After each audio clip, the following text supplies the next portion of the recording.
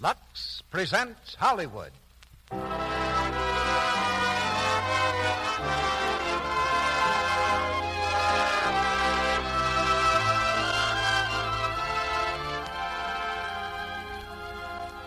The Lux Radio Theater brings you Ronald Colman in Libel with Otto Kruger and Francis Robinson. Ladies and gentlemen, your producer, Mr. Cecil B. DeMille.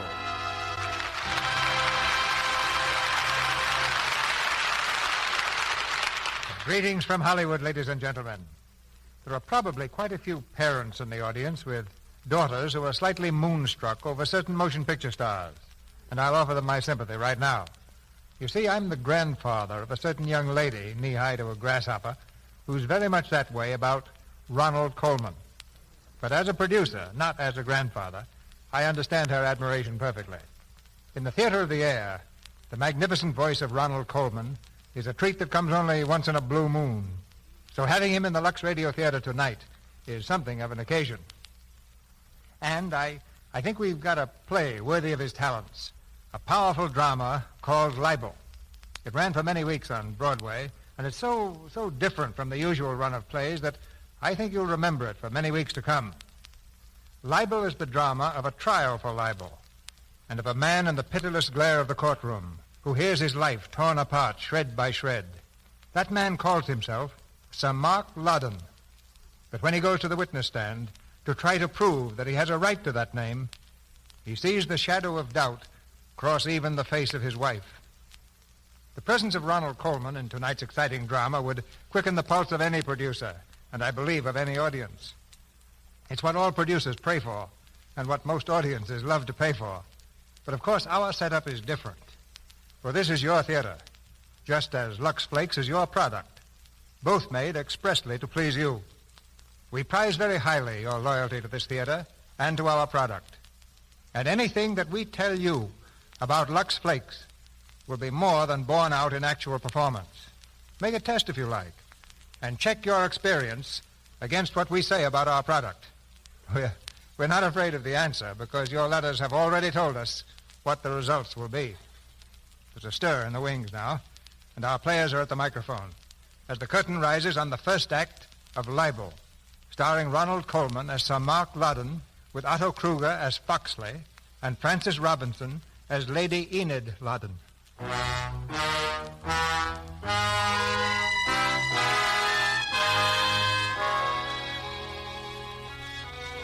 It's 1934, just 16 years after the armistice of the First World War. In the pleasant English countryside stands the home and estate of Sir Mark Loudon, Member of Parliament. A wide drive bordered by trees leads to the front gate. There, hidden in the foliage, a man in rough clothes peers intently at the house. At last he enters the gate and moves slowly toward the door. He rings the bell, and as he waits, he seems to smile inwardly. Good morning. Morning. I'd like to see the master, if you don't mind. I'm sorry, sir, but I don't believe Sir Mark was expecting anyone. Sir Mark, is it? Well, you go tell Sir Mark that Pat Buckingham is here. He'll see me. We served together in the army, Sir Mark and I. Go on, tell him. Very well, sir. You'll wait in the library. I'll speak to Sir Mark. This way, please.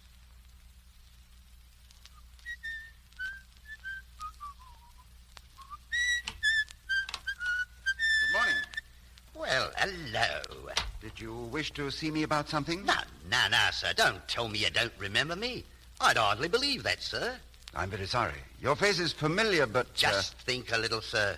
The German prison camp at Obheim, 1918. Obheim? Of course. You were one of the men I escaped with. That's right. There was 3 of us. Sir Mark Loudon, Frank Welney, and Pat Buckingham. Pat Buckingham. Yes, I remember now. Sit down, Pat. It's good to see you. Thank you. You'll have to forgive me. My memory isn't what it used to be. How have you been, Pat? Pretty well. Has the world been treating you all right? Well, frankly, no. Though things are beginning to look up a bit. Fact is, I could stand the loan of a few £1,000. A few thousand? That's right. I was in the neighborhood, so I thought I'd just drop by and see if you could help me out. You seem to be fairly well off. Well, yes, I am, but... So it won't be much of a loss to you, eh, Frank? Frank? Yes, Frank. Frank Wilney. Oh, I'm afraid I don't understand this. Why do you call me Frank Wilney? Because it used to be your name. What do you want to be called now? Lord Algie? Do you pretend you don't remember my name was Mark? Nah. None of your blarney, Frank. I don't want to be nasty after all this time. You looked enough like poor old Mark to be his twin. I always said that. I remember joking about it the night we escaped. I said if Sir Mark got killed, Frank Welney could always go back to England in his place. And as it turned out, Sir Mark was killed. And here you are, eh, Frank? Are you mad? I am Sir Mark Loudon. Are you now? And I say you're Frank Welney. I say you came home under his name, took his estate, and married the girl who waited for him. Get out of here. Get out. Now, Frank. For a few £1,000, say 4 or 5, I'd be glad to get out. But under the circumstances... Get out, I tell you. You're making a mistake, Frank. You see, there's a newspaper in London that might be very glad to know what really happened to Sir Mark. Did you hear what I said? They'd pay me big for the story, even if you won't, for keeping quiet about it. Get out of this house. All right, but it don't end here. Remember that, Frank Welney.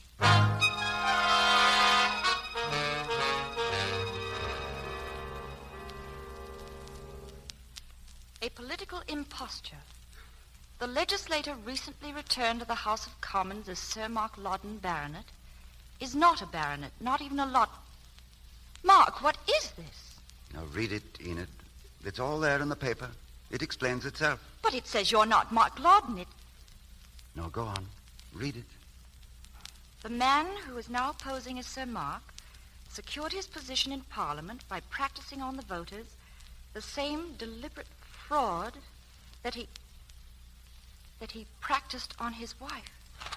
Mark, this is mad. It must be a joke. Yes, that's what I thought at first. But it seems it's not. Well, what are you going to do about it? I intend to sue the Gazette for malicious libel. Sue them? Well, what else can I do? I put the matter in the hands of Sir Wilfrid.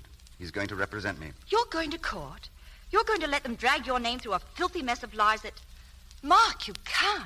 Enid, listen. If I could ignore this story, believe me, I would. The last thing I want to do is to risk my career, to risk my life, our life together, on anything so stupid. But they won't let me ignore it, Enid.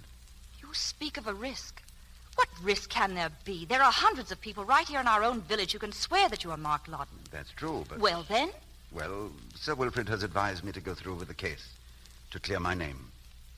The Gazette is going to contend that I look like Sir Mark Loudon, that I came home after the war and took his name and his place here, but that I am really someone else. Mark, this is horrible. How can they say such a thing? Oh, they were probably glad to get the story. They've been against me politically ever since I took office. But they must realize what it will mean to them if you bring suit. You can ruin them. If we win, of course. If you win? What doubt is there? They've printed a malicious, horrible lie. As plaintiff, we'll have to prove it a lie. I think we can. Think? Mark, I don't understand you. Enid, it's not as easy as it sounds. Not easy to prove that you are yourself. They're going to say that I'm not myself, that I look enough like Mark Loudon to fool anyone, to fool even you. To fool me? Enid, look at me. Look at me, darling. It's going to be very difficult these next few weeks. It'll need all your strength and all your courage. Mark, you frighten me. You are Mark Loudon, I know that. You're my husband, the father of my child, you are. Yes, Enid, of course I am. Then why are you so worried? Oh, you were a boy in this village. You lived in this house. You were born in the east room upstairs. There are things about this house, about the people who lived here, that only Mark Loudon would know. You can tell them. They'll have to believe you then. No, Enid. They'll have to, Mark. Darling, there's something I must tell you. You'll know sooner or later. You'll know in court. I want to tell you now. What is it? Do you remember when I came home after the armistice? I had changed, hadn't I? You'd been shell-shocked. Yes, but no one knew how much I had changed. Only myself. Enid, I had to piece my life together again. In that prison camp at Hobheim, I knew my name only from my identification disc. I knew you only by the letters you wrote that were forwarded to me there. You say I can prove who I am by telling them things that happened here when I was a boy. I can't, Enid. I have no recollection of anything. I remember nothing that happened to me. Nothing. Before I was a prisoner in that camp. Enid, why do you look at me like that? Enid. You are Mark Loudon. You are the boy I knew. You must be. You must be. Enid.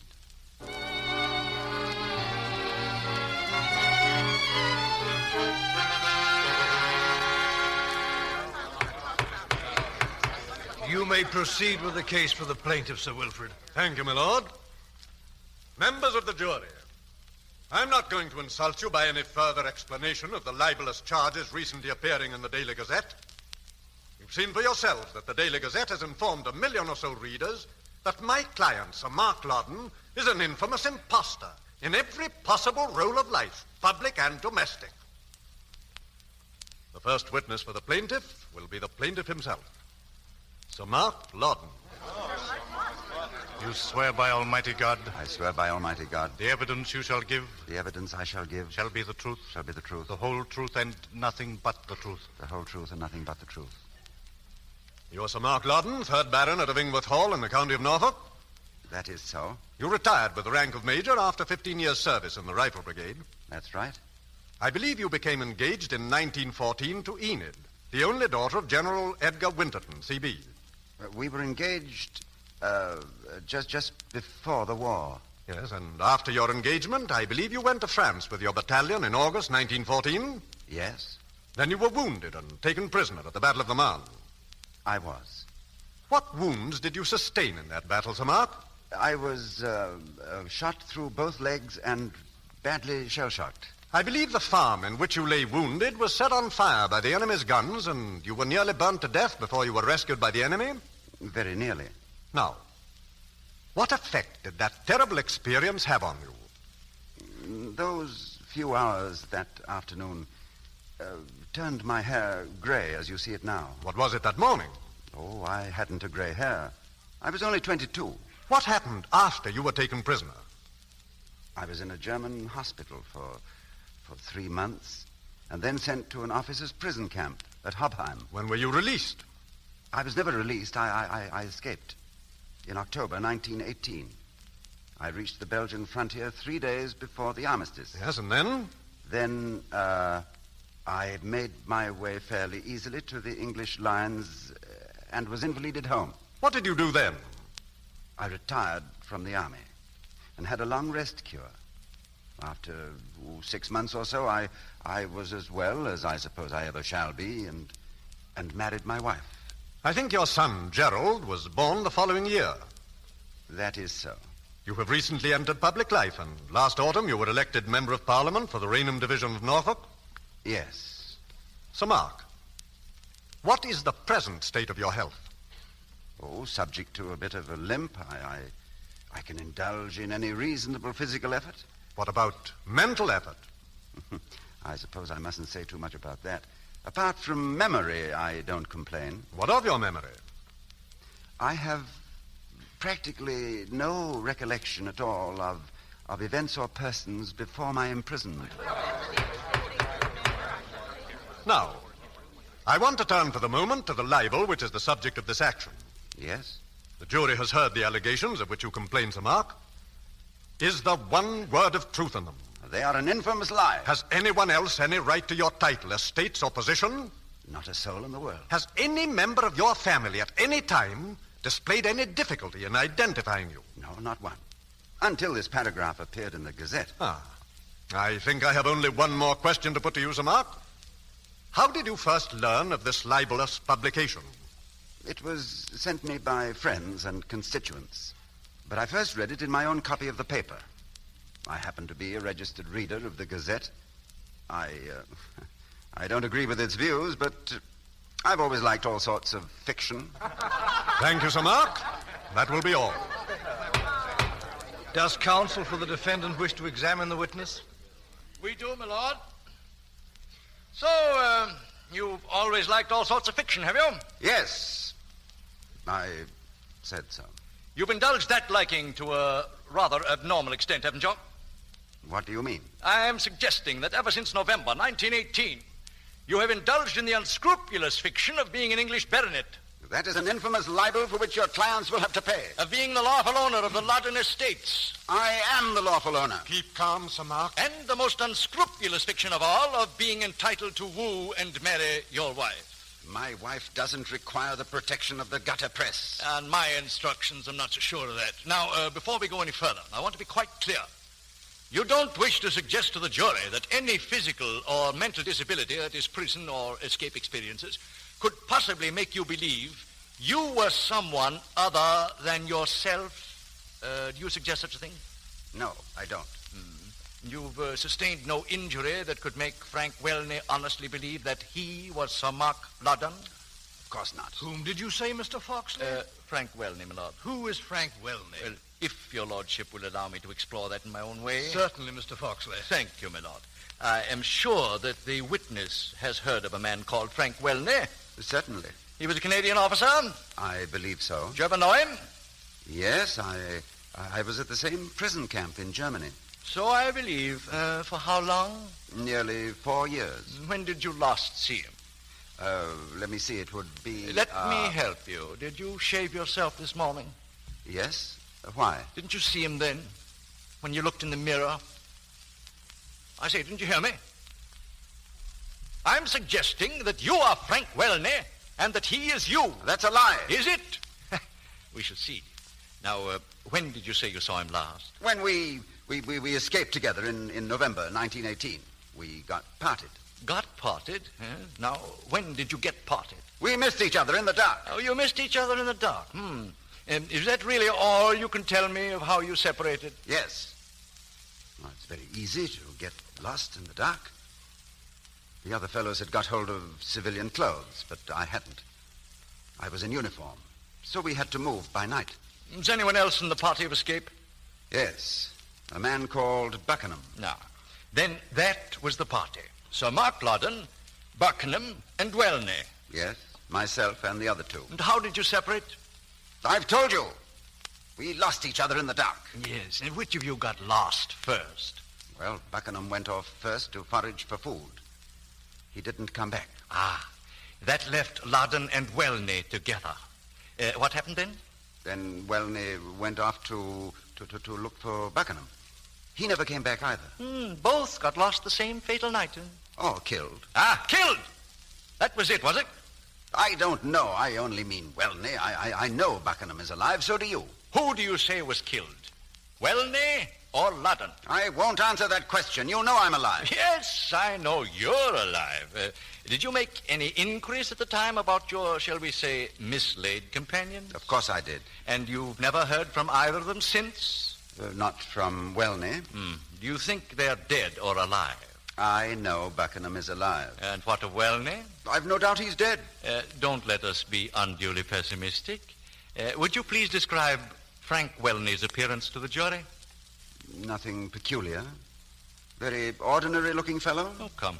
I don't want you to be so modest. Was he not, in fact, remarkably like you? No. I'll put the question another way. Wasn't he remarkably like Sir Mark Loudon? I never noticed it. You never noticed it? Never? Did other people notice it? Did they? Yes. Who noticed it? Buckingham. He pretended to think that we were very much alike. Pretended? I wonder if you remember any physical peculiarities about this man Welney. No, I can't say that I do. No? Then I shall try to help you. Thank you. I'm lucky enough to have an official description of Welney from the Army, Canadian Army records. Oh, most fortunate. Yes, now let's see if it helps us at all. Height, 5'10". It's about your height, isn't it? And a good many millions besides? I dare say. Blue eyes, what color are yours? You can see for yourself. And so can the jury. They're blue, gentlemen. Thick crop of gray hair, and how would you describe yours? How would you describe yours if you'd been through what I went through? And now, even a more important physical feature of Frank Welney. It seems from this record that he had lost the first 2 joints of the first finger of his right hand. Had he? Yes, he had. How did you lose yours? My finger, do you mean? Yes. By a curious coincidence, you've also lost the first finger of your right hand. I don't know about coincidence. I'm not ashamed of my wounds. How did you lose it? My finger was shot off by a chance German bullet when I was escaping. Oh, when you were escaping. And that would produce the interesting result that no one who was at the prison camp with you could remember that Sir Mark Loudon had lost a finger. Of course not. But I remember, Mr. Foxley. Would you mind holding your right hand up to the jury so that they remember too? Thank you. Quiet! Quiet, please! Now, I'm going to read one thing more from this official record of the unfortunate Frank Welney. It has the initials F.W. tattooed on his right forearm in a red and blue circle. Had he? Yes, now I come to think of it, I remember he was tattooed. And I wonder if you would mind showing my lord and the jury your forearm. And what is your suggestion? I'm glad to make it clear. I definitely suggest your right forearm has the letters F.W. tattooed on it. I don't want to conceal anything. I'm quite prepared to admit my arm is tattooed and has some letters on it, but not those. May we see for ourselves what they are? Certainly. Thank you. Would you show your arm to my lord and the jury? As far as I can see, the initials tattooed on the plaintiff's arm are E.W. in a red and blue circle. That is so, my lord, but I suggest those letters E.W. were originally F.W. for Frank Welney. It would only require the addition of a single stroke, would it not? Very true. Yes, perhaps the witness can explain those letters. What about the E? If you must have it, E is my wife's initial. Her name is Enid. Indeed, yes. But if the letter was originally F, that explanation would not do. No. But as it never was, there is no difficulty. And what is the W for? The W... The W stands for her maiden name, Winterton. And when did you have them tattooed? In Hobheim camp, by a fellow prisoner. Why? To pass the time. Time goes rather slowly in a prison camp. I dare say. Did they permit you to write letters? Yes, they did. Can you produce any letters written by Sir Mark Loudon while he was a prisoner? No, I cannot. Fortunately, I can. I have here some specimens of Sir Mark's pre-war and prison handwriting and your post-war handwriting. Will you look at them? Well? They're rather different, aren't they? Shoot off your first finger and see if your handwriting is the same. Did you shoot yours off? No, I did not. No, it was a chance bullet, of course. And it all comes down to this, doesn't it? That Frank Welney had lost the first finger of his right hand, and you have lost yours. Frank Welney had the letters F.W. tattooed on his right forearm before captivity, and Sir Mark Loudon, the English baronet, had E.W., almost the same letters, tattooed on the same arm during his captivity. It's a world of coincidences, isn't it? Yes, it seems to be. Yes, doesn't it? All of the physical features which were Welney's are also yours. Can you produce one physical characteristic which would identify you as Mark Loudon? No. Not even a mark or a scar from your boyhood? I told the court I don't remember my boyhood. No, you were shell-shocked. A very convenient explanation. It also happens to be the truth. I didn't want to lose all the memories of my youth. Here I am, a man of 40, over 40, and for all practical purposes, my life began 15 years ago. And a very nice life it was, Mr. Welney. I am Sir Mark Loudon. That is the question we are here to decide. If I am not Mark Loudon, what became of him? Shall I tell you? Mark Loudon is dead. Mark Loudon was murdered by Frank Welney. And you are Frank Welney.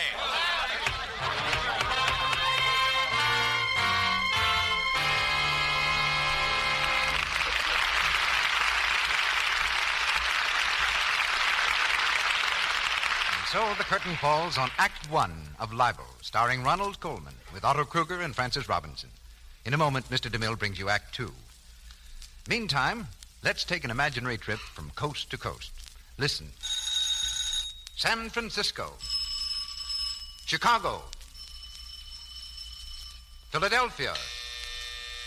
New Orleans. Now, that's a glimpse of the kind of thing that happened when an impartial survey was made in cities all over the country. Doorbells were rung, and thousands of women were asked questions like this. Would you tell me, please, what soap you use for stockings? Why, Lux Flakes, of course. Then the same question was asked about other nice things. And in thousands of homes, east, west, north, and south, the answer was Lux. Finally, when all the interviews were read and tabulated, it was found that... all over the United States, it's new Quick Lux Flakes 2-to-1. Right. Twice as many women use new Quick Lux Flakes for stockings, underthings, and other nice things as use any other flakes, chips, or beads. Now, that's a vote of confidence, isn't it? No wonder women are crazy about new Quick Lux, Mr. Ruick. Yes, it's so fast. Why, in water as cool as your hand, it's 3 times as fast as any of 10 other leading soaps tested. That's a big help when you're busy, Mr. Ruick. It saves time. And new Quick Lux Flakes are so gentle, safe for anything safe in water. And that saves stockings and other nice things. And new Quick Lux is thrifty to use, too, because a little goes so far. No wonder it's America's favorite way of washing all kinds of nice things. Why not get a generous big box tomorrow and give your stockings, underthings, your washable dresses and blouses, your gloves and sweaters, this fast, thrifty, safe care. New Quick Lux comes in the same familiar package, and it doesn't cost you a cent more. Now, your producer, Mr. DeMille. Act 2 of Libel, starring Ronald Colman as Sir Mark Loudon, with Otto Kruger as Foxley and Frances Robinson as Lady Enid.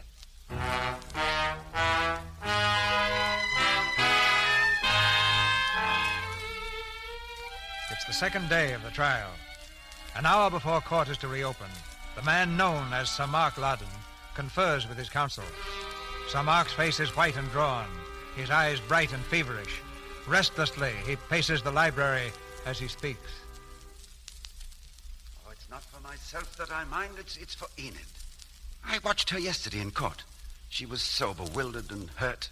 If only there was some way of sparing her. We had to bring the suit, Mark. It was the only thing to do. I realize that. You've said it 20 times. Mark. I'm sorry, Sir Wilfrid. My nerves are all on edge. Did you sleep last night? How could I sleep? I went over every word of the trial, hour by hour. You should have tried to rest. We have a hard day ahead of us. Could it possibly be any harder than yesterday? What'll they do? Put Buckingham on the stand first, I imagine. After that, I don't know. Buckingham. There's a witness for you. I think I can take care of Buckingham. Mark, why didn't you tell me about those tattoo marks? The letters E.W. on your arm. Why didn't you tell me? Well, I didn't think it was important. Yet you knew that Welney had almost the same letters on his arm. The inference that F might have been changed to E was something that I should have been prepared for. And I didn't tell you. Am I supposed to remember every minor detail of something that happened 16 years ago? That minor detail, as you call it, may prove very damaging. If I'm to represent you, Mark, you must not withhold anything that may have a bearing on the case. Withhold? Why should I withhold anything from you?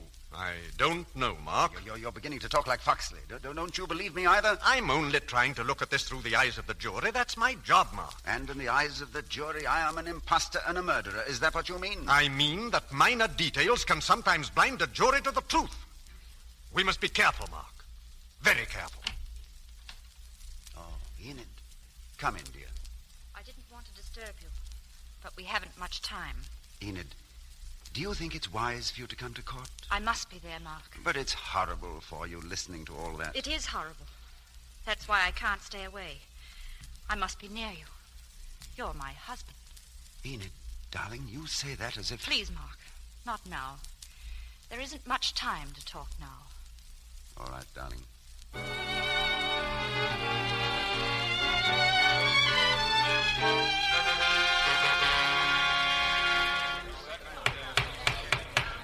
Now, Mr. Buckingham, let's get on to October 1918. What happened then? Our guards were reduced, so we tried to escape. And who were we? Loudon, Welney, and me.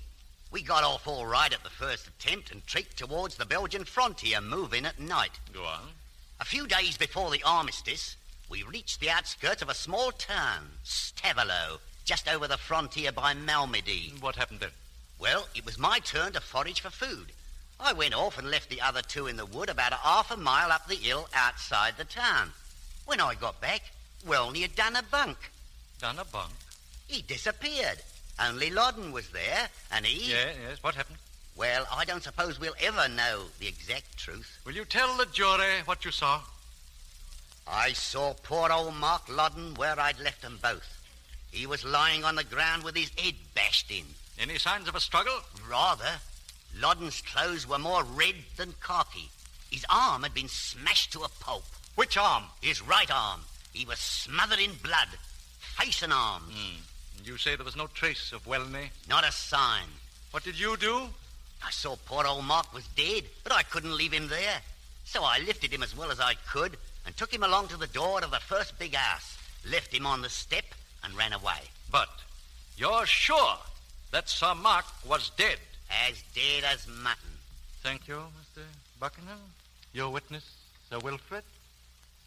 Mr. Buckingham, am I right in assuming that your suggestion is that Frank Welney murdered Sir Mark Loddon? Of course he did. I left them together. What time was that? About 8 or 9 o'clock. Was it dark? It was dark, I've told you so. Then how can you be so sure it was poor old Mark and not Welney that you carried?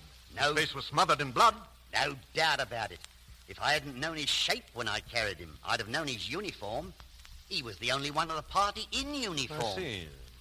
Now tell me, Mr. Buckingham, it's some years since you were demobilized. It is. And where have you lived during those years? Different places. I wonder if I can guess some of them. Did you spend 9 months in Liverpool jail? Yes, I did. What for?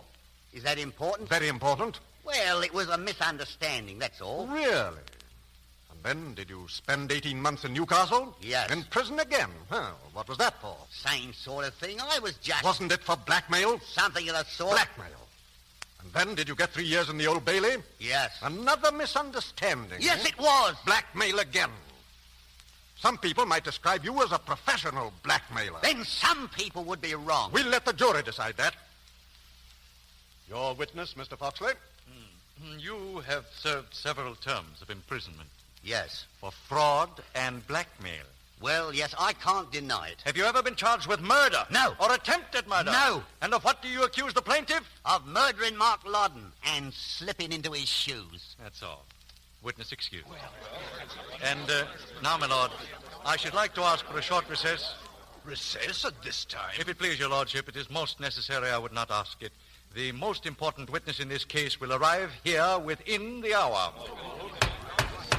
He must be a very important witness, Mr. Foxley. You've had time to prepare this case. Why wasn't the witness summoned in time? He was, my lord. It took some time to prepare for the journey. This witness is coming from the village of Stavelot on the Belgian frontier. Sir Wilfrid, what is this? What are they going to do? I don't know. You'd better leave the court, Mark. Go to that little restaurant around the corner. I'll try to meet you there in 10 minutes.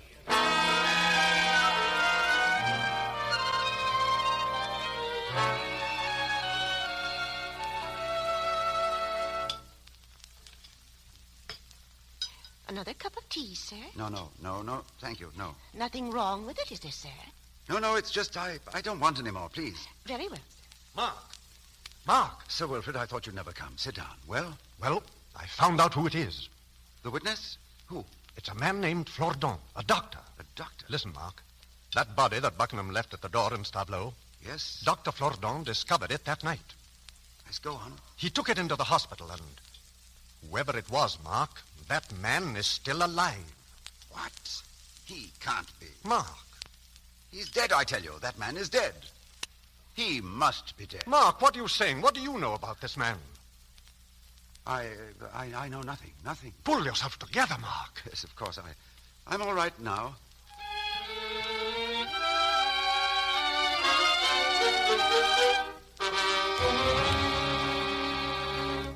And you say, Dr. Flordon, that you practice as a doctor of medicine in the town of Stavelot on the old Belgian frontier? Yes, monsieur, for more than 20 years, that is so. And you were there 1918? I was. Do you remember something which happened 2 days before the armistice? It comes back to me distinctly. A boy summoned me at midnight to a farmhouse near the town. There on the doorstep lay a man in a very old English uniform. I knelt down. I felt the pulse, the heart. The man was not quite dead, but so nearly a corpse has made no difference. What did you do? There was no hope for recovery. But I determined to do my best. I dressed his wounds at the farm, and the next morning had him removed to my hospital for mental cases. And then? Gradually, a miracle occurred. Sometimes it so happens. One life is cut short and another is spared. Sometimes a life that means nothing, less than nothing. Let's get on, please. What happened as a result of your treatment? As I have told you, it was a miracle. My poor unfortunate recovered completely, in a physical sense. But the appalling concussion of the blows which so nearly killed him has deprived him of all intelligence. Deprived him of intelligence? No, what do you mean?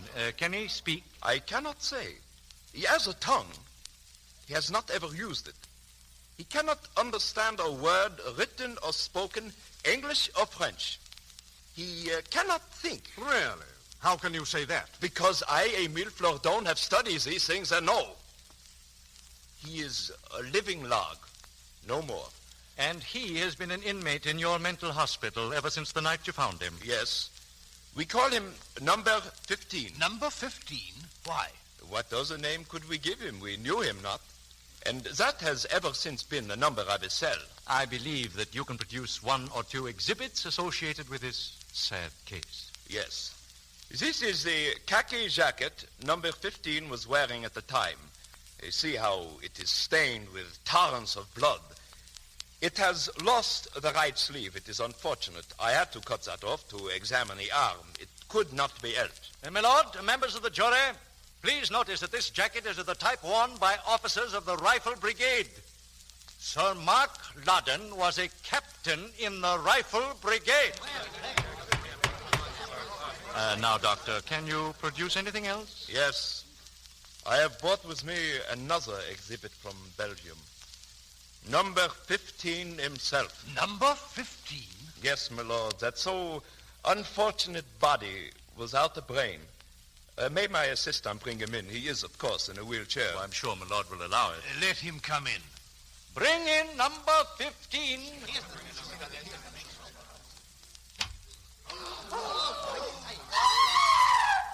This, my lord, is number 15. Take the lady from the court! You will notice, my lord, that the features are unrecognizable. Bring him closer, please. Thank you. You will also notice that he breathes with great difficulty. The bone structure of the head was badly smashed. With some heavy instrument? Very heavy. Possibly the butt of an army rifle. I see. Now, Dr. Flourdon, there is a very important question in this case. Yes, monsieur? It is whether the real name of this poor man here is Welney, or whether his real name is Sir Mark Loddon. That is indeed an interesting question. And poor number 15, he does not know. He cannot tell. It would obviously be useless to question him. Useless indeed, monsieur. Nevertheless, with my lord's permission, I should like to establish that this man is incapable of knowing who he is. You have my permission. You may question him. Number 15. Do you hear me? Number 15. Do you know your name? It is no use, monsieur. Please, please. Number 15. Look at me. Look. Here, turn his head this way. Thank you. Look at me. Now try to think. Try to remember. Have you ever heard of a man called Sir Mark Loddon? Stop it. Let him alone. Mark, be quiet. Don't you see what they've done? They've brought a dead man here. I can't stand it. I can't look at him. No, because you can't bear to see the result of your handiwork. He's not alive. Look at his face. Yes, look at it. Mark, he's a corpse. He's been dead for 15 years. Take him back to his grave. Let him rest. My lord, recess, please. Sir Mark has collapsed.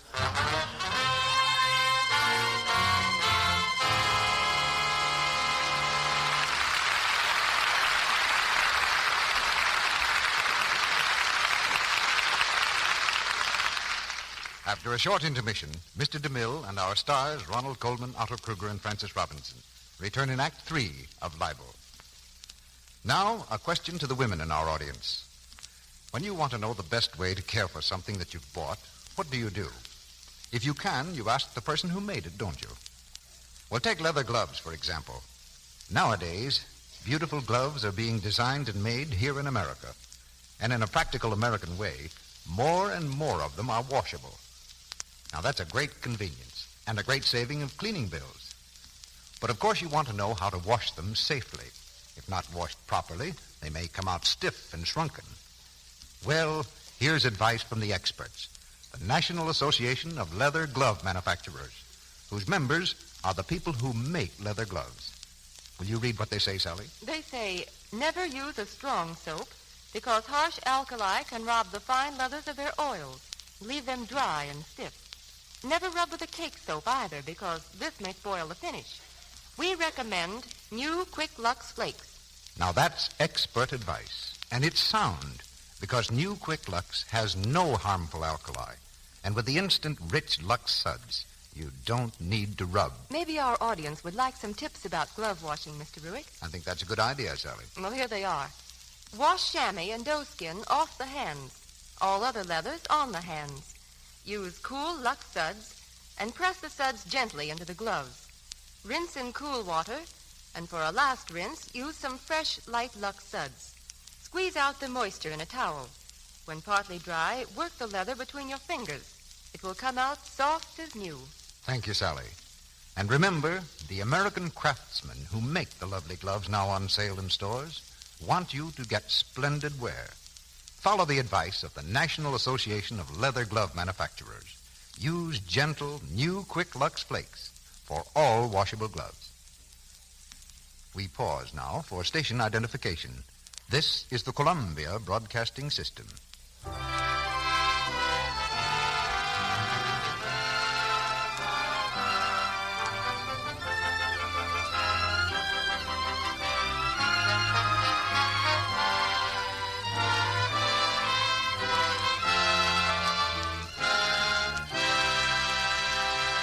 The curtain rises on the third act of Libel.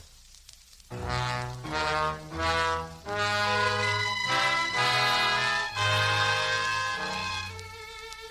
third day of the trial, with the evidence mounting against the man called Loudon.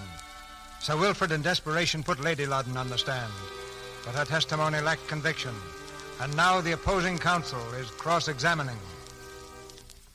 And your husband was married to you as Sir Mark Loudon? Yes. Now, only a few more questions from me, Lady Loudon. Did Mark Loudon ever write to you from captivity? At regular intervals after the first 2 months. I want you to search your memory most carefully. Did any of those letters reveal to you any loss of pre-war memories? No. He said nothing of it. He asked me to wait for him. And you did? Yes. I waited. Did he ever complain in those letters of shell shock? He never complained of anything. One final question, Lady Loudon. Do you now believe your husband, the plaintiff in this action, is really Mark Loudon? Well, is he or is he not Sir Mark Loudon? I don't know. I don't know! I don't know!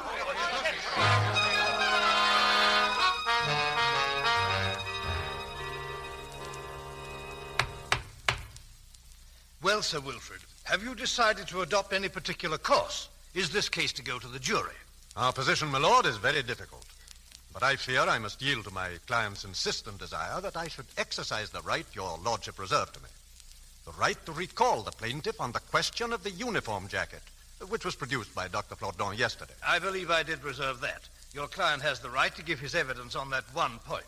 Sir Mark, will you go into the witness box, please? Seems to be under great strain. He can, if he likes, give his evidence sitting down. Thank you, my lord. Sir Mark, you had an opportunity yesterday of seeing the uniform jacket produced by Dr. Flaudon. Yes?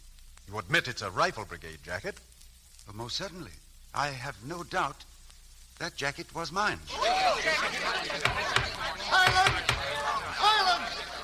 You identify the jacket as yours? Oh, yes, my lord. Do you mean your uniform was on number 15 when he was found by Dr. Flaudon? I do. I should very much like to know why. We are coming to that, my lord. Will you tell the court, Sir Mark, how your jacket came to be on number 15? Yes, well, you see, Buckingham was speaking the truth when he said he went foraging that night, leaving Welney and me together. He was away a very long time. We thought he'd been caught. So Welney went to look for him. When neither Welney nor Buckingham came back, I began to creep along the edge of the wood towards the town. Suddenly, I bumped into a German soldier. He was as frightened as I was. Without a word, he fired off his rifle before he'd put it to his shoulder. The bullet hit my hand, and that's when I lost my finger. Yes, what happened then? I dashed in and wrenched the rifle out of the man's hands. He put up his arm to save himself, and I brought the butt down on his head. He dropped like a stone. It was horrible. Go on. Then I suddenly realized where I stood. I'd lost my two companions. I felt sure they'd been caught. And on top of that, I'd killed a German soldier, and that meant certain death if they found me. The only chance of getting through was to get out of my uniform and get into a German one. So I changed with the man I thought I had killed. Of course, I took everything out of my own pockets. If I hadn't made the change, I'd never have got through, never. Is there anything else you wish to add, Sir Mark? Only this. Unless someone changed the uniform again after I got away, that poor devil whom Dr. Flaudon saved is not an Englishman at all. He is that German soldier. That will be all, Sir Mark. Mr. Foxley? Thank you. Tell me, witness, are you sure that you're fit for cross-examination? Whatever view the jury may take, there's no doubt you've had a great shock. Yes, I've had a great shock. Yet in some ways I feel fitter to answer your questions than I was 2 days ago. No, what does that mean? That shock seems to have brought a few things back to me. I believe I might be able to tell you a bit more now of pre-war events than I could then. Very interesting. When you first gave evidence, did I hear you take the oath? Of course. To tell the truth, the whole truth? Yes. Then why didn't you tell the whole truth? I thought I did. Thought you did? Why didn't we hear a word of this encounter with a German soldier? I didn't think it mattered. Oh, didn't think it mattered. And if it was true, why suppress it? Can't you see it was only yesterday that I knew that poor devil was still alive? Whether I'm Frank Welney or not had nothing to do with that German soldier until you produced that jacket. Oh, and when did you first tell this story to anyone? This morning, to Sir Wilfrid. Did you never tell your wife? No. And why not? I didn't want her to associate me with that sort of thing. What sort of thing? I've told you the way I killed him. I have a note of what you said. I brought the butt down on his head. He dropped like a stone. Yes. Is that all the truth? Have we got it all even now? No, not all. I'll tell you. He gave a dreadful scream and fell down, helpless. I had to finish him off. I had to. If I was to have a chance of getting away, getting home, seeing... Take your time, Sir Mark. How many more blows? How can I tell? I've tried to forget all these years. I can't think of it even now. So we seem to be right. You are a man capable of brutal murder. Did you ever serve in the war, Mr. Foxley? Learned counsel do not expose themselves to questions when they're cross-examining. I don't want his answer. If he can't see the difference between murdering a fellow captive and killing an enemy soldier who was fired on you... Yes. Well, let's not get off the subject, please. Can you produce a shred of evidence that would substantiate this story? No, it depends on my word. With nothing to support it. And what became of the German uniform you say you escaped in? I burnt it. I wanted to forget. That seems unfortunate. It might have given the name or regimental number of your mythical German. I can give you the poor devil's name and regimental number. Never mind the number. Perhaps I can tell you the name. Wasn't it Mark Loudon? No, it was not. My lord, it doesn't appear to interest my learned friend, but I'm sure it will interest the jury. Sir Mark, I want you to tell the court the name of that German soldier. It was Carl Geist. Carl Geist? Are you certain of that name? Yes, my lord. How? Here it is on his identity disc. Let me see it. Here, my lord. You swear this was on the body of the German soldier whose uniform you exchanged for your own that night at Stavlo? I do. And you've kept it all these years? Yes, my lord. Has anyone beside yourself ever known of the retention?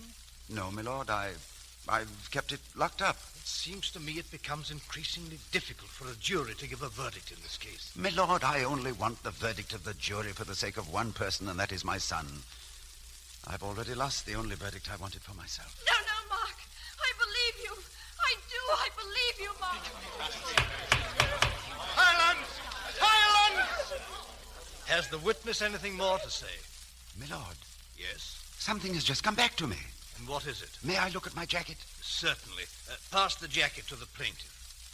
Well? Will someone lend me a knife? A knife? What for? I want to cut something I sewed in the back of my breast pocket. Something you sewed in? 2 50-mark notes and... I don't know that we can let you mutilate an exhibit. Oh, my lord, I've admitted it's my jacket.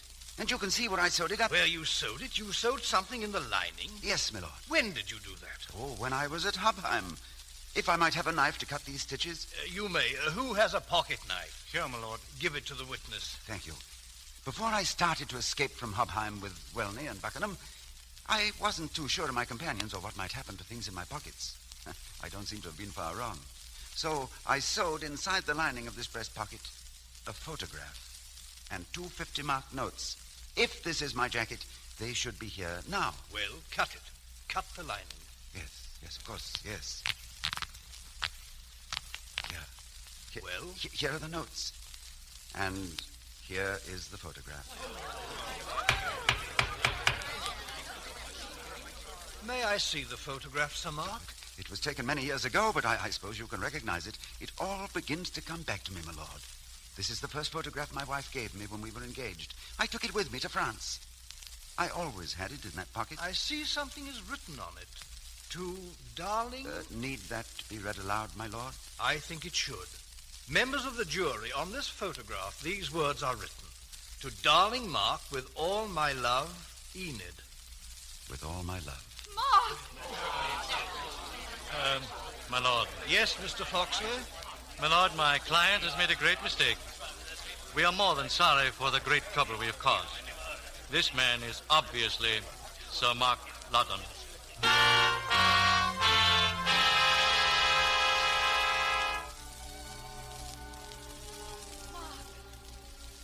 Oh, my darling, I'm so ashamed. Can you ever forgive me? You didn't know.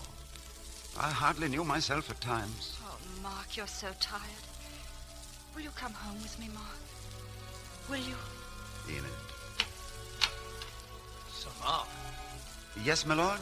Sir Mark, before you leave, may I hope that something more than a name has been recovered by this trial? My lord? I cannot believe that the merciful providence which allowed Sir Mark and Lady Loudon to come together after all the dangers of the war will not again avail to bring them through this final tribulation. My lord, you may rest assured on that point. My wife and I are going home.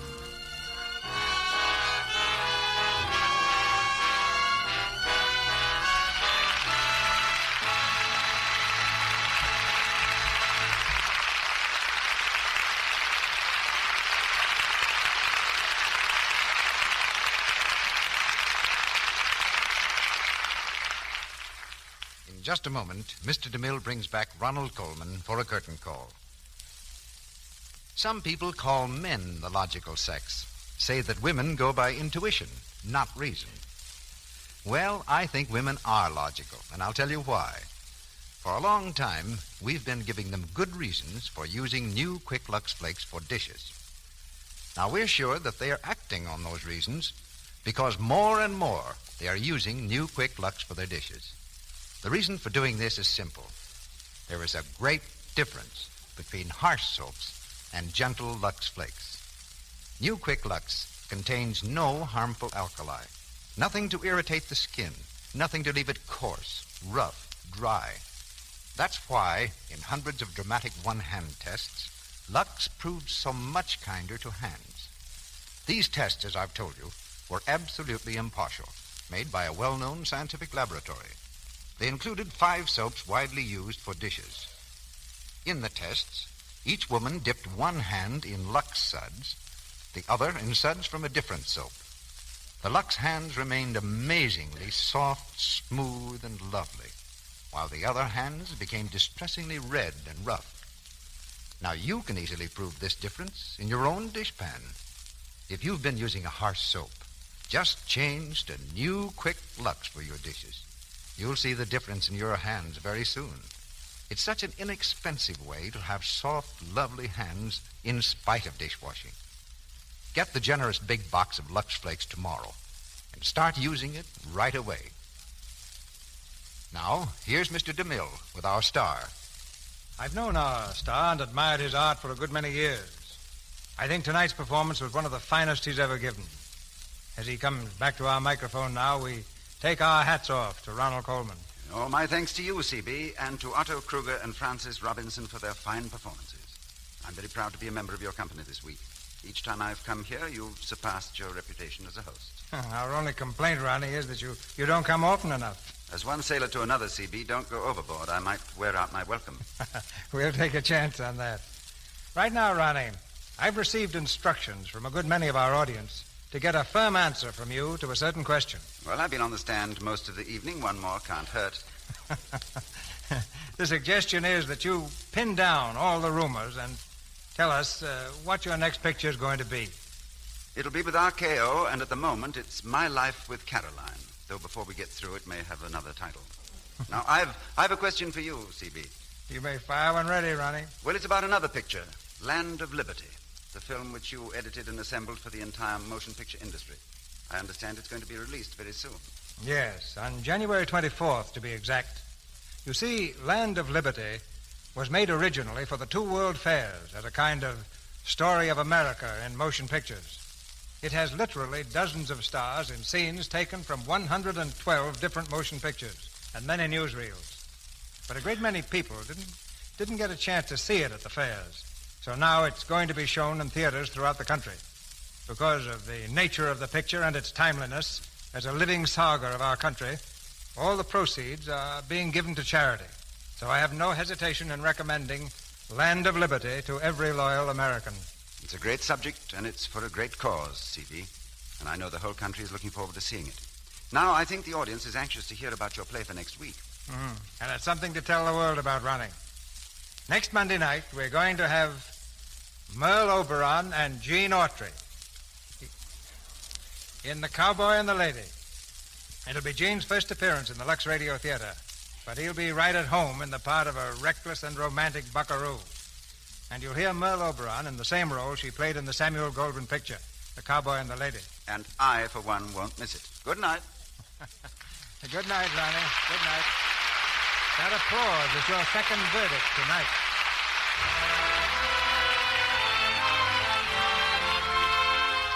Our sponsors, the makers of Lux Flakes, join me in inviting you to be with us again next Monday night when the Lux Radio Theater presents Gene Autry and Merle Oberon in The Cowboy and the Lady.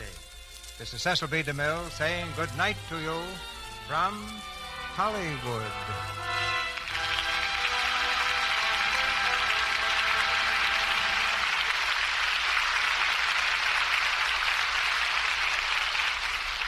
Francis Robinson is currently seen in the Columbia picture So You Won't Talk. Heard in tonight's play were Vernon Steele as Sir Wilfrid, Alec Harford as Buckingham, Jeff Corey as Dr. Flourdon, Eric Snowden as Judge, Jack Lewis as his associate, Noreen Gamil as waitress, and Lou Merrill as Miles. Our music is directed by Louis Silvers.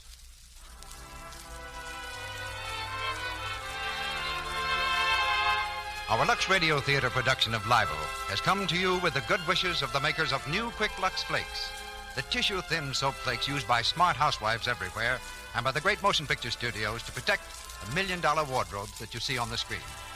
Join us again next week. Be part of the coast-to-coast audience that gathers each week to enjoy this hour of dramatic entertainment. This is your announcer, Melville Ruick, bidding you good night. And this is the Columbia Broadcasting System.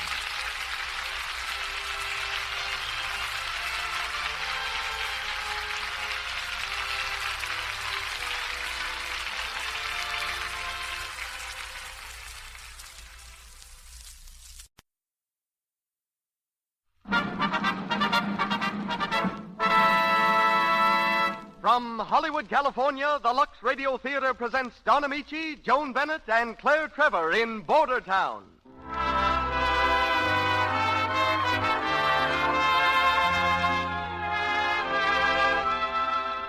Lux presents Hollywood.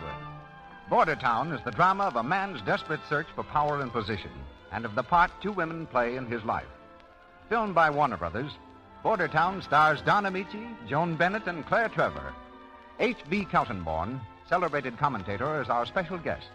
Louis Silvers directs our music. But before Mr. DeMille introduces our stars, here's a piece of news. Listen to it coming over the telegraph wires. Lux Radio Theater, Hollywood. Fashion news. Scouts report biggest Luxable year ever. Stores feature Luxables. Women wear them in town, country, and at the world's fairs. And that's good news for women because Luxable clothes are not only smarter than ever, they're thrifty. Lux Flakes cut down cleaning bills. With Lux, you can keep fresh and dainty at almost no cost. And Lux, you know, cleanses so safely that clothes stay smart-looking longer. You can depend on the famous Lux promise, if it's safe in water, it's safe in Lux. And here's the producer of the Lux Radio Theater. Ladies and gentlemen, your host, Mr. Cecil B. DeMille.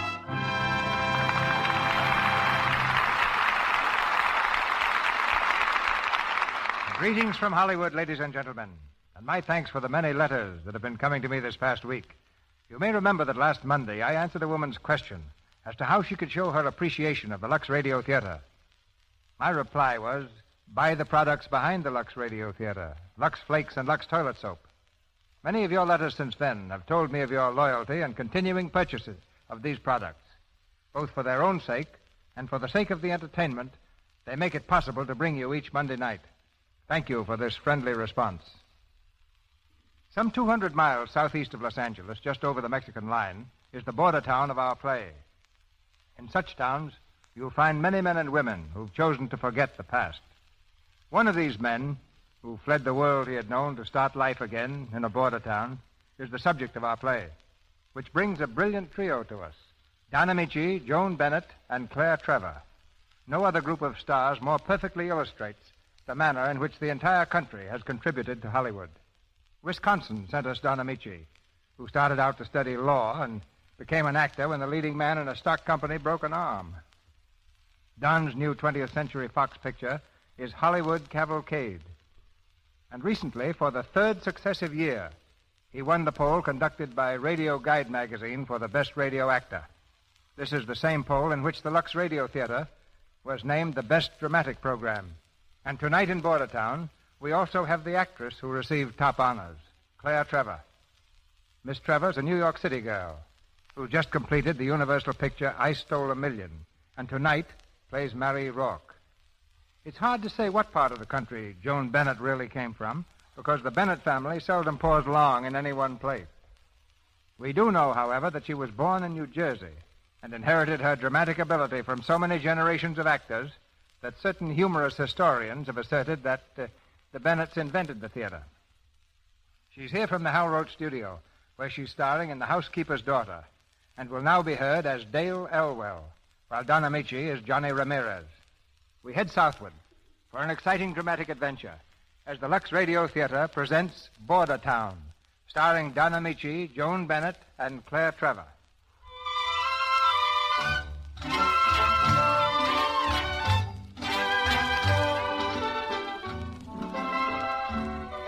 The Mexican Quarter in the city of Los Angeles. It's a warm spring night, and in the picturesque plaza, swarthy merchants struggle to entice tourists to their native wares. At the edge of the quarter stands a shabby office building. There are lights on the second floor, where the graduation exercises are being held in the Pacific Night Law School. The hot room is crowded with students and parents, whose faces reveal half a dozen different nationalities. Poverty alone seems to unite them. Poverty and the booming voice of the guest speaker, the Honorable J. Rufus Barneswell, who is just concluding the final oration to the graduates. Your applause should be not for me, but for these young men. For such young men as one whose history I happen to know. What does he mean? I reveal no secret when I say this young man was the tough guy of a tough neighborhood. This boy solved his own problem. Toiling at the hardest manual labor by day, he studied by night until his courage and ambition brought him to the point at which he now stands. That young man, my friends, is Johnny Ramirez. Such nice things you say. Oh, Mrs. Ramirez. Well, you should be very proud of Johnny tonight. Oh, I am, Senor Judge. And excuse me, he was not bad, boy, Excellencio. Only one little bit wild, maybe. We have party for Johnny now. We poor people, but maybe you come, eh? Yeah, how about it, Your Honor? Well, I don't know, Johnny. Judge Bondswell, if you're going to make that other appointment tonight, you'd better hurry. Oh, yes, Dave. Well, good night, Mrs. Ramirez. Adios. And, Johnny. Yes? Don't forget, boy, you're not a lawyer yet.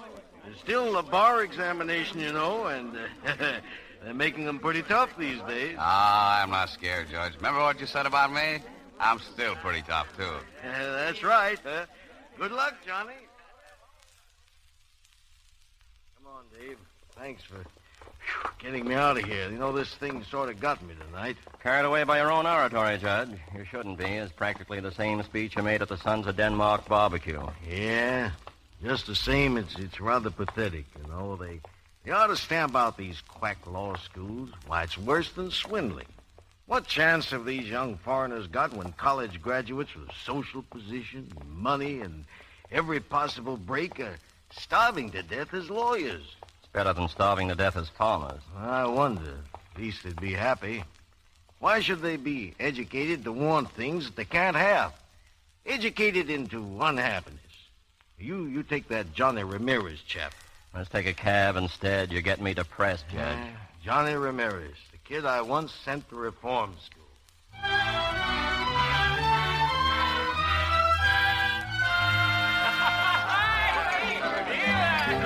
Hey, everybody! Quiet! The padre has something to tell us. A toast to Johnny Ramirez, no? Long life and success and happiness to our young lawyer and host. Johnny will make a speech if he wants to make a speech, eh, Johnny? Well, Mamacita, maybe I do. Thanks, everybody, and all I've got to say is this. There was a lot of talk at graduation tonight about hard work and study. Sure, it was hard. But look at Abraham Lincoln. He worked hard, didn't he? And he studied nights, too, just like me. Sure, all right. I did, just like Lincoln. Oh, no. And I'm going to keep on being like Lincoln, too. Oh, no, Johnny. What? What's the matter with that? Not with whiskers, Johnny. No whiskers, Mamacita, I promise.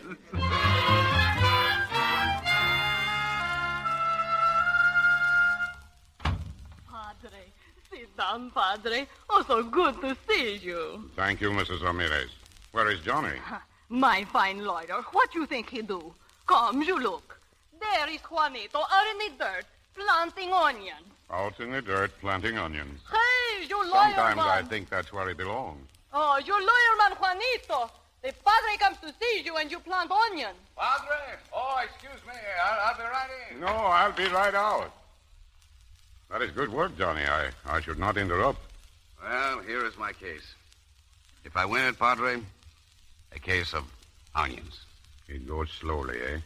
Yeah, doesn't go at all. But I hear you have many clients. Yeah, plenty of clients and no fees. In the last month, I collected $2. You are helping your own people, Johnny. There's a greater satisfaction in that. Oh, it's not the money I care about, Padre, but I'm not getting any place. Your chance will come, Johnny. Patience is one of the virtues of our people. Johnny, you got to help me. Oh, good day, Padre. Well, you've been hurt. Oh, I just now come from hospital. I come straight to Johnny. Oh, I got mucho trouble, Johnny. Well, what happened, Manuel? Oh, this morning I go to market to buy vegetables. I go early, 3, 4 o'clock this morning. Oh, Johnny. Go on. Well, I buy vegetable like every day. I get in my truck to come back. All of a sudden, big, shiny car come around the corner fast like anything, and she's way on the wrong side of the street, Johnny. Well, did it stop? Oh, that's it, Johnny. We both stopped. Bang. My truck, she's all busted up in little pieces. Spinach, tomatoes, everything is all over the street. And me too, Johnny. Well, who hit you? Did you get the license number? Very nice lady. She was driving the car. The man's not so nice.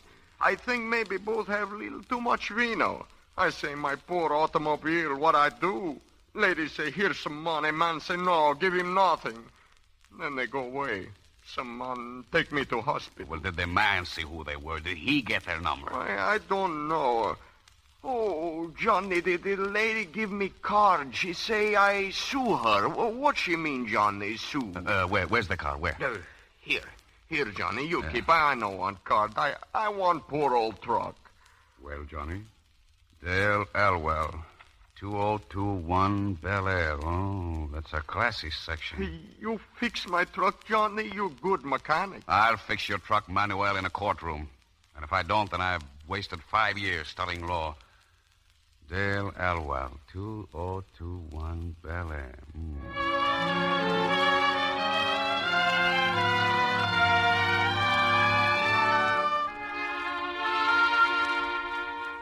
Well, Father, you wanted to see me? You think you can spare me a moment, Dale? Yes.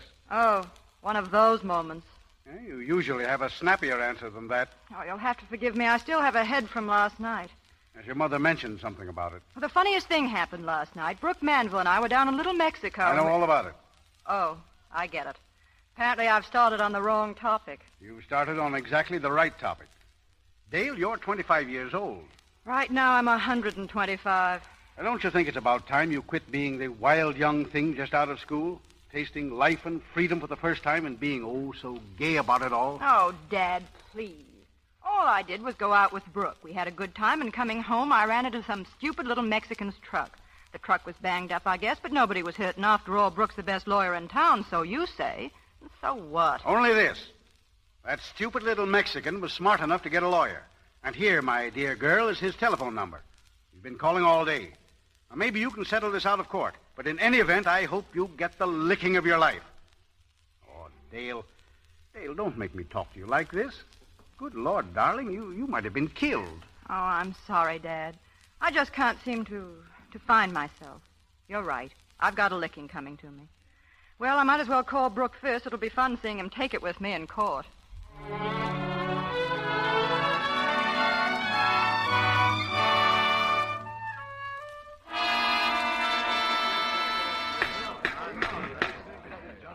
You may continue, Mr. Ramirez.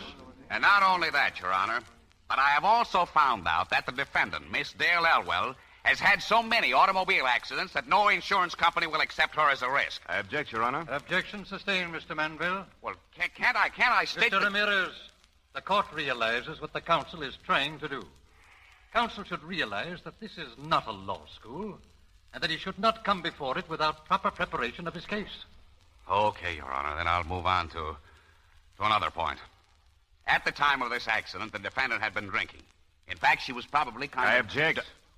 The allegation so presumptuously advanced by my learned opponent is no part of the complaint. Objection sustained. How can I present my case when he keeps objecting? I object. For 2 hours, you've been objecting to everything I've had to say. Is that your way of being a lawyer, squawking I object like a parrot? I object, if Your Honor, please. Objection sustained. Don't you want to hear the truth? Don't you want to see justice done? Don't you realize that this poor old man's truck was wrecked? His living taken away by a spoiled dame who thinks she can get away with murder just because her old man is rich.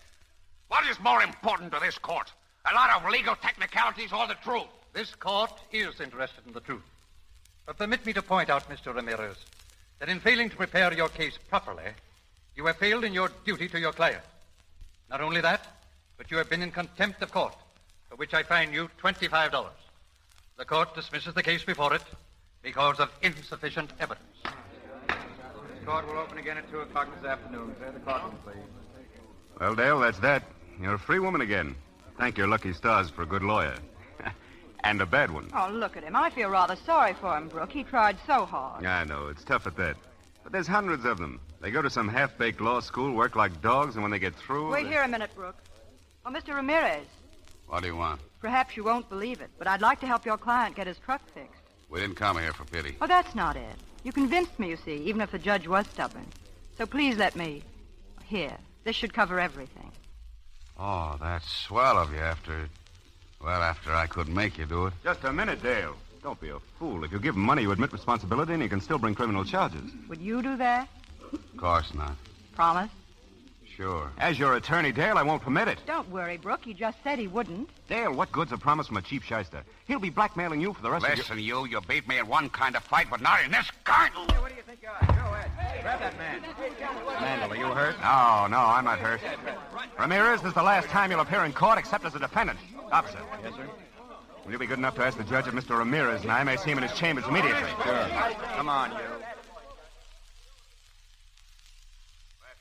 You ain't bawling me out just because I smacked this big windbag. It's just because you don't want a guy like me who comes from where I do to get a break, that's all. It's not what you are or where you come from. It's you, Ramirez. You're a ruffian at heart. You're cheap, brutal. You'd be that in any country in the world. Is that all? That's all. Except that I'm afraid that your legal career is just about ended. You mean that they disbar me? I'm afraid so, Mr. Ramirez. Oh, but, Judge, listen, please. All I did was lose my temper. That won't happen again. Look, I've worked like a dog.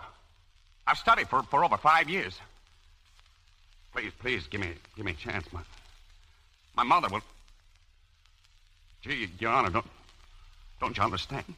I'm sorry, but when the grievance committee of the Bar Association asks my opinion, there's only one thing I can do. Good morning, Mr. Ramirez.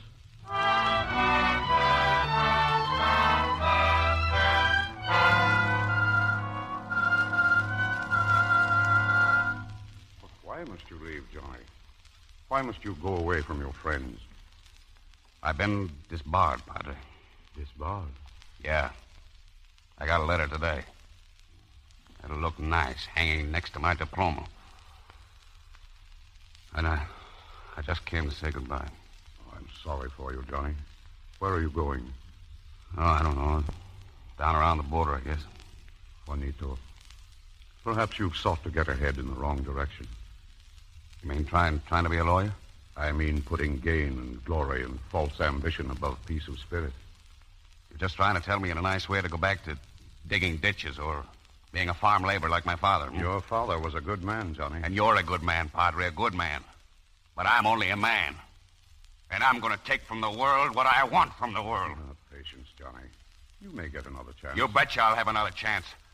But I'll make that chance myself. I'm going to have power, money. You wait. No, Johnny, no. He thought he could insult me, treat me like a servant, that guy Manville. Not because he's a great lawyer, and I'm not, but because his old man's got $1 million bankroll. Don't you see, Padre? Money is what made the difference. And I'm going to get money.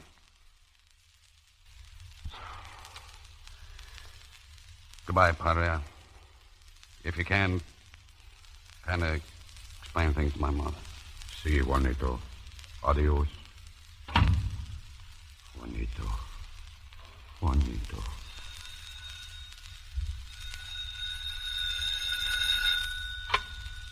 Hello? Si, I am the Padre. Who, please? Miss Elwell? No, senorita. Johnny just left. No, I do not know where you could find him. He is going away. No, he did not say, only maybe to the border. Si, senorita. It is too bad. More than you think it is too bad.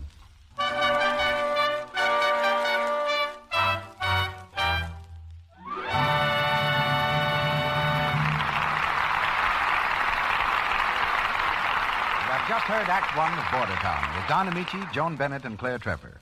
During this short intermission before Act Two, we bring you the Brownings. The family are at their summer cottage on the lake, and we find Mother Browning and Dot in the kitchen clearing up after breakfast.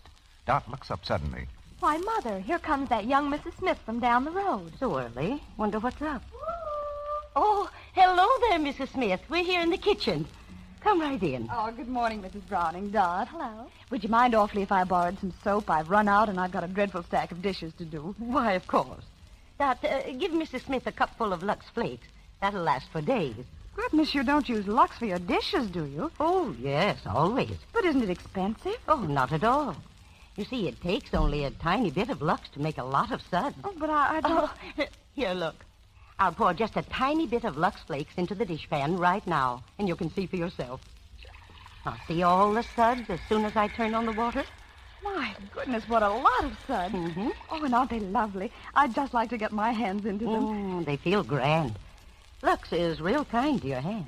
Well, I'd like to use Lux for my dishes, but... And you can for almost nothing. Let me tell you, you can do your dishes for a whole day with about, a penny's worth of Lux. It's silly to bother with slow soaps and harsh soaps that spoil your hands. Good gracious, I should say it is. Well, I'm going to use Lux from now on. Mrs. Browning is right. You need only about a penny's worth of Lux Flakes to do your dishes for a whole day. If the water is hard, a little extra Lux softens it and gives you an abundance of suds. Think of that. A penny a day for your dishes. And think what you're getting. Lux works fast, and it's kind to your hands. Every woman wants pretty hands. There is no harmful alkali in Lux to sting or irritate your skin. So when you buy soap for your kitchen, think of the 3 advantages you get with Lux Flakes. It's speedy, it's thrifty, and it saves your hands. Buy the generous large-size box of Lux Flakes for your dishes and other soap and water tasks. And now, here's Mr. DeMille, ready for Act 2. We continue with Bordertown, starring Don Ameche as Johnny Ramirez, Joan Bennett as Dale, and Claire Trevor as Mary Rock.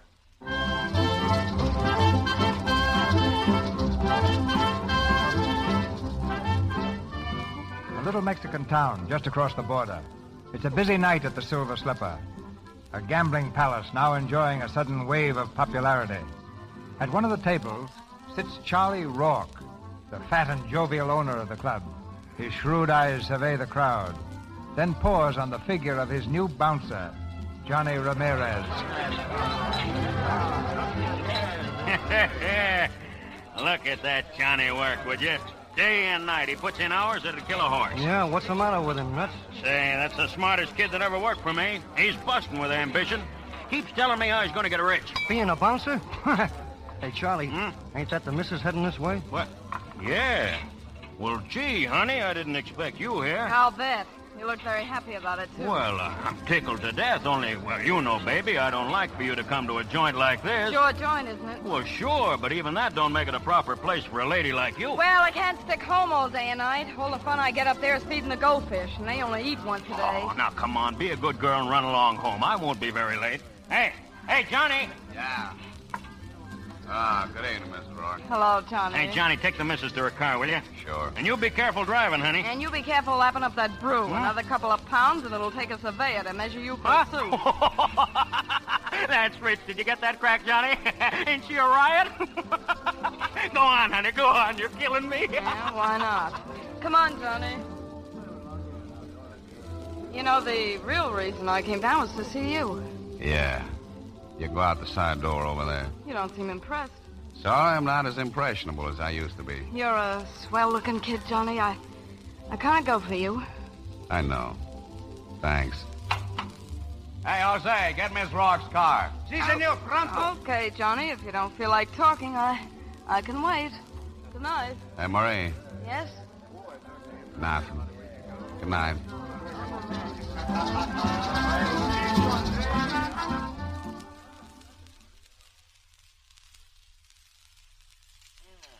Everybody out, Johnny? Yeah.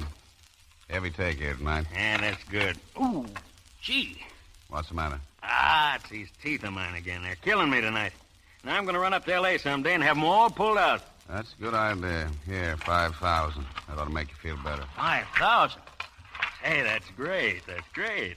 I guess I'm a pretty lucky guy, Johnny. Having a girl like Marie for a wife, fixing a swell home for her. Boy, I certainly like a witty dame like her. But not too witty. Huh? Oh, I get it. You mean on account of sometimes she gets lonesome? Well, I'm going to take care of that, too. You know, I got a kind of idea. After I get my choppers yanked out, I'm going to take Marie places, show her things like Europe and Paris and things like that. Yeah, she deserves it. Yeah. Want me to ride home with you? Huh? Oh, yeah, you'd better. I'd hate to get knocked over with this kind of dough on me. You ready? Sure. I'll get your car.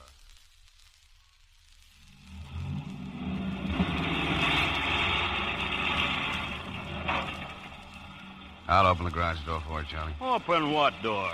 So you don't know nothing, Johnny. Watch this. Say, the doors open themselves. Automatic garage, huh? Yeah, it's the latest gag. You see those posts on each side of the driveway? Yeah? That's what they call an electric eye. It opens and closes the door just like it got paid for it. When you walk out of the garage, you pass this here electric eye and it shuts the door again. That must have cost quite a chunk, huh? Well, sure. Sure it did. But nothing's too good for Charlie Rourke's wife, see? Nothing. Yeah, Charlie, that's right. Oh, come on in, Johnny. Say hello to the little woman, huh? Hiya, baby. You waiting up, huh? Yeah, surprised again? Oh, Johnny, check this door in the safe, will you? Okay. Say, honey, as long as you're up and Johnny's here, I'll throw you a mess of flapjacks, huh? And boy, can I make them. Can I, Marie? Boy, can you make flapjacks. What a dame. What a dame. Stick around, Johnny. Stick around. Yeah, stick around, Johnny. You'll probably be here for hours. Bought a lot of new furniture, Uh-huh. Pretty swell. Oh, it's not so bad. Why not drop over some afternoon for cocktails? Thanks, but I don't drink. Oh, no bad habits at all. None I can't handle. I wonder. How have you been since I saw you last? You mean tonight? Mm-hmm. I'm just the same. I'm just the same, too. Maybe a little more so. Listen, baby.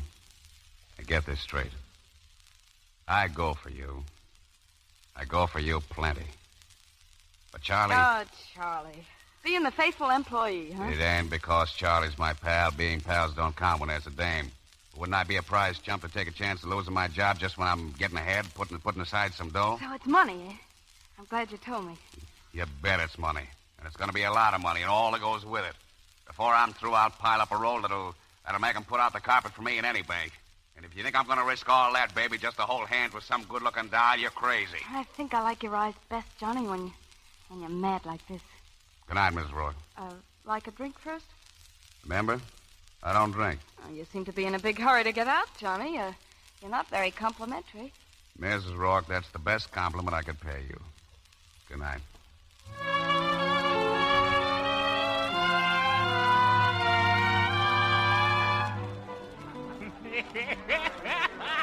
Hey, Johnny. Johnny, come over. You want to see my new teeth again? Oh, look. I'll look at them later when I got more time to enjoy. Huh? Oh, sure. Great boy, huh, Marie? Great. You're glad to see me back, ain't you, baby? How you like my teeth? Yeah, they're beautiful. Beautiful, that's right. Hey, Johnny! Johnny, send over a couple of gallons of champagne, will you? We're celebrating tonight on account of my new choppers, huh? Oh, I'm tired. I'm sleepy. You glad to see me, baby? Yeah, Oh, all right. Guess maybe I don't want no more to drink. Oh, I feel awful. Oh, you fat, stupid lug. Johnny! How's he doing? Well, can't you see? Get your coat. I better drive him home. Oh, just take him to the car. I'll drive myself. Okay, come on.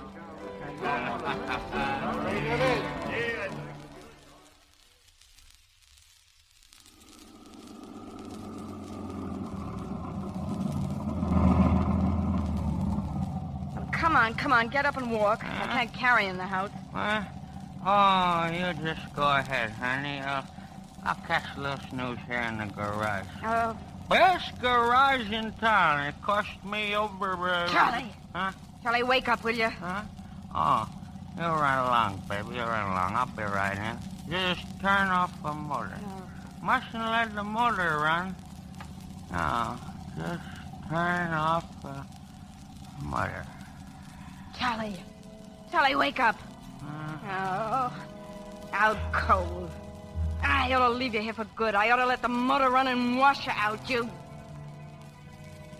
Why not? No. Sure, why not? Carbon monoxide poisoning. Suicide. Who'd worry about him? No. What good is he to you? What good is he to anybody? Come on, just walk out and leave him. Close the door after you. Come on, why not? Why not? That's right. Close the door. Close it tight. Go on, close it.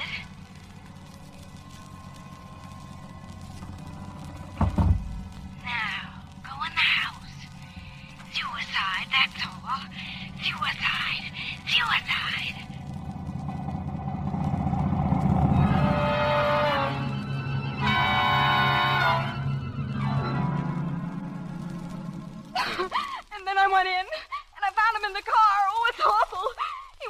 much to live and everything to live for. Try to be calm, please, Mrs. Rock. I'm not questioning you. This is just a formality the police must observe. Well, it's all been so sudden and terrible.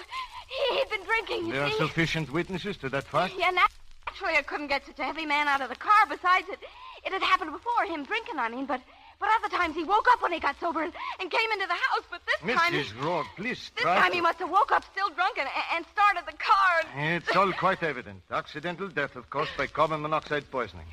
We won't trouble you any further, Mrs. Rock. Oh, thank you. Thank you.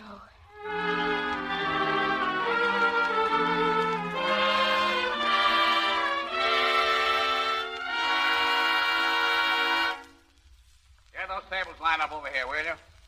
I want to see how it looks. Oh, hello, Marie. Hello. Your new place all ready for business? Yeah, sure, pretty near. Looks swell, huh? Oh, yeah. Lots of luck, Johnny. Oh, thanks, Marie. You've been a big help. I've been meaning to tell you. Oh, forget it.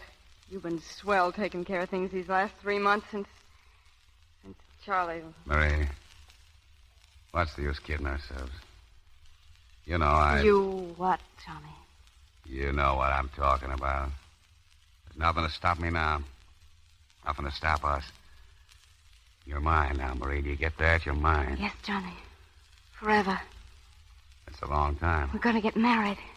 Because I love you. Because I'll always want you. You won't get tired of me, Johnny. Not as long as I got a bankroll, and I got one. I can make my own money. I can help you make more. Johnny! You win, Marie. Gee, I wonder how it'll seem being married.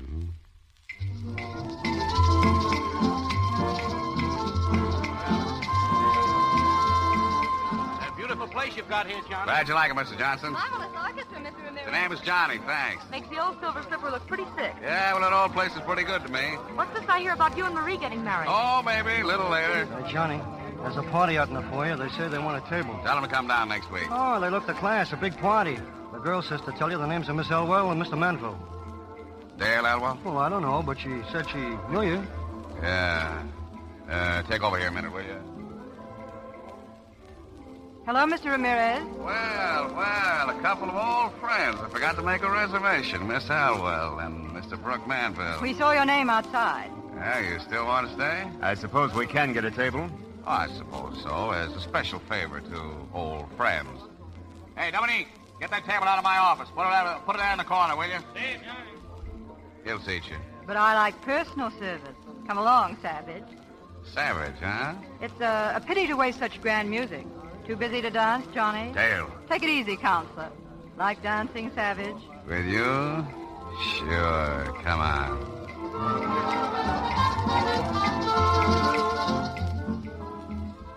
You dance this well with everybody? Well, we just try to please the customers. Oh, so I'm just another customer to you. Oh, no. You know, the last time I saw you, I took a poke at your boyfriend. That threw me into this business where I'm making plenty of dough. And now I see you on the opening night of my place. What you are is good luck. Better not lose track of me, then. Nah, I'm not going to. No more. Hey, Johnny. Yeah, what? Mrs. Rock is here. She's pretty mad. Okay. Miss Elwell, I got something to attend to. Excuse me, will you? If you promise me another dance. Ain't she afraid you'll make his honor jealous? Not a bit. I'll be back. Dale, come and sit down, will you? Amusing, isn't it? That type of thug may not be so amusing if he gets serious. I imagine he could be a little dangerous. If he couldn't, he's going to be an awful disappointment to me. Hello, Marie. I thought you were going to call for me. What's the idea? Keep me waiting for 2 hours. Well, if you want the truth, I've been so busy with everything, I forgot. Oh, so you forgot. You didn't forget to make a play for that dame I saw you dancing. Yeah? Well, stay around, baby. You'll see me dancing some more right now. Johnny! Hang around, Marie. I'll see you later.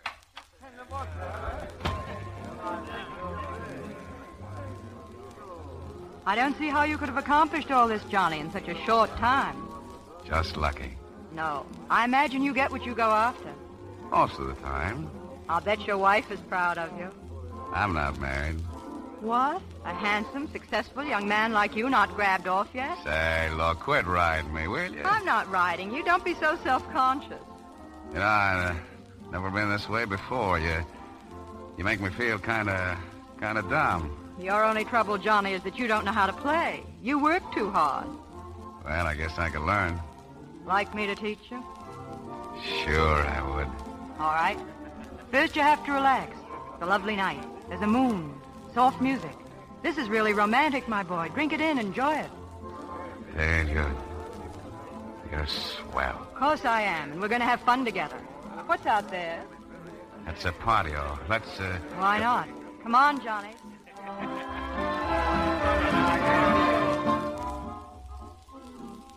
See? You're improving already. Now, don't you feel nice and calm? No. Stoop down a little, and I'll tell you a secret. Neither do I. Dale, I... Take it easy. We've got company. We got... Oh, hello, Marie. Meet Miss Alwell. This is Mrs. Rourke. How do you do, Miss Elwell? So pleased, Mrs. Rourke. Lovely patio, isn't it? Yeah, I'm glad you like it. Johnny and I planned it for so long. We're really tickled to death with everything. Oh, we? Marie, What's the matter, Johnny? Haven't you told Miss Elwell? Yeah, you see, Johnny and I have been sort of, partners for a long time. He does most of the work, and I put up most of the money. That seems fair enough. Yeah, it's worked out very pleasantly so far, in every way. That reminds me, Marie, I've got some business to talk over with you right now. Oh, I didn't mean to break up your little chat. Come on, in the office. What are you trying to do, make a sap out of me? You do all right without my help. Sneaking down there and spying on All me. right, so I'm spying on you. One look at her and one look at you, and I've got the whole setup. Calling in when I'm talking to a lady. Look what wants to talk to ladies. Looks what thinks he's a gentleman. You're a barroom bouncer, and you'll always be one. All right, Marie. That's enough. If it wasn't for me, you'd still be rolling the drunk side of the Silver Slipper. I made you rich. I put those swell clothes on your back, and now just because you got your neck washed, you think you're a gent. Well, nobody can make you that. You're riffraff, you and I. You belong with me, and you'll stay with me. Get that? You'll stay with me. No, I won't, Marie. I found out what I want, and I'm taking it. She I'm hasn't any moving right up. to you. You belong to me. I'm holding on to you. I did a lot of things to get you, Johnny. I even committed murder. You what? Sure, I killed him. I killed him to get you. You killed Johnny? Why, it makes me sick to even look at you. Johnny, where are you going? I want to get away from you, that's all. I don't care where I go, just so I don't have to see or look at you. You're rotten. Johnny! Get me the police station. You heard me. I said the police station. Hello, this is Mrs. Rourke speaking. Is the commissioner there? We'll tell him to wait. I'm coming right down. Yes, now. The minute, senor, I don't understand. He made me kill him. He said he'd kill me if I didn't. I was afraid of him. I had to do it. Johnny wanted the money he knew I'd get. Are you willing to sign a confession to the effect... Yes, I'll sign anything. To the effect that Johnny Ramirez forced you to kill your husband? Yes, I tell you, yes. Hernandez, see? Get Johnny Ramirez. Make out the warrant. Murder.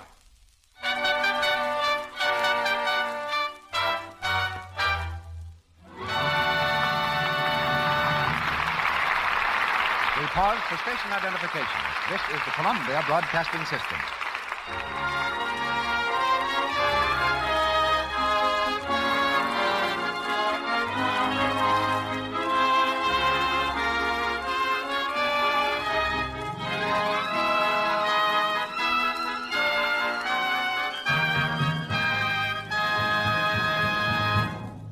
That was Act Two of Bordertown, starring Don Ameche, Joan Bennett, and Claire Trevor.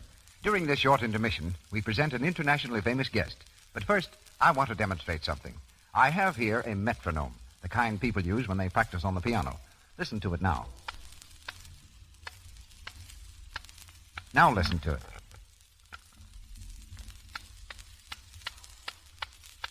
Quite a lot faster, isn't it?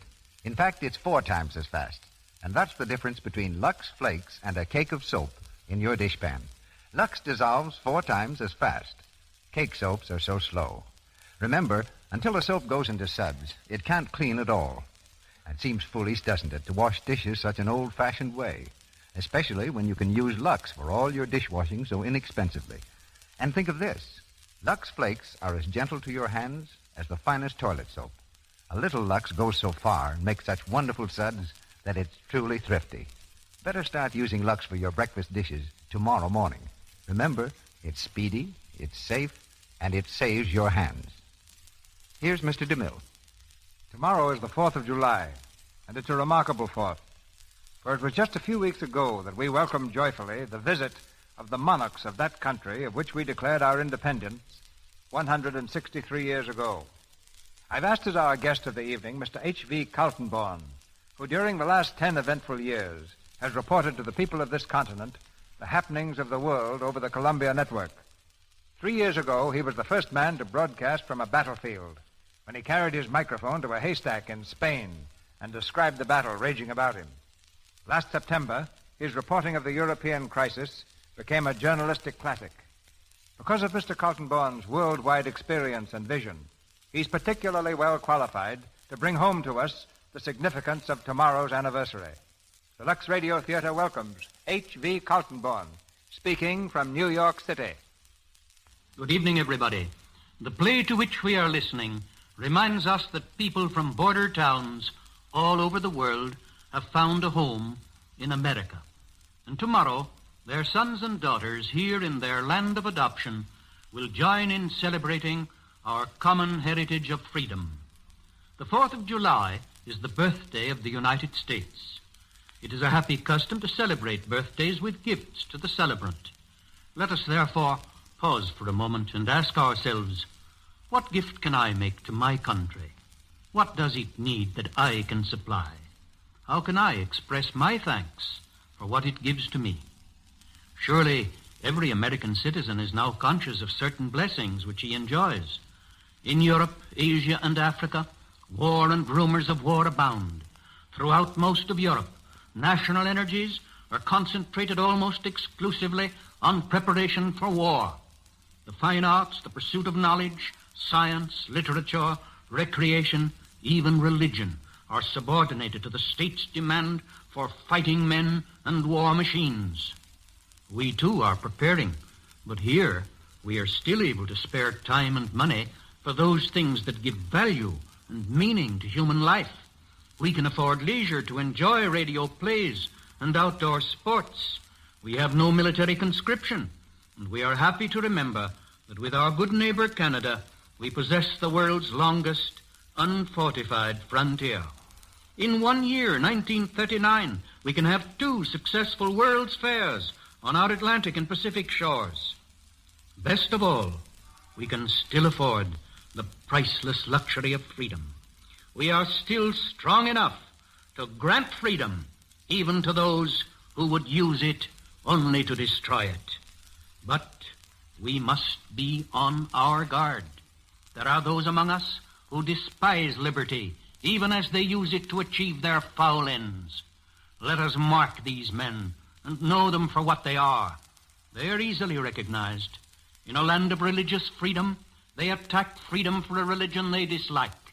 In a land of racial tolerance, they are intolerant of every race to which they do not belong. In a land of free speech, they would mob and silence those with whom they disagree. Their number is small, but an easygoing, generous people sometimes permits a rabid minority to assume great power. Let us resolve, therefore, on the birthday of American freedom to conserve that freedom. Each one of us can bring a precious birthday gift to the altar of our country. Whenever and wherever you hear men preach hatred or intolerance, speak out against it. Remember, silence gives consent. It is the right, nay, it is the duty of every American to speak out boldly for the ideals of human freedom whenever and wherever they are challenged. By so doing, we of the New World will keep alight the torch of liberty in the troubled days that lie ahead.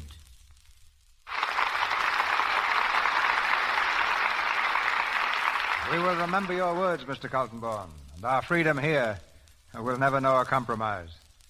In Hollywood again, Don Ameche, Joan Bennett, and Claire Trevor continue in Act 3 of Bordertown.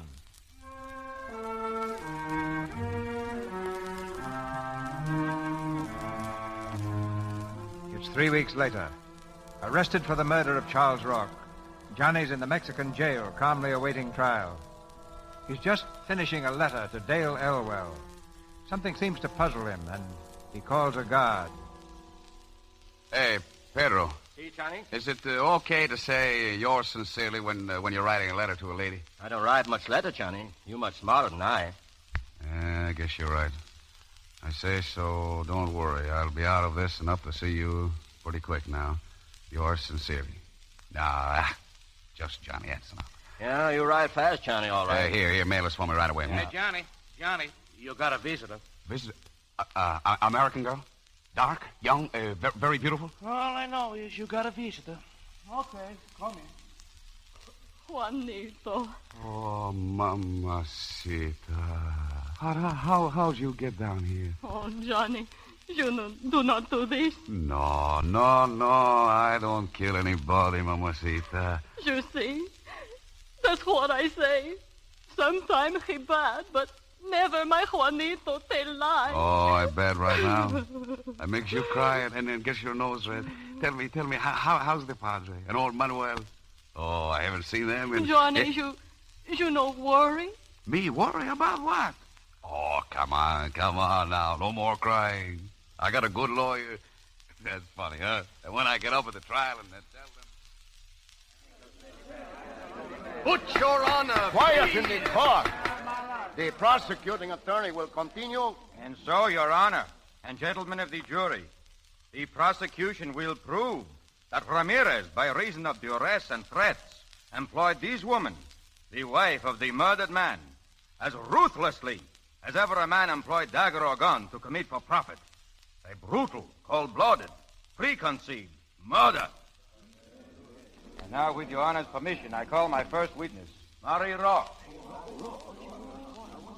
Mrs. Rock, just how long before the death of Charles Rock were you acquainted with the defendant, Johnny Ramirez? Well? 8 months. Where did you first meet him? Is there anything wrong? I repeat, Mrs. Rock, where did you first meet the defendant?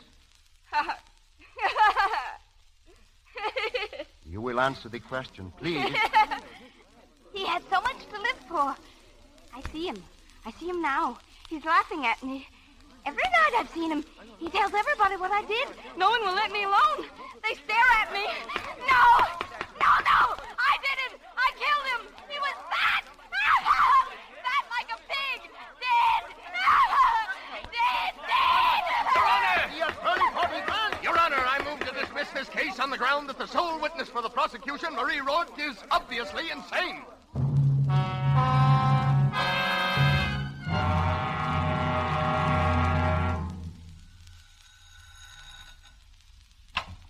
Yes, sir? Johnny Ramirez is the name. Yes, Mr. Ramirez? Now, you've got to memorize. Go tell it to Miss Elwell. Sorry, sir. Miss Elwell is not in. I'm sorry, too, but I don't believe it. Go in and tell her I'm here. No, don't bother. I'll tell her so myself. Yes, but, Hiya, Dale. Gee, you look swell. Johnny, I'm so glad to see you. I just came up from the border. Oh, gee, I've been thinking of you plenty. They gave you a pretty bad time, didn't they? No, the only tough thing about it was that I had to break that date with you. Oh, I wanted to come down to the trial, but my family... Sure, forget it. Here, I brought you something. Oh, thank you. Johnny, what a beautiful corsage. Corsage, my hat, that's a genuine orchid. Come on, pin it on. Let's get going, huh? What? We're celebrating, Dale, and believe me, have I looked forward to this. Oh, Johnny, I'm so sorry. I was just leaving. Sure, with me. Well, really, I can't. I'm on my way to a dinner party. Oh, well, cut me in, and then we'll sneak out early, huh? Oh, I couldn't do that. It's one of those very stiff and formal affairs. Older people, friends of the family. Oh, all right. Listen, I'll take you there. Oh, it's so far, Johnny. It's way past Malibu. Yeah, well, the farther the better. Okay, but we better get started.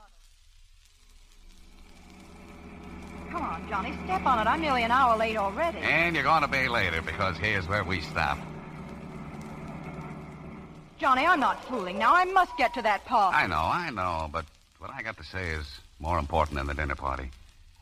Honest it is. All right, what? I love you. Oh, that's very sweet of you, dear. When I first saw you that day in court, I wouldn't have had the right to say it. I was busted. I didn't amount to nothing. And now I've got dough. Lots of it, and plans to make more. All the work and everything was worth it just to be able to tell you this. That's a lovely compliment. Your class. Real class. Something a guy can love and respect. And I do, Dale. I want to marry you. Johnny, you're being romantic, and that's out of character. Listen, I'm serious. You can't be. Why, marriage isn't for us even to talk about. It's for me to talk about. I love you. I'm asking you to marry me. That's out of the question, Johnny. You must understand that. No, I don't understand. Why? Because you belong to a different tribe, Savage. A different tribe, huh? You mean... I mean there's such a thing as equality. Now, please, don't be annoying. Equality. Why didn't you say that the first time I kissed you? You treated me plenty like an equal then. You made a play for me, and because I thought you was decent and swell, I believed it meant you loved me. Let go of me, Johnny. Johnny! Oh, I can't hurt you. You can't feel nothing except some 10-cent thrill that gives you a kick. And after you have your kick, you think you can wash yourself up by saying you're better than other people. But I'm Johnny Ramirez, see, and that stuff don't go with me. Let go of me, you filthy brute. Let go. I'll let go, but Dale, come back. Come back here, come back. Dale, I won't hurt you. There's a car coming. For God's sakes, look out! Dale!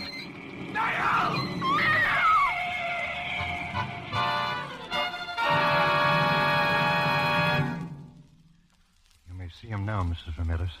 Remember, only a moment. See, Doctor. Juanito. Oh, hello, Mama. Juanito, how you feel? Oh, not so good. How is she, Dale, the girl? Oh, she's fine, gracias. She wasn't hurt. No, she says you saved her. You always cry when you see me, Mama. That is no good. Oh, I cannot speak so good, Johnny. My eyes speak for me. I've been a pretty bad son, Mama. Oh, no, Juanito, no. You're scared I'm going to die, huh? No. You forget what the judge said when they made me a lawyer. The toughest kid in the neighborhood. I'm pretty tough yet, Mama. Pretty tough. Mrs. Ramirez, I think... See, I go now, Juanito.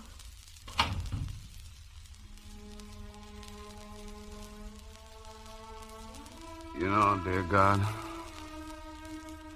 I don't remember my prayers very well. I've been no good. But it's all right. Now I know what's wrong. She was right, God. A different tribe.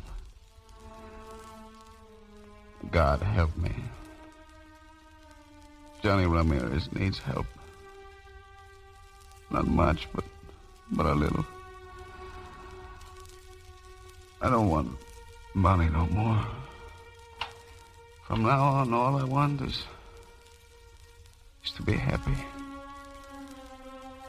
I think I know what that means. Johnny. Dale.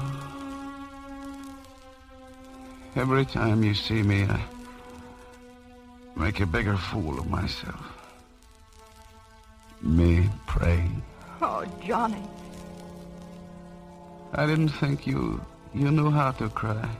Neither did I. Thank you for teaching me, Johnny. You're not mad at me? No, Johnny. I'm not mad. You forgive me? Oh, yes. If there was anything to forgive you for, I'm the one. Look, Dale. You marry that Manville guy. He's okay. If he'll have me. You'll come to my opening? You and him together? Another one, Johnny. Oh, much better place, Dale. Much bigger, too. 500,000 acre. Yes, Johnny. You need new clothes for this one. Overalls. Overalls? Yes. My father was a farmer. He was a pretty good farmer. Maybe I'll be a pretty good farmer, too. You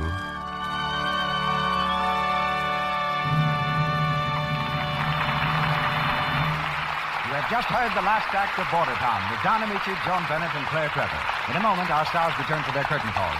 But first, I'd like to remind you that in the summertime, more than ever, people notice your hands.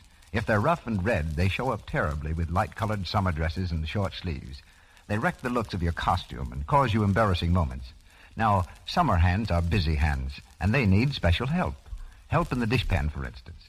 The kind of help you get with Lux Flakes. You wouldn't dream of washing your hands with a harsh kitchen soap, would you? Then why plunge your hands 3 times a day into a dishpan full of strong suds that sting and bite your skin? That's foolish when Lux Flakes are so gentle as the finest toilet soap. They help your hands stay soft and smooth. Lux has none of the harmful alkali found in harsh soaps. And you need only about a penny's worth to do your dishes for a whole day. In hard water, a little extra Lux softens the water and gives an abundance of suds. Just remember, Lux is kind to your hands and kind to your pocketbook. Ask for the large-size box of Lux Flakes for extra economy. And now, Mr. DeMille with our stars. We ended our play with Johnny Ramirez crossing the border from the land of disillusion into the valley of truth. And I want to ask Don Ameche, Joan Bennett, and Claire Trevor, just what moral do you draw from Bordertown? Well, this, Mr. DeMille. You can't be happy unless you found the thing you really want to do for a living. That goes for cowboys, farmers, and chemists. Is that right, Joan? Actors, too. I think it's especially true of actors. Was there ever a really good actor or actress who didn't like the work? Some actors like acting so much they do it on their own time, too. I don't like it that much. It's the pleasantest sort of work, though, if you like work. And despite all the jokes about it, I think everyone does. Don't you, Claire? Of course. But getting back to that moral of Don's about happiness coming through finding the thing you want to do, isn't it usually by pure accident that you find the right thing? Well, it certainly was with me. When I went to college, the man who made out my registration papers, for no reason at all, put me down as a law student, so I just let it pass.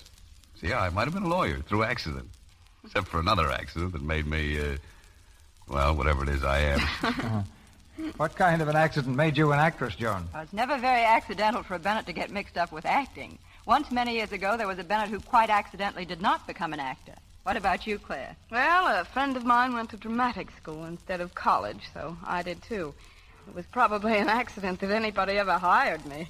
Well, that takes care of us all except Mr. DeMille. Well, it was just 26 years ago this summer that I had lunch in New York with 2 young men who, like myself, were almost broke. Their names were Jesse Lasky and Sam Goldwyn. We added up what money we had and decided to make a motion picture. And we made it, about a stone's throw from this stage. As I understand it, that was the accident that started Hollywood. Well, CV, it's been a very pleasant evening. Thanks a lot. Yes, thank you. night. Good night. Be careful crossing the street. Don Ameche appeared through courtesy of Chase & Sandberg. Louis Silvers is from 20th Century Fox Studio, where he directed music for Second Fiddle. Claire Trevor stars in the radio series Big Town. Her next picture is RKO's Allegheny Frontier. The superb artist who gave such unforgettable performances in Mutiny on the Bounty and the Private Life of Henry VIII stars on this stage a week from tonight, Mr. Charles Lawton. He's going to repeat for us one of his greatest characterizations, the title role in Ruggles of Red Gap. This gusty American classic is the romance comedy of a gentleman's gentleman, of his bewildered journey to the Wild West and his ultimate conquest of the town of Red Gap.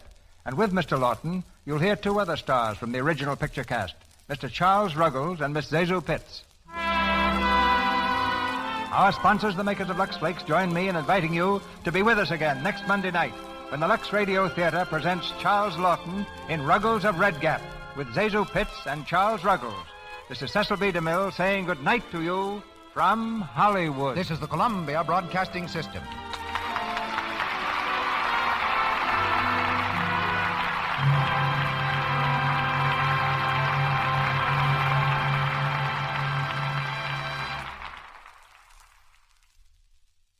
Lux presents Hollywood.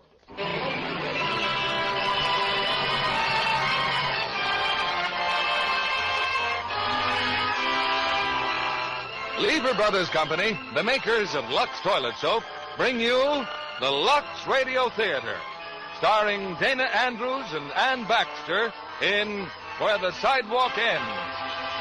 Ladies and gentlemen, your producer, Mr. William Keeley.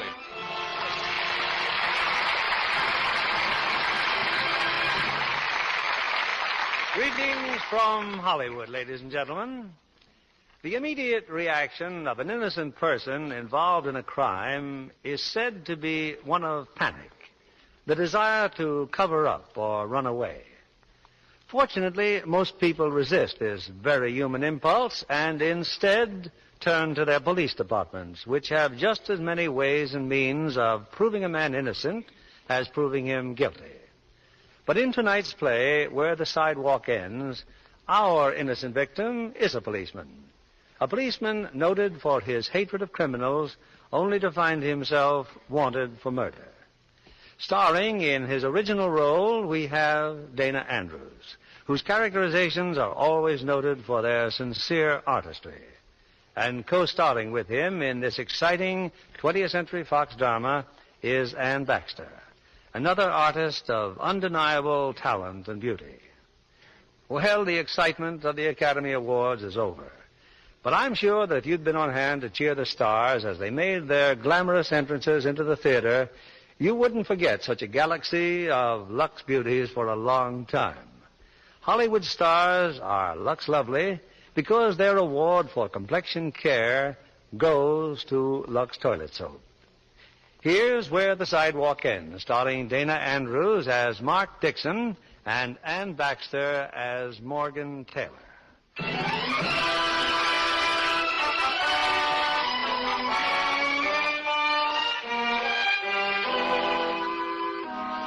The night started off with a nice little surprise for me. Inspector Foley had stopped by. I was just going on duty when he called me aside. I want to talk to you, Dixon. We've had half a dozen more complaints against you for assault and battery. From who? Hoods, dusters, mugs, a lot of nickel rats. You're a big disappointment to me, Dixon. You've got to learn what's expected of a police detective and what isn't. Yes, sir. I'll try to learn not to hate hoods and thieves and gangsters too much. You don't hate him. You just like to beat him up. The tough cop who isn't afraid to wade in anywhere. Well, I'm reducing your rank. You're going back to detective second grade. Any more complaints and you'll be back in uniform. Yes, sir. It's no fun telling you this. You're a good man with a good brain. But you're no good to the department unless you learn to control yourself. That's all, Dixon. I went out to the street. Detective Klein was waiting for me. Paul Klein, my partner. We'd be out now the rest of the night, cruising around in a squad car. Just routine. Sorry for what happened, Mark. So he busted me. Relax. I'll live. Yeah, it's not like you were a married man with a wife and kids. Anyway, I'll bet you $5 Hey, wait a minute. Who's that at the corner? What do you know? Our old pal, Willie Bennett. Hey, Willie! How you feeling, Willie? Me, I feel fine, thanks. Don't you think you better be in bed? Well, the parole board allows me till 12 o'clock. I got 20 minutes yet. How's your boss, Willie? How's Mr. Scalisi? What are you trying to do, trap me? I ain't consorting with no questionable characters. That's a nice boy. Go to bed, Willie. It's good for you. Yeah, sure. He's living at the 43rd Street Hotel. If you want to check up on him, we... No, forget it. Let's believe him for once. Some joke. Yeah.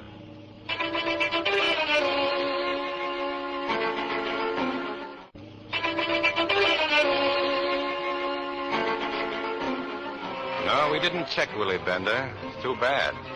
Oh, he went back to his hotel, all right. But he went up to the 8th floor. A dice game was going on, and the host was a man named Tommy Scalisi. I thought I'd better stop by, Tommy. I just bumped into Dixon and Klein. They give you any trouble? No trouble. Who's at the table? Somebody Payne picked up, a Mr. Morrison from Texas. He's very rich and getting richer. He's winning? And I'm not very happy about it. The girl with Morrison? No, she's with Payne. He brings them both here. Go on in and sit down. Oh, 6 is my lucky number, gentlemen. Yes, sir. I'll shoot the works. The whole 6,000. All right, are you taking any, gentlemen? I'll take 2. All right, you're covered, Mr. Morrison. You know, I like your friends, Mr. Payne. I can't get any better action than this in Amarillo. All right, Dice. Now we're going for the big money. Well, what do you know? A 7. Looks like your friend wins again, Mr. Payne. I've heard about streaks like this, but I never I'm thought it- beginning to think it's the little lady here. Miss Taylor, I thank you. Well, I hate to interfere with your good luck, Mr. Morrison. But if you don't mind, I'd like to go home. Nobody's gone home. Ken, you know I have to be at work at 8:30. Well, that's right. You can't keep a working girl up all hours. Let's all go together. Mr. Morrison, you're 19 grand into us. Well, you'll get it back. I'm not leaving town for a week. Tell him you changed your mind. You want to stay. No, Ken. I told you I had to leave by midnight. You can't do this to me. I'm not doing anything to you. I brought him here. Oh, so that's it. Yes, that's it, and you're fouling me up again. That's all you ever do is foul me up. You're telling Morrison to stay. No, I'm not. I said you're telling him to stay. You asked for this, Payne. Stop it, please. Stop it.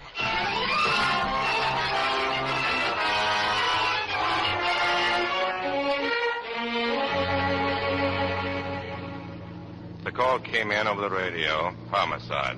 43rd Street Hotel, 8th floor. Half a dozen patrolmen were already there. His name's Morrison, Payne. Big Barracuda. He was dead when we got here. Knife wound. Nobody did it. Nobody saw it. Morrison's got a cut on his knuckle. Looked like he hit somebody hard. Who runs this pawn, Sergeant? Tommy Scalisi. We got him in there in the bedroom. 4 or 5 other guys. Scalisi, that's nice. That's fine. I've been waiting for this for quite a while. Well, boys, kind of looks like old times, huh? Kramer, Bianchi, Marco. Hey, look, Mark. Willie Bender. You should have gone to bed, Willie. You'd be asleep now. No parole problems. No, I live in this hotel. I just dropped in for a cigarette. And Mr. Scalisi. Where did you hide the knife, dream boy? Go easy, Dixon. Just keep your hands off me. Talk. You find a body, and right away I'm a killer. You've been a killer for a long time. What are you always trying to push me into the gutter for? I got as much right in the sidewalk as you have. Don't talk to me about rights. You're a pretty smart rat, Scalisi, but this is your off night. Always jumping on me like I was something special. Getting you is a special job of mine. You know, I can't figure you out. Your father likes Shut up. me. You got anything, Dixon? Huh? Oh, hello, Lieutenant. Oh, nothing yet, sir. No, I've been waiting to tell it to you, Lieutenant. Okay, let's have it. Now, Mr. Morrison was brought here by a fellow named Ken Payne, a sort of friend of mine. Payne was kind of drunk. There was a girl with him. I didn't quite get her name. Mr. Morrison wanted a little friendly play. How much did he win? He didn't win. He lost. You're lying, Scalisi. Now, let's hear his story first, Dixon. Yeah, he lost $1,000 or so, but he didn't seem to care. He was making a play for this girl, see, and I guess Payne was jealous. Anyway, Payne hit the girl, and she ran out. Then Morrison tackled Payne here in the bedroom. Well, before I could call the cops, Payne came out. He didn't say anything, just left. Then Morrison came out and fell on the floor. He was dead when I got to him. What did you do with the knife? I never saw a knife. Payne must have taken it alone. You're lying, Scalisi. Let me handle him, Lieutenant. What's Payne's address? I don't know. He said, what's Payne's address? I don't remember. I guess I got it here in the book. Hand it over. All neat and ready with a fall guy, huh? Lieutenant, give me just 10 minutes with him. Go after Payne, Dixon. You and Klein. Find Payne. Come on, Paul. Let's go.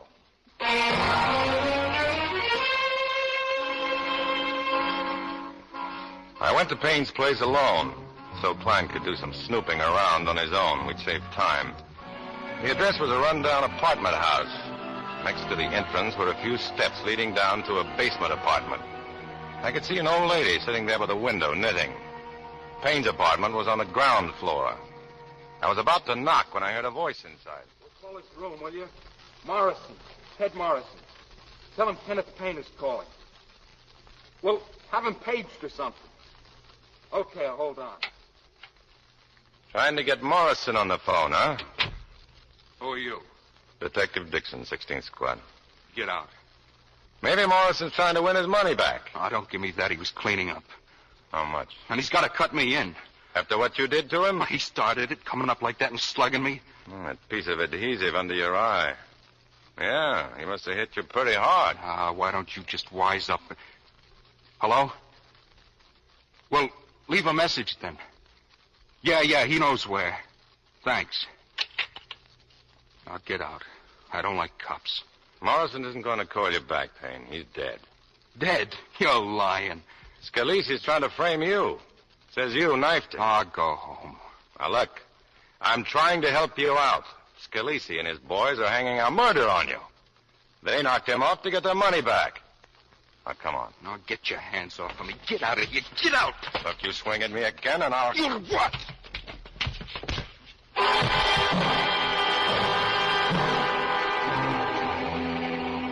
He didn't move.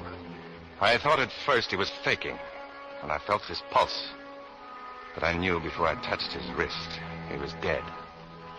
Dead. And I'd killed him. And then suddenly the phone was ringing. Hello? Mark, this is Paul. You find Payne? Can you hear me? I said, did you find Payne? No, he isn't here. I picked up some stuff on him you should know. If you find him, go easy. He's a war hero. Got a hat full of medals and a lot of newspaper friends. I thought I'd better tip you off just in case he starts getting tough. You still gonna wait for him there? Yeah, I guess I'd better. I'll call you back later. Okay. This was it. End of the line. I couldn't control myself, the inspector said. And now I'd killed a man. It was an accident, a mistake, sure. But who would believe me? Who would believe me now? And then as I stood there, I saw the way out. The perfect way out. But I'd have to act fast. I dragged Payne's body into a closet. I found a suitcase, one of those heavy GI cloth bags. Payne's name was on it, stenciled in big letters. I went through his bureau, tossed his clothes in the bag. In the bathroom, I found a roll of adhesive tape, and I put a piece of it under my eye and phoned for a taxicab. Then I put on Payne's coat and his hat and walked out. The old lady was still sitting by the window. I was careful, though, that she didn't see my face.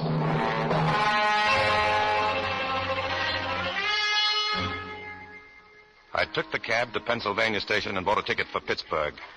Then I checked Payne's hat, coat, and the bag in a locker, took off the adhesive, and went back to his apartment. It had all taken less than 30 minutes. But when I walked in, someone else was there. Paul Klein.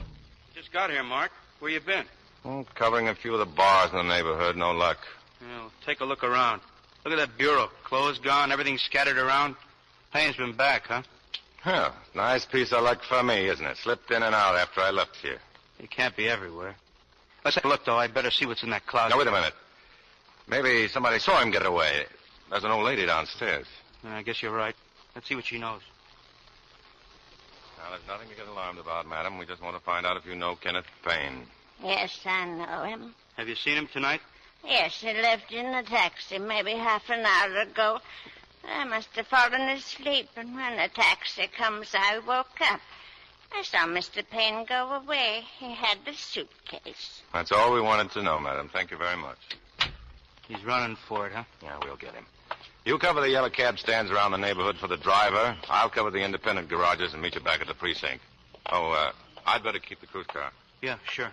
See you later, Mark. I drove around for a few minutes, and then I came back to Payne's apartment. The old lady downstairs had pulled the shade and turned out her light. All I needed was a minute, 60 seconds to get Payne's body out to the car. I got as far as the hallway when I heard a car door slam. Someone was coming in from the street. I barely had time to hide behind the stairway.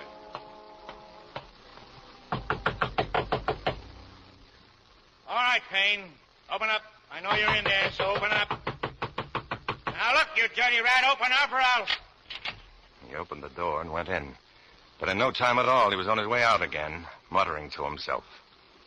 I carried Payne's body out to the car. I knew what to do with it. 40 minutes later, I was back in the squad room of the 16th Precinct. We're starting to get a few breaks, Mark. We got his hat, coat, and his suitcase. Benson went down to Penn Station. One of the porters said he saw Payne stick it in the locker. Anything else? Yeah, I got the cab driver. Signed statement. They picked Payne up at the apartment about 1:10. How could he be sure it was Payne? The guy had a piece of adhesive under his left eye. Not only that, the driver said his name was on the suitcase. Benson just got hold of something else. Oh, hello, Lieutenant. Ticket agent at Penn Station remembers selling Payne a ticket to Pittsburgh. It's pretty clear he's trying to throw us off, sir. 10 to 1, he's holed up right here in town somewhere. Any line on the girl yet, Benson? Nothing yet, sir. I'm still calling. We'll see that Payne's description is teletyped to Pittsburgh just in case. I'm going home for a couple of hours. Klein, you and Dixon knock off. Report back at 8. I'll call if anything breaks. Yes, sir. You look beat, Mark. Don't you feel good? I'll see you in the morning. So the inspector busted you to second grade. Don't let it eat you, Mark. Go on, get some sleep.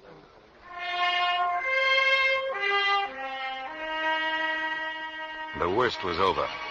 Sure, they'd find Payne's body sooner or later. Well, let them find her. That body could put Scalise where he belonged. The death house in Sing Sing.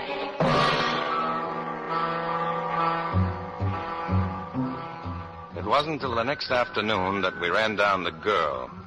Her name was Morgan Taylor, a model for a dress manufacturer on 8th Avenue.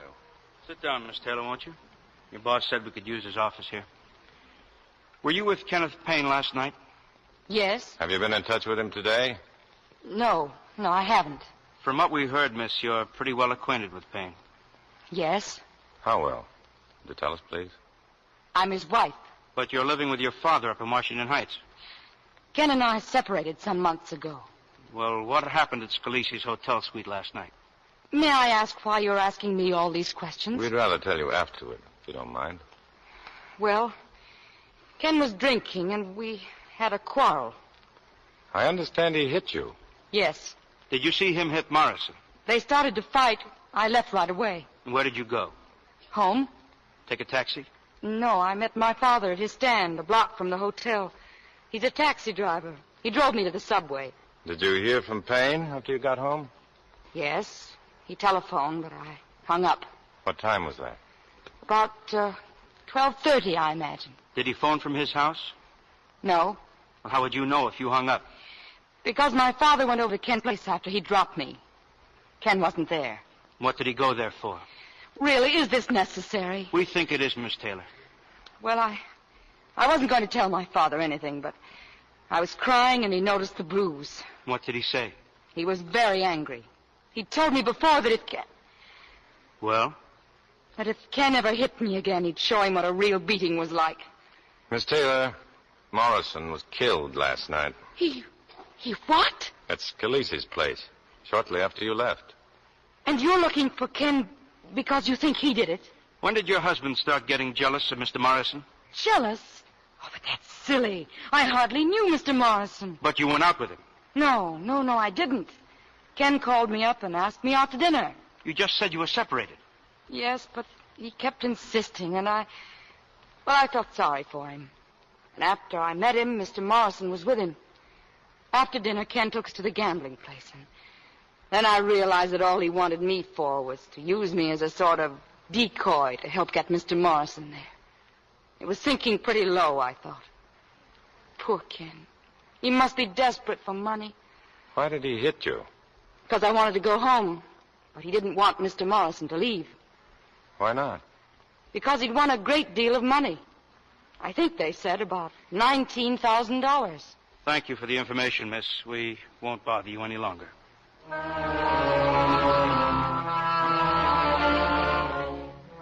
We turned our report in to Lieutenant Thomas. But I couldn't get the girl out of my mind. I'd have to see her again. There were things I had to find out. At 6 o'clock, I was back on 8th Avenue waiting for Morgan Taylor.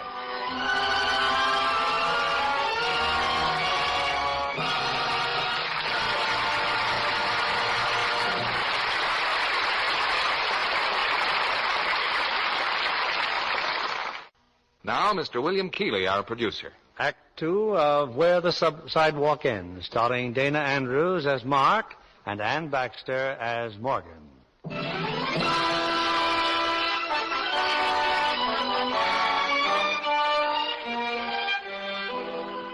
I waited for Morgan Taylor in the lobby of the building with no more idea of how all this was going to end than the people milling about me.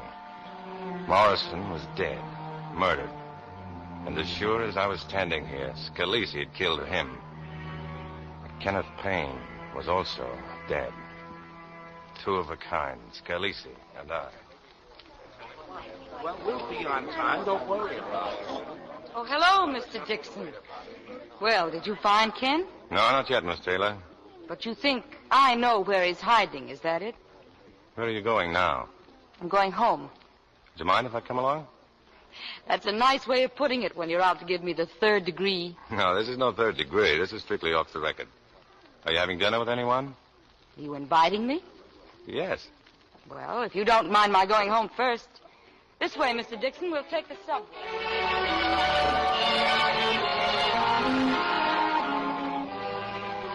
So she took me to her home. Her father was there, the man who had come to Payne's apartment the night before. He was a nice guy, but full of questions. Well, what do the police think, Mr. Dixon? I mean, any other suspects besides Ken? What about the gangster, that Scalise fellow? Well, the department thinks he's clean on that job. He's been released on bail, on a gambling charge only. But you got your own ideas, huh? Well, he lied about Morrison being a loser. Your daughter says Morrison was about 19,000 ahead. Scalise's got a record as long as your arm. Ain't the first time he's been mixed up in a murder. All the same, I wouldn't tell people about going to Payne's place to beat him up. I don't care who knows about it. Got it coming for a long time. But when he and Mork... Dad, please. Mr. Dixon isn't interested in my life story. Well, I'd like to know what Mr. Dixon would do if he had a son-in-law like that. Well, I guess I'm ready, Mark. Good night, darling. Nice meeting you, Mr. Taylor. Yeah, sure. Right, honey. Have fun. I took her to a place called Martha's Cafe. She was deserving something a little higher class, but I knew if Paul Klein wanted to find me, he'd be likely to try the cafe. Well, Mr. Detective, where you been hanging out? Hello, Martha. This is Miss Taylor. Good evening. How'd you do? You know, I like places like this that specialize in good food instead of head waiters. It's the worst food in town. Isn't it, Martha? Yeah, well, who asked you to come in? Not me. Martha's the head of a ring of burglars. My presence makes her nervous. Well, bring us 2 of your dangerous dinners, Martha. You want wine? Bring us a small bottle. Yeah, sure. The same old cheapskate. Well, I hope you come here often, young lady. For 5 years, this man sits in my restaurant frightening everybody away. Now, with a beautiful lady, he looks almost human. She's very fond of you, isn't she? She ought to be. I sent her husband up. Was he really a burglar? Wife beater. Tell me something. Have you been trying to get in touch with Payne? No. I don't know quite what to do. When did you marry him? After the war, but we knew each other before that. You said this morning you were separated. May I ask why? Oh, it's hard to say why you leave a man or why you stop loving him. I always blamed Ken, but I guess it was my fault, too. Not understanding what made him seem so mean and impossible. I guess the chief thing wrong with Ken was no job and lots of pride. Too much pride. A man can usually find work if he wants to. You're worried about me feeling badly because he's going to be arrested, aren't you? Something like that. I think I'll stick by him if he is. I owe it to him. You still love him, huh? No. No, it isn't love anymore. Mr. Detective, telephone. Excuse me. That must be my partner. He probably wants to know what I'm eating. I'll be right back. Hello? Mark, this is Paul. Been trying to get you for an hour. Big doings. We found Payne. Where? A watchman down at the docks reported that somebody slugged him about 3 o'clock this morning. Benson and Schmidt went down to talk to him, but nothing made sense. Nothing stolen, nothing missing. Till the watchman remembered the man held something like a body. Well, we started dragging the river. It's Payne, all right. Well, how could they tell Hang us? on, Mark. Lieutenant Thomas wants to talk to you. This is Thomas. We're meeting in Payne's apartment in 15 minutes. Be there. Okay, Lieutenant. What's the matter, Mr. Detective? You look sick. Give me the check, Martha. You gotta leave the beautiful girl just when she's beginning to like you. Serves you right for being a detective. Something happened, Mark? Yeah, I've got to leave right away. Oh, please, go ahead and finish your dinner. It's really very nice. That's the best chicken and rice in town. I'll call you just as soon as I can. I'm so sorry, Mark. Good night. You like him, huh? I think he's very nice. You know what that fella needs? A family. He's got nobody. All he thinks of day and night is his job. A fella like him ought to be married to a beautiful girl, have a home and kids. Oh, you're wasting your propaganda, Martha. I'm married. Buzzing a married woman? Just wait till I see that go.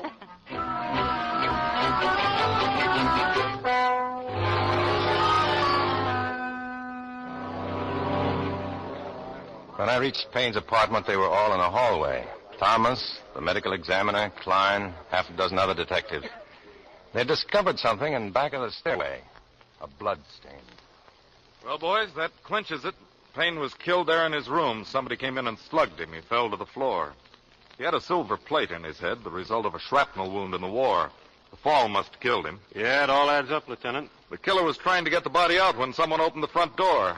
That was probably you, Dixon. Yes, sir. So he ducked behind these stairs with the body. That accounts for the bloodstain on the wall.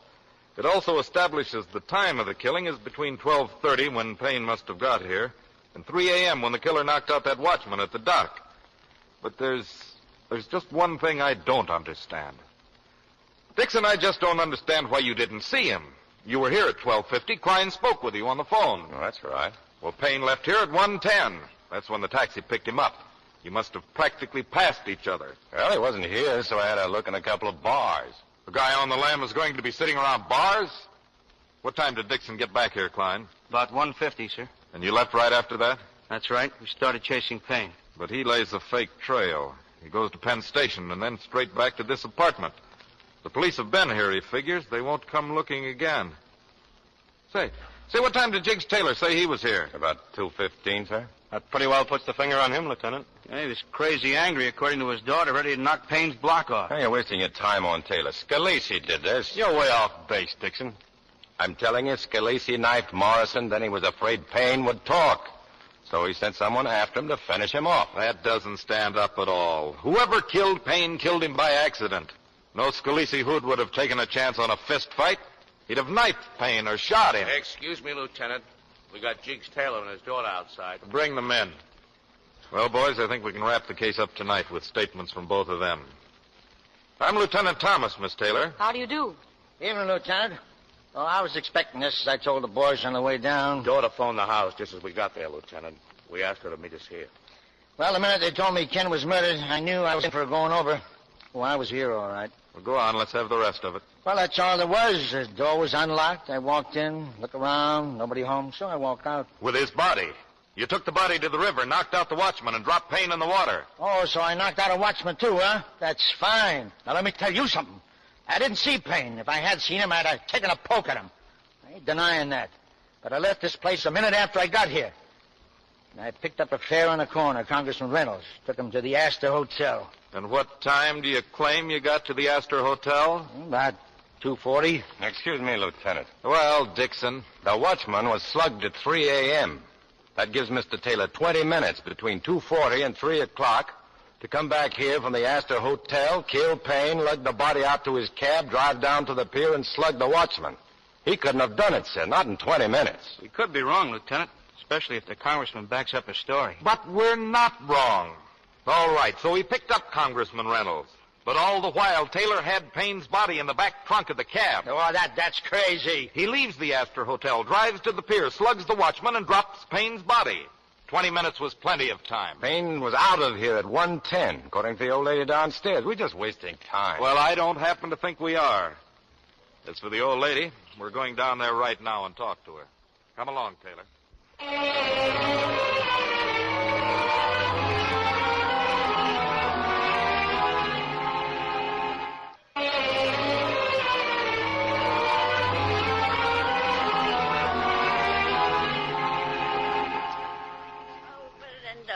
So many foolish questions. I tell you again, I saw Mr. Payne last night. Well, I'd like to try a little experiment, Miss Strybaum. This is Payne's coat and hat, Taylor. I want you to put them on. Oh, now, wait a second. What for? Sure, you were here last night at 2:10, but that was your second visit. The first time you walked out with his hat, his coat, and his bag, after you'd killed him and stuck his body away somewhere. But I told you the truth. Then put the coat on. No, don't do it, Dad. They have no right to ask you to do that. What are you trying to prove? That Mrs. Strybaum here did not see Payne last night. That all she actually saw was a hat, a coat, and a bag. But his face. Mr. Payne, he had a piece of adhesive tape on his face. So what? Dixon, get some adhesive tape. Put a strip under your left eye, and then take this hat and coat and walk out to the street. That's comic strip stuff, Lieutenant. If Mrs. Strybaum says she saw Payne, how can we... Wait. Well? Last night, Mr. Payne, he did not wave at me. Did Mr. Payne always wave at you? Always. It was not Mr. Payne, no. He would have waved. Well, that's it, boys. Take Taylor and book him. Why, you're kidding. Am I? Take him along, boys. Please. I'd like to talk to my father. Alone. Sorry, miss. He's under arrest. Dad, please. Did you see Ken last night? So help me, honey, I swear by your ma. Never saw him or laid a hand on him. I believe you, darling. Don't worry. Please don't worry.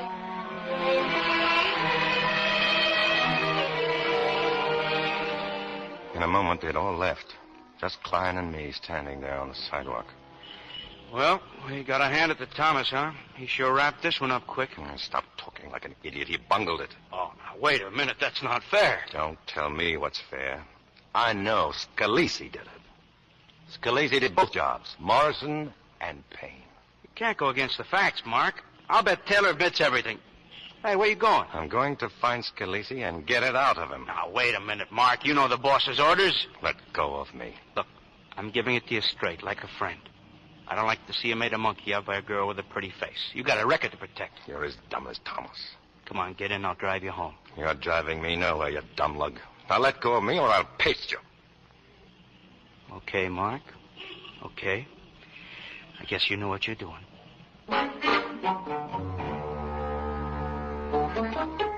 I found Scalise sooner than I expected. A Turkish bath. He was in the rubbing room getting a massage.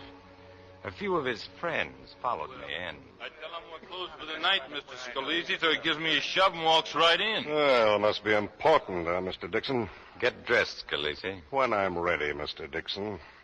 I said get dressed. Now, wait a minute. I'll give you one warning. Just don't touch me again. Why not? You don't have a knife now, do you, Scalise? We found the one you used on Morrison. That's a laugh. Is it? It's always a pleasure to watch a cop four-flushing. Maybe now you know I'm not kidding. Morrison had you for almost 20 grand. He wanted to leave, so you knifed him. Then you got worried about Payne, so you sent one of your mugs down to knock him off. You trying to frame me for Payne? You killed Morrison and you killed Payne. And I'm going to get a statement out of you. Right outside, you guys. He's going to talk and talk to me alone. I said outside. He's crazy. What are we going to do with a crazy man? All right, boys, take care of Mr. Dixon. Hold it. Give it.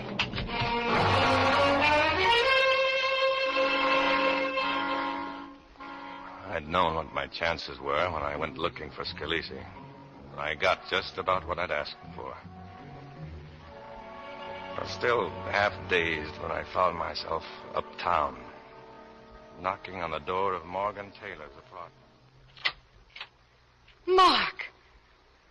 If you don't mind, I'd like to talk to you. You're hurt. What happened? I could use a drink. Sit down. Where the devil am I? I keep coming and going. I don't know why I came here. I'm sorry. I'll go. You can't leave like this. Here, drink it. Thanks. Why did I come here? I must have had something on my mind. What happened? A run-in with Scalise and his pals. What, shouldn't I call the police? No. Leave the police out of this. I made a big idiot out of myself tonight. Bigger than usual. Did I bungle this one? Come with me. I'll try to fix your head. I suggest you use an axe. Why did you fight with Scalise, Mark? Did it have anything to do with my dad? In a way, yes. You don't think Dad did it? Well, what I think doesn't matter a row of nickels. The important thing is that you need a lawyer. Yeah, I guess that's what I came here for. You need a big-time lawyer. Here, hold this bottle. One that can't lose. But if Dad's innocent, I don't see why... Innocent people can get into terrible jams, too. There's one false move, and you're in over your head. How much money you got, you and your father, for a lawyer? None. No savings? Very little. Payne got that, too, huh? Yes. Now, hold still. Oh, Mark, you look just awful. I feel just fine. Well, thanks for the facial. Now what? Well, I'll get out of here. I'll phone you in the morning. And you wait here until I do. Don't go out. Wait till I phone. You're not fooling me, Mark. You do believe Dad didn't kill him. Your father never touched him. Then you know something. I know plenty. Good night, Morgan.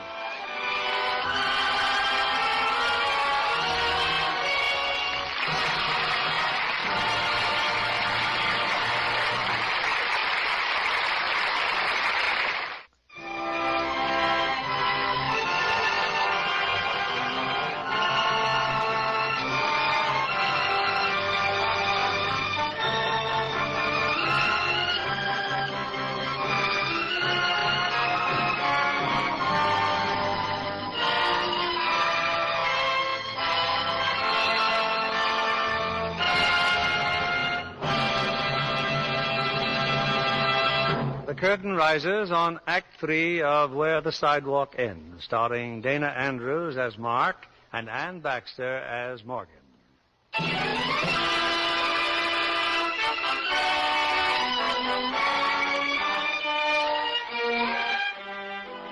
It would take $1,000 to retain the kind of lawyer Jiggs Taylor was going to need. I got the money out of the bank and phoned Morgan. We met at Martha's Cafe for a cup of coffee. Why are you doing this for me, Mark?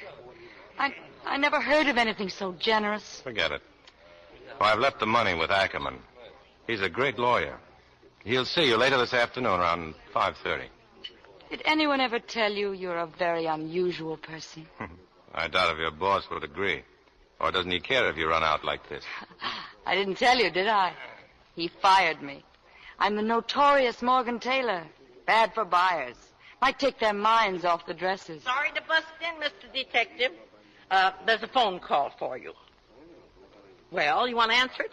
No, I'm busy, Mother. Oh, it's wonderful the way he looks at you, Miss Taylor. He hasn't even touched his coffee.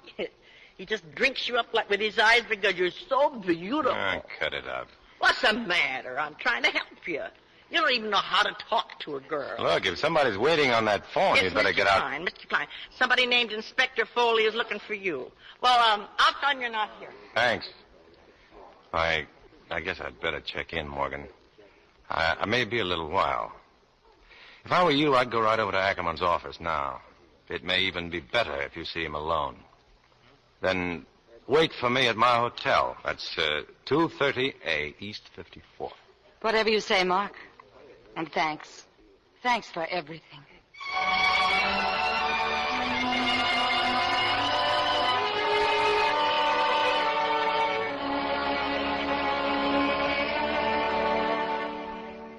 You wanted to see me, Inspector? Well, you're a fine-looking sight. Who beat you up? Oh, it was just a personal affair, sir. Scalisi and his friends, huh? We know all about it, Dixon. Klein picked up one of Scalisi's men, Steve Marco. We're going to hold him for a while. Yes, sir. The lieutenant here says you had orders to let Scalisi alone. Well, I thought I could get a statement out of him. Well, you didn't, did you? And now your bullheaded tactics have driven him to cover. It'll take us days to find him. I'll find him. You'll find nobody. I'm not throwing you out of the department like I should, but I'm inviting you to take 1 week of your annual vacation beginning as of right now. I don't want to see or hear of you for a week. Yes, sir. That's all, Dixon. Get out. And he's got a point, Thomas. You shouldn't have let Scalisi go, even on bail, until the Morrison job was cleaned up. Well, it looks so certain that Payne had done it. And get to work on that hoodlum Klein brought in. Steve Marco, huh? I've got a hunch he'll talk if you keep at him. And try talking to him like Dixon would. Yes, sir. I went back to my hotel and waited for Morgan. It was easy to see that something had happened. She'd been crying. Here. This is yours, Mark. What is it? Your $1,000. Mr. Ackerman won't take the case. Oh. Well, there are other lawyers. Just as good as Ackerman, too. It won't help. Well, look, it's no different than it was.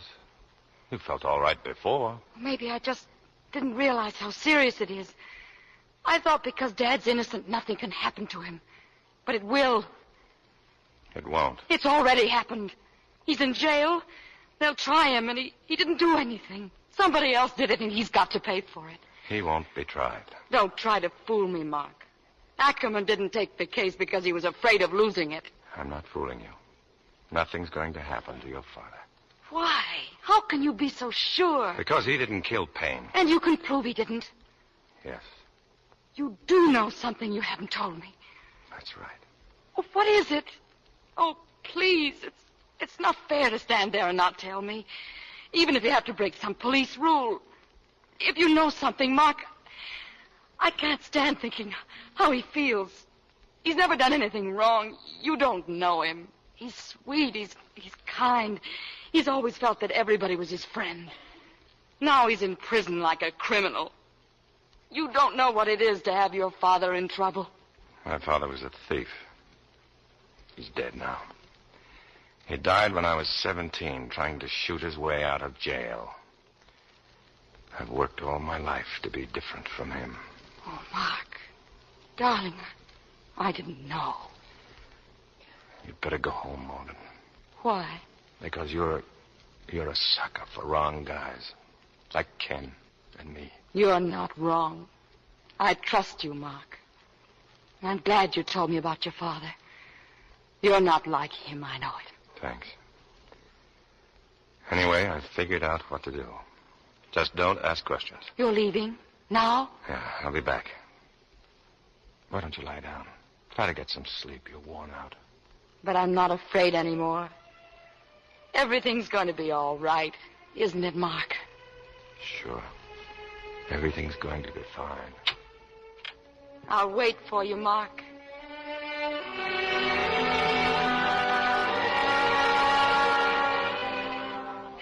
Yes, I've figured out what to do. I'd have to find Scalisi. I'd have to find him right away. So I went looking for Willie Bender, the two-bit hood, still out on parole. But I wasn't doing nothing, Mr. Dixon. Just standing here reading my paper. Lay off for me, will you? I'm not interested in what you were doing, Willie. You're up for parole violation on Monday. 3 more years, isn't it? Well, there's nothing you can do, Mr. Dixon. Well, I can say I sent you up to Scalisi's hotel using you for a stoolie. You're trying to get me to talk about the Morrison job? No, something a lot easier than that, Willie. Just tell me where I can find Scalisi. Now. Tonight. You're going to tell me, Willie. You'll save yourself 3 years and a lot of trouble. Bad trouble. What do you call this? Good trouble? You're asking for it. And now you're going to get it. No, wait. Look, they'll kill me, Mr. Dixon. Where's Scalisi? I don't know. Maybe I can find out a telephone. Let me get to a telephone. Come on. There's a drugstore at the corner. Hey, here's a nickel, Willie.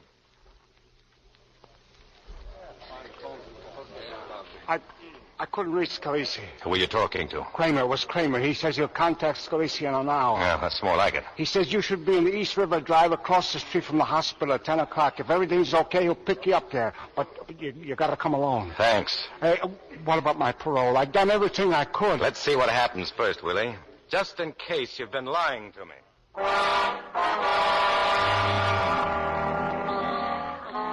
Back at the hotel, I asked the clerk to call a messenger. I was going to write a letter, and I wanted it delivered quickly. I went to my room. Morgan was asleep on the sofa. I sat down at my desk and wrote the letter. I addressed the envelope to Inspector Foley to be opened in case of my death. I walked over to the sofa. Morgan. There was so much I wanted to say to her.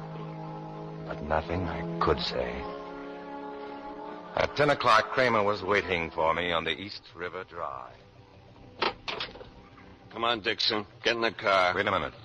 Who's with you? A couple of friends. Scalisi? No, but he's willing to see on certain conditions. What conditions? You gotta park your gun. Okay, here.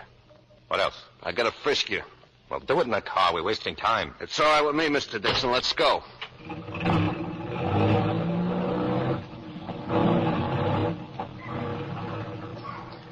We drove for about 20 minutes, and we stopped at a garage, a big garage, 4 stories high, with elevators for parking cars on different levels. Another of Mr. Scalisi's enterprises. On the top floor, in an office, he was waiting for me. The boys here didn't believe me, Mr. Dixon. They said you'd never come alone. Here, sit down. You see, I was right, boys. I understand, Mr. Dixon. I said sit down. I heard you, Scalisi. I never saw a man so full of hate. I'm in the clear on the Morrison job. The police are satisfied to let me alone, but you're still on my neck, as always. It don't add up, Dixon. You're through talking? Maybe you thought you could start me running by coming after me, eh? We're not running. We're all fixed to leave tomorrow morning. Passports in order and everything. As soon as they spring Steve Marco. Well, you came here for something, so let's see what it is. Only, first, I'm giving you a little advice. You start mussing me up, and you're going to get it, and this time for keeps. You throw one punch, and they let you have it. So just stand back, Mr. Dixon, before you... All right. No more shooting. You sure asked for it, Tommy. Shut up. Take a look at him.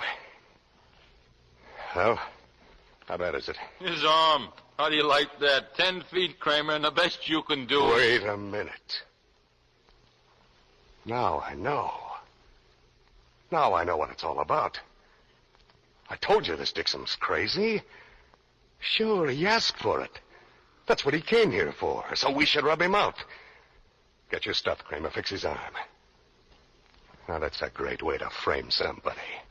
Get yourself knocked off. Guy's got to be out of his head for that. I didn't know a guy could hate that much. No, Dixon, not even you. You got it all figured out, huh, Scalise? And all because your old man set me up in business. Yeah, I should have known it the minute you tried to hang the Payne job on. Yeah.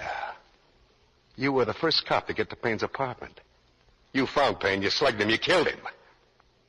And you've been walking around ever since. Half cop, half killer, the man who hates crooks. The law that works by itself, the cop who can't stand to see a killer loose. So what are you? A hood and a mobster, just like your old man. Answer that telephone, somebody.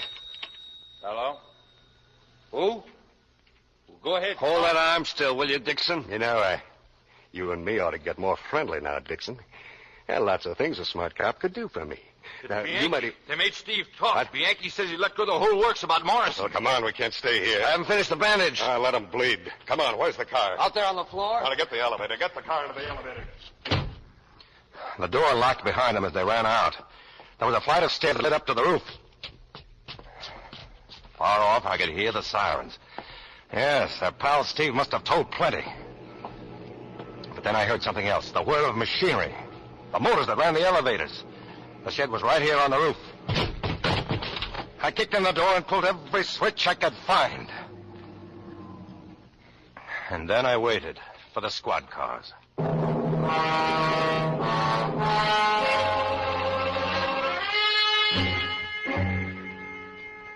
Come in, Dixon. Come on in. Well, what's the doctor say? Well, says that I'll have to learn to eat with my left hand for a while, sir. It's just flesh. Morgan. Mark, are you sure you're all right? What are you doing here? They're letting my father go, Mark. I don't know what to say, but thank you. You can't change, can you, Dixon? Always breaking orders. Always doing things your own way. Well, you know we got Scalise? Yes, sir. Lieutenant Thomas told me. He's confessed to the Morrison murder. I think he's ready to talk about the Payne killing, too. This time I gotta hand it to you. Thanks, Inspector. Well, I'm putting you back where you were, recommending you for promotion. Oh, and here's your letter back. Since there was no report of your death, I didn't open it. You expected to die? I don't think he knows what he expected, Miss Taylor. He was pretty sore at me when he wrote this. I think he's in a different mood now. Dad's waiting, Mark. Will you come home with us? Go on. Take a rest till that arm heals. I'd like you to open the letter, Inspector. Now. You sure? Yes, sir. I'm sure. Mark, what is it? Read it, Inspector. Out loud. I didn't have the courage to tell you this while I was alive because I didn't want to end up like Sandy Dixonskin. That's what every hood in New York calls me, Sandy Dixonskin. I wanted to end up as a cop, and that's what I'm going to do. I killed Kenneth Payne. It was an accident. I went in to arrest him. He slugged me, and I hit back. How was I to know he had a silver plate in his head? It's true that Morrison had hit him, too, just before Morrison was knifed. Maybe that blow had something to do with it, maybe not. But the fact remains that Payne is dead. And I covered it up like a mobster. because I couldn't shake loose from what I was. Now I'm shaking loose.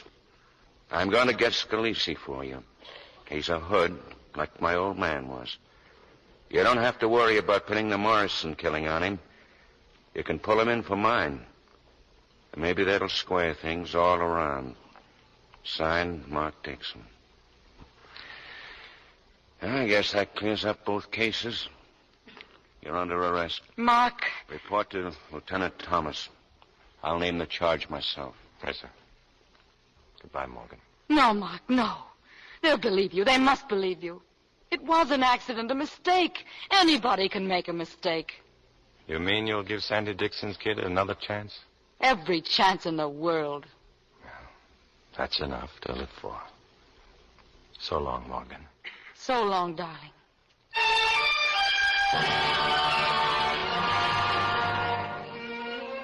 Inspector, please. It's wrong to arrest him. You don't have to. Please. I have to. Just the same as he had to. But he's got a chance, Miss Taylor. You and I are going to make a pretty good pair of witnesses for him. He's got a fine chance. Thank you, Inspector.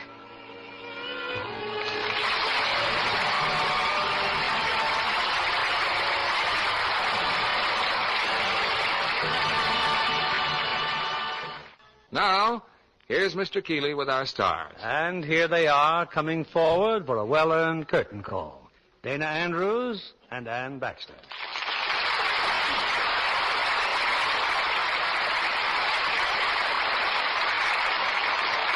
Well, Dana, have you been cruising in your ketch lately? Fishing again at Ensenada, Mexico? No, Bill, I've been in the water and under it, but not on it. You mean you're learning to swim or something? No, Ann, you see, I've been on location in the Virgin Islands where Richard Widmark and I were making the Frogmen. The Frogmen? Don't believe I know any. No, Ann, they've been kept pretty secret. It's a slang term for the underwater demolition teams which played such an heroic part preparing beaches for landings for our boys during the last war. And believe me, they certainly have all my admiration and respect. In the 8 weeks we were on location, we were in or under the water about 90% of the time. We were just one step aside of sharks and pneumonia. And this was only acting, but it was pretty rough. That's because you're always making pictures about some branch of our armed forces, Dana. You know what those fellows go through. Personally, I'll just follow the sun. You mean you let the sun shine on a beautiful complexion like yours? Oh, don't worry, Bill. I take the very best care of my complexion. That's why I'm a Lux girl.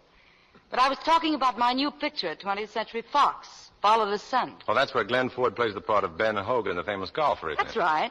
And I'm Mrs. Hogan. Whether you know anything about golf or not, Ben Hogan's wonderful comeback should serve as an inspiration to everyone. Yes, I think it proves the individual is every bit as important as a team. At least he is in this country. And what are you presenting here next week, Bill? An individual or a team of stars? Next week, we'll have another exciting story of suspense and intrigue. It's the David O. Selznick production with a very famous theme music, The Third Man. As our stars from the original cast, we'll have Joseph Cotton. And as his co-star, a fine actress, Evelyn Keyes. You won't want to miss this thrilling manhunt through Europe for a murderer. We'll be listening, Bill. Good night. Good night. Good night, and all our thanks.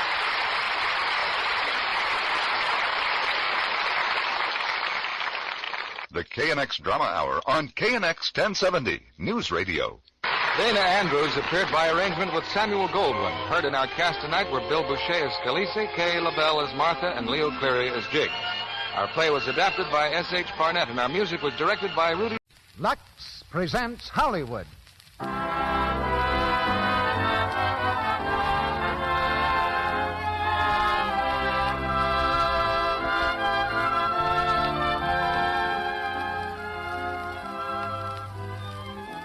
The Lux Radio Theater brings you William Powell and Myrna Loy in Hired Wife. Ladies and gentlemen, your producer, Mr. Cecil B. DeMille.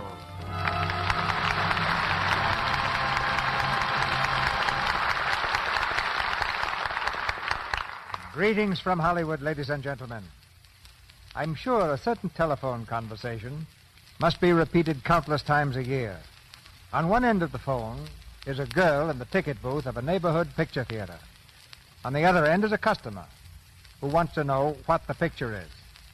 when the girl can say it's William Powell and Myrna Loy and... Well, she just doesn't get a chance to finish because the customer is already on his way with the whole family to see Bill and Myrna in any picture. Tonight in the Lux Radio Theater, we're in the fortunate position of having this golden team in a comedy that would stand on its own feet even without them. The play is Hired Wife, adapted from the Universal Picture, and it presents a situation that might have been tailored to order for our stars.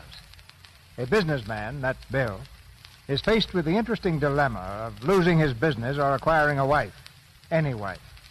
His secretary, that's Myrna, gets the businesslike assignment of finding him a wife, and that places her in an even worse dilemma. But I believe what she does about it is what any woman would do in her place. Not every business office, unfortunately, can boast a secretary as lovely as Myrna Loy. But the average in this land of the free and the beautiful is rather high.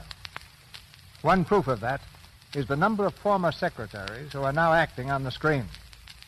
Among the girls who play a symphony on the typewriter keys all day, you'll find that Lux toilet soap is pretty much standard equipment, just as it is in the dressing rooms of the stars right here in Hollywood. Of course, it's part of a secretary's job to look her best from 9 in the morning to 5 or 6 in the afternoon. After that, well, beauty punches no time clock. But if Lux toilet soap is at hand, she doesn't worry. Now it's curtain time for Hired Wife. Act 1 takes the stage with William Powell as Stephen Dexter, Myrna Loy as Kendall Browning, and Edgar Barrier as Ferdy.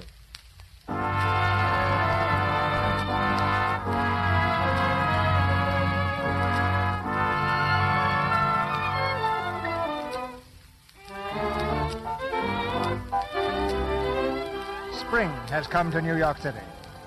We can tell it's spring because the morning sun is beaming brightly and everyone is wearing rubbers.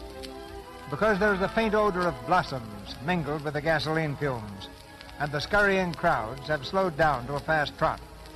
On this lovely spring morning, a girl walks along Fifth Avenue on her way to the office. A long, sleek limousine purrs out of the traffic and pulls up beside her. Kendall! Brownie, here. Oh, hello, Ferdy. Going to the office? Get in, I'll take you. Emile Dexter Building, 49th Street. Yes, sir. Well, Ferdy, this is a pleasant surprise. Oh, I like your car. It's not bad. Not bad? Why, Ferdy, it's positively regal. A car is a car. Kendall, I'm very glad I ran into you. Can you lend me $10? What?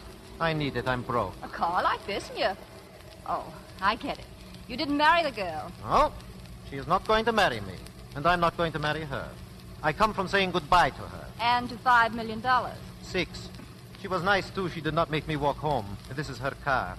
Well, what happened, according to you? Well, she say if we marry, it would spoil a beautiful friendship. Ferdinand Braganza, you're a liar. You said that to her. Well, you said it to me 4 years ago. And I could not tell a lady I had made love to that I had caught a cold in the feet. You'll never marry one of those rich lollipops, Ferdy. Your heart isn't in your work. With your heart. It is in your work, yes? Yes. Every good secretary is in love with her boss. She has to be to put up with him. Your Mr. Dexter is a nasty fellow? No. Stephen's a good egg. You must beat him sometime. He is made of his own cement. Every day for years he is near you. And what does he do? He makes more cement. Oh, Stephen. No woman hater, Ferdy. He has a mad moment now and again, especially in the spring. That is not love. That is hay fever. It's very much like it. He seems to catch it from blondes, and his taste is terrible. Oh, is he ill now? No, but I never know when he'll show symptoms of a relapse. Now, you're the sort of man who was born with a flower in his buttonhole. But when Stephen Dexter wears a flower, I start to fill the ice bags. And when he goes round humming My Bonnie Lies Over the Ocean, look out. I still do not like him. How dare he hum at blondes when he can hum at you? Oh, he did make a pass or two the spring I went to work for him, but I put him in his place. A good opening move. No, bad. He stayed there. Right here, driver. Well, give me a ring, Kendall. I will. Bye, Ferdy. Thanks.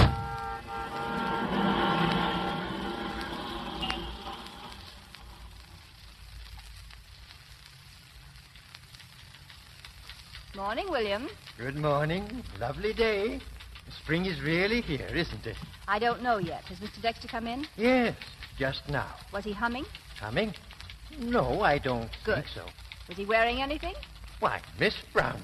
I mean, was he wearing a flower? Oh, no. Fine. Coming, Mr. Dexter? Coming? Good morning. Oh, hello, Kendall. Come in. There's some checks here you ought to sign. Yeah, just put them down. Kendall, I think we've got that gang of cutthroats licked. The Combine? I'd watch them pretty closely, Stephen. Van Horn says there are a lot of wolves. Yeah, well, here's one lamb that'll find too tough to gobble. Van Horn said yesterday they're trying to get an injunction. If they do, it'll tie up every one of your assets. Yeah, I'd like to see them try it. But just the same, Oh, stop worrying. Kendall, enjoy the spring. I'm going to. What? The spring. Enjoy the spring. Oh. Come in. Excuse me, sir, but the elevator boy said you dropped this. Oh, my flower. Thank you, William. Yes, sir. A flower, Stephen? Yes, for my lapel. A sort of symbol of spring, Yeah, huh? why not? Got a pin? I'll get one for you. My Bonnie lies over the ocean. You're a little off key, aren't you? Here's your pin. Oh, thank you, Kendall. Oh, what a day. Look out that window. Isn't that a robin on the windowsill? Yeah. Hope he falls off and breaks his neck. Nothing? You know, I've been admiring that billboard across the street. That one with the girl on it. Now, that's what I call advertising. Oh, for a man like my car. Strong, responsive, modern. Nice lines. The car or the girl? I was looking at the car, but now that you mention it, the girl isn't so bad either. Blonde, isn't she? Yes, blonde. Mr. Dexter, will you please sign these checks? Oh, yes, of course. Morning, Chief. Oh, come in, Mac. You know those advertising layouts, Chief? Oh, let's see them.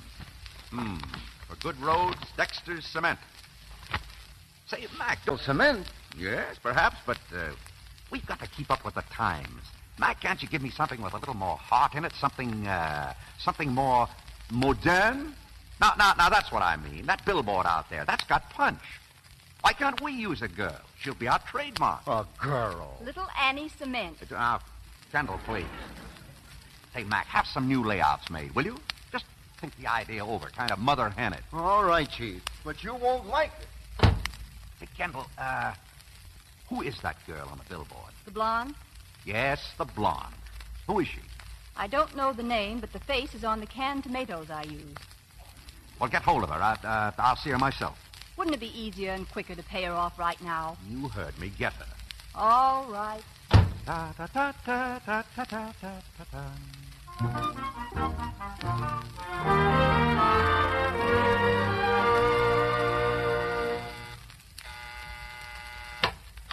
Yes? Good evening. You're Miss Walden, aren't you? Yes? My name is Browning. The company I'm with... Is this about a posing job? Yes, it is. Well, then see my agents, please. I have seen them. They gave me the address. You'll have to excuse me, Miss, I'm just going out to dinner. Phone me someday next week, but not before 11. Very well. I'll tell Mr. Dexter. Good evening. Oh, wait. What Mr. Dexter is that? Not Dexter Cement? Yes, it is. Oh. Well, tell me, Miss, do you know what Mr. Dexter has in mind? In a general way, yes. Will it be a big campaign, Miss, Yes, I believe it'll be one of his biggest. Oh, well, I'll get in touch with him tomorrow. No, I'll call you and arrange an appointment. Please do. Of course, not before 11. That's right. Good night, Miss, good night.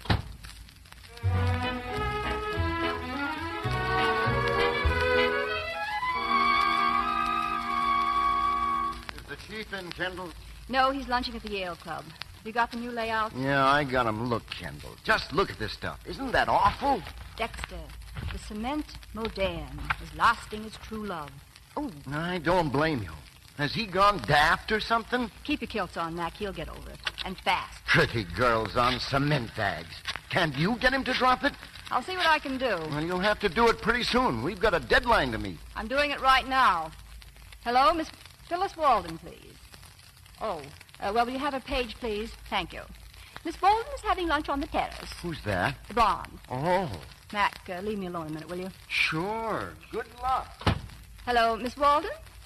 Well, this is Mr. Stephen Dexter's secretary. I'm afraid I've rather disappointing news for you. That job is off. Off. If Mr. Dexter ever does need you, I have your name and address in our tickler system. What? Well, Mr. Dexter changed his mind, that's all. Yes, he decided just before he flew to Chicago. Chicago, yes. Well, I'd rather not tell you exactly what he said. All right, but remember you asked me. He said, call up Miss Goofy Pan and tell her she can't peddle her puss to Steve Dexter. No, he isn't really a brute. He's quite nice, but women are just things to him. Goodbye.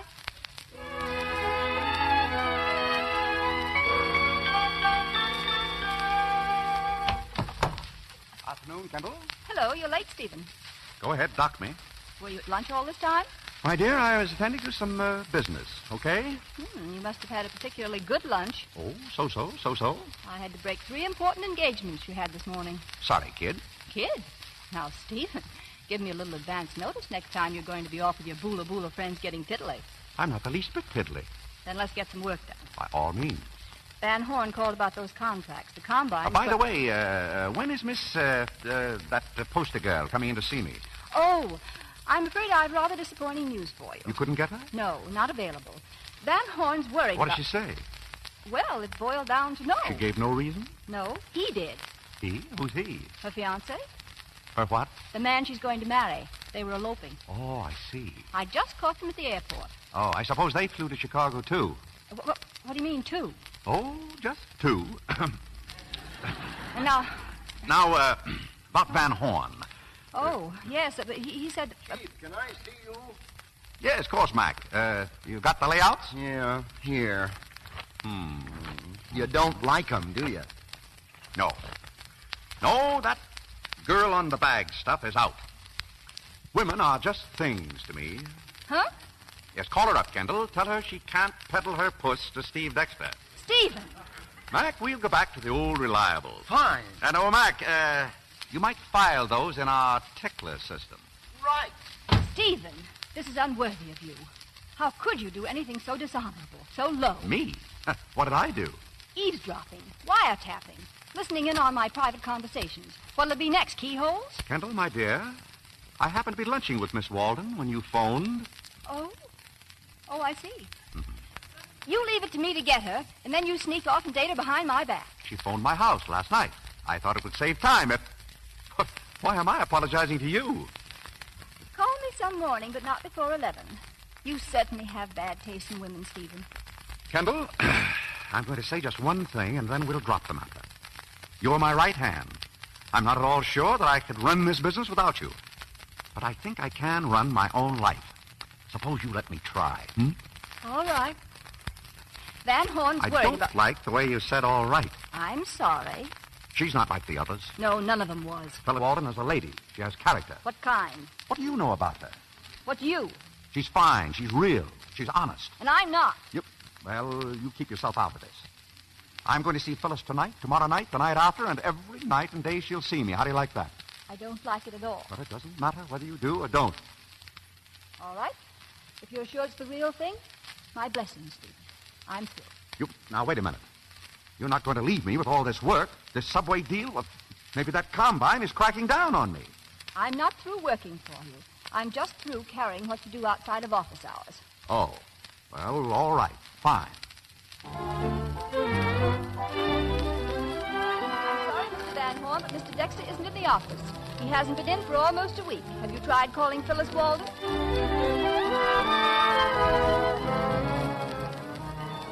Hello, is Mr. Dexter there? This is Mr. Van Horn, his attorney. Will you please have him call me? I don't know, Mr. Van Horn. He was in for a minute, but he's out again with that blonde. Listen, he's got to get this message. Tell him to be at General Cement tomorrow at 9. There's a board meeting. Tell him they're going to close him out.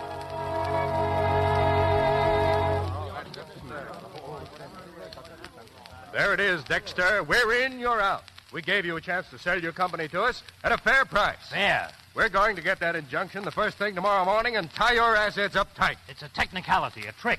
I agree with the learned counsel. Nevertheless, we're doing it, Mr. Van Horn. That's all, I think. Unless Dexter has something to say. Gentlemen, I can think of only one other honest man who found himself in worse company. Alibaba. He had to deal with 40 thieves. I'm a little fellow. You're big. You had me come here so that you could prove to me that I'm cornered and outnumbered. Here, here. It would be wise to hand over, here and now, the business that my associates and I have worked to make. I would be smart and surrender. But I'm going to be foolish and fight.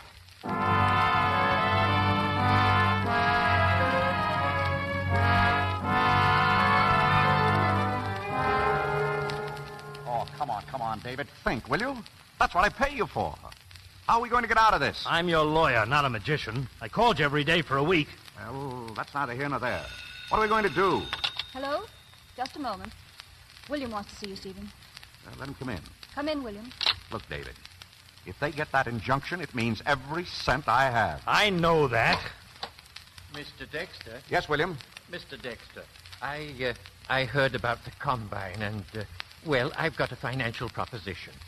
I happen to have a couple of $1,000 lying around, and I thought I might take a little flyer in cement. Well, thank you, William. I may call on you any day now. Of course, the cash won't be available for a week or so. I'll start negotiations immediately with a certain party. You mustn't mortgage anything, William. Oh, the party is my wife. She makes me put everything in her name. Can she do that, Mr. Van Horn? No, but it's sometimes a good idea for a man to have his property in his wife's name. It's a perfectly legitimate way to stop unscrupulous persons from... Hey, Stephen. What? Stephen, did you hear what I just said? Sure, but... Oh. Well, now, wait. William, get out. Get out. Yes, sir. Certainly, sir. Stephen, it's the idea of the century. Is it? Stephen, you've got to get married. Married? It'll stop them cold. Are you sure? They can't tie up your money or your business if you haven't any. I'm going to have you put every last penny, every sack of cement, your house, the shirt on your back in your wife's name. But I haven't got a wife. And you'll have to get one. You've got to be married today. I can't be married today. My friend, you've got to be. All right. Kendall. Yes? Kendall, get Phyllis Walden on the phone. Walden? Yes, get her. Very well. I'll run over to the bank and get things straightened out. Okay, and find out when the marriage license bureau closes. That's no good in New York. You have to wait 3 days. 3 Hello? days? Miss Walden, please. That's out. Let's see. The nearest state you can get married in right away is South Carolina. Hello, what? Kendall, find out when I can get a plane to South Carolina. Just a minute. You better come with me to the bank, Steve. Well, yeah, in a minute. I've got to speak to Phyllis. All right, meet me there. There's a lot to do, so hurry. Yeah, right with you. Have you reached her yet? No, she isn't in. Oh, well, look, Kendall, I've got to leave this to you. Get hold of her and explain things, but be nice about it. You told me to keep out of it. This is business. Stephen, are you sure it's good business? Well, yes. Is she ready for this? Well, I don't know. If I'd had 2 more weeks, 1 week. She loves you? Well, I'm not asking her to love me yet, just to marry me. Just to marry you. Stephen, to a woman, marriage is serious, sacred, no matter what she is. Never mind the sarcasm. You find her and deliver her to that plane. With a bill of lading? Get her. I can't drag her here by her phony eyelashes. Now, look, Kendall, you're a woman. Has that got round? You know how to talk to another woman. You know what to say to her and how to say it. Yes, of course. I'll speak to her, Stephen. Oh, fine. That's thanks, Kendall. I'll see you at the plane. See you at the plane.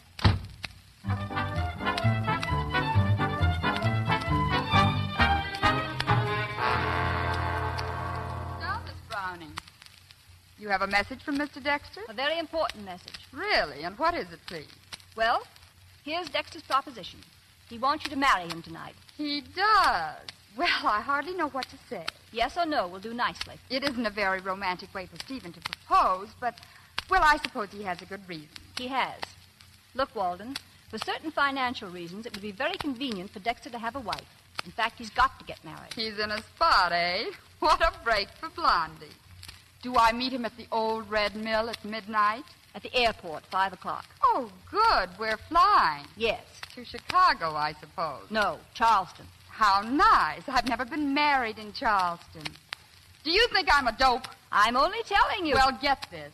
When I do marry Steve, and I'm going to, I'll keep you around for laughs.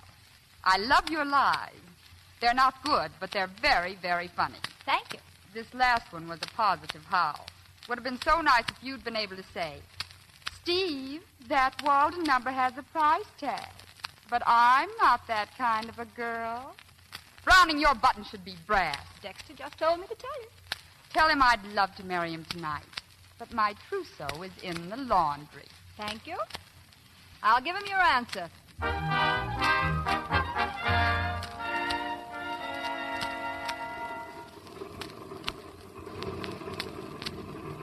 Sit down, Steve. Sit down. You're making me nervous as a bridegroom. Well, it's nearly time to take off. They won't hold this plane forever. Will you stop having pups? You know you can count on Kendall. Say, listen, have you known this Phyllis girl a long time? No. Why? Well, she could make it rather gruesome for you, Steve. I mean to say, after all, she'll have control of all your goods and chattels. She could refuse to hand them back if she turns out to be a stinker. Oh, she's all right. Don't worry. Look. There's Kendall, but I don't see Phyllis. She doesn't seem worried. Well, what has she got to worry about? Hello. Where's Phyllis? Where is she? I couldn't get her to come. Not for love or money. What? You mustn't blame her, Steve. No woman wants to get married just as a favor. Well, it was a nice business while I had it. Had it, you've still got it, and you can keep it if you work fast. All you have to do is marry somebody. Fine, just marry somebody. Anybody who can say I do will do. Just a formality. Needn't mean any more than having your hair singed. Go away. Steve, we've got to get you a wife, and in a hurry. Doesn't matter who she is. Of course, it would be better if she was some girl you could trust. Somebody like, Kendall even. Why, all she... hey. Kendall? Sure, why not? Kendall. Kendall, dear. Hello. What do you say, Kendall? Will you marry him? Kendall. Well, isn't this rather sudden? I mean... Kendall, it's strictly business. It's just somebody to say I do. What do you say? Oh, well, I do.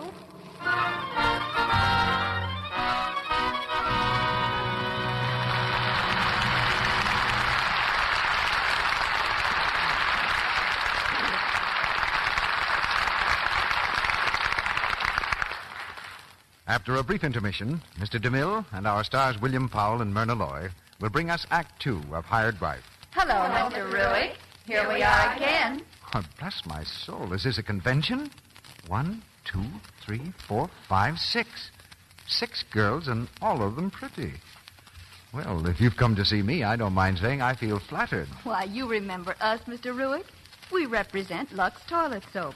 Each of us is a symbol of one of its special qualities. Symbols, are you? Well, I'm glad to know. Yes, and now you're supposed to ask each of us which quality of Lux soap we represent. It'll be a pleasure. Now begin by asking you first. Well, Mr. Ruick, I stand for Lux Toilet Soap's mildness. You know, that means it's gentle enough even for delicate skin. I represent Lux Toilet Soap's purity. That means only the finest ingredients are used to make it. You're both right, girls, but not too fast now. We really want to hear you. Let's give that little curly-haired girl there a chance. Lux Soap's whiteness, Mr. Ruick. That's what I stand for. Women love to use a soap that's so white and satiny smooth. Right, you certainly are. And now who's next on the list, girls? Me, Mr. Ruick. I represent Lux Soap's active lather. Active lather that removes every trace of dust, dirt, and stale cosmetics thoroughly. And this tall young lady on my right? I represent the lovely perfume Lux Toilet Soap has. So nice and delicate. The perfume that makes Lux Soap such a grand bath soap, too. Every woman who uses Lux Toilet Soap as a bath soap will agree with that. And now here's our last little girl. Will you tell us what quality of Lux Toilet Soap you represent? Something very important these days, Mr. Ruick. I stand for Lux Soap's economy. It's thrifty to use because each cake is hard milled, and so it lasts and lasts. Thank you, girls, one and all. I wish our audience could see what lovely Lux complexions you all have. You've done a grand job of telling us that Lux Soap has every quality a really fine toilet soap should have. No wonder it's the choice of 9 out of 10 lovely screen stars. And no wonder pretty women everywhere say, this is the complexion soap for me. Well, thank you again, Lux Toilet Soap girls. And good night. Good night, Mr. Ruick. Good night.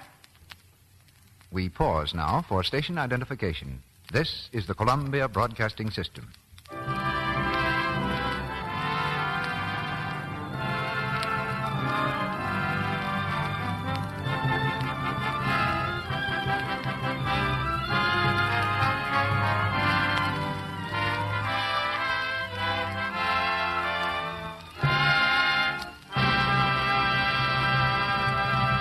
Act 2 of Hired Wife, starring William Powell as Stephen Dexter and Myrna Loy as Kendall Browning.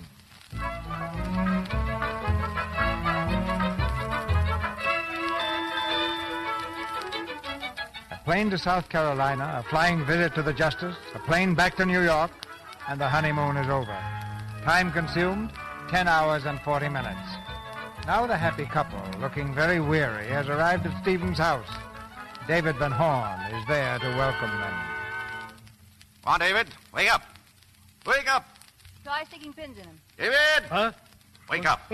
Oh, it's you. Congratulations. Thank you. Here's the marriage certificate. Let's see. I hope they don't look too hard at the date. They might holler collusion. I left some papers for you to sign. Transfer property to Kendall. Where do I sign? Right there. What does Kendall have to sign?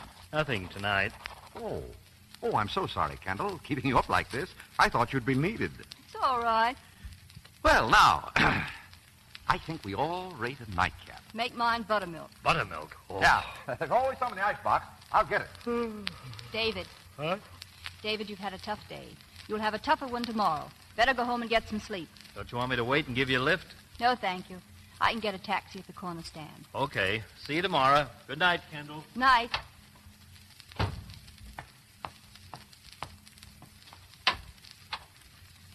Hello. Hello. Here's your buttermilk. Thanks. Where's David? He went home. He said he was tired. Oh. Well, here's mud in your eye. Boo. Healthy drink, buttermilk. Horribly healthy. You made me drink my first glass. Ugh. Yes, I guess I was born bossy. Well, I have slept better since I began drinking it, but I still don't like it. You? I loathe it. Well?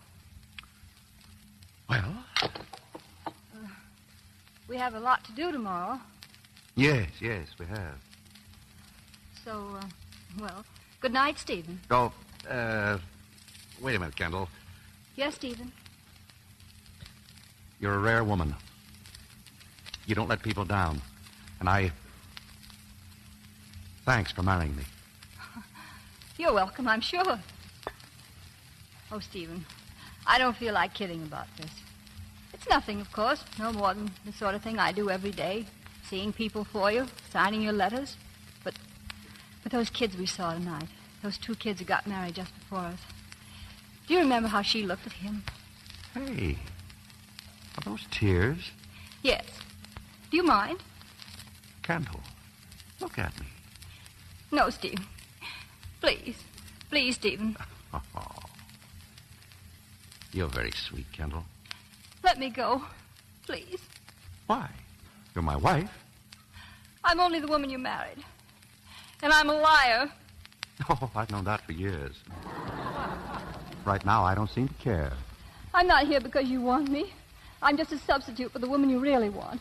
Phyllis Walden would be here if I hadn't lied to her, and to you. What? Well, now I've run out of lies. Then Phyllis did say yes? She said no, but I made her. She had to refuse the way I put your bid. Bid? You made Phyllis believe that I thought I could buy her? You treated her in my name as if she were cheap and nasty? Not cheap. Why, you contemptible, unscrupulous, double-crossing... Now, Stephen, remember you're a Yale man. You can't laugh your way out of this. All right, I started something, and I couldn't finish it. But your business is safe for the time being, and, well, when you see your little Goldilocks tomorrow, you can look her straight in the eye. She'll be amazed to learn that you have a conscience. It wasn't conscience. You'd have found me out soon enough. Besides, I don't enjoy being kissed by a man who keeps his eyes closed. They're open now. Oh, Kendall, what am I going to do about you? What do you want to do, Stephen? Stop acting married. We are, you know. Don't take advantage of a technicality. And stop looking at me like that. And go home. But where am I? Will you please get out of my house? Your house. Oh. Are you going to get tough with me, Browning? The name is Dexter, and I am. All right. If it's a fight you want, you got one. To a finish. And no holds barred. Will you please get out of here? Yes, but I'll be back. Never. Good night, Stephen. Wait. Kendall, Yes, Stephen. you're fired. Yes, dear. Good night.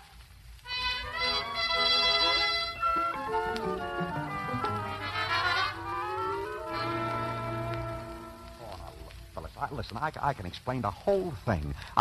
Phyllis. Don't hang up on me, please. Look, Phyllis, it's true I married. But the whole thing was a mistake. I meant to marry you.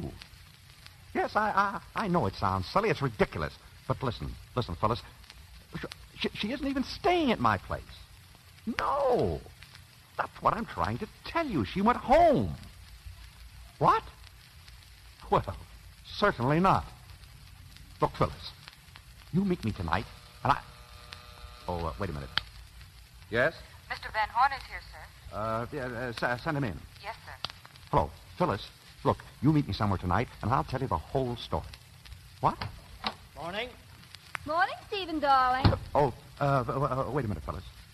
Hey, what are you doing here? You're fired. Tell him, David. It's like this, Steve. Your wife has to be here. Quiet. Hello, Phyllis. Look, Phyllis, I'm very busy, dear. I'll see you at the 41 Club. Yes, the 41 at 8 o'clock. Right. Goodbye, dear. Now, what's all this about? Well, Steve, here are the facts. In a marriage, a legal marriage, where both interested parties hold themselves forth as being... David, please get to the point. I've got to go home and start packing. Why? You going away? No, but your attorney advises me to move. Move where? To your house. My house? My house? Naturally, your house. Would Kendall move into my house? My house? Why not? She's capable of anything. That'll go on your bill. Steve, you've hit some more heavy trouble. More? The Combine smells a rat, so we've got to convince them that this marriage is on the level. We haven't a chance unless Kendall lives at your house until the storm blows over. Get the idea? I do, and I dislike it heartily. The only way to do it. Who thought up this unsavory scheme? What's so revolting about having Kendall as your house guest? You don't have to act married, except when somebody's looking. But think of the position it puts me in. What about me? What'll I tell my husband? Well, not you. The good one I'll marry next. It's up to you, Steve. But I advise you to grit your teeth and go through with it. No, it's ridiculous. Very well, if that's your attitude. See you in the bankruptcy court. Now, wait a minute, David, wait a minute. Is this the only way? Absolutely. All right. I agree, but under protest. Thank you. That's the boy, Steve, and I'll tell you what you can do.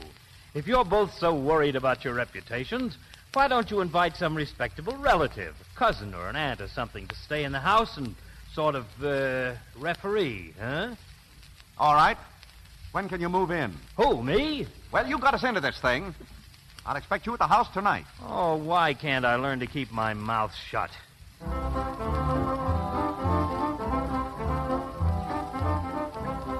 Kendall, here I am, Kendall.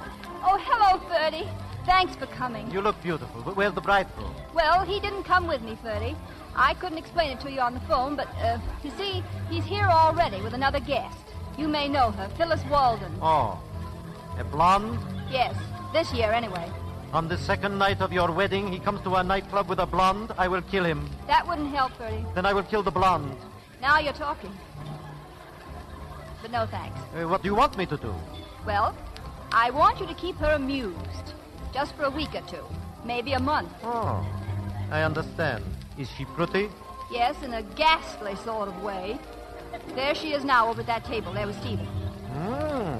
Not bad. Yes, I think I could disturb her a little. I want you to disturb her a lot. Will you do it, Ferdy? Well, for you I will do anything, but alas, I am not in a position financially. I'll take care of the finances. You take care of Phyllis. Come on.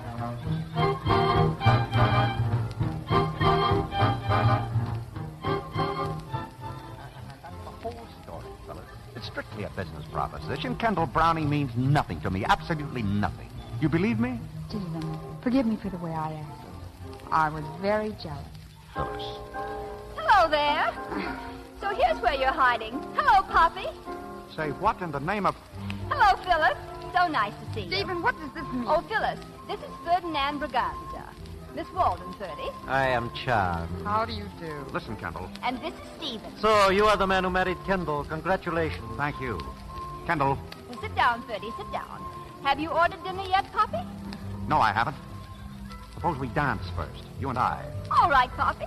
You young folks enjoy yourselves, will you? But certainly. Come on, Poppy. What are you going to do to me now? What's the matter, Poppy? Ferdy asked me to dine. You knew I'd be here. Now listen, Kendall. Darling, people are looking. We've got to be happily married, you know. Hold me tighter. Tighter, huh? All right. Oh, Steve. You don't have to break my ribs. I'd like to break your neck. Why, Poppy! And stop calling me Poppy. Oh!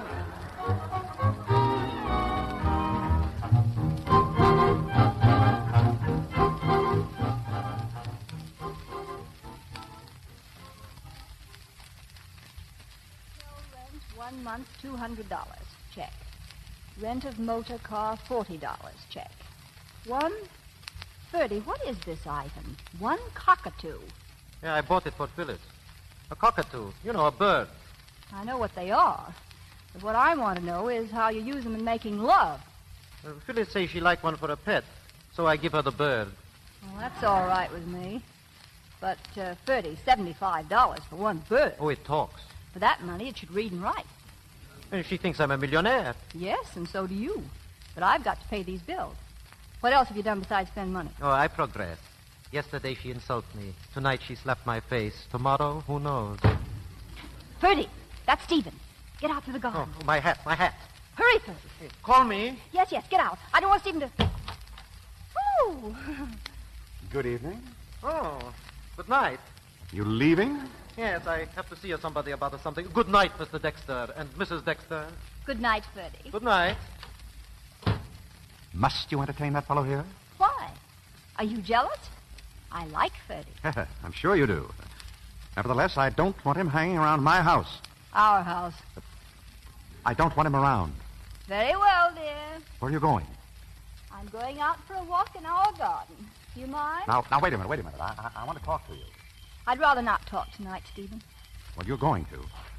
Kendall, this thing has gone on long enough. I want a divorce. A divorce? Oh. Then that means you've beaten the combine. Well, yes. Didn't Van Horn tell you? No. Yeah.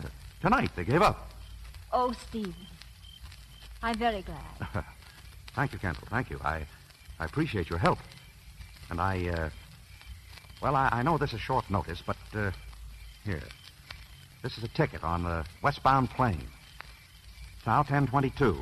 Really? I've been wondering what time it was all evening. The plane leaves at midnight. There's a check in there, too. I want you to have a nice, long vacation, and, after you're through at Reno... Well, Reno isn't far from Los Angeles, and Los Angeles isn't far from Hawaii.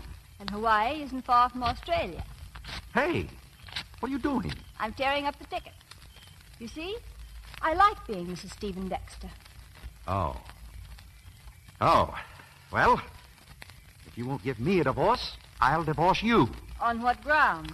My grounds just left. Ferdy? Oh, that's comical. Oh, what was he doing here? Helping you with your homework? Excuse me, Stephen. Yoo-hoo! David! Stop that. David! Yoo-hoo! Look out the window! You want to wake up the whole neighborhood? What's the matter? What's wrong down there? Go on, Steve. Ask Grandma. He was in the house all the time. Why don't you go to bed? I haven't had a night's sleep for a month. David, get me a divorce. You mind waiting till morning? How soon can I get one? Is Kendall willing? No, I'm not. If she fights... She will. If she fights, it may take years. Years? 5. Your best bet is to disappear and be given up for dead. Of course, that's just a curbstone opinion. Good night. Trump that one, Stephen. So you like being Mrs. Stephen Dexter, do you?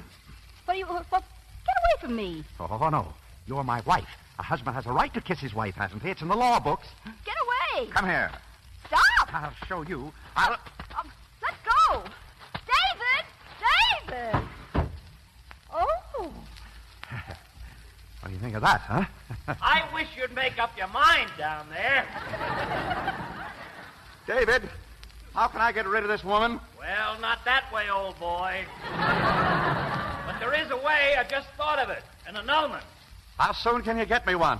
Oh, in a few weeks. Are you sure? It'll be a cinch. We'll just have to show it's been no marriage to date. You can testify to that. Yeah, I guess so. Well, then start annulment proceedings tomorrow. Right. But might I suggest that you come up here, Steve, fairly soon? Well, trump that. How can I? Good night, Stephen. Oh, you're going now? Of course. Well, but your clothes. I'll get them tomorrow morning. Will you drive me home? Oh, certainly no. No, I think it'd be better if you took a taxi. I'm too tired to drive. I guess you'll be glad to sleep in your own room again. Oh, will I? Did you have a room with David? Oh, I mean, of course you never did, but, well, never do. Good night, Stephen. Good night.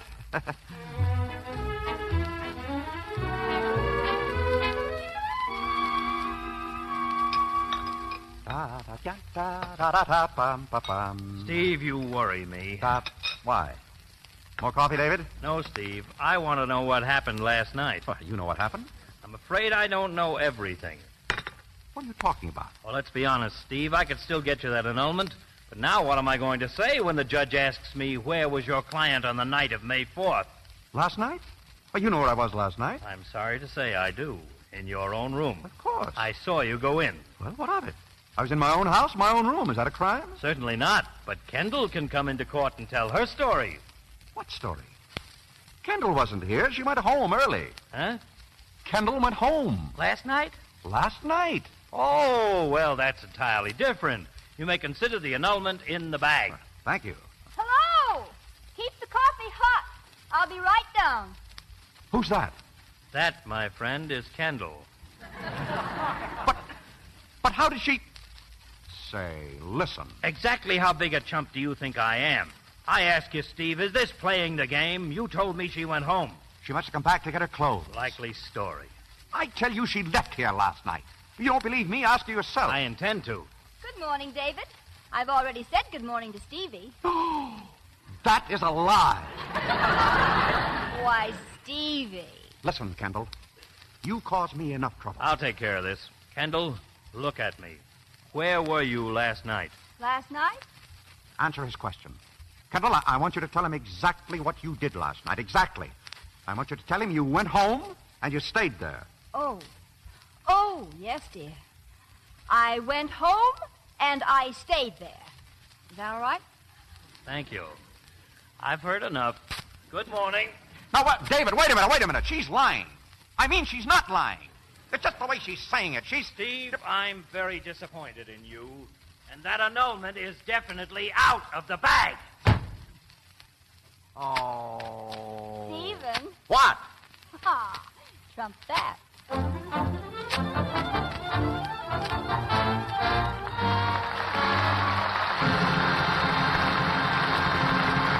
In just a few minutes, Mr. DeMille and our stars, William Powell and Myrna Loy, will bring us Act 3 of Hired Wife. Now, here are Mr. and Mrs. Smith. They're driving home from a weekend spent with the Browns.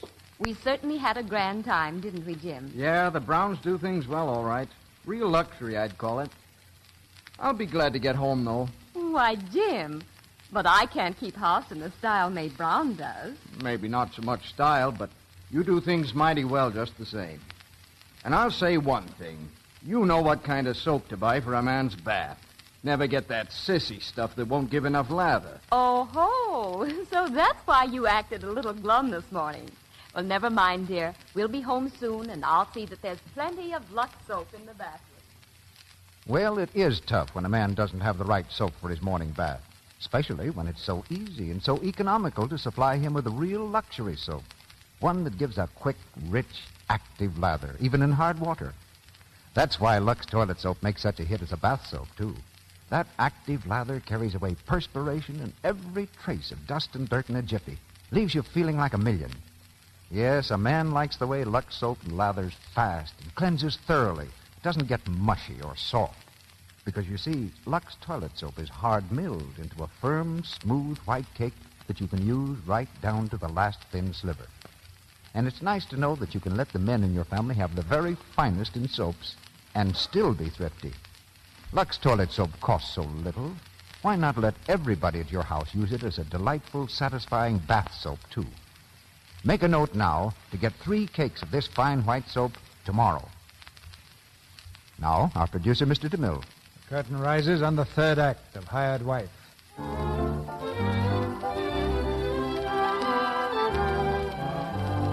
Kendall enjoys being Mrs. Dexter, and she's hanging on for dear life. In vain, Stephen tries to shake her off.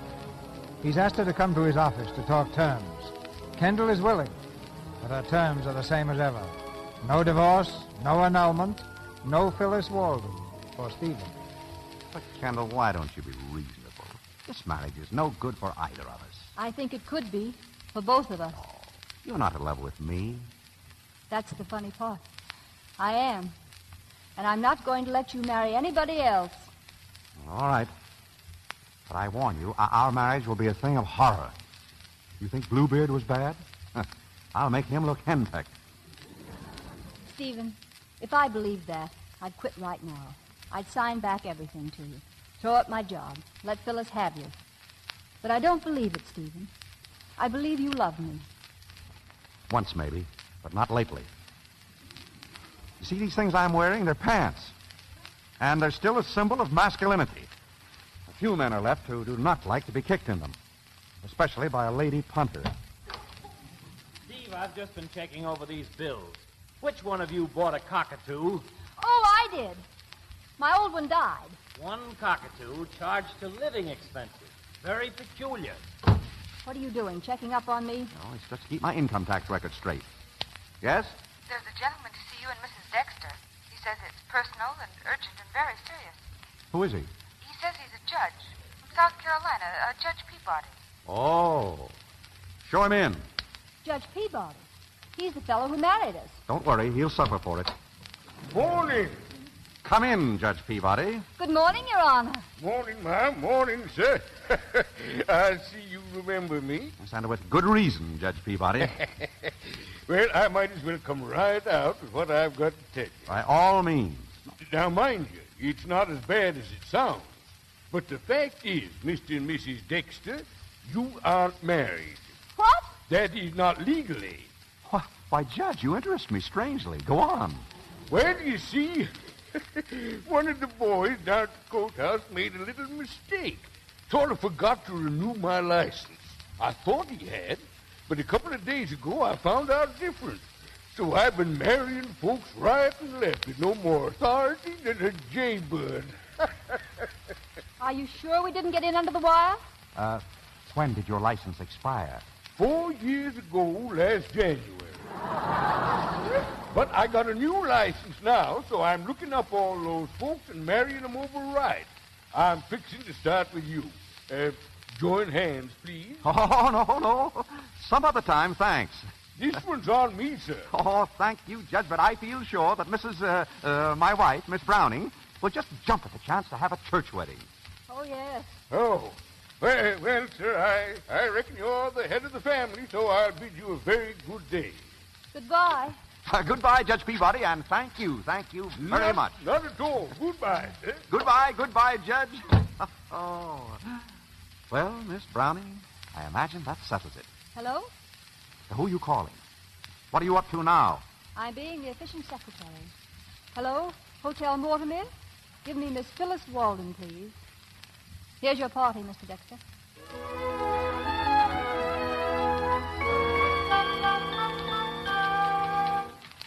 Kendall, I'm glad to find you here.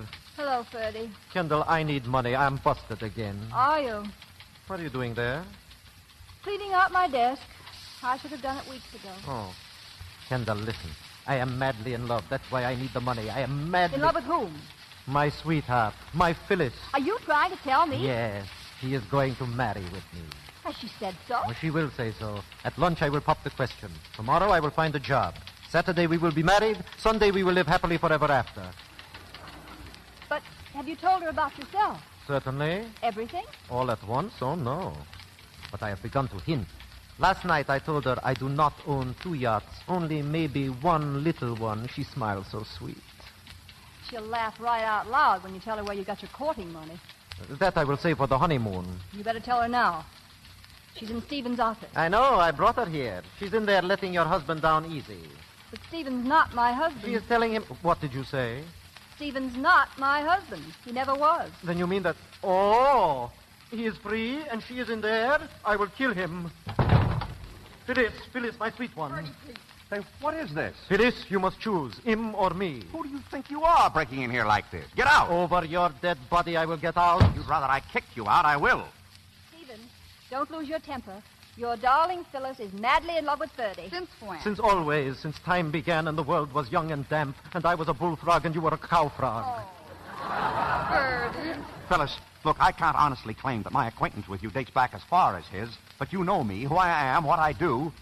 Phyllis, you owe it to yourself to find out a lot more about this fellow. He's rich, yes, but where does his money come from? I know all about that. Ferdy told me. Oh, do you mind telling me? Not at all. It comes from the same place yours does. Cement. I see. Excuse me, Steve. What is it now? Well, I'm a bit dubious about this check, a rather biggish hotel bill. Steve, do you use your suite at the Mortimer Hotel for business? My suite at the... I never lived at the... Let me see that. And here's a lot of other checks. $125, $100, $100, $150 to a party named Ferdinand Bragazar. You got a new tailor, Steve? No. I still get my clothes from... Hey, give me those checks. Sorry if I said anything wrong. So, you get your money from cement, do you? My cement. Ferdy, what does this mean? It means just what you think it means. These checks are signed by Kendall. Phyllis, forgive me. Oh, Ferdy, taking money from this...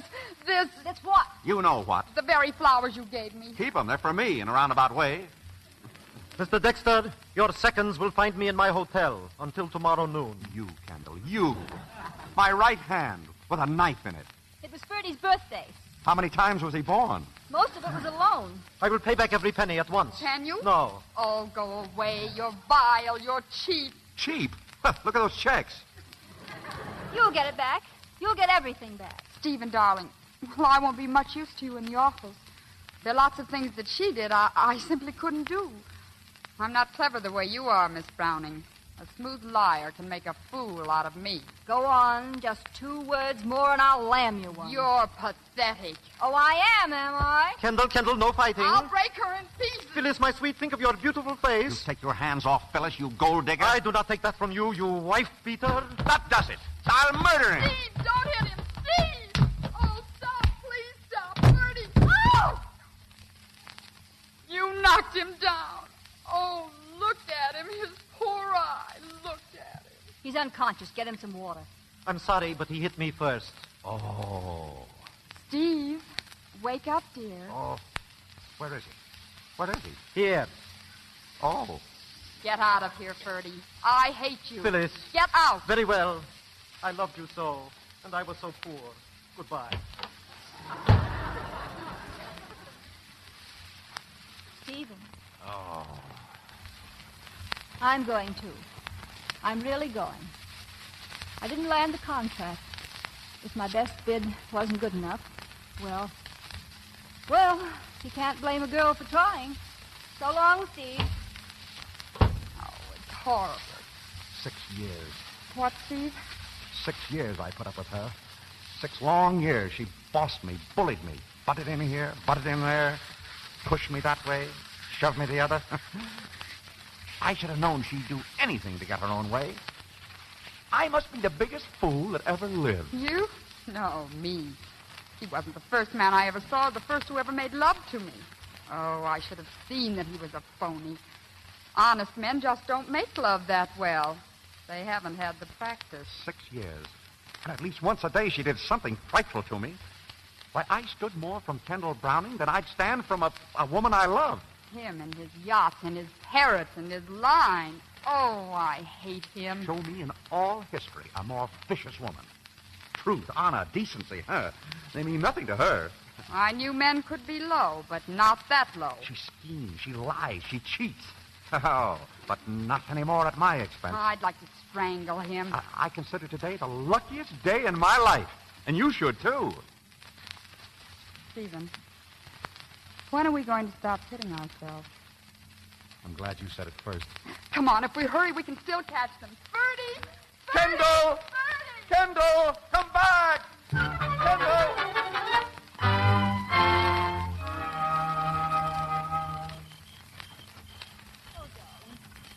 It's so nice being Mrs. Stephen Dexter again. And this time it's for keeps. Mind you, I'm not giving in. No, darling. That's my department. See this thing I'm wearing? It's a skirt. Oh, no more bossing me around? From now on, your word is law. Oh, really? Kiss me. Yes, dear. are you down there? I've just been thinking about that annulment. I said I've just been thinking... Who's that with you? Stephen! If you want that annulment, get up here. Stephen! All right, I resign. Da da da da da da da da da da da da da da.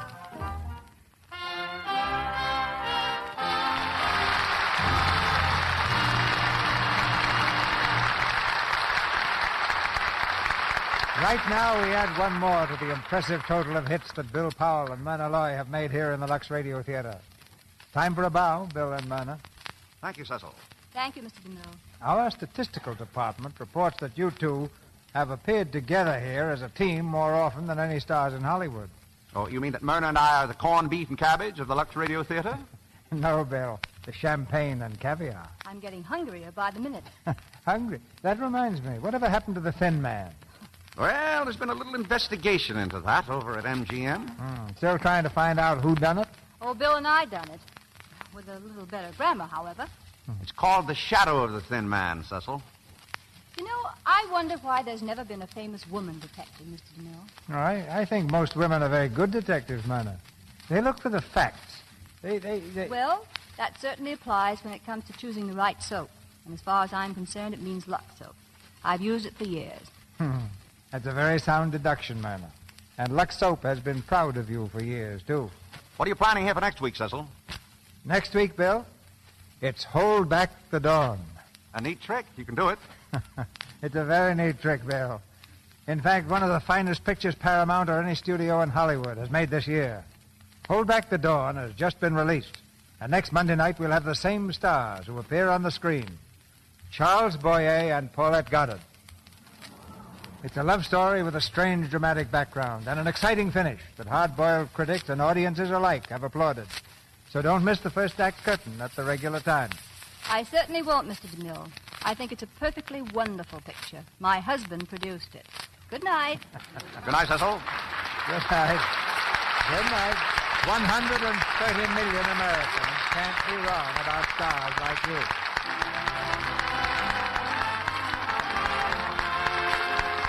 Our sponsors, the makers of Lux Toilet Soap, join me in inviting you to be with us again next Monday night when the Lux Radio Theater presents Charles Boyer and Paulette Goddard in Hold Back the Dawn. This is Cecil B. DeMille saying good night to you from Hollywood. William Powell and Myrna Loy appeared tonight through the courtesy of Metro-Goldwyn-Mayer Studios. The picture, Hired Wife, was based on an original story by George Beck and produced by Universal Studios, whose latest release was Appointment for Love. Heard in tonight's play were Arthur Q. Bryan as Van Horn and Tori Carlton as Phyllis. Our music was directed by Louis Silvers. Tune in next Monday to hear Charles Boyer and Paulette Goddard in Hold Back the Dawn. Your announcer has been Melville Ruick.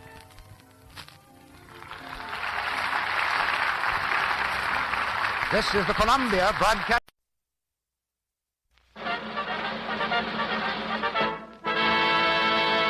From Hollywood, California, the Lux Radio Theater presents William Powell and Carole Lombard in My Man Godfrey, with Gail Patrick, Misha Auer, and David Niven.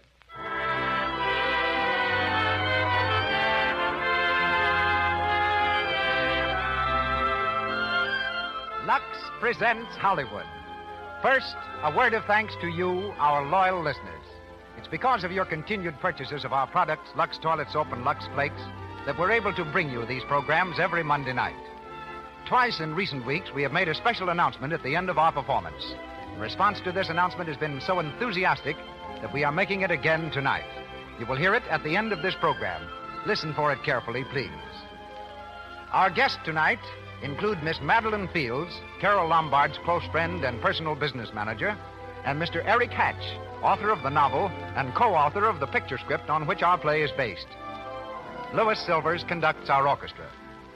We take this opportunity to express our gratitude to the Women's National Radio Committee, which, representing 2 million members of women's clubs the country over, has just voted the Lux Radio Theater the best dramatic program on the air. And now, your host and producer. Ladies and gentlemen, Mr. Cecil B. DeMille.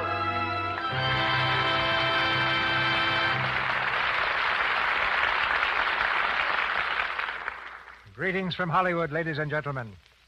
A few years ago, I selected 2 Mack Sennett bathing beauties for my first talking picture, Dynamite. One of the girls was Madeline Fields, whom I thought had a future in pictures. The other was Jane Peters, whom I discharged for lack of talent. Today, Miss Peters, one of the screen's cleverest actresses, is known as Carole Lombard, and Miss Fields is Carole's personal business manager, which sometimes prompts even my best friends to tell me that I'm not the world's greatest talent scout. William Powell, who stars with Miss Lombard tonight, started his theatrical career as an usher in Kansas City for exactly nothing a week. He reached the stage because of a 23-page letter he wrote to an aunt in Pittsburgh. It must have been a remarkable letter because it obtained a $700 loan, which took young Mr. Powell to New York and dramatic school. Celebrated for his debonair drolleries, a master of the lifted eyebrow and the screen's #1 Beau Brummel, we hear him shortly in his great screen characterization, the title role in My Man Godfrey. Miss Lombard, our First Lady of Lunacy, is active again as that moonstruck maiden Irene Bullock. 3 more celebrities round out our star-studded cast. Miss Gail Patrick as Cornelia, Misha Auer as Carlo, and David Niven as Tommy Gray. It's curtain time, and the Lux Radio Theater presents Carole Lombard and William Powell in My Man Godfrey with Gail Patrick, Misha Auer, and David Niven.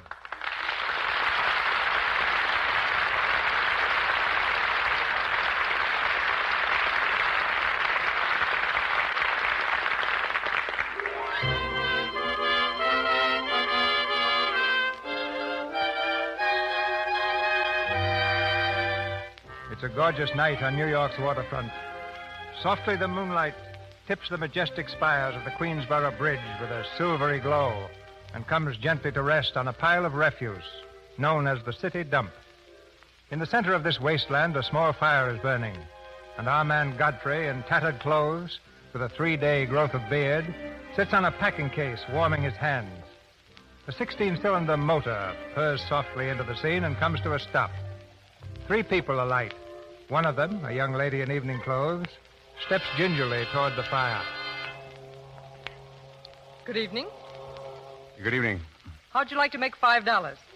How would I didn't quite catch what you said. I said, how would you like to make $5? Well, I don't want to seem inquisitive, but what would I have to do for it? Oh, all you have to do is go to the Waldorf Ritz Hotel with me, and I'll show you to a few people, and then I'll send you right back. May I inquire just why you would want to show me to people at the Waldorf Ritz? Well, if you must know, it's a game, a scavenger hunt. If I find a forgotten man first, I win. Is that clear? Yes, quite clear. Shall I wear my tails or come just as I am? Now, you needn't be fresh. Do you want the $5 or don't you? Madam, I can't tell you how flattered I am by your very generous offer. What are you doing? Get away from me. However, I'm afraid I'll have to take it up with my board of directors. Don't you push me. And no matter what my board of directors advise, I think you should be spanked. Oh! Not to be done. You deliberately pushed me into that junk pile. No, I didn't. But it suited you nicely. George! George! I saw that. I saw what you did. Are you in the habit of hitting ladies? Maybe. I'm in the habit of hitting gentlemen also, if that would interest you. Don't you touch me. George, aren't you going to do anything? I certainly am. I'm going to get a policeman. Come along. George, come back here, George. Get in, dear. I'll show you. Oh, hello. Hello? Who are you? I'm Irene. Oh, that was my sister Cornelia, pushed in the ash pile. How would you like to have me push Cornelia's sister into an ash pile? Oh, I don't think I'd like it. Wait a minute. Are you a member of this hunting party?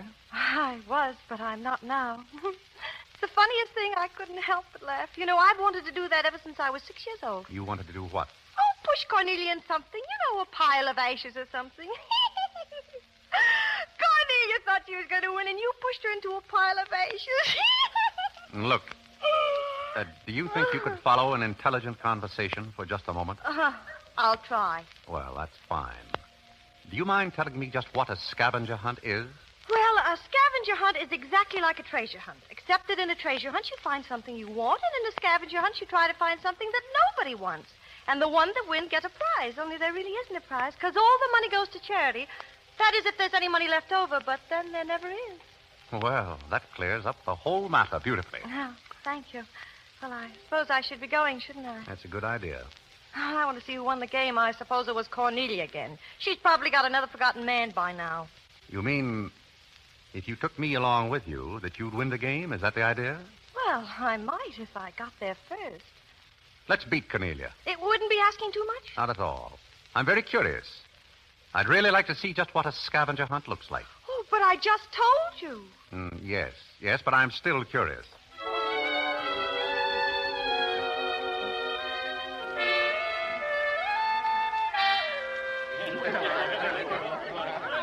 Ladies and gentlemen, please, ladies and gentlemen, quiet, please. Your attention, please. Miss Bullock has the forgotten man. Well, here he is. Would you mind stepping up on the platform, yes, please? get right up on the platform, Godfrey. Doesn't he look funny? Just stand over there, between the monkey and the goat. Now, do you mind if I ask you a few questions? Fire away. What is your address? City Dump 32, East River. Sutton Place. Quiet, please, ladies and gentlemen. Is that your permanent address? Well, the permanency is rather questionable. You see, the place is being rapidly filled in. Do you mind? May I ask you a personal question? If it isn't too personal. Are those whiskers your own? No one else has claimed them. Thank you. Now, one more question. Are you wanted by the police? That's just the trouble. Nobody wants me. Oh! A very good answer. Oh, splendid, Godfrey. The committee is satisfied. Miss Irene Bullock wins the scavenger hunt for the forgotten man.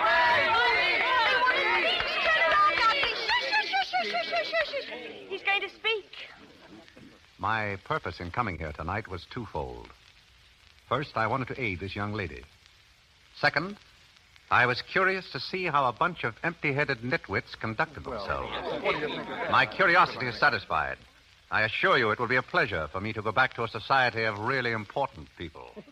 Good night, ladies and gentlemen. Godfrey, wait. Oh, Godfrey, I'm terribly sorry. Oh, that's all right. Oh, I'd never brought you in there if I thought they were going to humiliate you. You know, I'm terribly grateful. It's the first time I've ever beaten Cornelia at anything, and you helped me do it. Oh, I wish I could do something for you.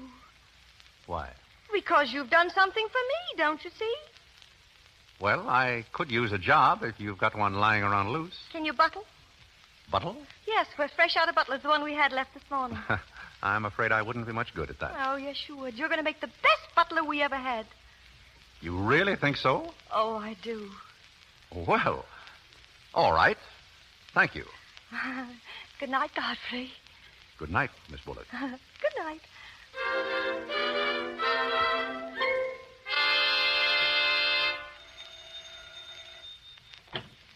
Well?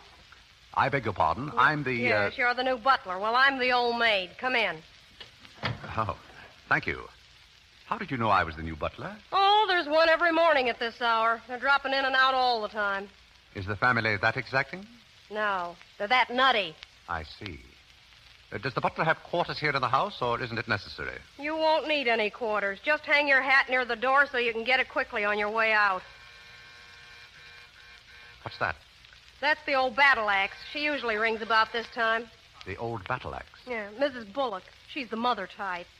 If she has the jitters, and she usually does, she'll ring again in a minute in no uncertain terms.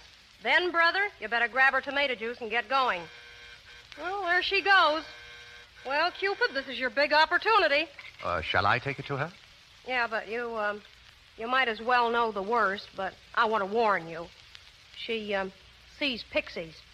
Pixies? Mm-hmm. You know, the little men. Oh, those. Uh-huh. Yes. Where do I find her? Upstairs. She's in the first cage on the right. Well, wish me luck. Happy landing.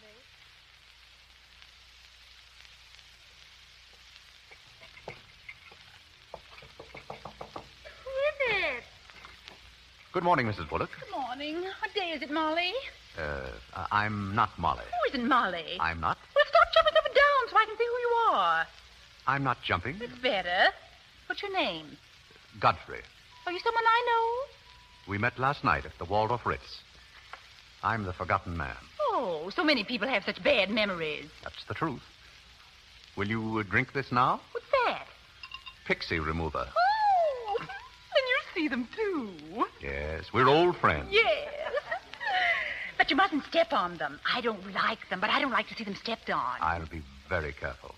I wouldn't hurt them for the world. Thank you. Oh, you're a great help. Go away. Go away, little man. Go away. Shoo, shoo, shoo. Oh, there they go.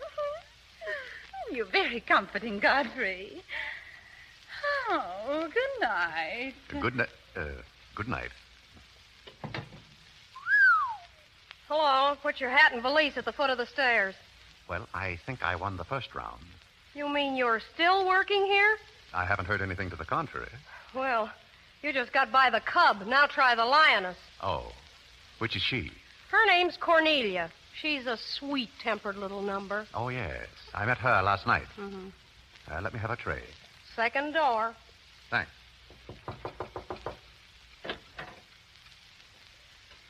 Who is that? Good morning, Miss... What do you mean by barging into my room? You... But I... Get out. Get out, you. Oh, wait. You don't... Get out. Get out, I said, and don't come back. Hello. Hello. I'm afraid I lost the second round. Hey, Molly, cut out all the noise and bring me some breakfast. Opportunity never stops knocking in this house. That's Irene. You want to try again? Here goes. Lots of luck. Good morning. I brought you breakfast. Oh, are you the new butler? Don't you remember last night? Well, what happened to Godfrey? I'm Godfrey. Oh, you look so different. What happened to those nice whiskers? Well, turn around and let me look at you. Oh, you're the cutest thing I've ever seen. Thank you. Will there be anything else? Yes, sit down and talk. You know, I like to talk in the morning when your head is clear, especially when you've been somewhere the night before. Sit down. Well, if you insist, but it doesn't seem very good form for a butler. Oh, you're more than a butler. You're the first protege I ever had. Protege? You know, like Carlo. Who is Carlo? He's Mother's protege. Oh. You know, it's awfully nice, Carlo, having a sponsor, because then he doesn't have to work and he gets more time for his practicing. But then he never does, and that makes a difference. Yes, I imagine it would. Oh, it makes me feel so mature and grown up. Oh, what does? Having a protege. You're the first one I ever had. And it's terribly thrilling. Not only does it occupy my mind, but I think it's character building, too. No, just what does a protege have to do? Oh, you just go on butling and I sponsor you, don't you see? It's getting clearer. Well, it's really not much work, but it gives you something to think of. It's going to be such fun. Oh, I'm sure it's going to be heaps of fun. But you see, a protege has certain responsibilities also. For instance, if someone should ring for me now and I didn't answer, that would reflect upon you, because you're my sponsor, don't you see? Yes, I suppose it would. I never thought of that. Oh, you don't know how nice it is having some intelligent person to talk to. Yes, it's been very enlightening to me, too. Oh, I just thought of something else. Do you know what you are? I'm not quite sure. You're my responsibility. That's very nice. Well, see you in church. Yes. See you in church. Goodbye, Godfrey. Goodbye, miss.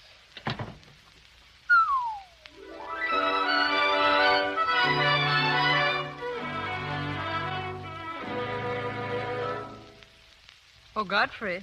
Yes, Miss Cornelia? I see you're still with us, Godfrey. Yes, miss?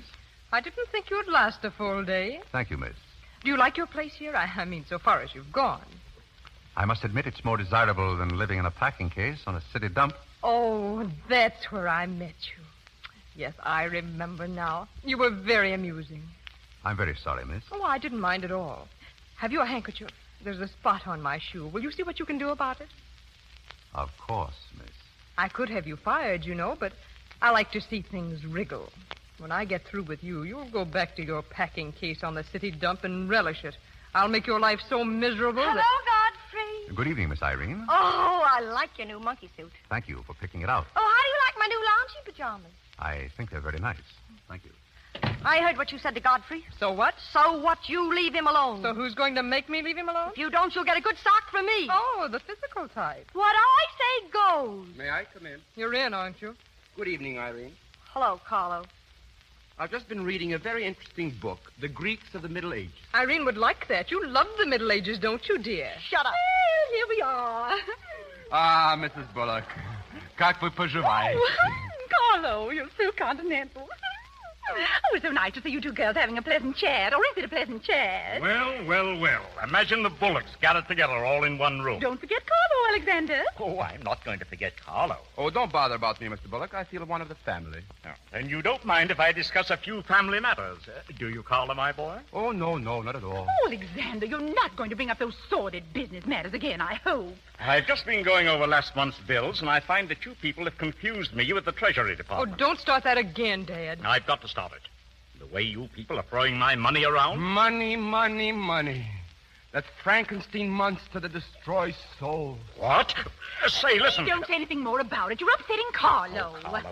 Carlo. Who's the head of this house, Carlo or me? Here's Godfrey. The cocktails, sir. Huh? What? Oh, thank you, Godfrey. Not at all, sir. Miss Irene? Oh, did you make them, Godfrey? I helped. Oh, they must be wonderful. I'd like to help sometime if you'll let me. I'd feel honored. While we're on the subject, how about this business of certain people picking up anybody they find on the city dump and dragging them into the house? For all we know, we might all be stabbed in the back some night and robbed. Who's going to stab who, Cornelia? Well, we don't know a thing about certain people. You shut up. I will not shut up. My life's precious to me. Well, it won't be in a minute. I think we should get our help from employment agencies. Well, I don't know, but what I agree with Cornelia. Will you? Oh, Xander, you've upset Carlo, and now you're upsetting Irene. Don't you remember her breakdown last summer? I do. That's why I'm not paying any attention to this. Well, if Mother can sponsor Carlo, why can't I sponsor Godfrey? Oh, Godfrey knows I'm not being personal, but after all, none of us would like to wake up some morning stabbed to death. Now, Cornelia, you mustn't come between Irene and Godfrey. He's the only thing she's shown any affection for since the Pomeranian died last summer. Oh, now, Irene, you mustn't have a spell. What is all this nonsense? Please be quiet. You never did understand women. Why don't you get the doctor? I don't want a doctor. Do you want an ice bag? No, I don't want an ice bag. I want to die. Oh, you mustn't do that. Carlo, do the gorilla for Irene. It always amuses her. I'm not in the mood. Well, stop eating those hors d'oeuvres and get in the mood. All right, I'll do it, but my heart won't be in it. Irene, be a good girl, Miss Darling. Carlo is going to imitate a gorilla for you. A gorilla? I'd rather see him imitate a man. Alexander. This is too much. Too much. It certainly is. I'm getting out of this madhouse.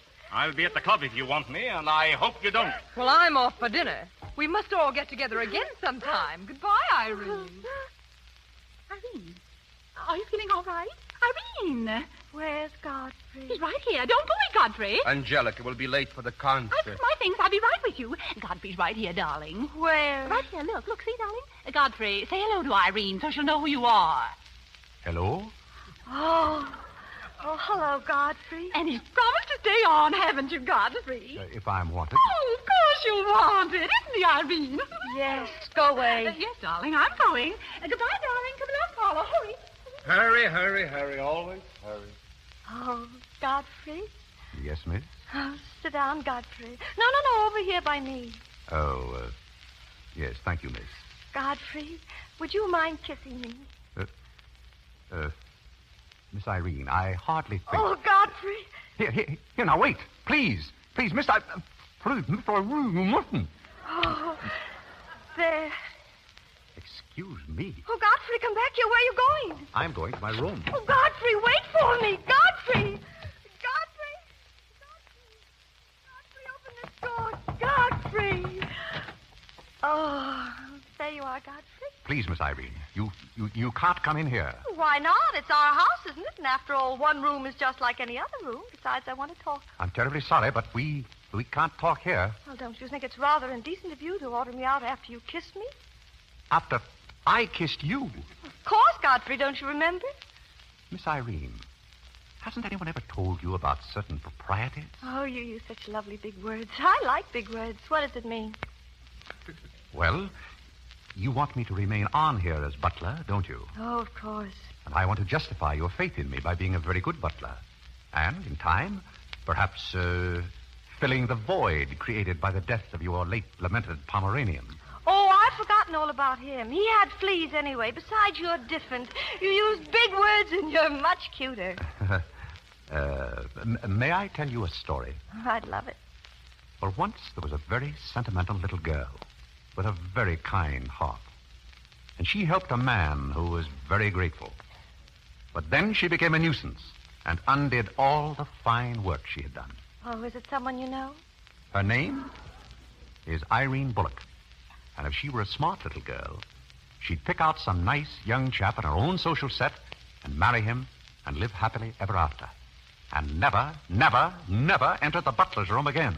You mean I can never come in here again? Never. Now, out you go. Oh, Godfrey, stop. This way, please. No, I want to stay. Let me go. Outside, please. Oh, you'll be sorry. And don't ever come in here again. Well, you'll be sorry.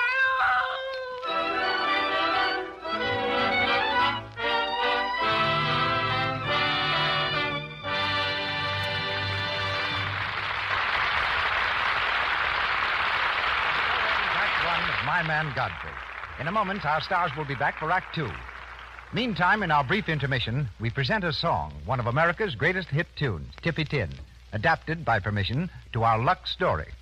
Let's suppose that Rosita in Tippy Tin has suffered the embarrassment of a stocking run at the very moment she wishes to look her best. In our Lux version, we offer her a helpful suggestion. One night the moon was so mellow, Rosita met young Manuelo. He begged for a kiss and heard a hiss from the young miss, this fellow. He said, why, what is so shocking? She hid the rum in her stocking.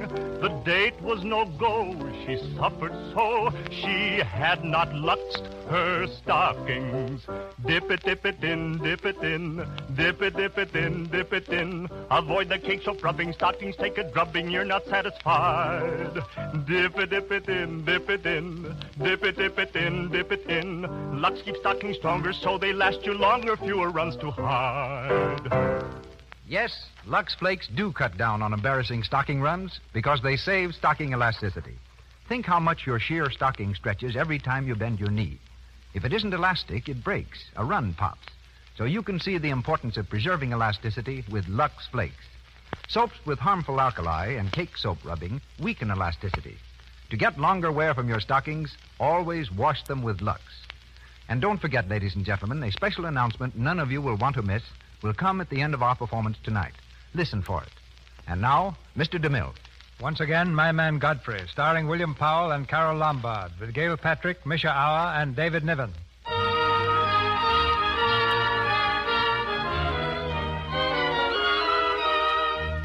2 days have passed, during which Irene has shown an all too evident affection for her man Godfrey. In the Bullock living room, a cocktail party is in progress. Irene, dressed in mourning, watches with tragic eyes as Godfrey moves among the guests. Let me see, what did I bid? Spades? I never can tell the difference between spades and trumps. Some hors d'oeuvres, Mr. What? Oh, yes, thank you, Godfrey. Hello, everybody. Oh, look, it's Tommy Gray, the solo player. Tommy, come over here. Irene, Cody, look what she did. How are you, Angelica? Fine. Godfrey, where are you going? Don't go away. Oh, sorry. Give Mr. Gray some hors d'oeuvres, Godfrey. Very good, ma'am. Mr. Gray? Thank you. Well, if it isn't Godfrey Park. Smith, sir. Godfrey Smith. Smith? What do you mean, Smith? Do you know Godfrey, Tommy? Know him. We went to Harvard together. Imagine a butler with a college education. A butler? Is this a gag? Mr. Gray neglected to tell you that when we were in Harvard together, I was his valet. Was he a good servant, Tommy? Oh, excellent. What is all this, Godfrey? I'll tell you later. Strange you never gave Mr. Gray as a reference, Godfrey.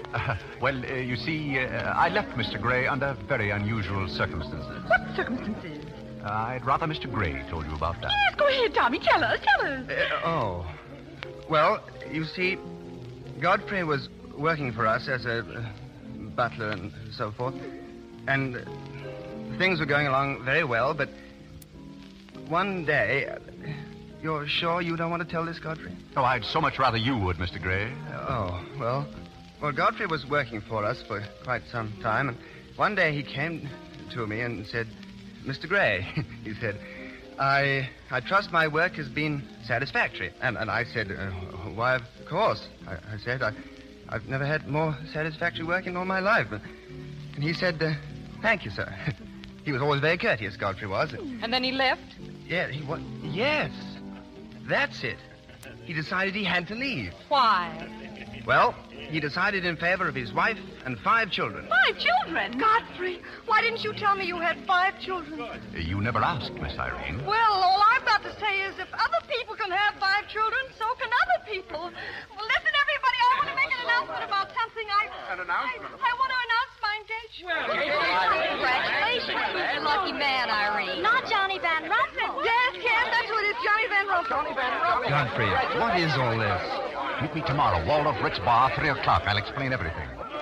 Isn't this engagement a little sudden, Irene? You shut up. Why don't you wish her luck, Godfrey? Yes, come and congratulate Irene, Godfrey. Well, certainly. May I congratulate you, Miss Irene? I wish you all the happiness in the world. You wish you... Irene! Well, isn't that funny?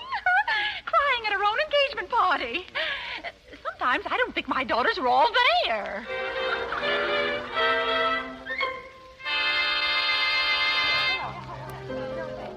Godfrey, over here. Oh. Hello, Tommy. I thought you said you'd meet me here at 3. Sorry. It took me a little longer than usual to make the beds. Oh, well, what are you drinking? I'll have a rousing lemonade. Are you sure you can handle it? 1 lemonade, 1 stinger, Joe. Yes, sir. Well, let's have it. What? The story.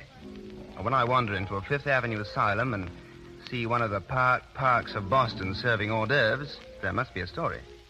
Yes, there is. Tommy, you remember that little incident up in Boston? Oh, you still have that woman on your mind? No, not anymore.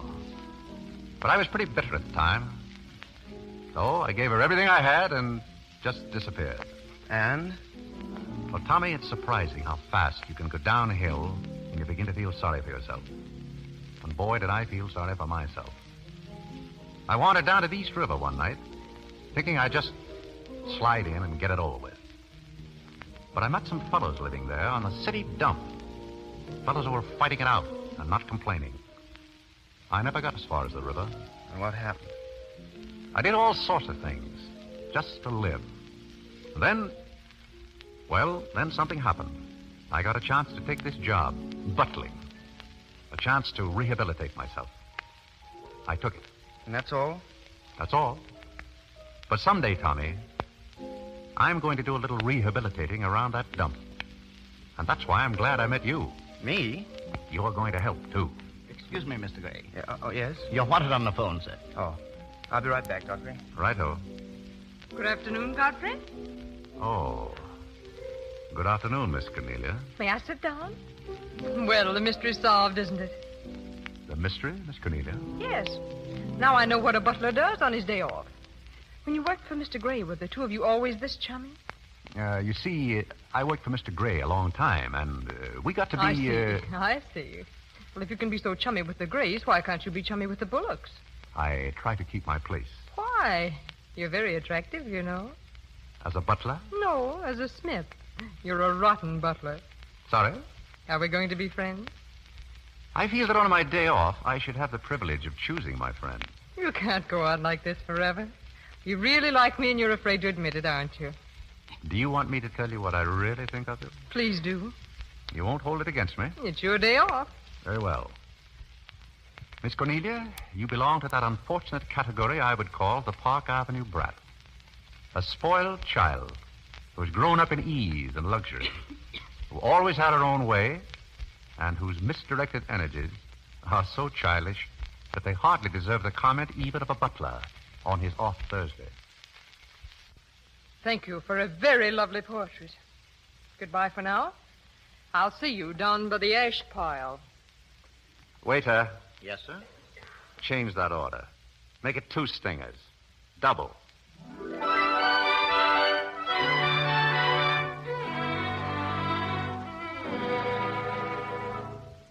Molly. Yes, Miss Irene? What are you doing? Sewing. Some buttons on a coat. Oh, is it his coat? Yes. The coat is his. Oh, I'd like to sew on buttons sometime when they come off. I wouldn't mind at all. I could do it right down here in the kitchen. He doesn't lose very many. He's very tidy, isn't he? Yes, he's very tidy. Oh, what does he do on his day off? He never tells me. Oh, he's probably sitting somewhere with some woman on his lap. He's the meanest man I know. I think he's very mean. I suppose he's sitting somewhere with somebody on his lap that doesn't care for him at all. As far as I know, maybe his children are there, too, calling him. Oh, I can't bear it. Oh, please don't. You too? Yes. Oh, Molly, I know exactly how you feel. Good evening. Godfrey. How about a quartet? For tomorrow may bring sorrow, so tonight let us be gay. Hi, Toots. Godfrey, look at you. Where have you been? A friend of mine, drinking rousing lemonade. Mother, Irene, everybody, come here quick. What's the matter, Miss Cornelia? Mother. Yeah, what's the matter? What's going on around here now? Father, my pearls. What about your pearls? They've been stolen. Oh, that's terrible. What'll we do? Well, we'll call the police. That's what we'll do. That's the idea. Call the police. G-men. Give me the phone. You don't have to bother. I've already called them. And I think I know who did it. In fact, I'm almost sure. What do you say, Godfrey? Hi, Toots. Wait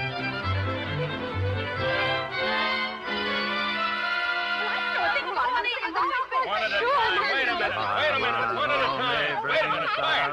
Quiet. When did you miss the pearls, Miss Bullock? This afternoon when I came home, I had put them in my jewel case this morning after breakfast. She probably lost them. Last year she left them in a taxi. Did anyone see you put the pearls in the case? No. Oh, yes. Yes, Godfrey did. He was taking the tray out of my room. He saw me. Godfrey, eh? Well, who's Godfrey? That's me. Me. Butler? Yes, he's the best butler we ever Oh, had. I'm sure Godfrey didn't do it. Although we don't know very much about him. My sister picked him up on the city dump. Oh, I see. Are you accusing Godfrey? I'm not accusing anyone. I want my necklace. Oh, it's silly to think of Godfrey wearing a pearl necklace. Yeah? Do you mind if we search your quarters, Godfrey? Not at all. This way, everybody.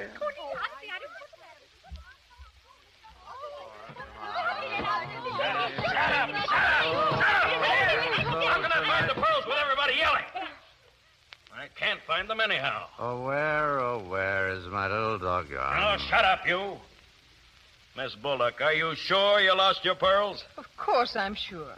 Well, they're not in this room. Look under the mattress. What? I said look under the mattress. Yes, that's a good place. Okay. Nope, they're not under here either. Oh, but they must be there. What? Oh, nothing. What made you so sure they'd be under the mattress, Cornelia? Yeah. What made you so sure? Yeah, what? Well, that's where people usually hide things, isn't it?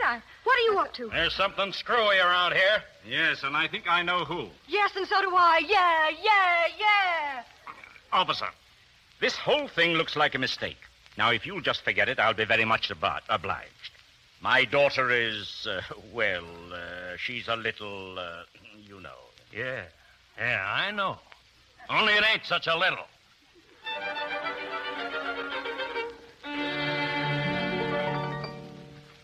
Your coffee, sir? Listen to this, Godfrey. Mrs. Bullock and her two daughters sailed yesterday for a holiday cruise around the world. It is rumored that the younger daughter, Irene, is trying to forget a broken engagement plus another heartthrob, which is the real reason for the trip. Oh, what do you think of that? It is a little quieter, sir. The socialite Mrs. Bullock and her two charming daughters relaxing on the beach at Deauville. They should relax. This is the first good rest I've had in 20 years. Expected home next week. Godfrey, they're coming home. Yes, sir. Your breakfast, sir. Never mind the breakfast. Just bring me a cup of coffee and 4 aspirins.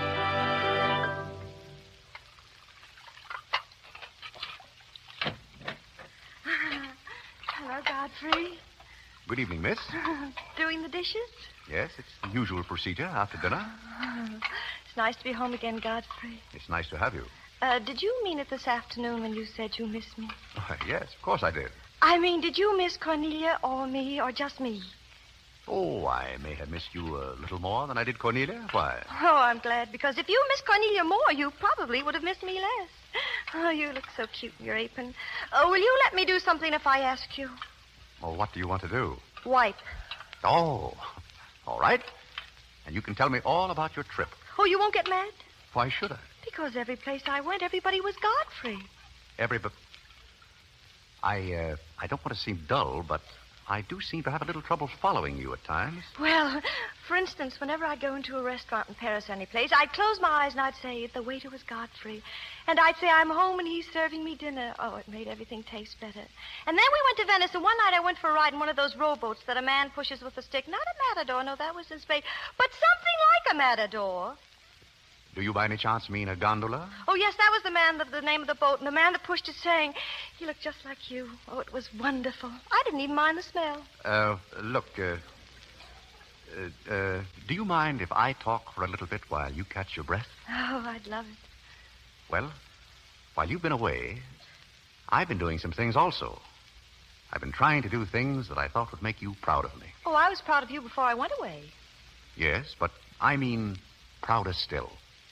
You see, you helped me to find myself, and I'm very grateful. Oh, you'd make a wonderful husband.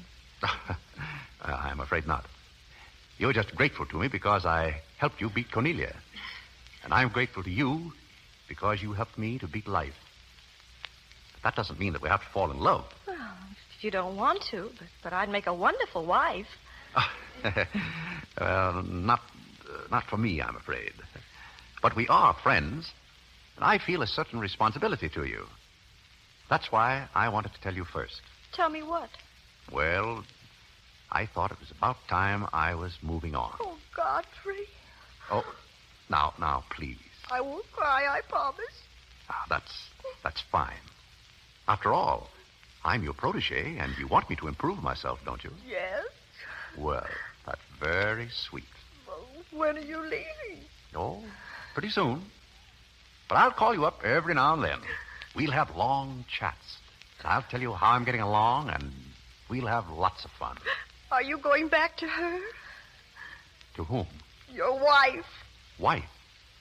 Oh. Oh, she was just a fabrication. Oh, then you aren't married. Of course not. And then there aren't any 5 children. Well, there couldn't be very well. Oh, Godfrey. Oh, Godfrey.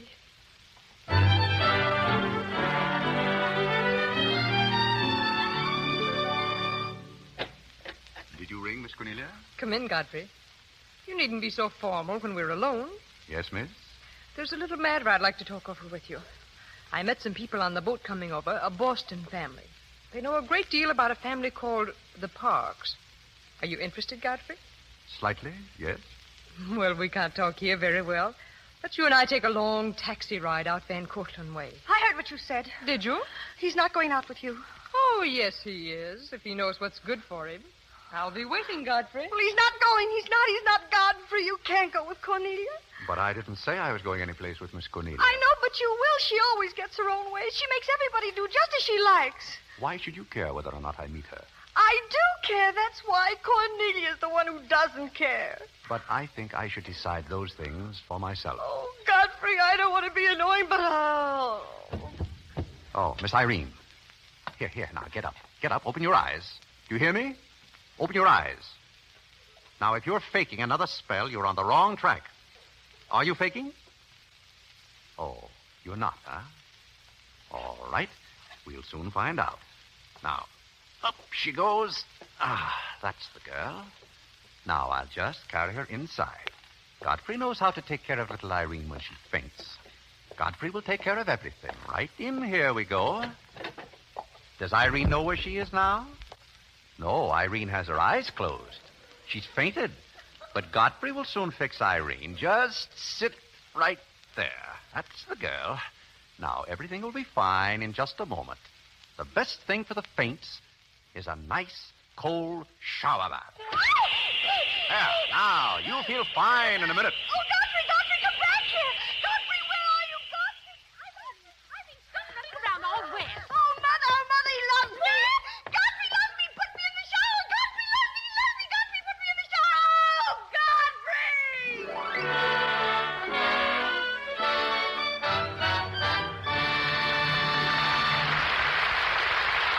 We pause for station identification. This is the Columbia Broadcasting System.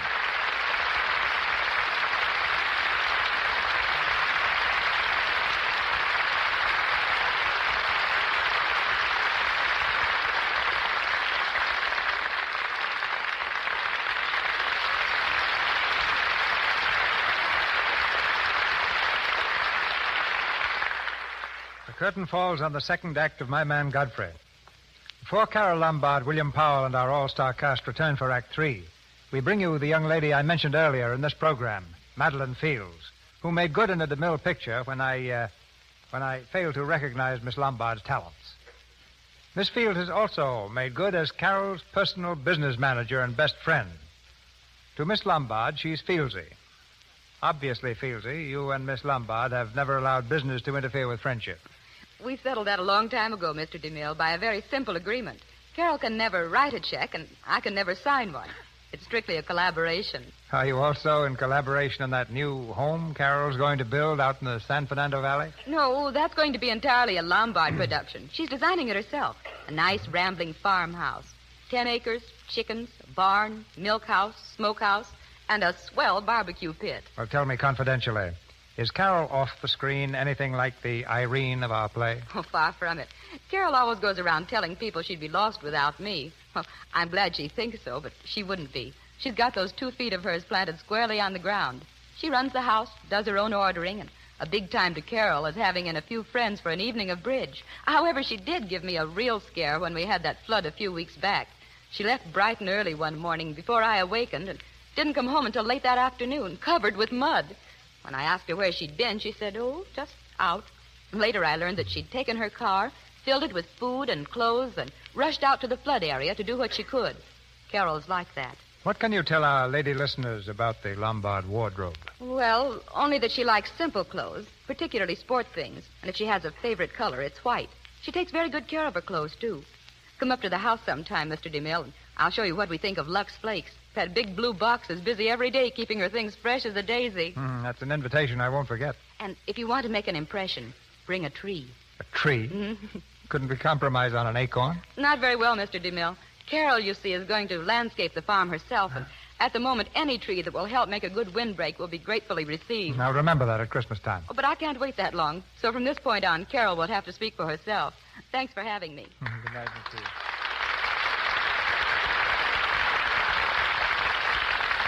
William Powell and Carole Lombard continue in My Man Godfrey with Gail Patrick, Misha Rauer, and David Niven.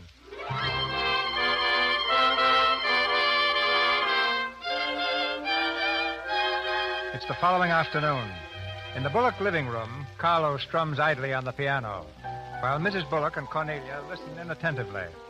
Mr. Bullock, entering from the hall, surveys the scene gloomily.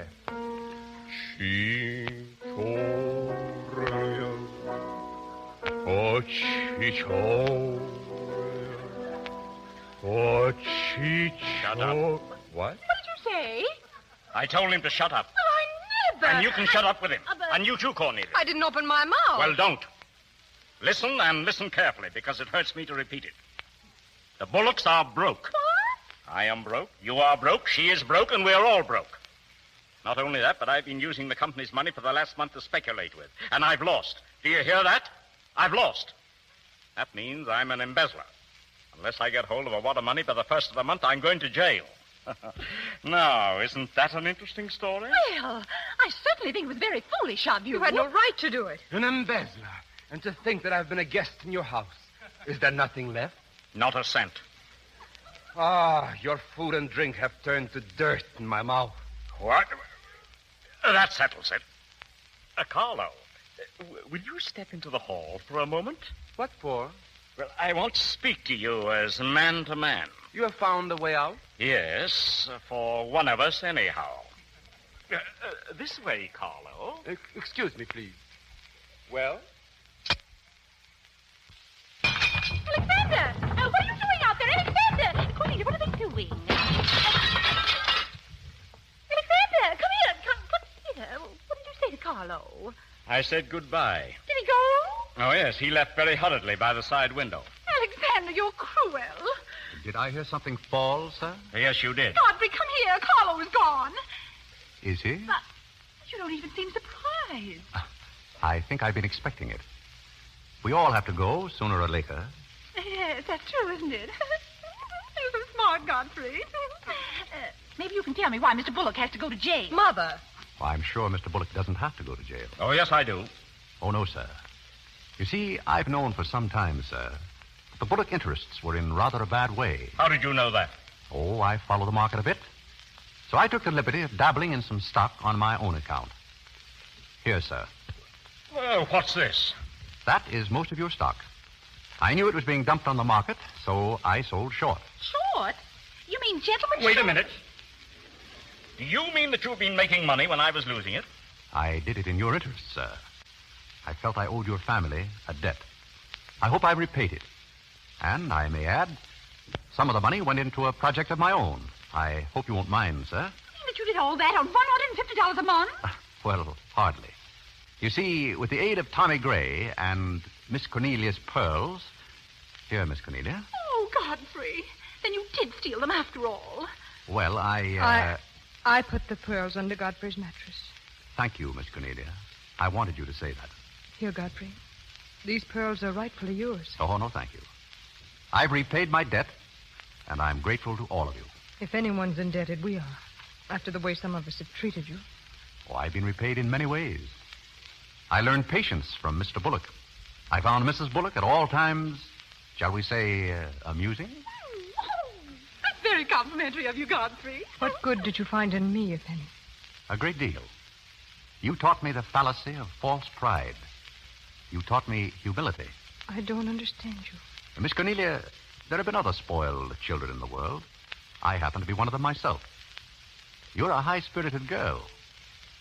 I only hope that you'll use those high spirits in a more constructive way. And so, goodbye. Oh, dear. There goes a great guy. Hello. Hello, Irene. What's the matter? Nothing. What's the matter with her, Cornelia? I don't know. What's the matter with everybody? What's everybody crying about? Godfrey's gone. Gone. Gone where? He didn't say. Well, why didn't you stop him? Why didn't you hold him here? Well, he's not going to get away from me. Where are you going? To the city dump.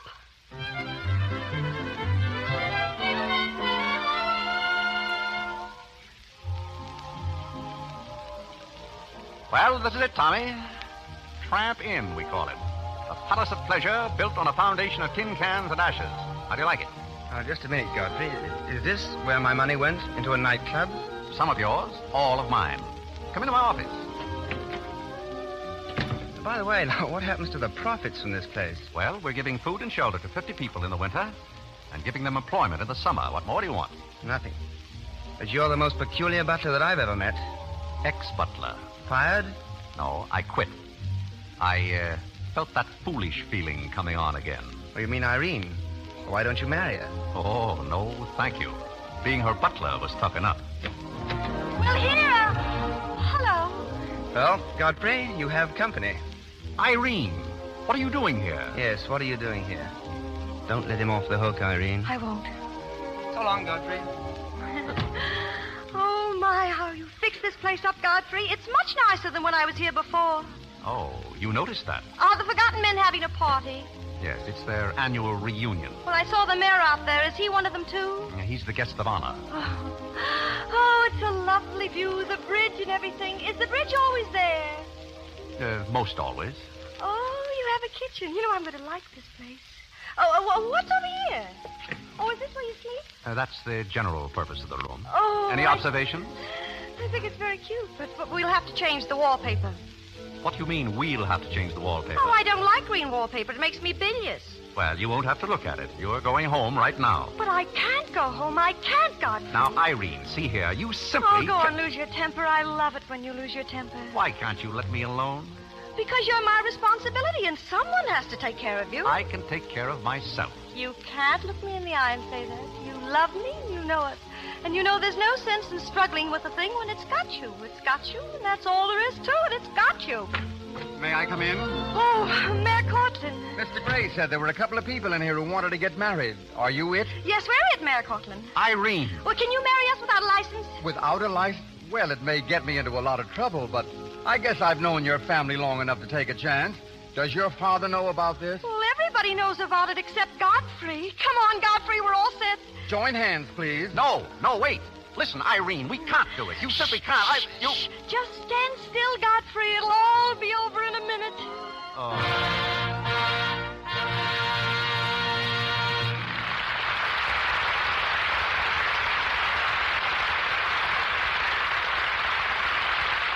So ends My Man Godfrey. In a few moments, Melville Ruick brings you the important announcement referred to earlier tonight. And now, before William Powell, Carole Lombard, and Gail Patrick return for a curtain call, we hear from Mr. Eric Hatch, author of My Man Godfrey and the screen version of Tapa. Tonight's story was turned down by nearly every studio in Hollywood. Finally produced by Universal, it became the first of the current cycle of comedy romances. It's also unique in that it was shot off the cuff, a Hollywood term which perhaps you'll explain to our audience, Mr. Hatch. Well, shooting off the cuff, ladies and gentlemen, is shooting without benefit of the usual prepared script or scenario. The lines are made up on the set as the action progresses. The most eminent disciple of this system is Mr. Gregory LaCava, the terrific director with whom I was fortunate to work on My Man Godfrey. For 3 months before the actual shooting of the film, Greg and I accumulated 200 pages of rough notes and dialogue. These unassorted notes constituted all the script we had. I've heard it said, Mr. Hatch, that the characters in My Man Godfrey were taken from life. Is that true? Well, the only one taken from life was Mr. Bullock. I patterned him after a friend of mine, a banker. Lots of people have confided that they know exactly who he is, but oddly enough, no two persons have named the same man. As one of those responsible for the current deluge of so-called crazy comedies, how long do you think their popularity is going to last? Well, this may sound strange, Mr. DeMille, but Godfrey to me was never a crazy picture. Godfrey was a pretty serious man. And comedy, in my opinion, must have a certain serious touch if it's going to amount to anything. If the men who produce pictures happen to agree with me, then I believe this so-called trend will last indefinitely. You've done a great job with Godfrey tonight, and to Mr. Powell, Miss Lombard, and all the others who participated, my sincerest gratitude. Thank you, Mr. Hatch.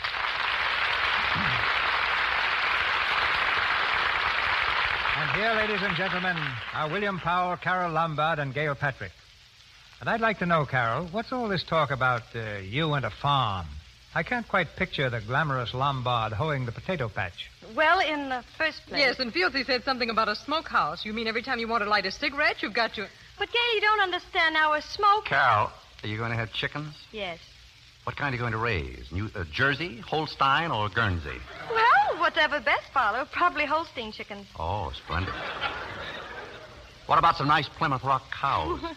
Look, I admit I don't know anything about farming, and I don't care what people think. I think it's a swell idea. What's more, I'm studying farming, and I'm taking a correspondence course from the University of California. Carole, when you write for your next lesson, I wish you'd ask those college professors a question that's been puzzling me for some time. So tell me you're turning farmer, too, Bill. Oh, no. My question has nothing to do with farming, Gail. What I'd like to know is this. Now, in our play, Godfrey marries Irene. Yes. Now, do they or do they not live happily ever after? Does he change her? Does she change him? Or do they both stay as they are and make a go of it? As the celebrated detective of the Thin Man films, what's your own deduction, Bill? An absolute zero. I don't know. Well, there's one way of finding out. What's that, CB? Make another picture. Let's ask our audience right now to drop a line to the Lux Radio Theater telling us whether they'd like to see more of Godfrey and Irene as Mr. and Mrs. Godfrey. If the answer's yes, I feel pretty certain that those letters will help bring another Godfrey film to the screen. A grand idea, Mr. DeMille, and I hope you get lots of letters. And good night. Good night. Good night. Good night, Carole. Good night, Gail. Good night, Gail. In a moment, Mr. DeMille returns with news of next Monday's show. Now comes the announcement I told you about earlier. Well, we certainly started something 2 weeks ago when we repeated our remarkable teaspoon offer. We have literally been swamped with requests, but we want to make good our promise of giving everybody a chance to get in on our souvenir offer.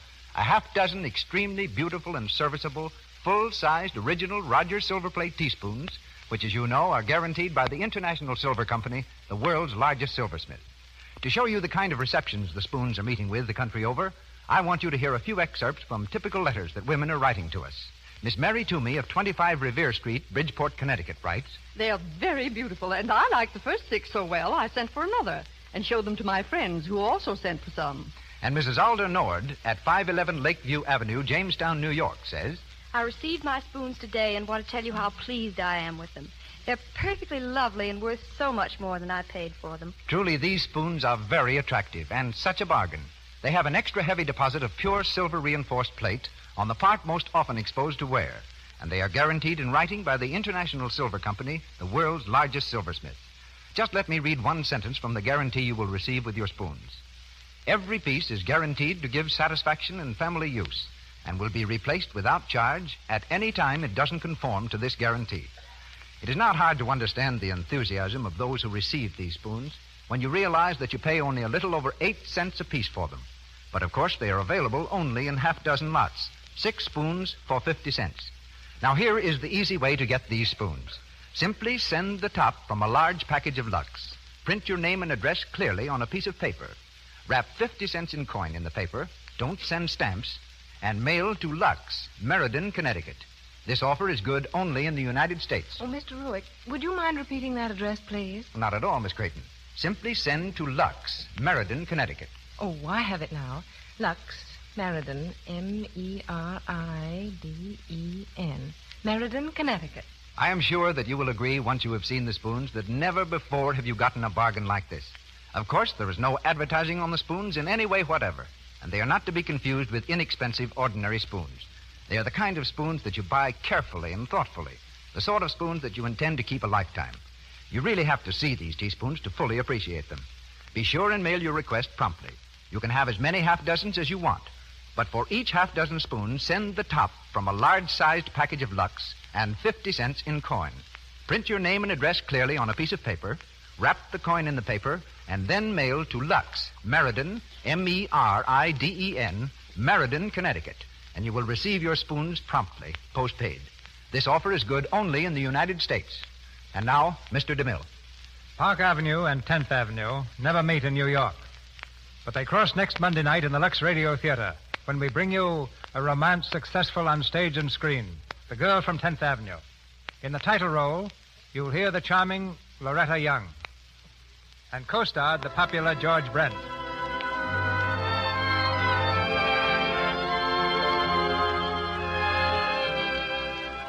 Our sponsors, the makers of Lux Flakes, join me in inviting you to be with us again next Monday night when the Lux Radio Theater presents Loretta Young and George Brent in The Girl from 10th Avenue. This is Cecil B. DeMille saying good night to you from Hollywood. Gail Patrick is from Paramount Studios, Misha Auer from New Universal, and David Niven from Samuel Goldwyn Productions.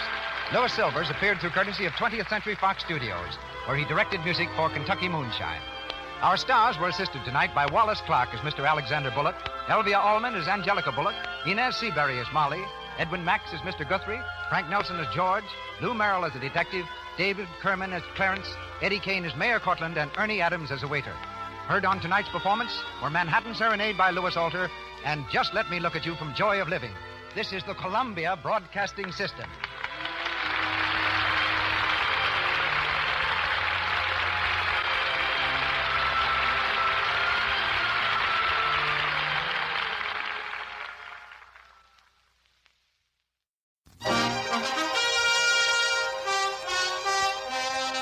Lux presents Hollywood.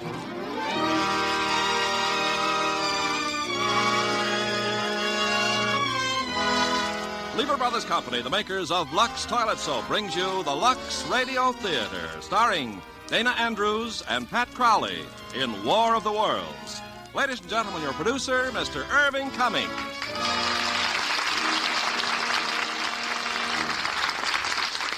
Greetings from Hollywood, ladies and gentlemen. Tonight we are going to take a look into the possible frightening future, as though the present weren't bad enough, and see what might happen if our Earth were invaded by another planet. It's George Powell's production for Paramount, War of the Worlds, and our stars are Dana Andrews and Pat Crowley. They will join me later for a preview of George Powell's latest production for Paramount, Conquest of Space. Meanwhile, here's our good friend, Ken Carpenter. It would be hard to find a man who works as many hours a day as you women do. For instance, you spend 5.5 hours every week just doing dishes, and that's only for a family of 4.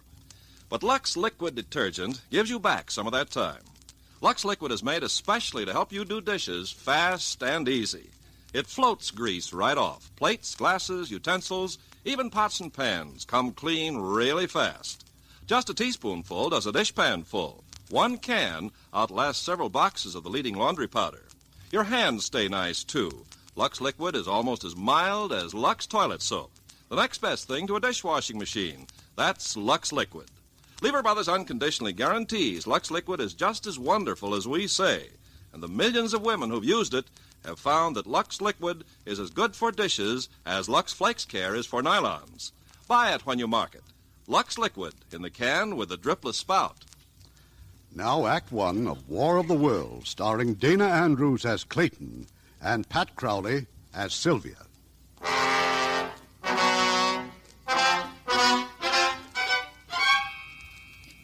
No one would have believed in the middle of the 20th century that human affairs were being watched keenly and closely by intelligences greater than man's.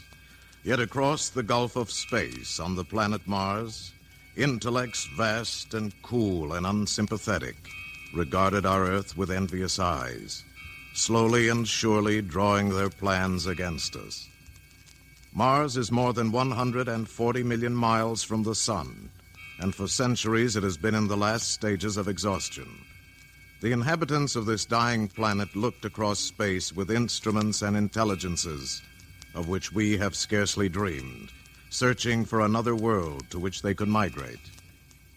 Their nearest world was giant Jupiter, where the atmospheric pressure is thousands of pounds to the square inch.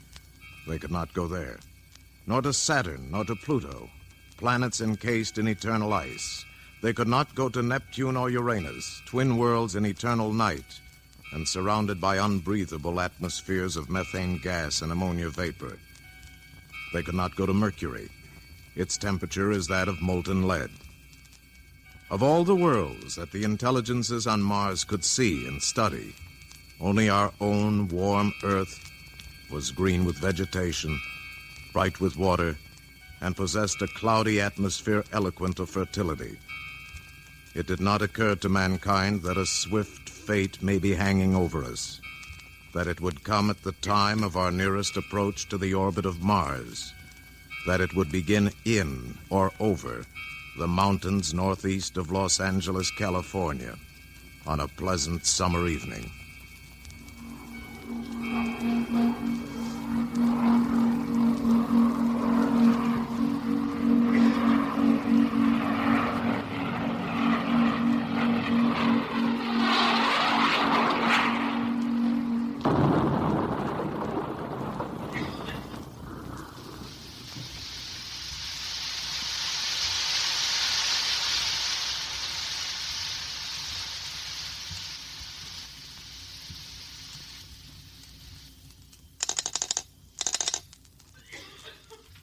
Hello, Dio. This is Pine Summit Lookout. I got a smoke. Okay, what you reading? Azimuth, 160 degrees, 30 minutes. Right where that meteorite just hit. Did you see it? Not me, but a couple of the guys did. Must have been a pretty big fireball. Big. I never seen anything like it. Hey, look, you better get a pump truck over there before the fire gets really going. Will do.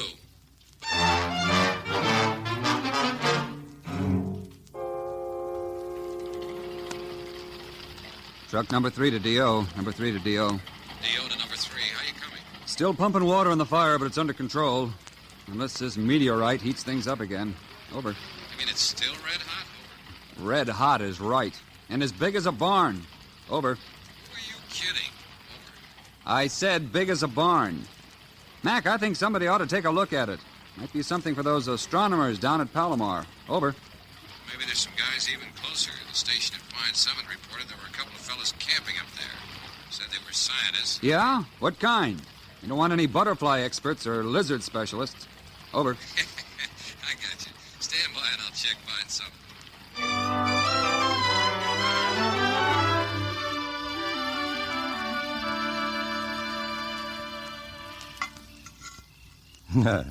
No butterflies or lizards. Just brook trout, yes.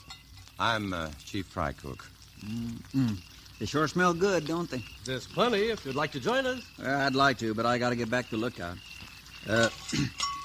What I really meant was, didn't you two tell me you were scientists from Pacific Tech? Mm-hmm. Dr. Bilderbeck is one of the country's top biochemists. Then he wouldn't know about meteors. That's your department, Clayton. The district officer phoned us at the summit. Want us to have an expert look at that meteor. Landed about 10, 12 miles from here, over by Linda Rose. Well, I doubt we could tell much about it tonight. Probably won't be cool enough to touch for hours yet. Maybe not till morning. And in the morning, I'm due back at the lab. Well, that's what I was just thinking. All right, I'll stay over. Perhaps in the morning the district officer can fix me up with a lift to Linda Rosa. How about me? You? Sure. My relief's coming up first thing tomorrow morning. I'd kind of like to get a look at that meteor myself. Good. That's a deal. Professor? Yes? Those trout do smell awful good, don't they? Change your mind? Yeah. My wife always said my strongest point's my weakness.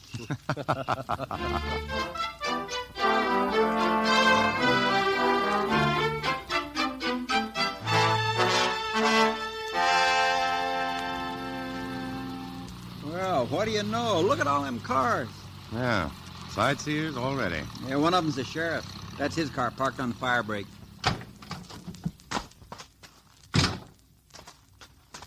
Aye. Fiddler, up here. Was that ranger waving at us? Yeah, that's Smith. Coming! The meteor sure plowed the tops off those trees, didn't it? That's odd. They don't usually hit at such an oblique angle. Hey, Smith, where is it? Down here in the gully. That's it down there. Half buried under all that loose earth. Still smoking. You bet it is. You could fry eggs on it. Ooh, really is big as a house, isn't it? Hey, I wouldn't get you near that thing. It'll scorch you. Oh, thanks. I'll bear that in mind. Did you see it come down? Did I see it? Yes. My uncle and I were coming out of the movies last night just when it flashed across the sky. We heard the explosion when it hit here. That's what I don't understand. Why, a meteorite that size didn't make a bigger crater. Well, the ranger told us a scientist is coming over from Pacific Tech. He'll be able to tell you. He knows all about meteors. Oh, he does? Really? He's top man in astro and nuclear physics. Clayton Forrester. Well, you must have heard of him. It appears that you have. Well, I did a thesis on American scientists when I was working for my master's degree. Forrester was the man behind the new atomic engines. One of these days, he'll win the Nobel. He isn't that good. He certainly is. I think that if you knew him... I do know him. That is, slightly. Oh? What's he like? I mean, as a man. Well, for one thing, when he goes hunting or fishing, he never shaves. After 4 or 5 days, he looks about as fuzzy as, as I do. Oh, you're Dr. Forrester? Yes, that's right. Oh, I'm Sylvia Van Buren. How do you do? Very well, now that I've met the Dr. Clayton Forrester. Come on, I want my uncle to meet you. Oh, but I, please, he's just over there talking to the sheriff. All right, you in. Well, they won't be able to haul this one off to a museum. They certainly won't. Uncle Matthew. Yes, my dear? I want you to meet Dr. Clayton Forrester, the astrophysicist. Dr. Forrester, my uncle, Dr. Collins, pastor of the community church. Oh, I'm so glad to know you, Dr. Forrester. How do you do, sir? Hey, Sheriff. Look here. Yeah, what's wrong? Borrowed this Geiger counter off a guy that just come out here looking for uranium. Listen to it. Mind if I try that a moment, Ranger? Oh, no, here you are. Oh, that's the point that pulled me toward the gully.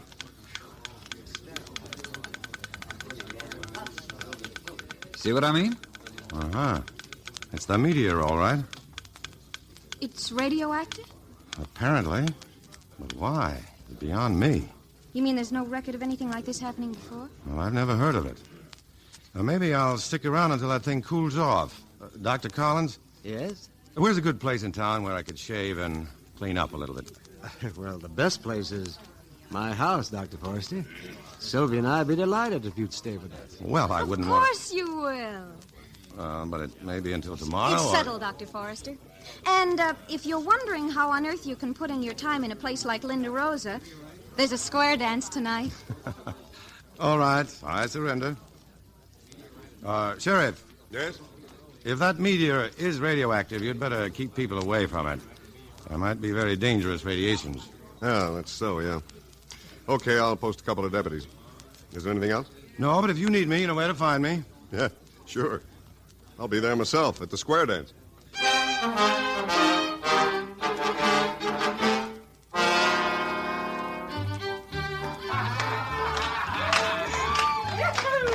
right.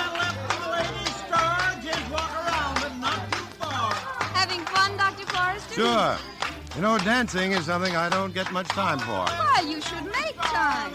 Don't your girlfriends like to dance? I don't have much time for them either, I'm afraid. Oh, Dr. Forrester. Oh, evening, Sheriff. I was just talking by radio phone to one of my deputies out at the media. He says it's pretty well cooled off. Good. Then we'll look at it again in the morning. All right. I'll call my deputies back and tell them to come on in. No tourists out there this time of night. And Saturday night is Saturday night, you know.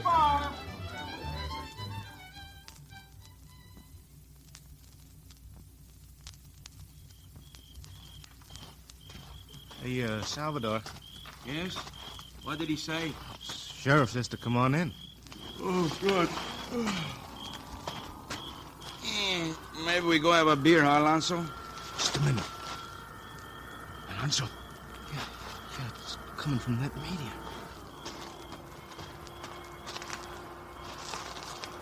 It's moving! Something is moving on top of it. It's turning. It's no meteor. Alonso, hit the dirt. Hey, he's coming right up through that opening in the top. Like a snake. Yeah. Or a periscope like a cobra's head, only it's metal, some kind of green metal with eyes. He's turning all around.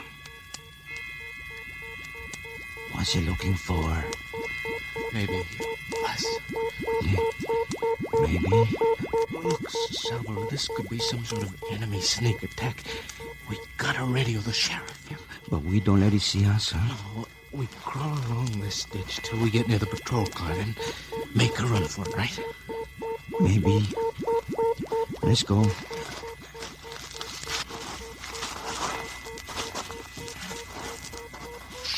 Quiet! It sees us. Run! We gotta run!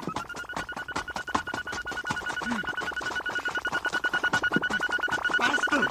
He's looking right at us. It's gonna kill us.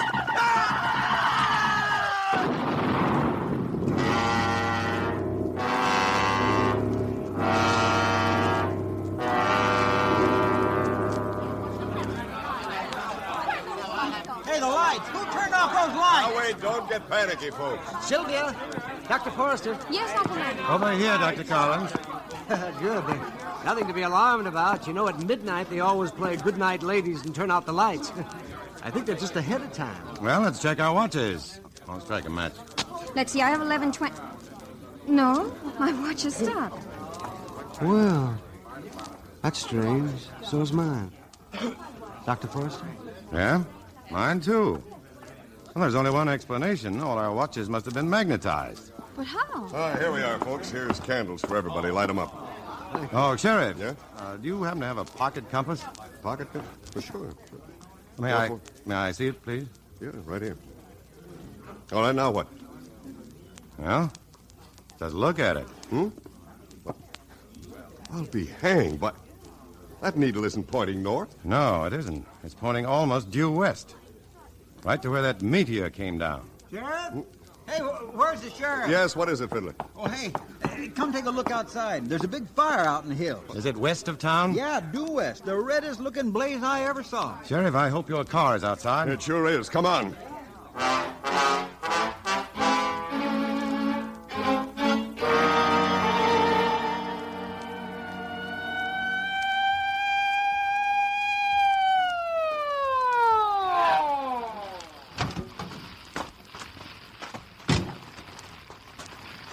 Oh, there's the reason the lights went out. Power line's down. Yeah. It's funny. Alonso and Salvador were going to go back into town, but there's their car right over there. Then they must still be around. Yeah. Alonso! Salvador! Sheriff, turn your flashlight over there, along that ditch. Where? Right over there. Those two white mounds in the ditch. Are those ashes or... Good Lord. Oh. Nothing left but the outlines.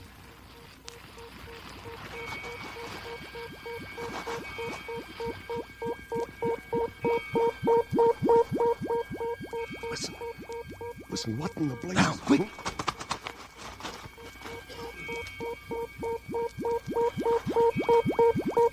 Did you see it? Yes. It's fantastic. Oh, look, we've got to get word back to town. There's a transmitter in my car.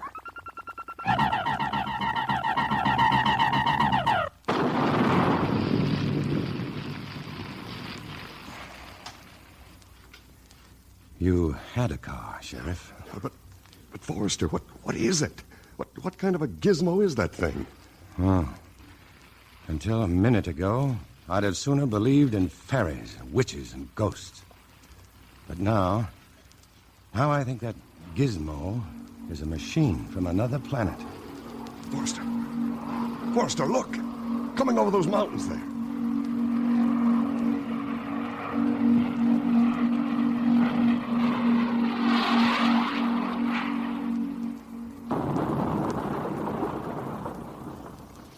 A second meteor, just like the first. Sheriff, we've got to get word to the military right away. Yeah, sure, but they'll never believe us. What'll we tell them? Tell them the truth. That we're under invasion from outer space.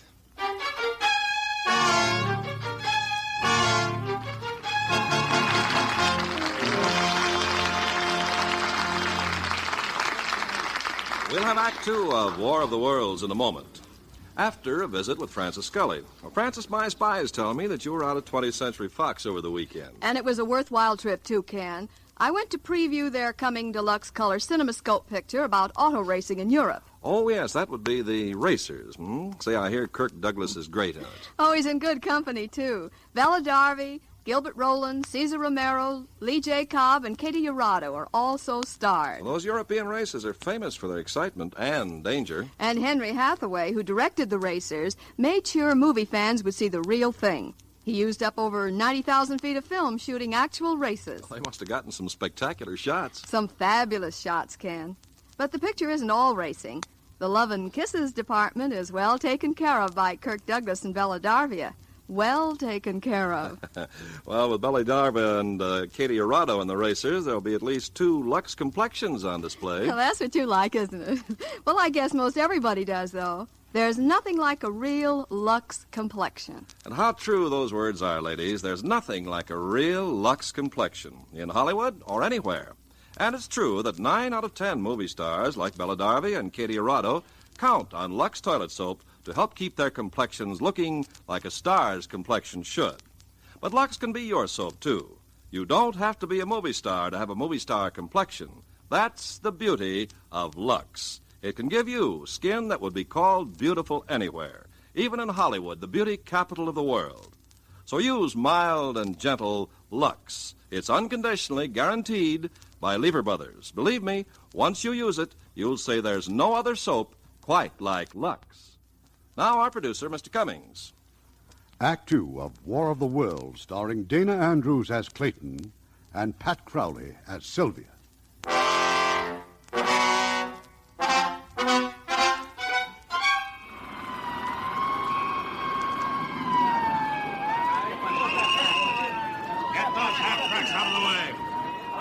The artillery replacements. All right, on the double there. Hey, here come the tanks.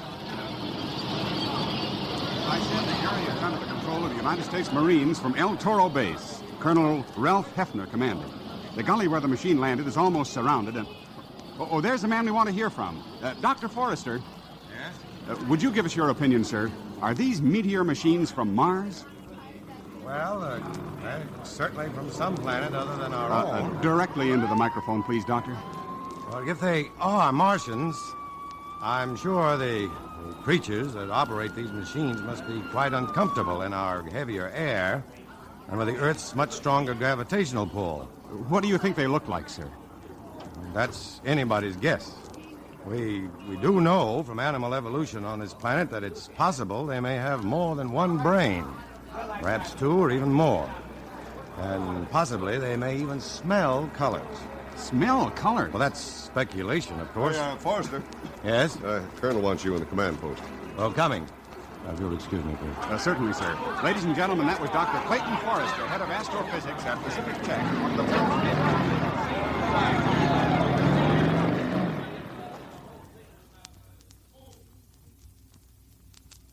observation post is on this hill. The recoilless 75s are back here, Carbon Canyon. Colonel Hefner. In a moment, Forrester. Command, Hefner. Yes, that's right, Captain. 2 rocket batteries on Hill 17 right now. Forrester? Yes? I want you to meet General Mann. He's in charge of intelligence for the Pacific area. General Dr. Clayton Forrester. I've heard quite a bit about you, Forrester. Glad you're with us. I hope I can be of some help, General. You can. First, let me brief you on the latest reports. 2 machines have landed near Fresno, another outside Sacramento, 2 down on Long Island. They're outside London. They're in Naples. 1 in Santiago, Chile. Oh. Seem to be coming down at random. It's too soon to know. But apparently that machine out there in the gully was the first down. The lead ship, maybe? Very likely. And the second one is exactly 2 miles due north. As I understand it, Forrester, you actually saw the first ship send out that destructive ray. Yes, I did. There was an intense heat and light. 2/3. Almost as powerful as the sun. Atomic power? Yes, Yes, I'd say so, of some sort. General. Yes, Colonel. That was a relay from the Pentagon. Santiago, Chile radios it's under attack. 2/3 of the city already destroyed. 2/3? Yes, sir. But nothing like that can happen here, sir. We're ready for them. Listen. Is that it? Yes. Let's get to the observation post now. Lights out. Cut all lights. Lights off. Lights off. Lights. Lights. Keep your head down, General. Now focus your field glasses between these sandbags. Yes. You see the gully? There's a greenish light glowing over it. Wait. Something's rising. Like a periscope? Yes. And beneath that, a greenish machine, almost round. Just floating there in the air without propellers or jets. It must be supported by some sort of rays. Probably a kind of magnetic flux. They must be keeping the opposing poles in balance, and that lifts the machine. There's a second machine. And a third. Dr. Forrester! Dr. Forrester! Miss Van Buren, what are you doing? Uncle Matthew insisted on coming, and I wouldn't let him by himself.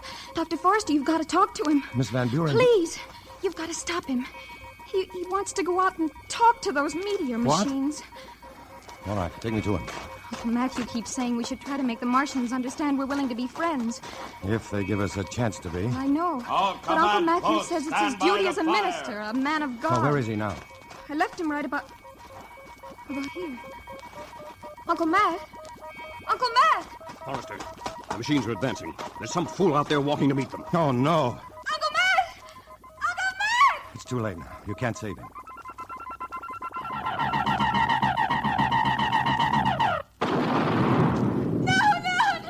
Artillery batteries, fire! Rocket batteries, fire!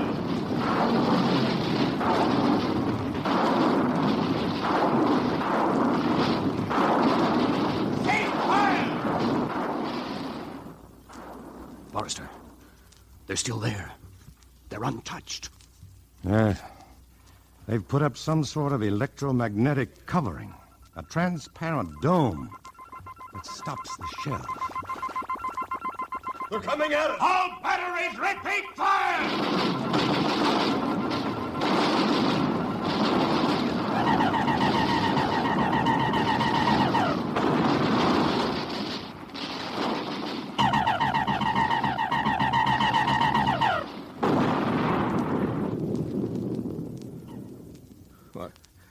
Well, it's impossible.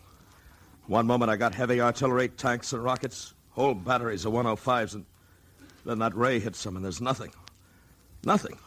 Just a puff of ashes. Well, now we know why 2/3 of Santiago was destroyed.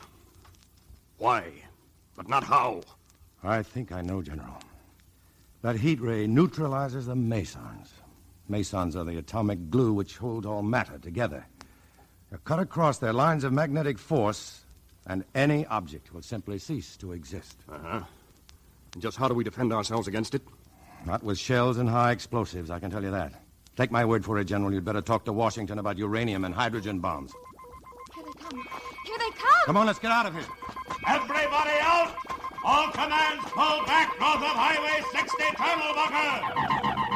Come on, hurry it up! Everybody out!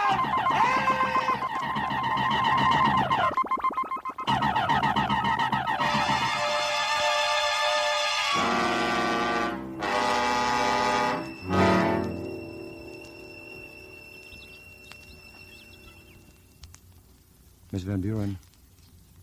Sylvia. Wake up. Let's not spend all morning in this cellar pit. Oh. How long have we been here? Well, since the Jeep ran out of gas, I guess about 3 hours. As near as I can figure it, we're somewhere southwest of Corona. And that machine? Well, it's gone. It headed in the other direction. Oh, thank heavens. You know, I'm hungry. Well, you ought to be. Come on. On your feet now. There's a farmhouse across that field. Looked like the people took off in a big hurry. But maybe they left some food. Look, over the mountains. Yeah. A good old Air Force. They found one of the machines.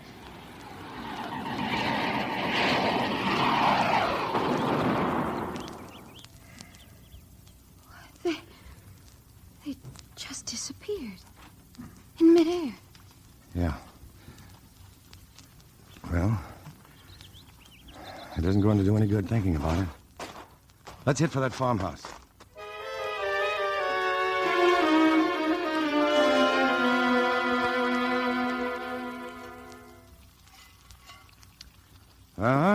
There are times when there's nothing so beautiful, so soul-satisfying as bacon and eggs. And the people who lived here were so thoughtful to leave us some. Where's your plate? Right here. You know, I get most of my meals in coffee shops. It's pretty tame eating. Well, don't you live at home? No, I live on the campus. You see, I haven't any family. Oh, I come from a big one. There's 9 of us, all in Minnesota except me. Well, Dr. Forrester? Aren't you going to sit down? There is a kitchen table. Oh, yeah.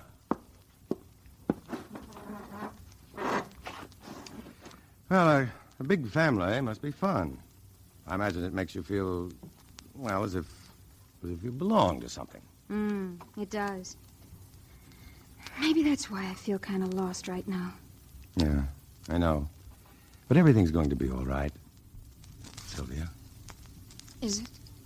Well, at least we've got to think that.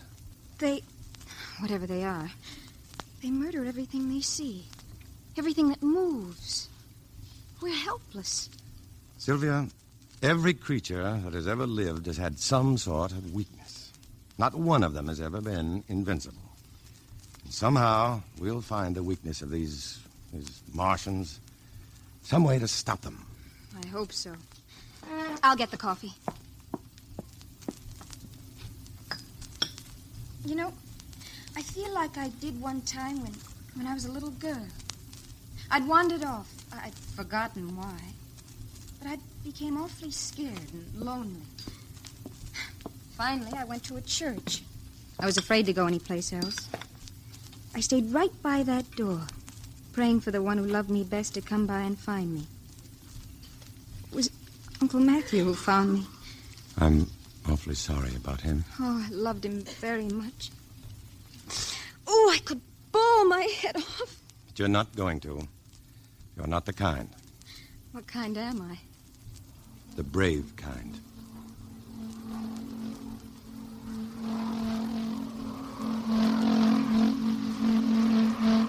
Clayton! Get down, on the floor.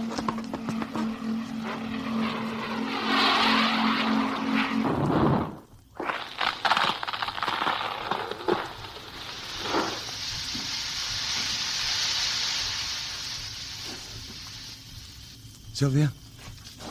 Sylvia? Yes, Clayton? Are you all right? Yes. It sounds right outside the kitchen. It is. Sylvia, you've got to get a look at them. Oh, no. No. Shh. Don't you see? This is the first chance any human has had to get a real close-up of them. If I can tell General Mann and our scientists what kind of beings we're dealing with... All right. But I'm coming with you. Okay. Wait.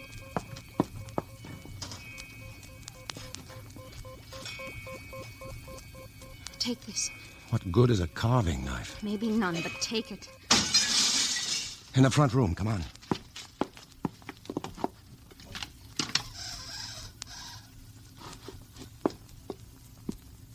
see anything.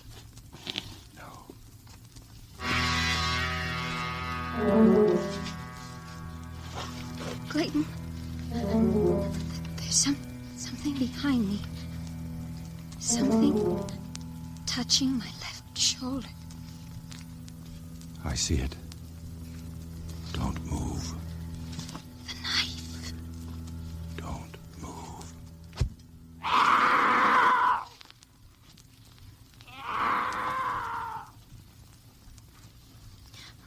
What did it look like?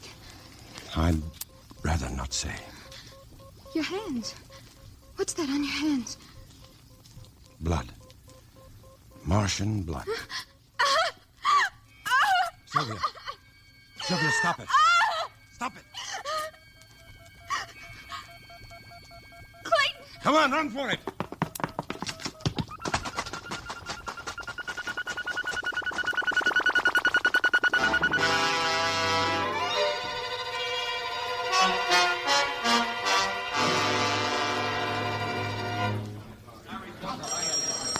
Now, ladies and gentlemen, for the benefit of those of you who don't know me, I'm General Mann of G2.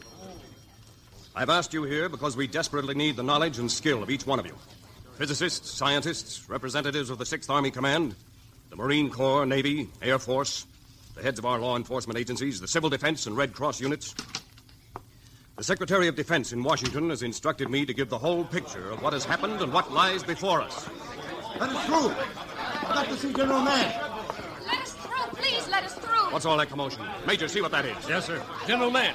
General. Yes, Dr. Bilderberg. That man is one of my colleagues, Dr. Clayton Forrester. Forrester? We thought he'd been killed. Let them through! Let them through!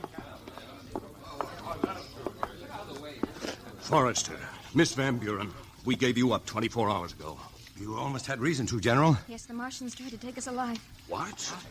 This morning, just outside of Corona. We managed to get away. We found an abandoned truck and drove to Pacific Tech. They told us you were here. Oh, by any chance, is Dr. Lucille Dupre in this room? Right here, Forrester. Oh, good. Dr. Dupre, I want you to analyze the stain on this cloth. I suggest that you leave for the laboratory right away. What kind of stain is it, Forrester? The blood of a Martian. Forrester, I want a complete report of your experience. But first, I think you ought to hear what I was about to say. By all means, sir. Ladies and gentlemen, this is the latest radio message from the Department of Defense. To General Mann, Command Post Xenophon, Los Angeles. Scandinavia presumed now in enemy control. All communications from Sweden, Norway, and Denmark blacked out. Paris now under attack.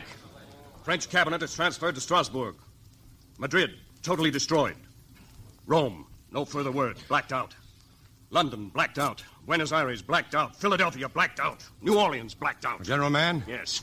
I've heard enough to convince me. Enough, I'm sure, to convince every physicist in this room. We must answer the enemy with our final weapon. I was just coming to that, Forrester. By order of the Secretary of Defense and authorized by the President of the United States, the city of Los Angeles is to be defended by full atomic force. 3 hours from now, this afternoon at 1600 hours, the Flying Wing will drop the newest and most deadly bomb ever built, a thermonuclear bomb of octuple power. In 3 hours, we shall know its effectiveness and possibly the fate of mankind.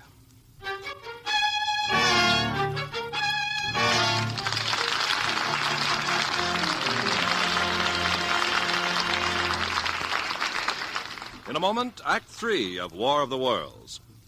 Ladies, when it comes to wash day, the big talk is all about Rinso Blue, the remarkable new detergent that washes whiter because it blues as it washes. And now there's even a song about it. Listen. Hi, this is Les Paul. And Mary Ford. This is the song of Rinso Blue, complete detergent, completely new. It gets clothes extra white and clean, 'cause it blues your washing machine. Yes, Rinso Blue gets clothes extra white because it blues as it washes. So get Rinso Blue today. And just remember, ladies, if your present detergent doesn't blue as it washes, it's only doing half the job. So switch to new Rinso Blue. It does a grand job on dishes and glasses, too. And yet, it's so mild on your hands. Today, get new Rinso Blue. It washes whiter because it blues as it washes. And that's unconditionally guaranteed by Lever Brothers. We pause now for station identification.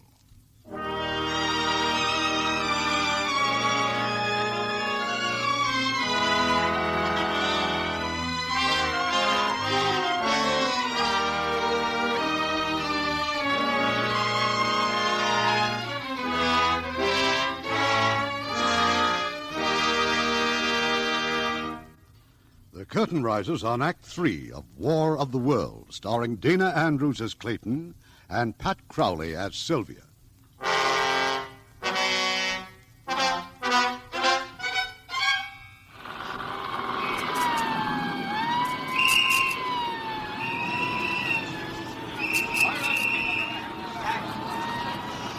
This report is being recorded on tape for future history. If there is to be any future history, the future of our civilization may well depend upon what happens here this afternoon. Attention, please, attention. 3 minutes to bomb time. In case you didn't hear that, it is now 3 minutes to bomb time. Attention, Dr. Forrester.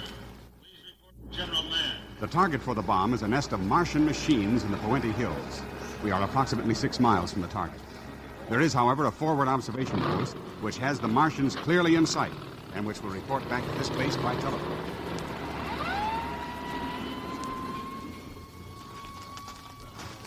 You know, of course, that you're not supposed to be here. Everyone else has told me that from General Mann down. But I'm only interested in where Clayton Forrester wants me. Now, that is here. Attention, please. 2 minutes to bomb time. 2 minutes. Forrester. Dupre, I thought you were back at the lab. I just finished. That sample of Martian blood, Forrester. It's astounding. I've never seen blood crystals so anemic. Huh. Anything else? Yes. The structure of the corpuscles is... Attention. The bomber is now approaching the target area. Prepare to take shelter. Forrester, General Mann wants us in his dugout. We're coming. We're coming. Watch your heads, everybody. There's not much clearance here.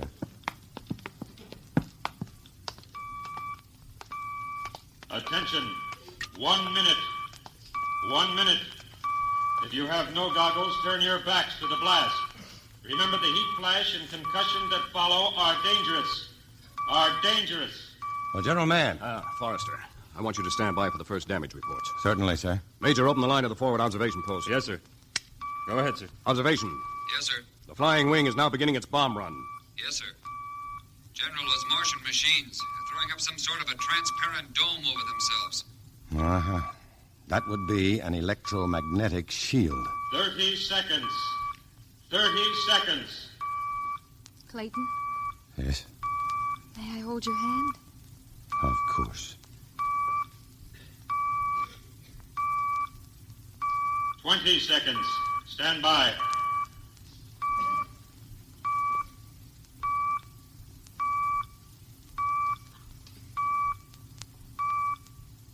Seconds.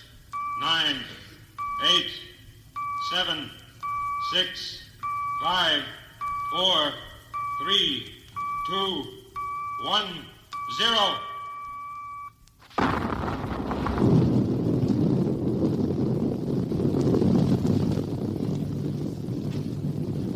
Attention! Prepare for heat wave and high velocity winds. Observation. Can you see anything? Not yet, sir. An awful lot of smoke.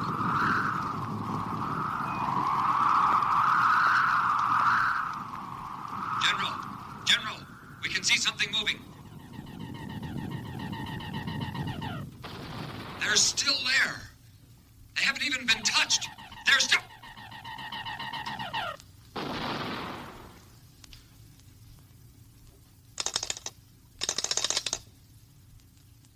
Observation. Come in. Observation, come in. Well, now we know the worst. We may not be through yet, General. Sure. No, there's still a chance. A forlorn hope, maybe, that our scientists can search out some weakness in these Martians. Yes. Perhaps biologically. That anemic blood. Look, our battle now is for time. We've got to take our instruments and hide somewhere in the Rocky Mountains. Set up an emergency laboratory there. I'm sure the Air Force stands ready to fly your equipment wherever you wish. That's good enough for us. Bilderbeck, Dupre, you too, Sylvia. As soon as we get back to Los Angeles, we'll gather up all the things we need and... They're coming! They're coming! Everybody out of here! Everybody out!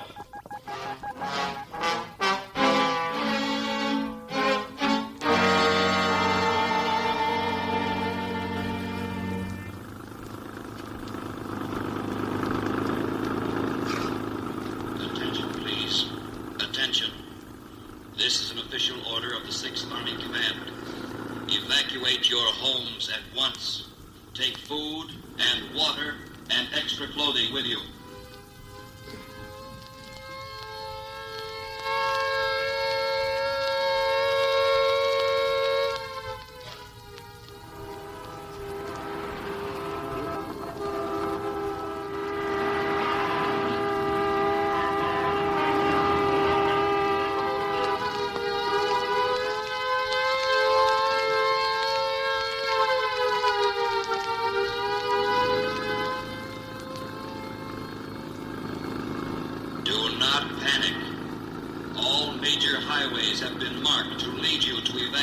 Centers in the hills and along the beaches.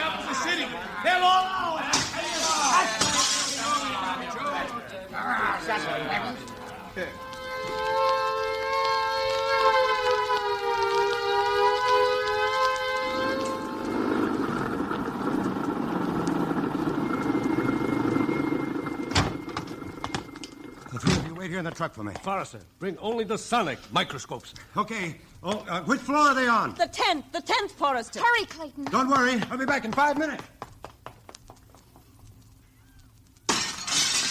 Look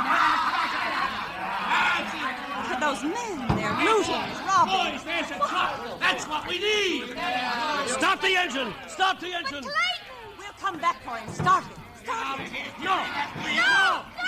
Come on, get out.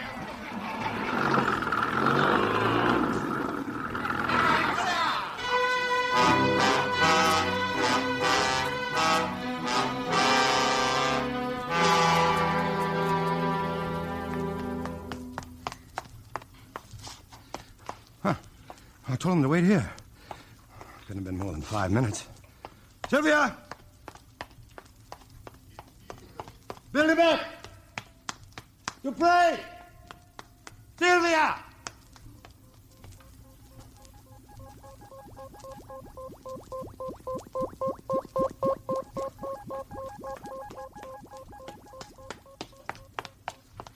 Sylvia! Billy back! They went off and left you too, eh? No. Something must have happened. They'll be back. Well, they were in a yellow truck that was... A truck? Sir, I'll give you $1,000. Huh? For what? Your place in that truck. Listen, I said they'll be... 2,000.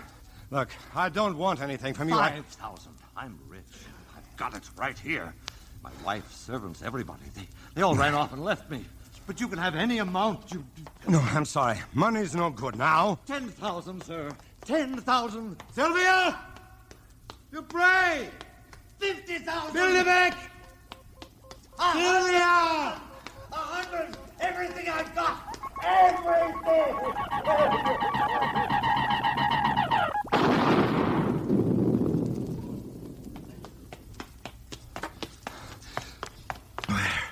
Where could they be?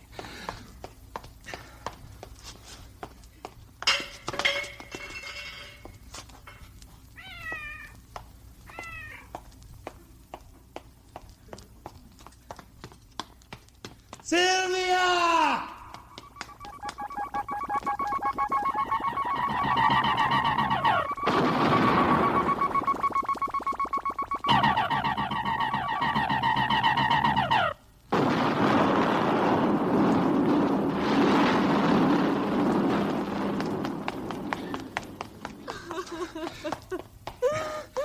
Oh, ma'am, I'm looking for a girl. Tall, dark girl. She was driving a yellow truck and... Well, I'm sorry, ma'am, but she's lost. She's probably very frightened. Lost. She said that last time she was lost. When she was so frightened. Yeah, maybe that's where she went. A church.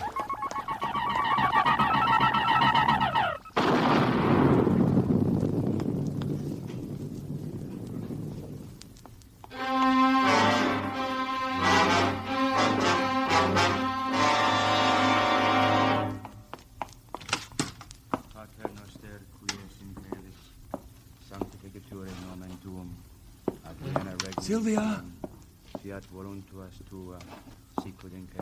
Sylvia!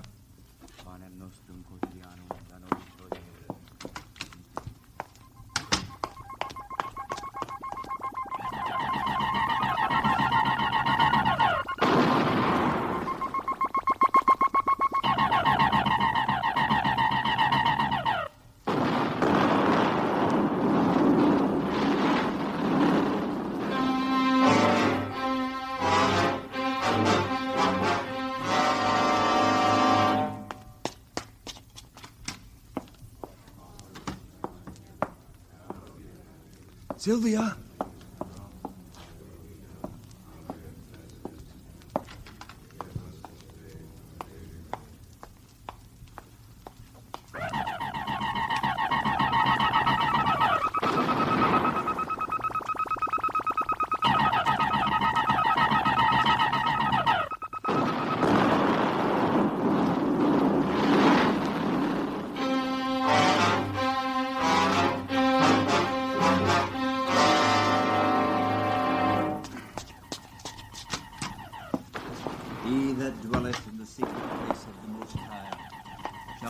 Under the shadow of the Almighty. I will say, Sylvia! Lord, He is my refuge and my fortress. Sylvia! Clayton! In Him will I trust. Surely He shall deliver Let me thee through. from the snare of the fowler. Let me through, please. Dearest! Oh, my dearest! Darling. He shall cover thee with His The mob! They took the truck, pushed us out in the street blocks from where you left us. I ran back, but you were gone. It's all right now, Sylvia. It's all right. Yes, we're together.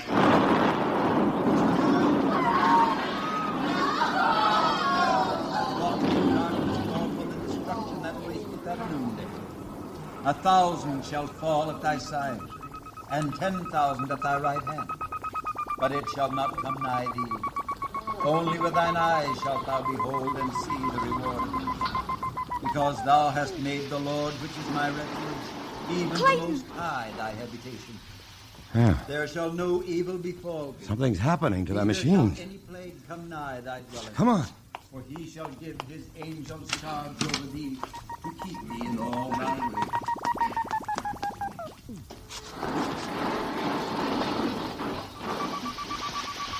Look, there in the street, that body.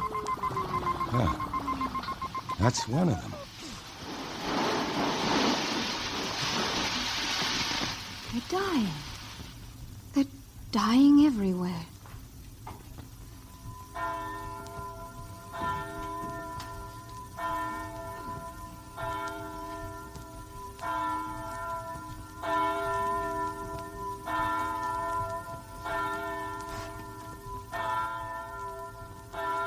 We prayed for a miracle. And it's happened.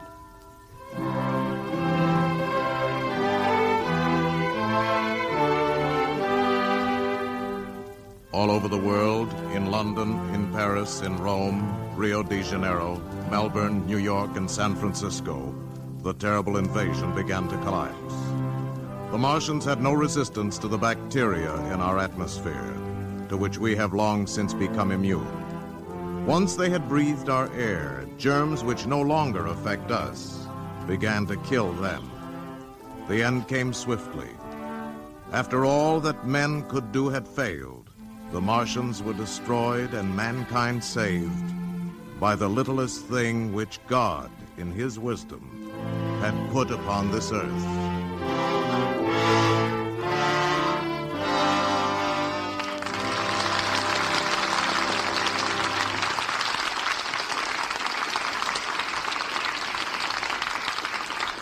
moment, our stars will return. Pepsodent! White, white, whiter teeth, Pepsodent for me. Whiter teeth are guaranteed. Brush 'em and you'll see. Right. No other leading toothpaste, not one, gets teeth as clean, as white as Pepsodent. You see, Pepsodent contains the most effective tooth cleaning ingredient in the world, IMP, insoluble metaphosphate. Wow! That's what it's called. IMP is found only in the Pepsodent Irium formula because Pepsodent uses the entire world supply. White, white, whiter teeth, Pepsodent for me. And oh yes, cleaner, whiter teeth naturally mean less chance of decay and a sweeter breath with a clean mouth taste for hours. Whiter teeth are guaranteed. Brush 'em and you'll see. Lever Brothers makes this promise, this unconditional money-back guarantee. Change to Pepsodent and you'll see your teeth become whiter. Brush 'em and you'll see. Now, here's Mr. Cummings with our stars. And here they are, Dinah Andrews and Pat Crowley.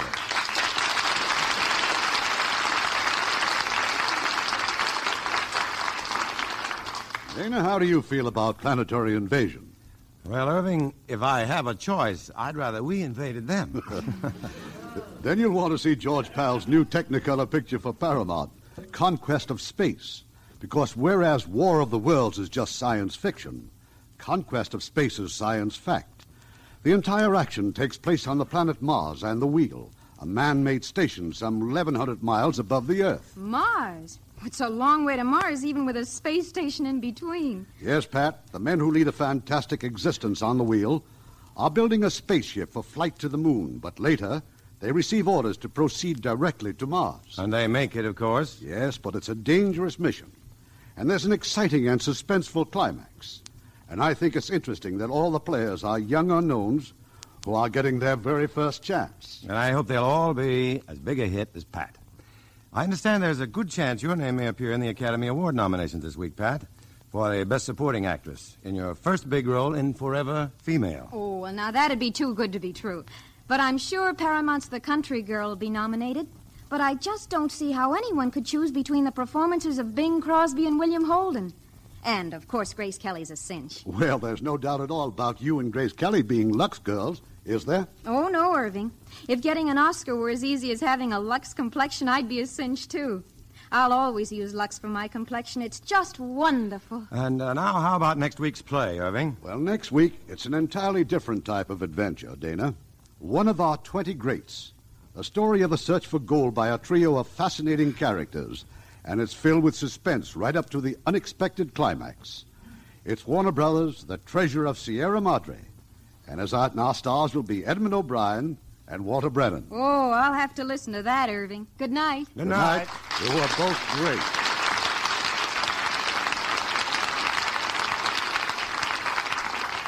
You know, you women certainly have a right to complain about all the time you have to spend doing dishes. Well, it takes about 5.5 hours a week just to do the dishes for a family of 4. And considering that doing dishes is only one of the chores you have to do every day... Well, it certainly proves the truth of the saying, women's work is never done. But at least it's done easier with Lux Liquid Detergent. Yes, with Lux Liquid, you can get those dishes out of the way really fast and easy. Made especially for dishwashing, Lux Liquid floats grease off, gets plates and glasses sparkling clean. And you can skip the drying, too. Just rinse and let them drain dry. Just a teaspoonful does a dishpan full. 1 can outlasts several boxes of the leading laundry powder. And when you use Lux Liquid, your hands stay nice. Yes, ma'am. Lux Liquid's almost as mild as Lux toilet soap. Ken, tell them about the way it's packed. Well, Lux Liquid is packed right in a can that won't break with a dripless spout that prevents spilling over the sides. Know how much I like Lux Liquid, ladies? I like it as much for dishes as I like Lux Flakes for nylons. Lux Liquid, like all Lever Brothers products, is unconditionally guaranteed. Your money back if you don't agree it's every bit as good as we say it is. Buy a can of Lux Liquid next time you mark it. It's the next best thing to a dishwashing machine.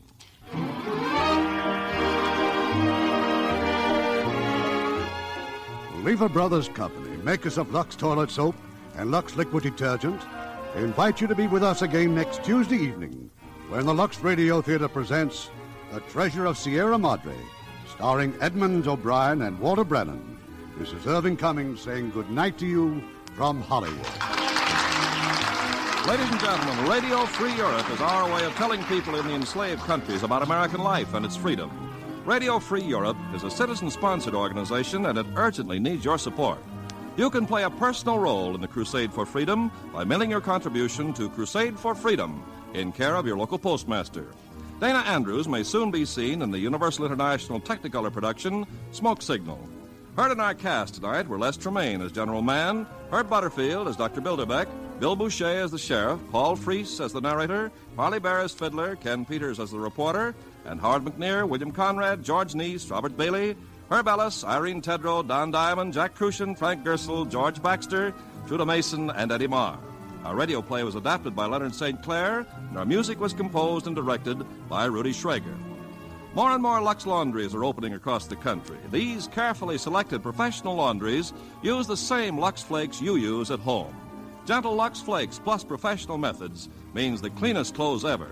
And since Lux Flakes are so much easier on all fabrics, your clothes will last longer as well as look better. Let a Lux laundry be your family laundry. Look for that Lux sign. And join us next Tuesday night to hear Treasure of the Sierra Madre with Edmond O'Brien and Walter Brennan. Let's visit with Fibber McGee and Molly tonight on the NBC Radio Network. Ladies and gentlemen, the guest producer of the Lux Radio Theater, Mr. Edward G. Robinson. Before we open the Lux Radio Theater program, we think it only fitting and proper that we pause for a moment of tribute to the memory of a great American. Since last Monday night, our country has suffered an overwhelming loss. Only history can write a full and adequate tribute to Franklin Delano Roosevelt. And now it is for all of us to unite solidly and loyally to finish the great task remaining before us, both in winning the war and in winning the peace.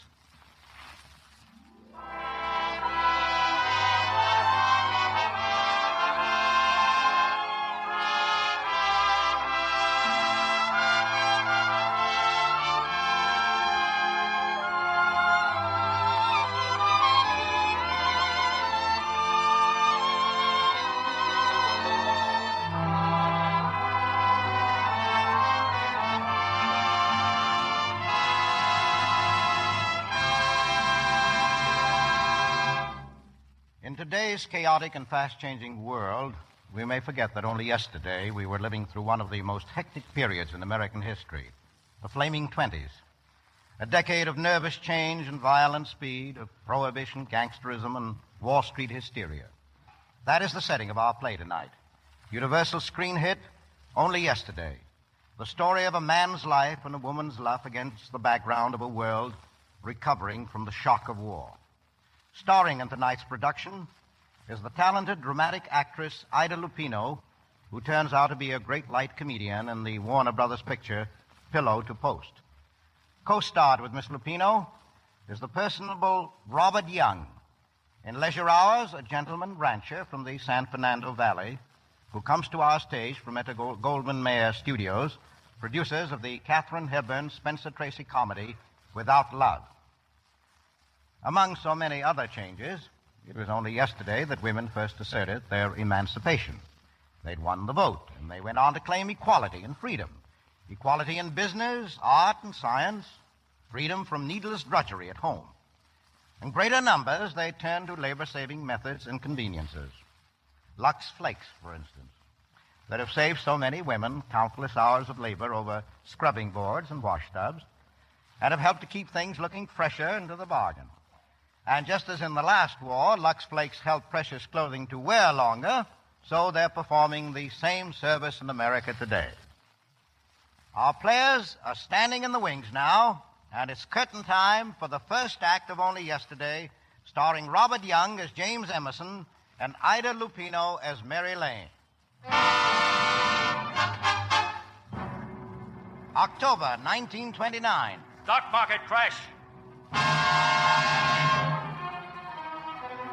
In a panic of selling that sweeps the country, the business world of America comes crashing down with a roar, heard in a million factories and shops, in 30 million homes.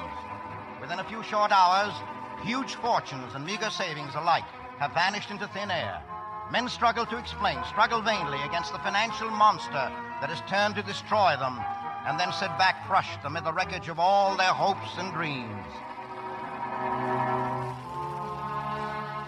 But far uptown from Wall Street, in the sunlit bedroom of a pleasant home, another battle is being fought. A battle between life and death. By a bedside, the doctor keeps careful watch as a young woman sinks lower and lower into the darkness. At last, her eyes open. A white hand plucks nervously at the coverlet. Doctor. Yes? Doctor, do you think I can hold out until he gets here? Why, of course. Your boy's on his way here now. Mary, Jimmy left the school at 8 o'clock this morning. They're bringing him just as fast as they can. Yes, I may beat them to it. Oh, Mary, please don't. Julia. Yes, dear? You'll find a letter there. A letter I wrote. Mary. Yes, to him. Are you sure you want to do this? I'm very sure, Julia. I've had a long time to think about it lying here. You see, everything's so clear to me now. And I want it to be like that for him, too. But will it help? Will it do any good now? I think it will. He has a right to know, and so has Jimmy. I just couldn't tell him while I lived.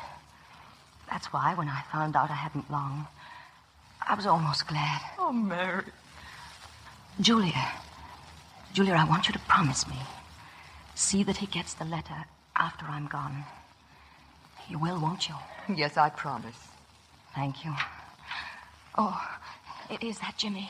Well, I'll go and see. I'll bring him right in if it is. Jimmy? Oh, Jimmy, darling. Come here, dear. Well, what's the matter, Aunt Julia? They told me to come home from school right away, but they wouldn't tell me why. Well, Mother is sick, Jimmy, and she wants to see you. Can I go in now? Wait. You see, dear, you've got to be awfully brave, because she's very, very sick. Aunt Julia, is Mother gonna die? Oh, Jimmy. Oh, my darling. Come in, dear. Mother? Hello, Jimmy. Come here, darling. Oh, my, you're getting big. You'll be a man soon, won't you? Jimmy, don't cry. Look, darling, there are hard things we all have to face in life. They aren't so bad as some people make them out. Cowardly people. Not getting very sick, even dying, isn't so terrible, really. It just means getting along without each other for a little longer time than, well, going away to school or things like that. And so, darling, I have to go away for quite a long time. And I want you to be as good a boy when you are big as you've been to me when you were little. Darling, you will, won't you? Oh, Mother. Oh, Gio.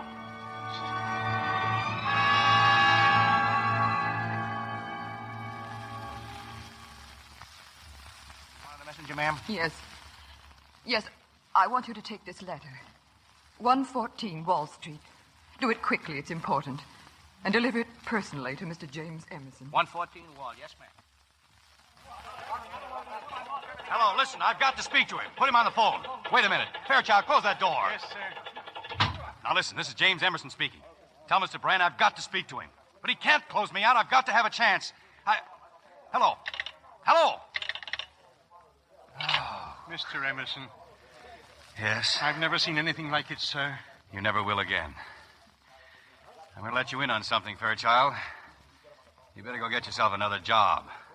If you can find one. Mr. Emerson, you didn't lose everything. It's impossible, sir. Yes? Speak to Brand sometime. He's through, too. Oh, I'm sorry, sir. Yeah. Oh, get out, will you? Yes, sir. Oh, your wife called, sir.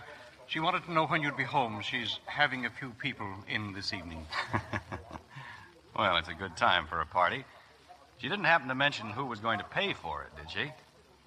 All right, get out. Tell her I'll be a little late.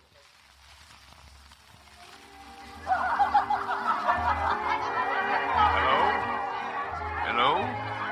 I'm sorry, sir, I can't hear you. No, sir. Mr. Emerson is not home yet. Very good, sir. Thomas, was that my husband? No, ma'am. Someone calling him, ma'am. Well, did you hear from his office? Only that he'd be home later, Mrs. Emerson. Then a messenger came with this letter. He said he'd tried to reach Mr. Emerson at the office, and he wasn't there. Well, call the office again. Tell him to... Oh, never mind. He's here. Jim, for heaven's sake, what happened to you? I've been trying to reach you all day. Shall I take your coat, sir? Thanks. Well, where's Harry Adams? I thought he was coming with you. Eunice has been waiting for him. Is, Eunice still here? Of course. Well, you'd better send her home. Harry Adams is dead. Jim! Jumped out of the window an hour ago. Oh, no! Jim, what's happened down there? What is it? Send somebody home with Eunice. Then you'd better come and see me in the study. We've got a lot to talk over. I'll wait for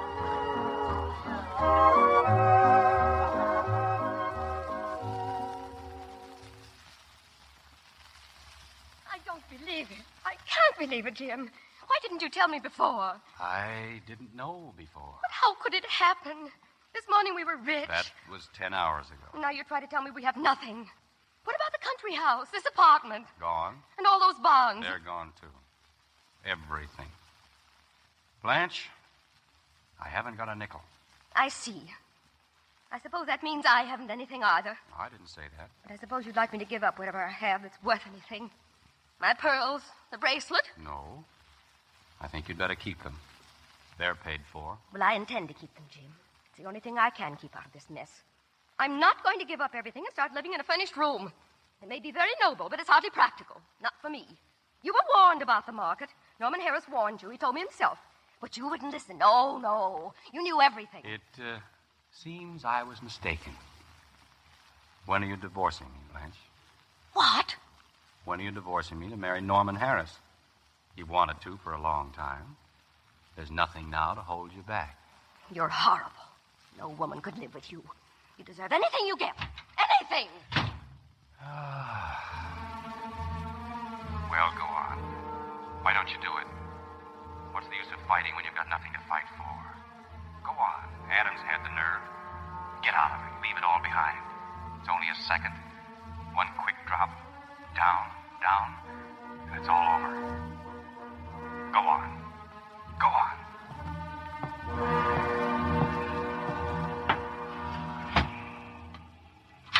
Mr. Emerson! Mr. Emerson! Well, what is it? Oh, sir, the window, I thought. I was trying to fix the drapes. What do you want? This letter, sir, it came by messenger. He said it was important. All right, get out, please. Yes, sir. Mr. James Emerson, personal, urgent. My dearest Jim, I have so much to tell you and so little time in which to say it. You may have to think back 12 years ago to recall, if you can, a girl you met for the first time at a dance at the Virginia Country Club in April 1917. Her name was... 12 years ago, to recall, if you can, a girl you met for the first time at a dance at the Virginia Country Club in April 1917. Her name was Mary Lane. Do you remember now?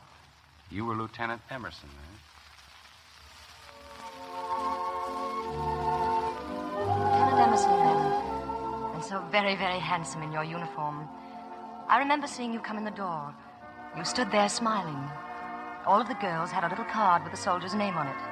We were supposed to dance with that soldier and entertain him. Your name wasn't on my card, but I went over and spoke to you anyway.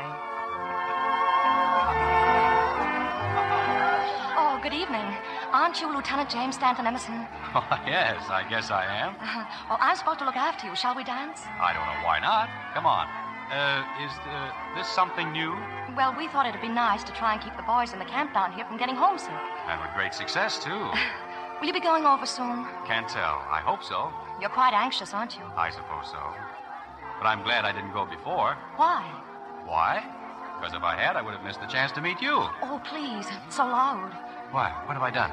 Well, listen, I've a confession to make to you. Yeah? What name is on your card, the one they gave you at the door? Well, let's see. It's, Miss Amy Breckenridge. Oh, yes. Well, that isn't my name. No? No. My name is Mary Lane. Amy drew you, but I traded with her. My captain for you. Oh, you did? I'm afraid you haven't the proper respect for rank. Why did you do it? Because I wanted to be with you. Did you tell her that? Oh, well, she and Deborah, that's my other friend. They think you and I know each other very well. Now, what gave them that idea? I did. What? Oh, don't be angry. Please don't. Oh, I'm not angry. But I am a little surprised. And that isn't all. I wore some flowers last weekend, and I told them they came from you. No. Well, how long has this been going on? 2 years. Oh, I've been sending you flowers for 2 years, huh? Oh, no. I mean, it's 2 years since we met. Say, let's go out on the porch and start from the beginning, huh? Come on.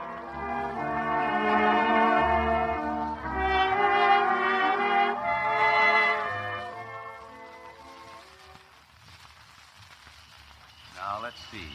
You say we have met. Well, you couldn't exactly call it that. Well, where was it? An affair that Mrs. Abbott gave 2 years ago. Mm-hmm. I was 17 then, so of course you didn't notice me. I gave you a cheese sandwich. Well, that was nice of you. Mm-hmm. And then I've seen you since. Where? When you were campaigning for President Wilson. Oh. My aunt, who lives in New York, was staying with us. She's a suffragette. You know, thinks women ought to vote, and I went with her. And you made a speech. No. Oh, yes, you did. It was a wonderful speech. You were so sincere and handsome. I tried to buy a picture of you, but they only had President Wilson and Vice President Marshall. And you'd rather have had me? Oh, yes, of course. Miss Lane, I love you. Oh. What's the matter? You kissed me. And I asked, what's the matter? Well, it was a kind of a surprise attack. You can't say you haven't known me long enough. 2 years? 2 years is surely good for one kiss. Especially such a gentle kiss. Well, I think we'd better go back inside. Do you really want to? No. Then let's walk. Let's walk way out there. All right. Shall I show you our golf course? That's a good idea. We'll walk the full course. Oh. Well, it takes 2 hours to go around. I think a little of the golf course will go quite a way tonight. Well, I may need more time than that, though. Time? Yeah, to catch up. I've got to get as well acquainted with you as you are with me. Oh, I see. Well, let's begin. I'm 19 now. Oh, but I told you that. And I live over there, see? Oh, a lovely old place. It looks better at night. And what's your favorite flower? Violets. Who's your favorite moving picture actress? Blanche Sweet. Now, see, we're getting somewhere. Yes, aren't we? Now, just one more. A really personal one. Are you engaged or something? Oh, no. Why not? That's too personal. Well, anyway, I'm glad you're not. Just think of it. A beautiful old garden, Virginia moonlight, and us three. 3? You and me and fate. 3 of us walking in the garden. Eden was never like this, Mary Lane. No, I guess it couldn't have been. I guess that... What? Well, I guess we'd better go back.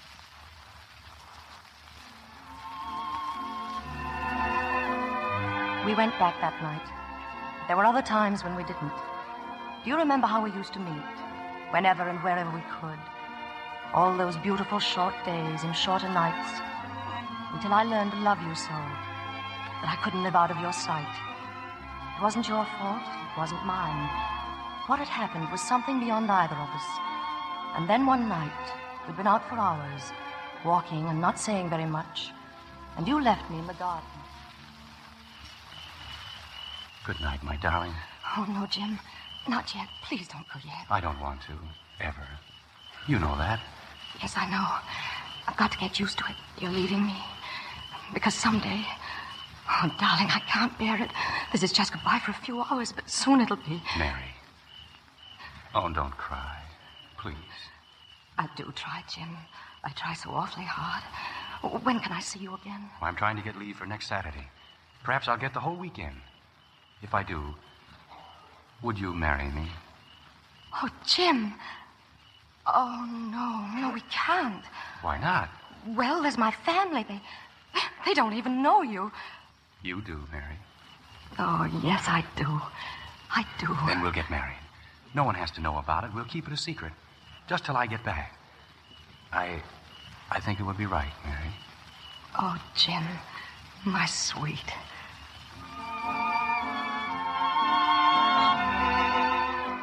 If you only knew how happy you'd made me that night. How the days seemed to drag by until Saturday. But it came finally, and we were married. Oh, it was a lovely secret, darling. The loveliest I've ever tried to keep. But of course I couldn't. I told my mother and father one day at breakfast. I think they were a little angry, but I was so happy I didn't care. And just when are we going to meet this paragon of yours, Mary? As soon as he has his next leave. Oh, dear. Why, I can't even remember his name. What did you say it was? James Emerson, Mother. Lieutenant Emerson. 309th Infantry. And he's very tall, very dark, and very, very nice. Yes, I'm sure he must be. Now, Dad, please. Just because it all seems so sudden to you, don't try to judge him until you've seen him. You'll like him, I know you will. Miss Mary? Yes, Abby? Your friend Miss Deborah's here. Mary? Come in, Deborah. Oh, Mary, darling. Oh, good morning, Mrs. Lane. Good morning, Mr. Lane. Morning, Deborah. Sit down and have some breakfast, dear. Oh, no, thank you, Mrs. Lane. I'm too excited to eat. Haven't you heard the news? What news? The men at the camp were leaving. Leaving? Yes. The orders came from Washington all of a sudden. Mary. Oh, I've got to go down there. Got to go to the train. Excuse me. Mary, dear.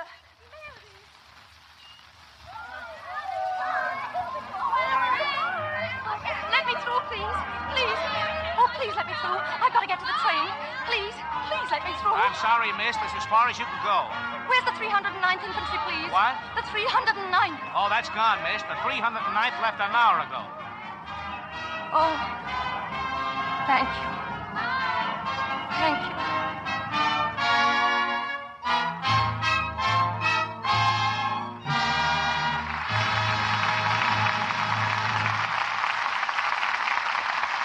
Edward G. Robinson and our stars Ida Lupino and Robert Young will return for Act Two of Only Yesterday in just a moment.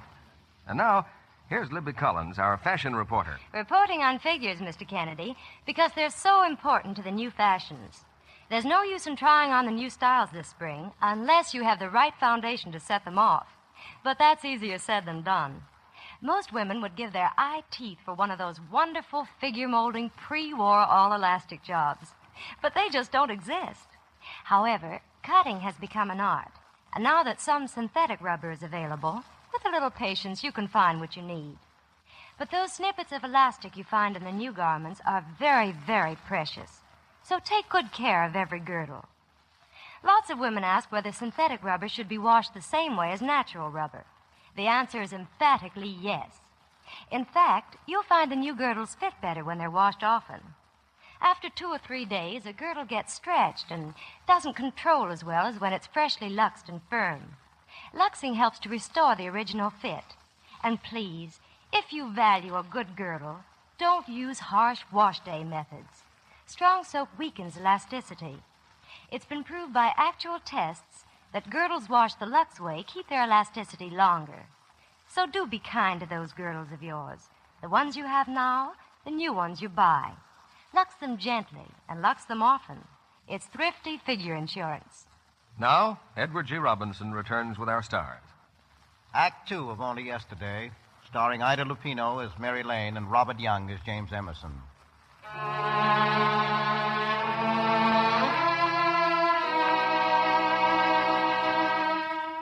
In his study, James Emerson sits at the desk.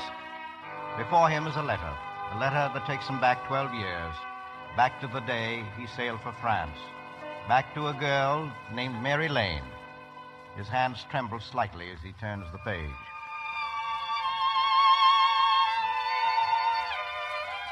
So we missed saying our last goodbye. But I said it to you anyway. Over and over to myself on the way home from the station. Goodbye, Jim. Goodbye, darling. Come home safe. I wonder how many times I said that in the next few months. At night, lying awake, or in the day, walking through the fields where we had walked. And then, all at once, I knew. Suddenly, as if I'd been lifted to a great height and could see all the secrets of the world and life, I knew about the baby. I wasn't afraid, even though he was so far away. I was happy. That's what made it so difficult with Mother.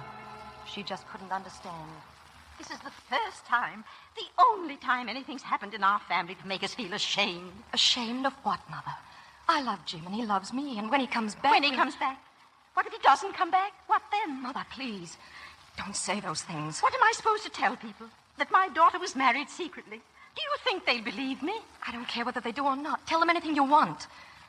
Oh, Mother, I'm sorry that it had to be this way for your sake and Dad's. That's why I'm going up to New York. Yes, I suppose that's best. I've written to your Aunt Julia. She's expecting you. Well, thank you, Mother. I'll leave in a few days.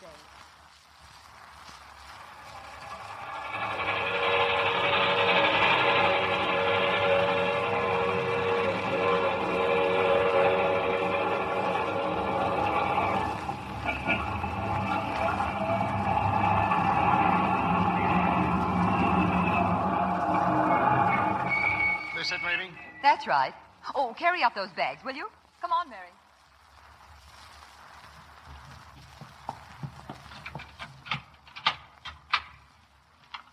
Well, here we are, Mary. 4 rooms and a bath. Otherwise, home. I think it's lovely, Aunt Julia. Well, it's what we call home in New York. But make no mistake, honey. Air shafts and elevators notwithstanding, New York is the place to live. It's in the air. It's electric. It's... Anyhow, you're going to like it. Do you hear me? Like it. You don't have to threaten me. I think I will. That's the girl. Here, give me a hat. I just can't wait to see you bobbed. Bobbed? You mean cut my hair? Oh, child, women have cut more than their hair. That's just a kind of symbol. They've cut a lot of the old silly nonsense. They can get and hold good jobs nowadays. They aren't dependents anymore. And they've kicked the bottom out of that old bucket about woman's place is at the kitchen sink. Well, at least you have, Aunt Julia. Now, you sit right there. We'll have tea in a minute. And I'll stop talking long enough to let you tell me a little more about what your mother wrote. Oh, yes. Aunt Julia, are you terribly disappointed in me? Of course I'm not. Why should I be? From all I've heard, you're going to be very happy someday. You and your Jim Emerson. Oh, Aunt Julia, you make it so easy. I think I should have come up here before. Of course you should. Now tell me, does he know about the baby? No. No, I couldn't tell him. I didn't want him to have that to think about. It's hard enough for him now without worrying about me. I know, but you mustn't worry either. Understand? I try not to. But, oh, Aunt Julia, if I only knew, if I were only sure that he was safe, that he'd come back to me alive. He will, darling. Well, he'll probably be here before the baby's born. Oh, by the way, how much time has he got? Well, he better come home soon. It's in November. November 1918. I wonder what the horoscopes would have to say about that one.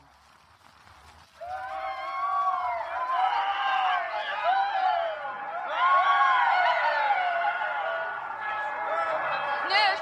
Oh, nurse! Yes? My name is Julia Warren. The hospital called me. They told me to come here right away. Oh, of course. Your niece is doing very well, Mrs. Warren. It's a boy. A boy? Oh, how wonderful. May I see her now? I think so. But don't stay too long. No, I won't. Thank you. Hello, darling. Aunt Julia? How are you? I'm all right. Did they tell you? Oh, yes, darling. A boy. I knew it would be. Oh, I'm so happy. I can't stay very long, darling, but I've some good news, too. Listen. Do you hear anything? Yes. What is it? Sounds like a celebration. Oh, it is, dear. I didn't know my baby's birthday was that important. You hit on a great day for it, honey. Listen while I say it slowly. The armistice has been signed. Really signed. People are crazy with the news. The war is over, Mary. Over? Oh, now his father can come home. Yes, dear. Oh, I must get well fast, very fast. I've got to meet him when he comes back. Well, they can't all come on the first ship, you know. Good morning. Would you like to see your baby now? Oh, yes, nurse. Here you are, dear. Thank you. Look, Aunt Julia. Just look at him. Oh. He looks just like his father, doesn't he? Mm-hmm. All but the uniform. How long will it be, I wonder, before he can get back to us? Oh, a month or 2 or 3.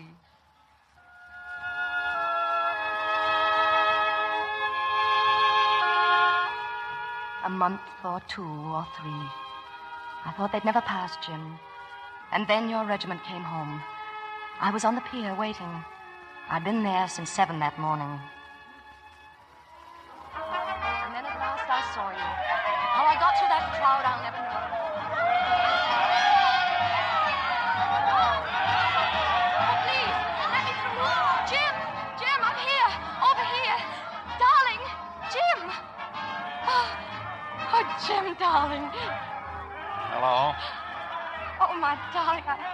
I'm so glad to have you back again. I'm glad to be back. Jim, is that all we have to say to each other? I'm sorry, Please excuse me. Jim! There he is, Jim boy, here. Oh, hello, Father. My boy. Mother dear. Oh, it's so wonderful to see you again. Good morning, hero. Oh. Blanche.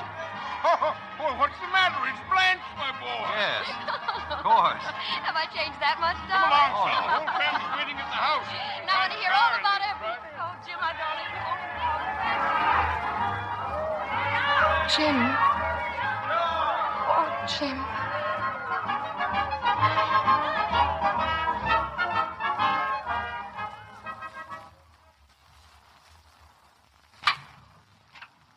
Mary, is that you? I just gave the baby's bath and I... Why, Mary, what is it? What's happened? Didn't you see him? Yes. Yes, I saw him. But... He didn't know me. He didn't... Oh, darling, what on earth are you I talking... ran up to him.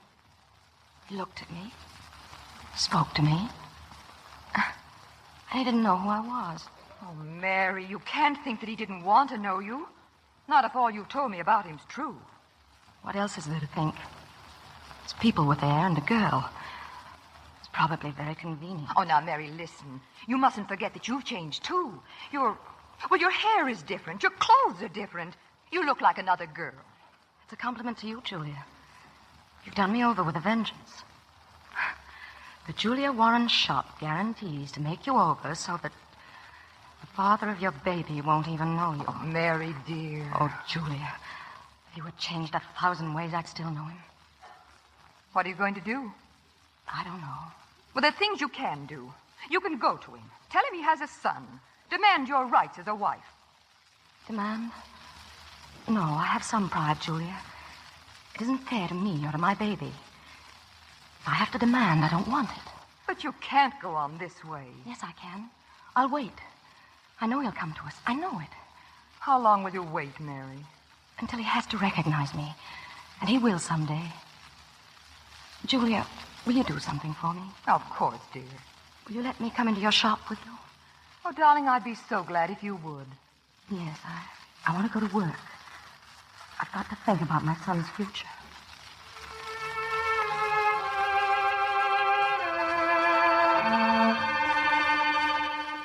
Looking back at that time 11 years ago, I hardly seem to know myself. I was so very young, so very foolish. For months, my pride wouldn't let me go to you.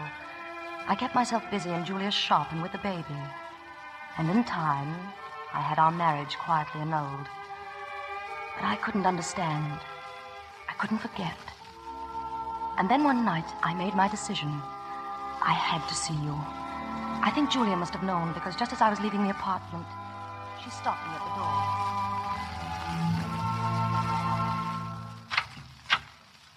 Mary, where are you going, dear? Dinner's almost ready. Well, I'm going out. Where, dear? Julia, I'm going to see Jim. I can't stand this any longer. I'm going to him and tell him everything. What's changed you so suddenly? It isn't sudden, Julia. You know where I was this afternoon. In front of his office, waiting for him to come out, hoping he'd see me and remember me. And that wasn't the first time. There hasn't been a day since he came back that I haven't stood outside his office or near his home. Well, I'm going to swallow my pride. I'm going to him, tell him that I love him, and that I can't go on without him. Wait a minute. I've got something to show you, Mary. Mm-hmm. What is it? Well, I didn't want to show it to you. But, well, I think you'd better read this. Mr. and Mrs. James Stanton Emerson, who were married on Wednesday last, sailed today for... Oh, Mary. Mary, darling, please don't look like that. It's... Mary!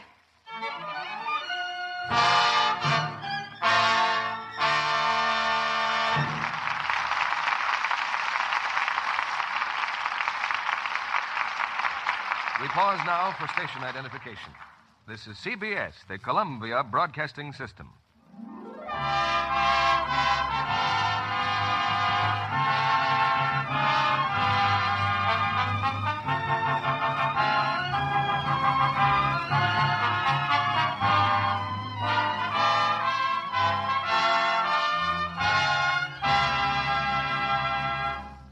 Edward G. Robinson and our stars Ida Lupino and Robert Young will be back with Act 3 of Only Yesterday in just a moment. It's almost lunchtime in a busy office. Hey, Janie, it's almost 1 o'clock and I'm starved. Hurry up or we'll have to stand in line for ages. Okay, just let me finish this.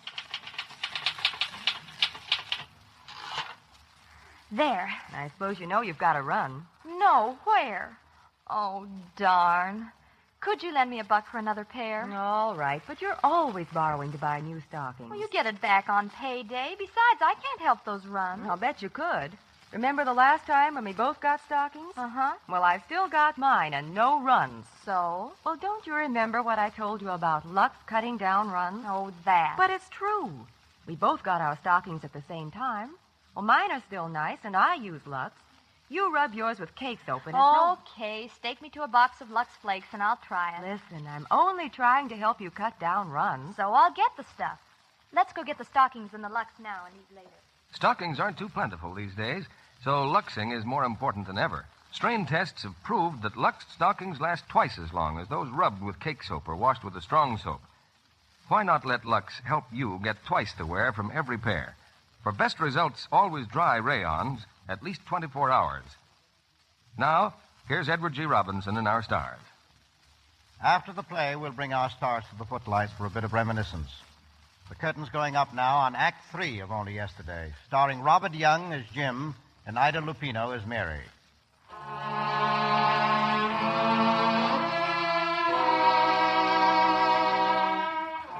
In Jim Emerson's study, time is forgotten.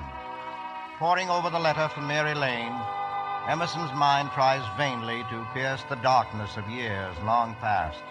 The letter goes on.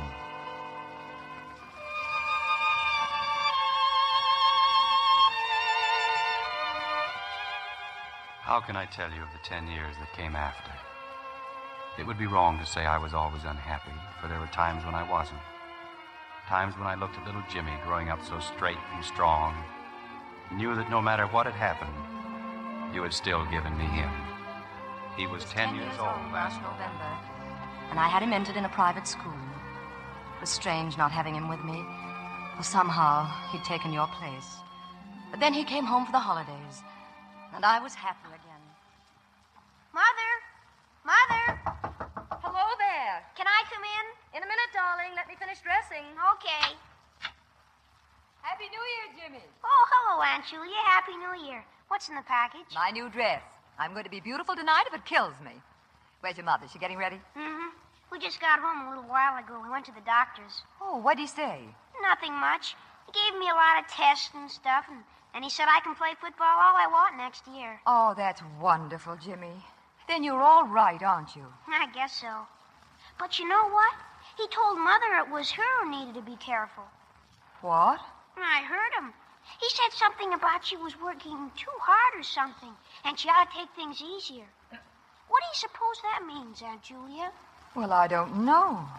She has been doing too much. I've told her time and time again, but it doesn't do any good. Do you suppose it'd help if she didn't come to the store sometimes?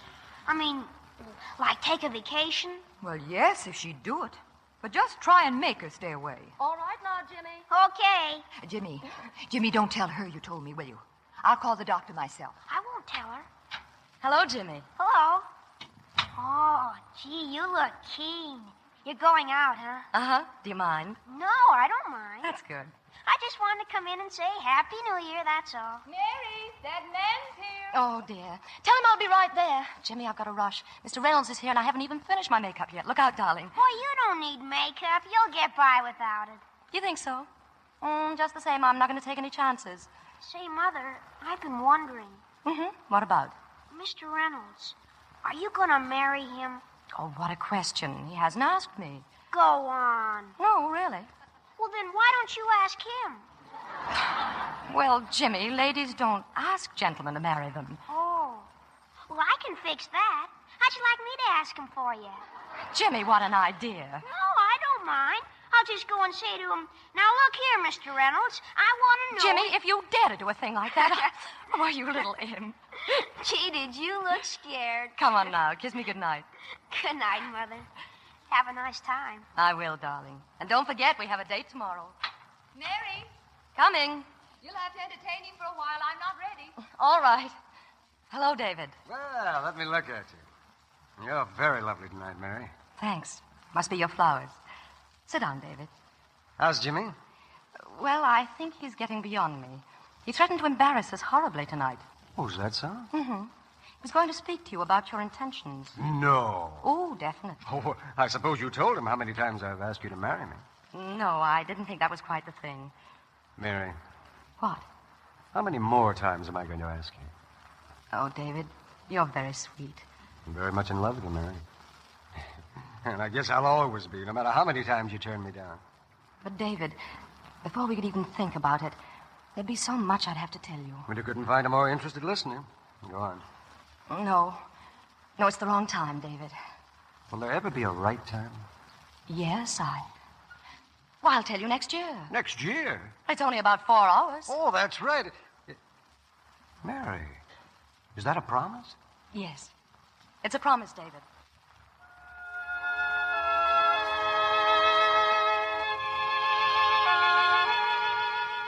I don't know exactly what I planned to tell David.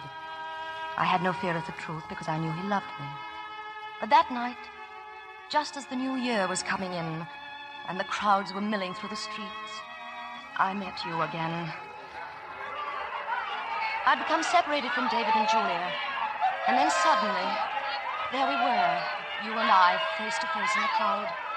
I'm sorry. There doesn't seem to be very much that one can do about this. No, it's quite all right. Is anything the matter?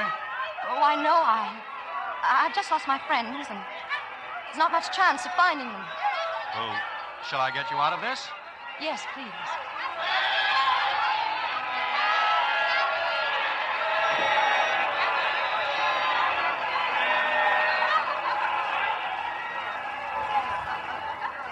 There. This is better, isn't it? Yes, thank you. Do you think you'll get home all right? Well, Yes, I'm quite sure. I don't think I'll go home just yet. Well, would you care to have a drink with me? See the New Year in together? I'd like to very much. Thanks. I'm alone, too. Yes? I'm sorry. Haven't we met before? Have we met before? Does sound rather trite, doesn't it? But I didn't mean it as an opening. Well, shall we go?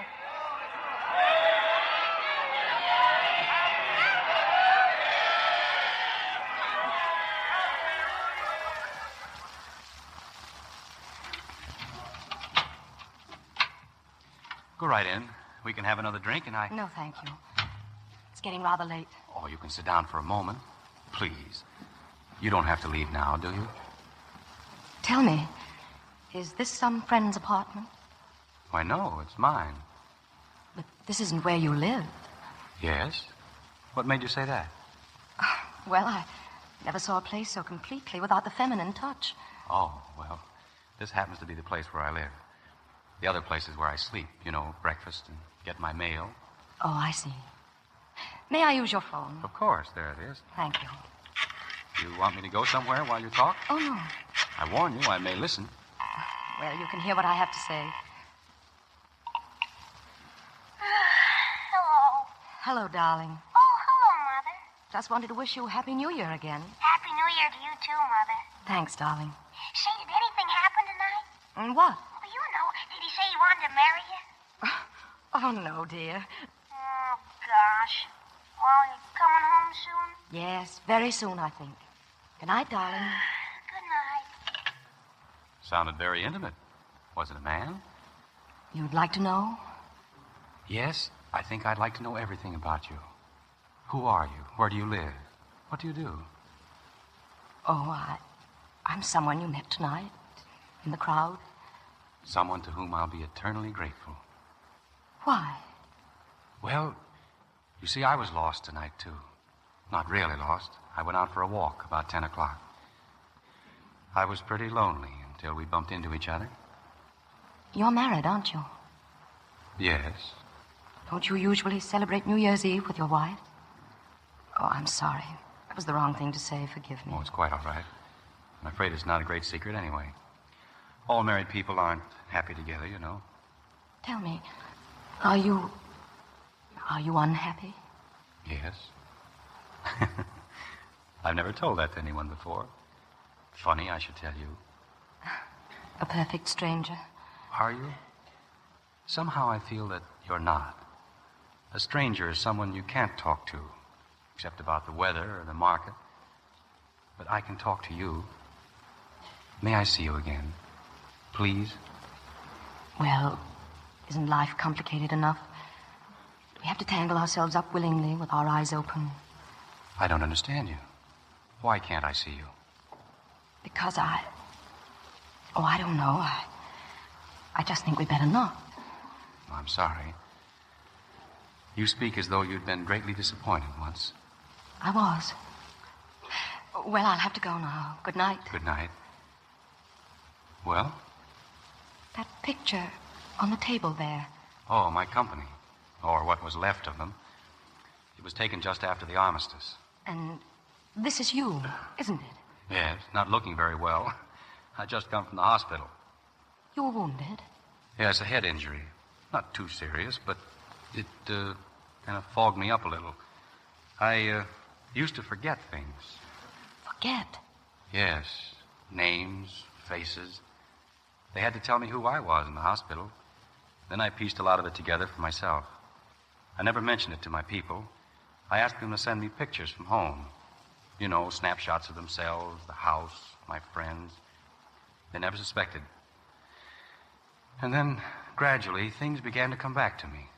But not everything. There are still some blanks, empty pieces in my life that I'll probably never know about. Go on. Well, that's all. But that's why when I meet people sometimes, I have a strange feeling of having known them before, of something happening long ago that I can almost remember. And if they are people you've known, and if they tell you things that have happened, things that are true, do you remember then? Does it come back to you? No, not always. Sometimes I just have to take their word for it. Oh, you take their word. Life has been very complicated for you, too. Hasn't been easy for you, has it? I wasn't looking for sympathy. No, I know. I'm glad you told me. I'm so very glad.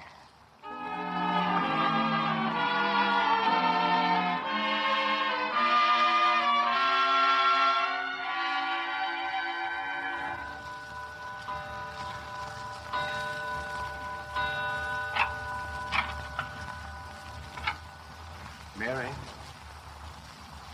Mary, is that you? Mary? Yes, David. Where have you been? Why, I thought you'd never get home. We hunted all over for you. Oh, I'm sorry, David. I've been walking. In all this snow? Yes, I had to think. Well, Mary, what's the matter? You look so strange. David. Yes? David, I'm sorry. I can never marry you. Is that what you were thinking about? Yes, that and other things. It wouldn't be fair to you, David. I like you too much, and... Well, you see, I'm still in love with someone else.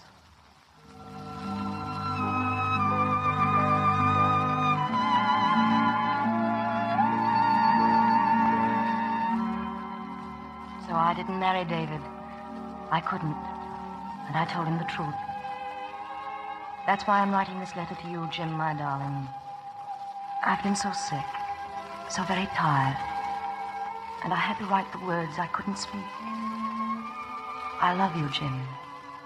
I love you now as I've loved you always. And I have a feeling that we can be happy again somewhere. When you receive this letter, I shall be gone. But your son will be here. Please come and see him. And if there's a place from which I can watch, I'll be there. And I'll be happy. Goodbye, my darling. Goodbye, my sweet. Now I can call you mine again. Yours, Mary.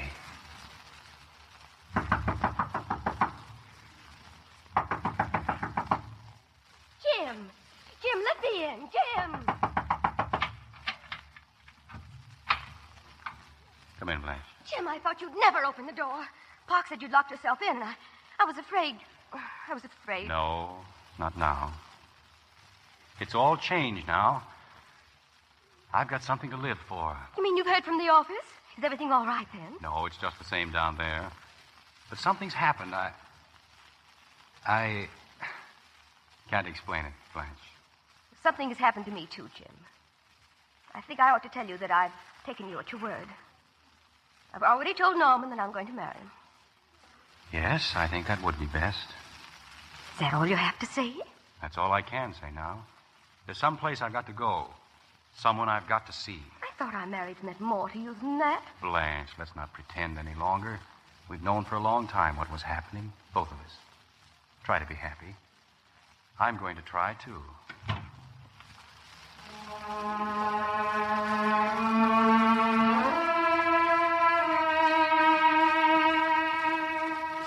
And, you were Mary's aunt? Yes. There's not much more I can tell you, Mr. Emerson. This morning, she gave me the letter to send to you after she was gone. I sent it this afternoon. But why didn't she tell me before? She was afraid you wouldn't remember. That night I met her. I tried to remember then and couldn't. But there was something inside of me that never forgot, never could forget. May I see my son now? Come in, Jimmy. Yes, Aunt Julia? Jimmy, darling, this man he has something to say to you. Thank you. Well, come here, son. We've got a lot to weather, haven't we? Yes, sir. But, we'll do it, won't we? I mean, the two of us together. I don't know who you are. You will, son. We're going to know each other very well, if you let me. You see, I'm your father, son.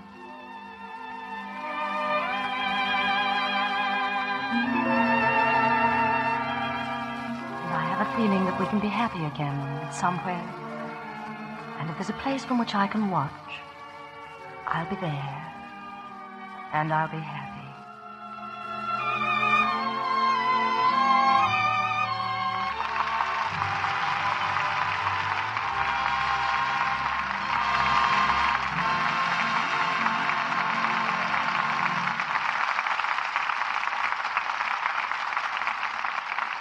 Before our stars return for their curtain calls, let me tell you what happened in Nancy's kitchen one day. Her sister has just dropped in. Gosh, it's good to see you, sis. But you would catch me doing dishes. Oh, Pooh, we all have to do them. Say, did you hear that Mrs... Why, Nan, whatever has happened to your hands? Oh, you mean these lobster claws of mine? I can't help it. Doing dishes 3 times a day. Honey, I'll bet it's that wash day soap you're using. Now look at my hands. Oh, they do look nice, but... Do you know why? I use Lux for my dishwashing. But what? But, Mary, I'm pinching pennies these days. So am I. But Lux is terribly thrifty. Listen, let's make a test. You keep track of how long your strong soap lasts, and I'll keep track of how long the same amount of Lux lasts. And so the girls did just that. And here they are reporting. Hello, sis. Just wanted to report I've used up all my dishwashing soap. How's your Lux? Oh, goodness, I've still got a lot of Lux left. See, that's what I mean, sis. Lux flakes go so much further, they're really thrifty. If Mary knew about our laboratory tests, she'd see how right she is about Lux being thrifty for dishes. Ounce for ounce, Lux does up to twice as many dishes as other well-known soaps. It's much richer, makes more suds.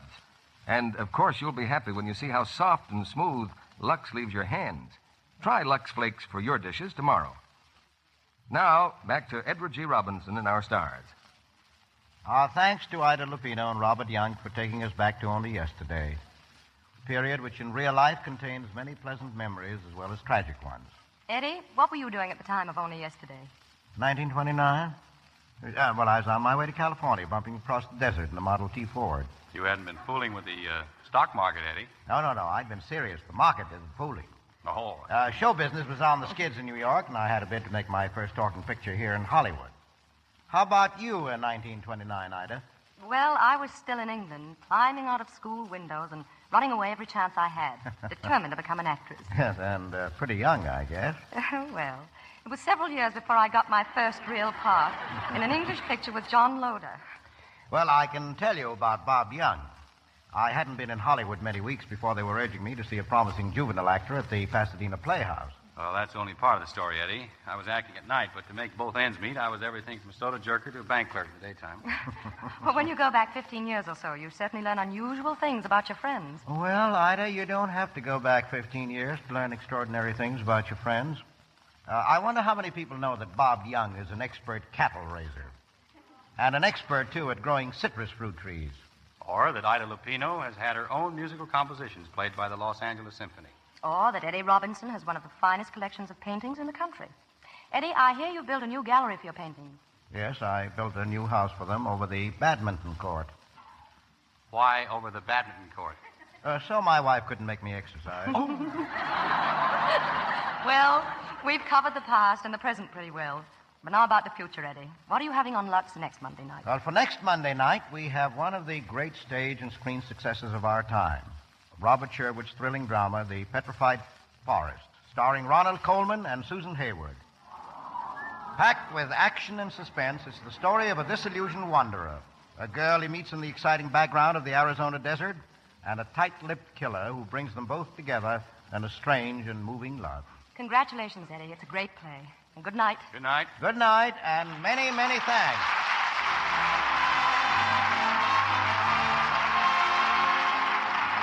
Our sponsors, the makers of Lux Flakes, join me in inviting you to be with us again next Monday night when the Lux Radio Theater presents Ronald Colman and Susan Hayward in The Petrified Forest. This is Edward G. Robinson saying good night from Hollywood.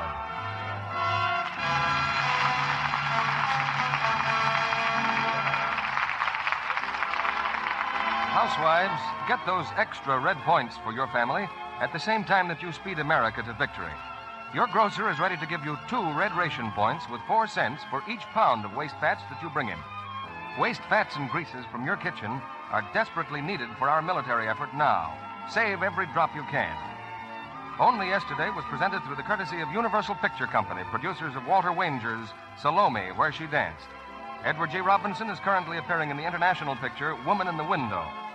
Heard in tonight's play were Lois Corbett as Aunt Julia, Tommy Cook as Jimmy, Lorene Tuttle as Blanche, and Charles Seal, Howard McNear, Norman Field, Eddie Marr, Ferdinand Mounier, Regina Wallace, Janet Scott, and Fruta Marson. Our music was directed by Louis Silvers. This program is broadcast to our fighting forces overseas through cooperation with the Armed Forces Radio Service.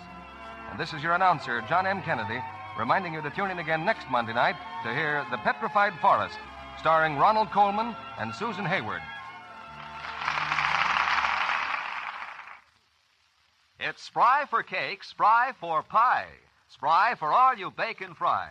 When your butcher says no meat, serve tasty, delicate fish, fried to tender, golden perfection in pure, all-vegetable Spry.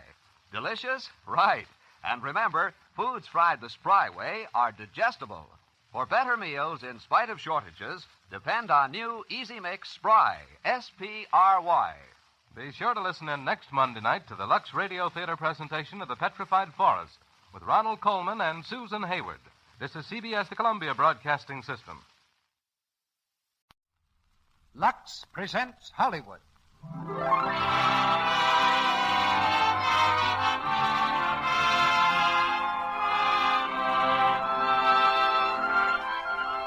The Lux Radio Theater brings you Laurence Olivier and Edna Best in Goodbye, Mr. Chips. And as a special guest, Mr. James Hilton, author of our play.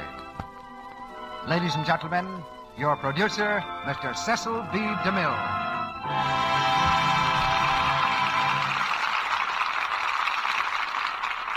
Greetings from Hollywood, ladies and gentlemen.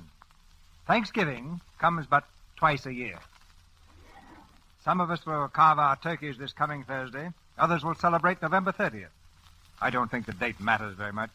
Canada celebrates Thanksgiving at still another time. Perhaps we really need more than one Thanksgiving Day to cover all the things we have to be thankful for. Freedom above all.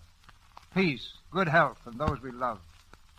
Apropos of Thanksgiving, the Lux Radio Theater has received a letter which we value highly for its friendly spirit. It says in part, in addition to the big things in life, I'm thankful for many smaller things which add to the joy of living. Among these is the Lux Radio Theater, which is a highlight of the week for our family. And another highlight which helps us in many ways every day in the year is Lux Flakes. So here's wishing you and the Lux Radio Theater and Lux Flakes many happy Thanksgivings to come.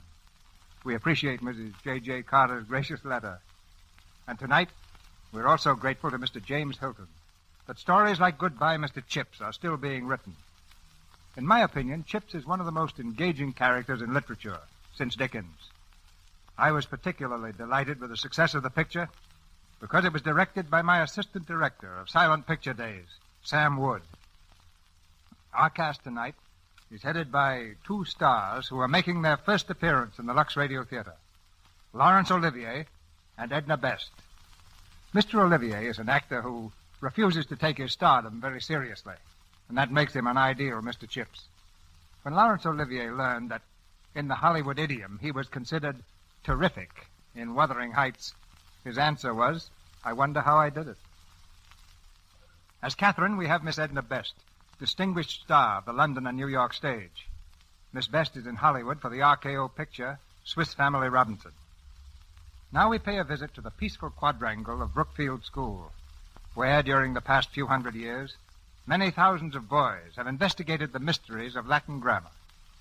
And we pay a visit to a gentleman who is a tradition at Brookfield, a certain Mr. Chipping, commonly called Chips.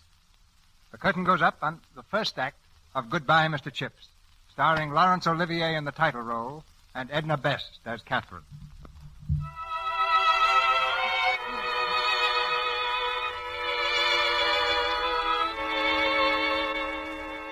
When you're getting on in years, between 80 and 90, you get very sleepy sometimes, and the hours seem to pass like lazy cattle moving across a landscape. It was like that for Mr. Chips, as the autumn term progressed and the days shortened, till it was actually time to light the gas before evening classes.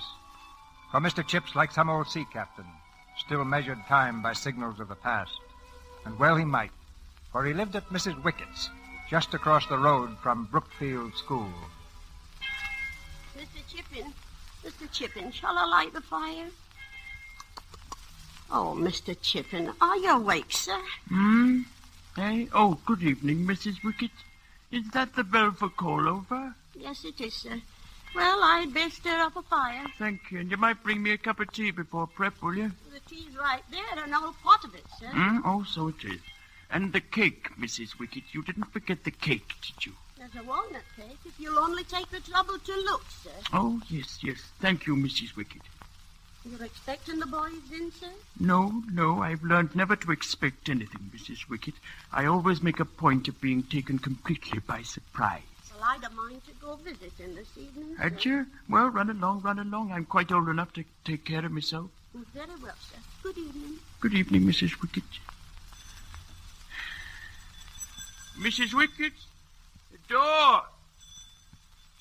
Mrs. Wickett. Oh, well, never mind. Do it myself. Well, hello. Please, sir, does Mr. Chips live here? Mr. Chips? Yes, he does. In fact, you're looking at him. Oh. Well, what can I do for you? I was told you wanted me, sir. And who told you that? The boys, sir. They said go over to Mr. Chips and ring the bell and tell him he wants to see you. I see. Well, you better come inside. Now, sit down. Thank you, sir. The boys were quite right, you know. I did want to see you. I wanted you to have some tea with me. Oh, thank you, sir. I haven't seen you before. How's that? I've only just come out of the sanatorium, sir. Huh? I've been there since the beginning of the term. Measles, sir. Ah, yes. Well, that accounts for it. Tell me, what's the name? Linford, sir. Tell me, Linford, what do you think of Brookfield?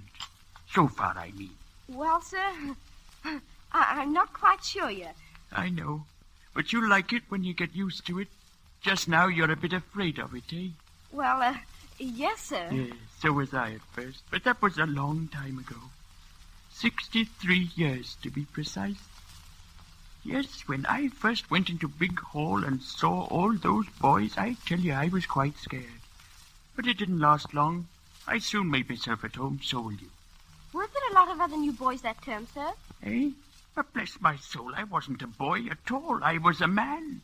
A young man of 22. A master. Oh. But, sir... Yes? If you were 22 then... Yes? You must be very old now, sir. Well, I'm certainly no chicken. Yes, when I came to Brookfield in 1870, the place was just the same then as it is now. Even the names of the boys were the same.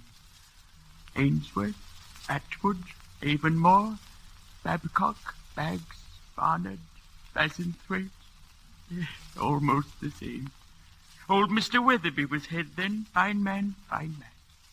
I'm probably the only man in the world who remembers old Weatherby. And the boys. I remember them all. 63 years ago, Linford. And I can still hear their names as they call them off before the class in. Ainsworth, Atwood, Avonmore, Babcock, Baggs, Barnett, Bassenthwaite, Batterby. Mr. Chip, sir. Mr. Chip, sir. Are you asleep, sir? Shall I go now, sir? Mr. Chip, sir. Mr. Chip. Atwood. Avonmore. Babcock. Barnard. Bassenthwaite. Batterby. Vincent. Pardon me, sir. Are you Mr. Chipping, the new master? Yes, I am. The head would like to see you in his study. Thank you.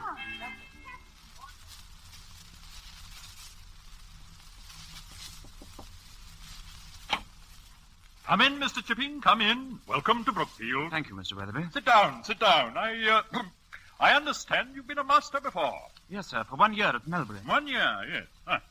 You are a young man, Mr. Chipping, and Brookfield is an old foundation. However, youth and age often combine well.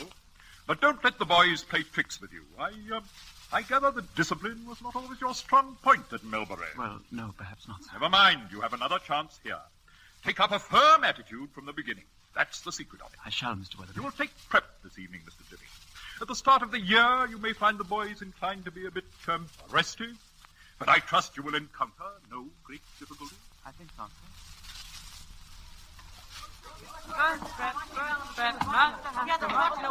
I say, who's taking Pepsi? Bagley, I hear. He is not. He's the new master, Chipping. Chipping? What's he like? Stuff it. Careful, you chaps. Here he is.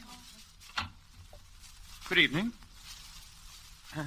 As you know, this is a period of quiet study. You may busy yourselves in any way you wish. Oh, thank you, sir. Quiet, please. Please, sir, what is your name? My name is Mr. Chipping. Did you say Chip, sir? I said Chipping. Thank you, Mr. Chipping. You there in the second row, you with the red hair. Did you drop that desk lid? Yes, sir. What's your name? Holly, sir. Very well, Collie. You have 100 lines. 100 lines, sir. Did you hear me, Collie? But 100 lines, sir. All I did was to drop... Did you hear me, Collie? Yes, sir.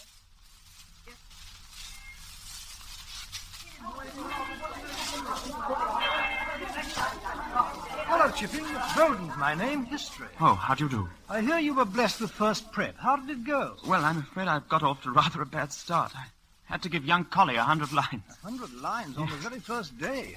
Yeah. That's a bit rough, isn't it? Well, I thought it necessary. Well, I suppose you know, and you'll have a long time here to correct any bad impressions. Good night, Chipping. Good night. A long time to correct any bad impression. Billy! Vesta! Oh, Bonnet! Been here a long time, Chipping. Your work has been quite satisfactory. I know it won't come as a surprise to you after all this time that we're making you a housemaster. Good luck, Chipping.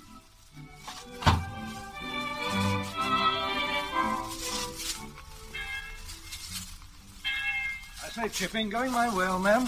I believe so. Good. Well, another term ended, eh? Where are you going for the summer? I hadn't thought, Bowden. Perhaps up to the Lake District. Very nice. Oh, by the way, congratulations, Chipping. Hmm? You've been made a housemaster, haven't you? Oh, yes. I've been waiting for it so long, I can hardly get excited about it now. Oh, they don't come quickly. I was here 10 years before I got mine. Do you know how long I've been here? Well, now, let me see. Almost 25. 25 years. It doesn't seem possible. No, it doesn't. You know, when I first came, I had some fine dreams. I thought, what a wonderful thing it would be to be headmaster of a school like Brookfield. Well, youth is entitled to dreams. Chipping, you've really done a fine job here. I can't understand why promotion has been so slow for you. I've often wondered... Have you heard the news? What news? The new housemaster. Know who it is? Old Chips. Chips? No. I say, that's my house. Bad break for you, old man. Chips, you suppose I could move? Were we looking for a reason? I'm sorry, Chipping. Heartless little beggars. No, it isn't their fault. I suppose I just don't understand them the way you chaps do. Oh, nonsense. Well, here's where I turn off, old man. You'll write me from the lakes, eh? Hmm? Oh, of course. You going to do any mountain climbing? Climbing? Yes, I expect so. I've always wanted to try Old Stony. Fine. Well, good luck, and be careful up there. I will.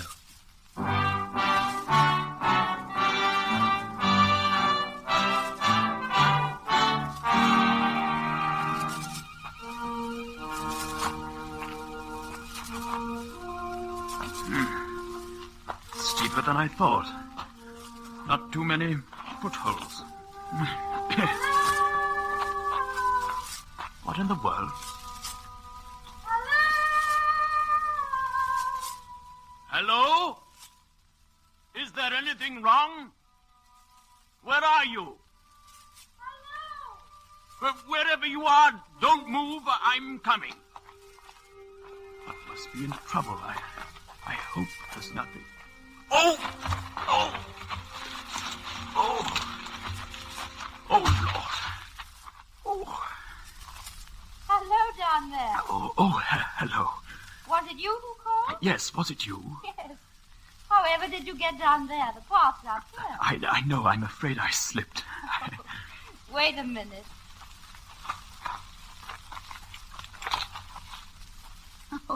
Are you hurt? No, not very much. You really should have been more careful. It's very steep here. Yes, I know, but when I heard you call, You were coming to me. Why? Well, for a moment, I thought... That I was in trouble? Yes. I'm terribly sorry. I was calling to my friend down the mountain. Oh, I see. Well... It was very thoughtless of me and very nice of you to come to my rescue, I mean. Was it your ankle you hurt? Oh, no, it's nothing. Try standing up. No, I'm sure I can manage. Oh. Oh, no, you can't. Here, sit down. You can never get down the mountain like that. We'll just have to wait until my friend comes. I'm putting you to a great deal of bother. Oh, no, of course you're not. My name is Catherine Bridges. How do you do? Mine is Chipping. How do you do, Mr. Chipping? My friend really and I are is taking quite I beg your pardon. No, you were saying... No, please. What was it, Mr. Chipping? Well, I was about to say... It really is quite a wonderful day. Yes, we've had fine weather all the week. My friend and I are on a bicycle tour of the whole Lake District. I've enjoyed every minute of it. A bicycle tour? Yes. Why? Oh, nothing. Don't you believe in ladies riding bicycles, Mr. Chipping? Oh, it's a very healthful exercise, I imagine. Hello there. Oh, Martha, come down. That's my friend, Mr. Chipping. What's the matter, Catherine? Oh, Martha, this is Mr. Chipping. Mr. Chipping, Miss Taylor. How do you do? How do you do? Is he hurt? Yes, Martha. You see, he tried to rescue me, and he slipped. I see. And now we shall have to rescue him. Well, I imagine the two of us can carry him. Oh, of course. Oh, no, really. Come along. Take his arm there, Catherine. Already. Now, lean on me, Mr. Chipping. Oh, but I feel so very silly. Nonsense. Lift him, Catherine. Lift.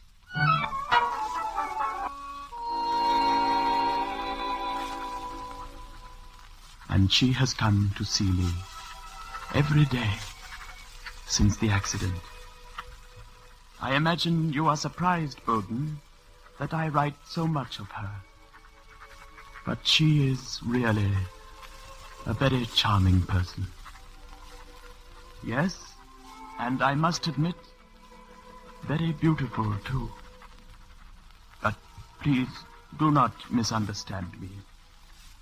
She is far too charming and far too beautiful for me.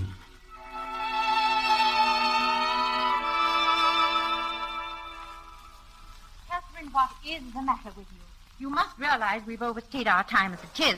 We shall have to take the train back this morning. Now, are you coming with me or aren't you? No, Martha, you know I can't leave yet. Also, he's still not entirely well, and well, it was my fault in a way, and, well, I can't desert him. Is that all, Catherine? No. Catherine, listen to me. He's a great deal older than you are. He's stuffy and slightly gray, and his opinions date from the 70s. He thinks Bernard Shaw is completely irresponsible, and he told me in confidence he's not at all sure women should have the vote. Have I said enough? You've said everything, except that he's a thoroughly honest person, that his eyes are deep brown, and that he's very charming when he smiles. Oh, Martha, I've never met anyone like him before. And he's really very lonely. Did you know that? He won't be much longer. Martha. Goodbye, my dear. Have a pleasant holiday. I'm off for London. Oh, Martha, wait.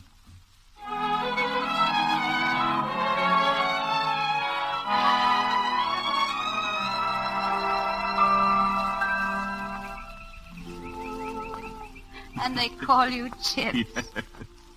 But never to my face, of course. I'm so glad you are what you are. I was afraid when I first met you that you were a lawyer or a dentist or a man with a big cotton business in Manchester. But schoolmastering's so different, so important, don't you think? To be influencing those who are to grow up and matter to the world. It's rather thrilling. I hadn't thought of it like that. But I do my best. That's all anyone can do in any job. Yes, of course. I love you for saying simple things like that.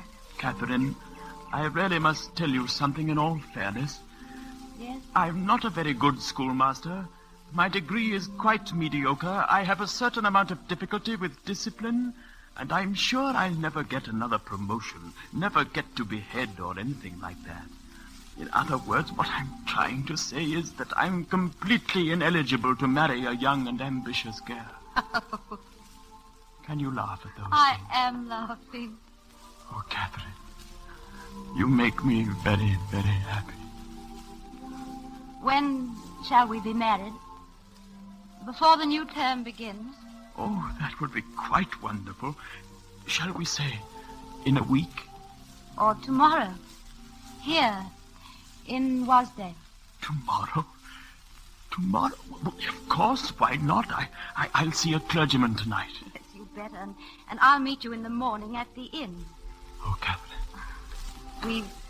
We'll both have a great deal to do today. Oh, yes. Letters and everything. In the morning, then. In the morning. This is an occasion, you know. This last farewell of ours. I feel rather like a new boy beginning his first term with you. Not afraid, mind you, but just for once in a thoroughly respectful mood. Shall I call you Sir? or would Mr. Chips be the right thing? Yes, I think it would. Until tomorrow, then. Goodbye, Mr. Chips.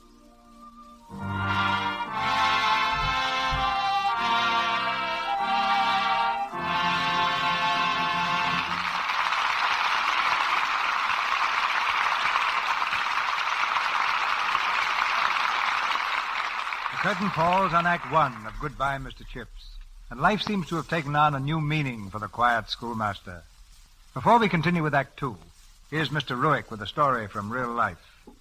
During this short intermission, before our stars Laurence Olivier and Edna Best return in Act 2 of Goodbye, Mr. Chips, we bring you a real-life scene. This scene actually happened last year in a very charming home in Portland, Oregon. The mother told us in an interesting letter that she was making plans for the marriage of her daughter. One day, she writes, she and her daughter were discussing the wedding dress. Oh, Mother, your wedding dress is so beautiful. I'd love to wear it. Oh, I don't know. 33 years? I know. There'd have to be some remodeling. It's not only that. The dress is so gray and dingy looking after all these years. And it's so fragile, I'm afraid it wouldn't clean or wash well. I know, with all that lovely lace and embroidery. But don't you think with Lux? Well, Lux Flakes would certainly be safe. I could try them. Oh, Mother, please. I'd adore wearing the dress. Well, dear, I'll try.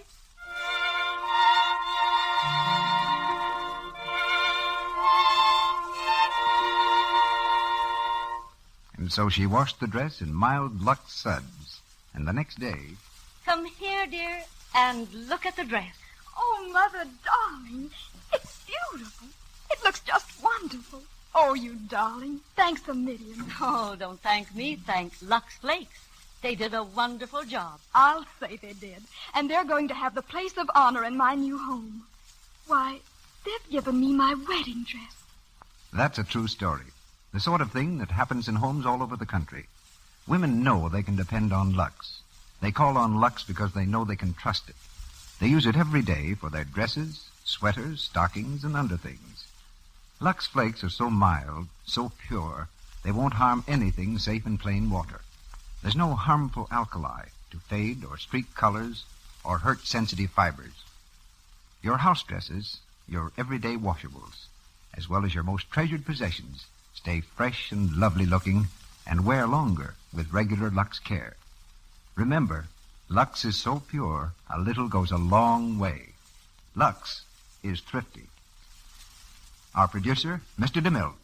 Act 2 of Goodbye, Mr. Chips, starring Laurence Olivier in the title role and Edna Best as Catherine.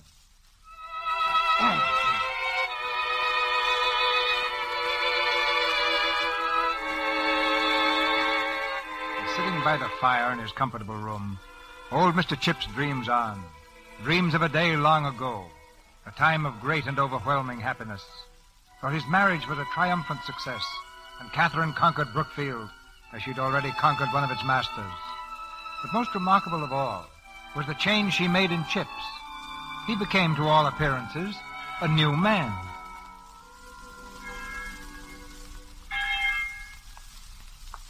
Well, you've done it, Catherine. They're quite mad about you. Oh, Chips, what are you talking The about? head, the masters, the boys, everyone. They're all in love with you, just as I am. Chips, you know, everyone's been so wonderful. I was horribly afraid for a while that I might not fit in. I wanted to so much. You've been here 2 weeks, and you're more a part of Brookfield than I am. Evening, Mr. Chippy. Oh, good evening. Evening, sir. Evening. Good evening, Mrs. Chippy. Hello, boys. How did the match go today? Oh, very well, thank you. You really shouldn't watch us, ma'am. I'll have to come down and watch you tomorrow. Thank you, Good night, Mrs. ma'am. Chippy. It's 4 o'clock tomorrow. I'll be there. See what I mean? They'd never have spoken if you hadn't been with me. Oh, Chips, must you be so formal with them? Formal? Well, relax a little, joke a little. You know they'll like you ever so much better. I've often wished I could. Oh, you try it and see. You've got a wonderful sense of humor, Chips. I have? Of course. Didn't you know? I don't believe I ever thought. And now we come to, the old Roman law known as Lex Canulia. Lex Canulia was the law which permitted patricians to marry plebeians. So you see, if Miss Plebs wanted Mr. Patrician to marry her, and he said he couldn't, she, probably replied, oh, yes, you can, you liar.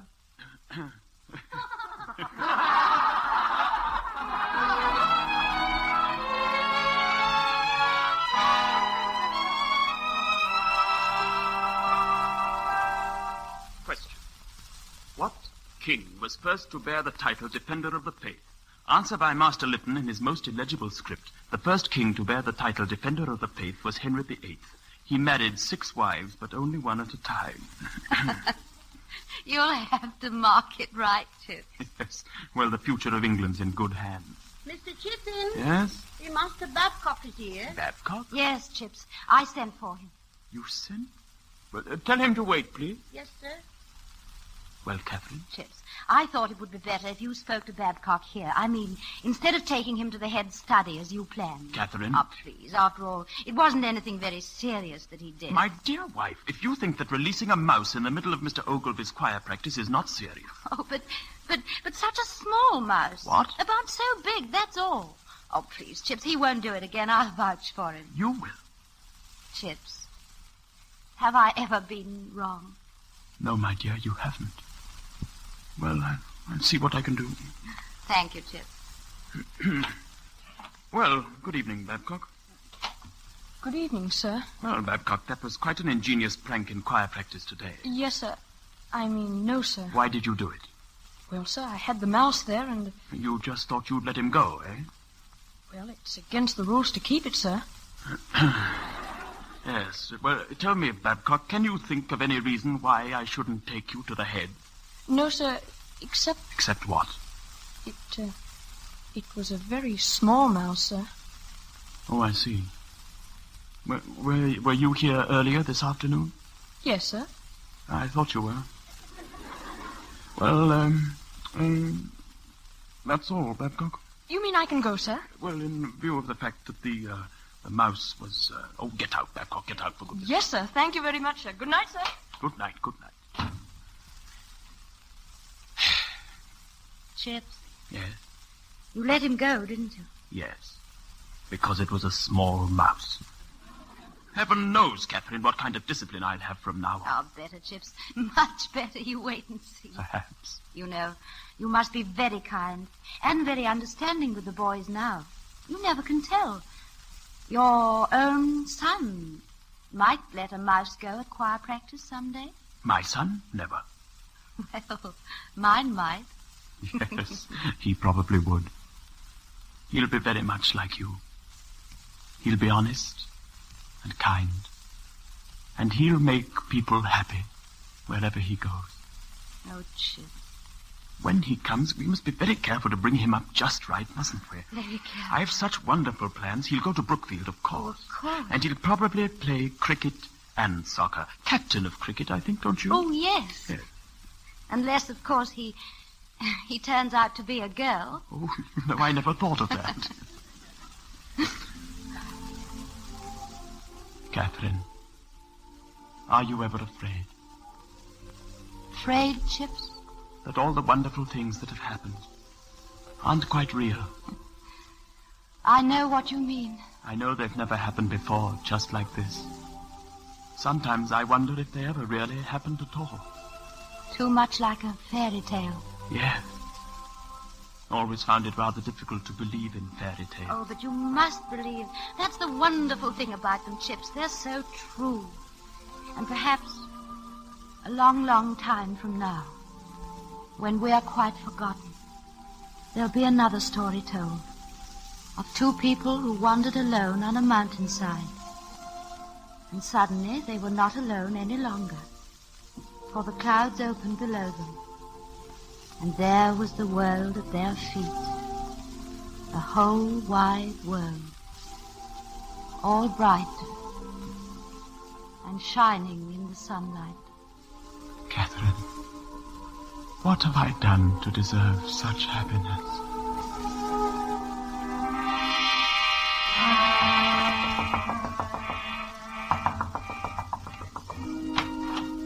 Yes? Oh, Doctor, can you come at once, sir? What is it? It's Mrs. Chippin, Doctor. Mrs. Chippin? Yes, Doctor. Mr. Chippin's very worried. He asked if you could please come right away. Of course. I'll get my things.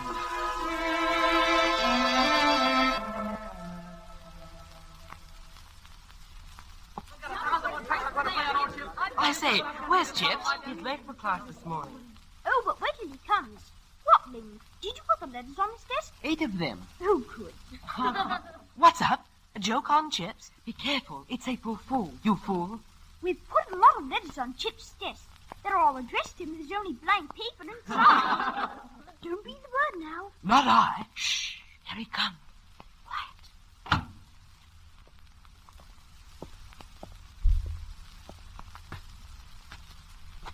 Oh, Mr. Chipping, sir, there are a lot of letters for you. Stop it, Bags. He'll hear you. I can't help Help me. Be quiet, you fool. There goes another one. Oh, good. I say, look at his face. Look at his face. What do the letters say, sir? Please, sir, are they very important?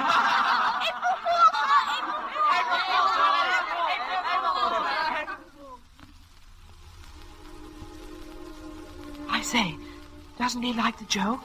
What's the matter with him? I don't know. Do you suppose he's angry? He doesn't look angry. Then why doesn't he say something? Why doesn't he laugh?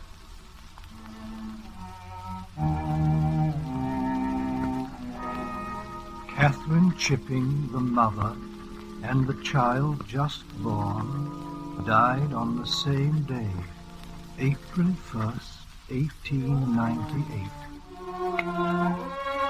You know how we feel, Chipping. How the whole school feels. Just try to keep going, old man. Time will help you. Time and your work. Thank you. Thank you. Microphone, flat, there. Vincent. That's the quad. And over there's Big Hall. It's nice of you to show me around. Oh, we always show the new boys around. Oh, look. You see that old fellow over there in the torn gown? That's Chips. Been here since 1870, they say. 1870 to 1913? That's right. 43 years now. You'll like Chips. Everybody does. Oh, Mr. Chipping, sir. Hey? Yes? The head would like to see you in his office, sir. Who? The head, sir. Mr. Ralston. Oh, Ralston. Thank you.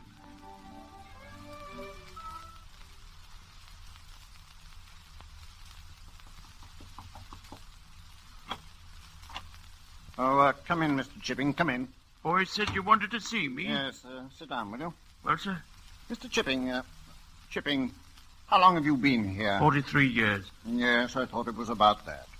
Have you ever thought that you might like to retire? Retire? No, I can't say I have thought about it yet. Well, Mr. Chipping, the suggestion is there for you to consider. But I don't want to retire. I don't need to consider it. Nevertheless, I suggest that you do. And I suggest I don't see why I should. Well, in that case, Mr. Chipping, things are going to be a little difficult. Difficult? Why difficult? Well, since you forced me to use plain words, Mr. Chipping, you shall have them.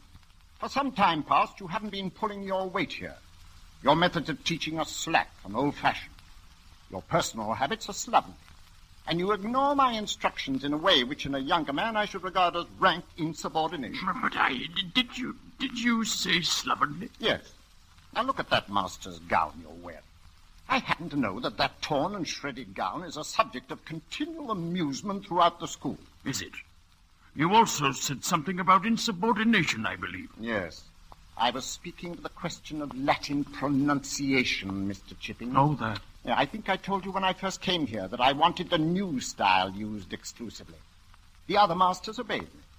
You prefer to stick to your own methods, and the result is complete chaos and inefficiency. But I don't agree with the new pronunciation. Oh, really? No, in my opinion, it's a lot of nonsense. Making the boys say Kikero at school when for the rest of their lives they'll say Cicero, if they ever say it at all.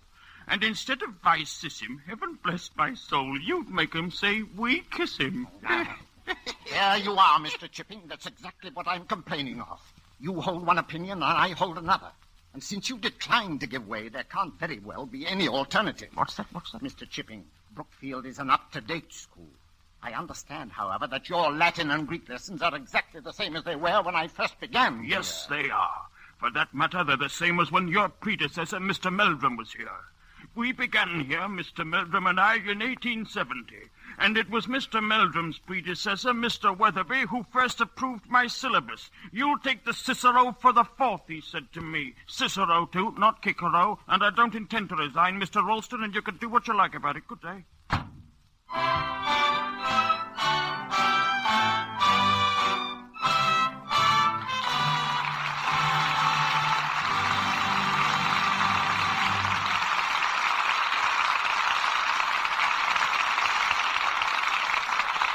That was Act 2 of our play. I don't think Mr. Chips is going to be an easy man to fire. In the intermission before Act 3, here's a little presentation of a picture in sound. Before Mr. DeMille brings us Act 3, he has as our guest the author of our play. But first, let's take time enough to make a demonstration of special interest to housewives. We're going to give you a sound picture of what happens when you put Lux Flakes into your dishpan. First, you pour in a few flakes.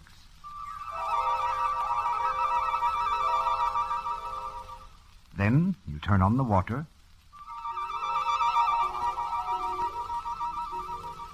And almost at once, the flakes melt into a soft, frothy mass of bubbles. Listen to them. By actual test, Lux dissolves into suds 4 times as fast as old-fashioned cake soaps. Now listen to those bubbles again. Can you picture them? A panful of rich, active suds that make short work of grease and grime. They leave your dishes sparkling in almost no time. And while you're working, Lux is ever so kind to your hands. There's no harmful alkali to bite and sting your hands the way harsh soaps do. Lux is as mild as the finest toilet soaps. It helps your hands stay soft and smooth. And you want hands like that, I know. So try Lux for your dishes. It's so inexpensive. About a penny's worth of Lux does your dishes for a whole day. You need a little more in hard water. Buy the thrifty large box of Lux Flakes tomorrow. We pause now for station identification. This is the Columbia Broadcasting System.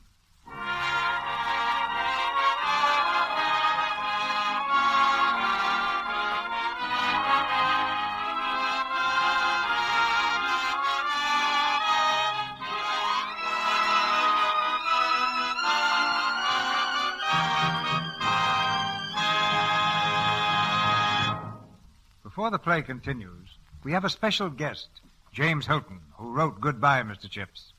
For the last 4 years, he's been a regular resident of Hollywood and responsible for some of the finest writing done for motion pictures. His most recent assignment at Warner Brothers was the screenplay of his novel, We Are Not Alone.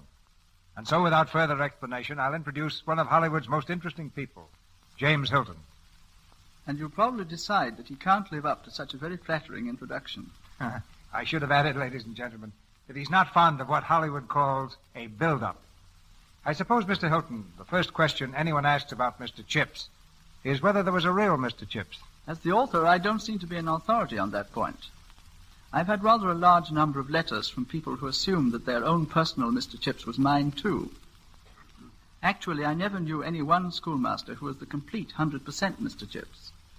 He is a combination of many schoolmasters, including my father. Is your father pleased or annoyed to find himself a fictional character? Oh, he denies it altogether, which is exactly what Chips would do in the same circumstances. I wonder what he thinks of motion pictures. Well, I can only guess. My father saw a picture about 25 years ago, and the flickering hurt his eyes, so he didn't see another until I became involved in the business. Now he's extremely interested and very, very uncritical. He never says a picture is bad. The perfect critic for a producer. But you said Chips was a composite character. Are there many like him? There are fewer every year, and when they die, Chips will have disappeared forever from real life. You see, the English public schools, which are not really public at all, but private, have had to undergo many changes to fit the times. Just as the schools in this country have had to adapt themselves to the shifting scene. Of course, there was room for change. They had their faults. I've forgotten most of what I was taught in school, but I remember a few things I learned without being taught, such as blowing glass tubing into fancy shapes, or a slight aptitude for ventriloquism, which I developed to circumvent a master who was very deaf. These things have never been of much practical use to me since, but just the same, I know the whole experience was valuable. Any boy that comes under the influence of a Mr. Chips usually turns out to be a better citizen. That's why I'm sorry to see his type disappear, even though I know it's inevitable. And it's inevitable that the third act follows the second act, so I'll make my way for Mr. Chips now. You couldn't make way for a better man, Mr. Hilton. We continue with Goodbye, Mr. Chips.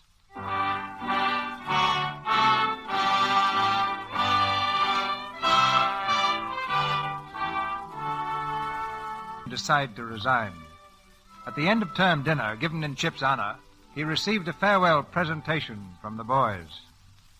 And so, sir, the boys of Brookfield have asked me to make this presentation of this gift. It's from the boys of Brookfield to show our esteem and in recognition of the great service you performed for Brookfield.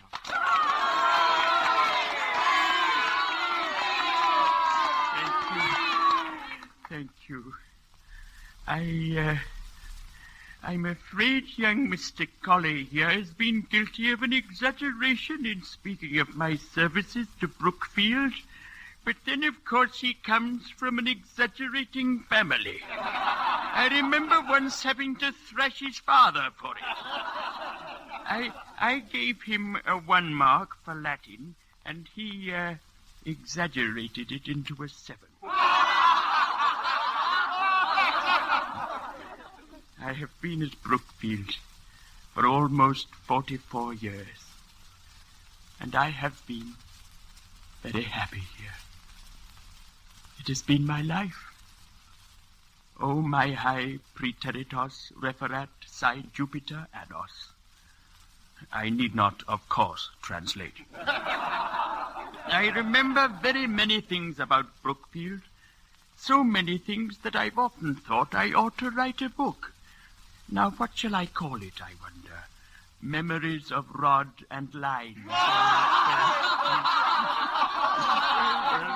Well, perhaps I shall write it someday. But of all the things I remember, the things I remember best are your faces. I never forget them. I have thousands of faces in my mind. The faces of boys. And if you come to see me in the years to come, as I hope you will, and if I don't seem to recognize you, you'll probably say to yourself, the old boy doesn't remember me. But I do remember you, as you are now. That's the point. In my mind, you never grow up at all. Never. Well, I mustn't go on all night. I shall be living just across the road at Mrs. Wickett's. Think of me sometimes, as I shall certainly think of you.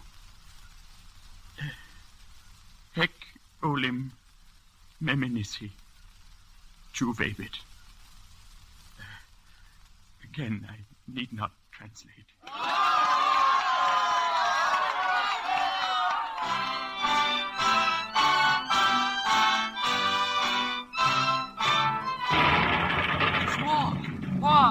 They're joining up at the village already. I saw them. They say the older boys in Brookfield are going to form training squads. My father's going. So is mine. Mr. Chipping, sir, do you think it will last long, Last sir? long? Of course not. Impossible, Lancaster. We ought to have it finished by Christmas at the very latest. But why are you thinking of joining up, Lancaster? Lancaster's a little short for a soldier, sir. Don't you think? Oh, only by a foot or two, eh, Lancaster?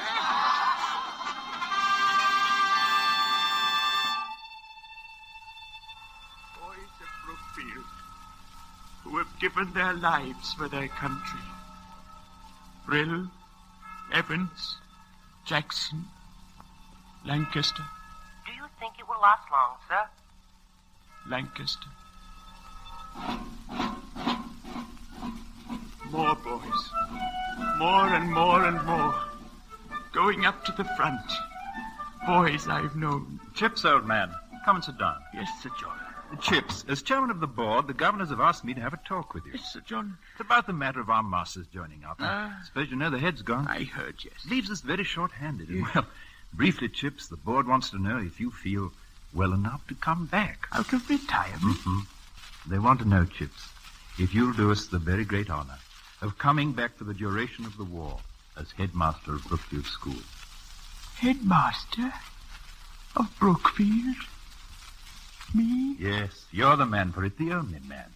You belong here. Oh, but it's such a great responsibility. I'm a ranker, Sir John. I'm not meant to be you a head. think it over? Oh, yes, I will, but I really don't. Please, Chips. Don't answer me now. Come back and see me in the morning. Very well, very well. Good night, Chips. Good night, Sir John. Good night.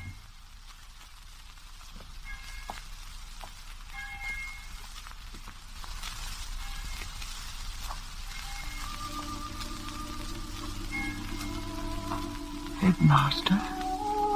Head of Brookfield?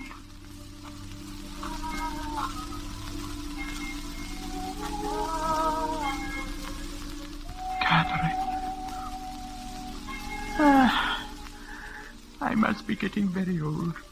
Very old. Chips, dear. You know I'm here, don't you? You can't hear me, not really. But you know that I'm here in your heart. It's been such a long time since I've come to you.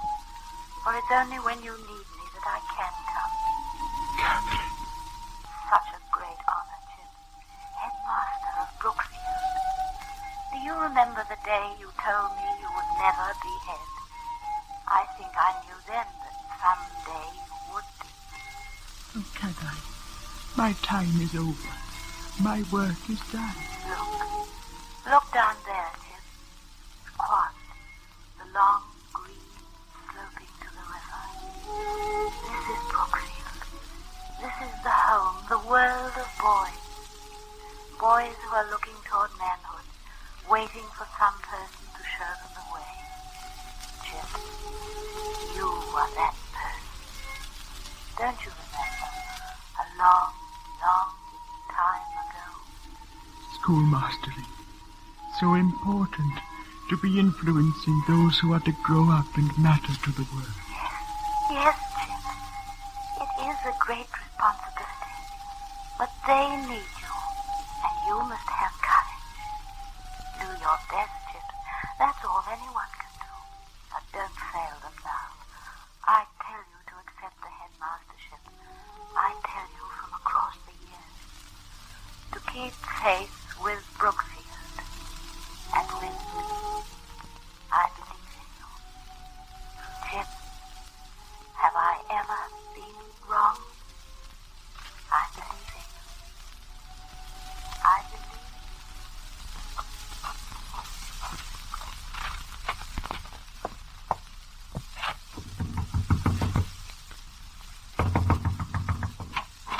Hello, Chips. Back so soon?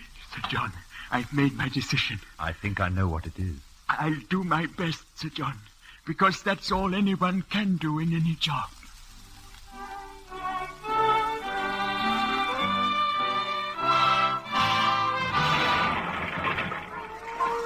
Mr. Chip, sir, it's an air raid. Air raid. Quiet, please. Quiet. The class will continue. It may seem to you that at this particular moment in the world's history that the affairs of Caesar in Gaul some 2,000 years ago are of somewhat secondary importance. But believe me, that is not really the case. You cannot judge the importance of things by the noise they make. Oh, dear me, no. And let us resume our work. Is there anyone who will volunteer to construe? I will, sir. Very good. Turn to page 40 and begin at the bottom line. Yes, sir. Genus hoc erat pugni. This was the kind of fight quo si milites exerquerant, in which the soldiers busied themselves. You see? Oh, sir, that's good. Yes, you can see now that these dead languages sometimes come to life again, eh?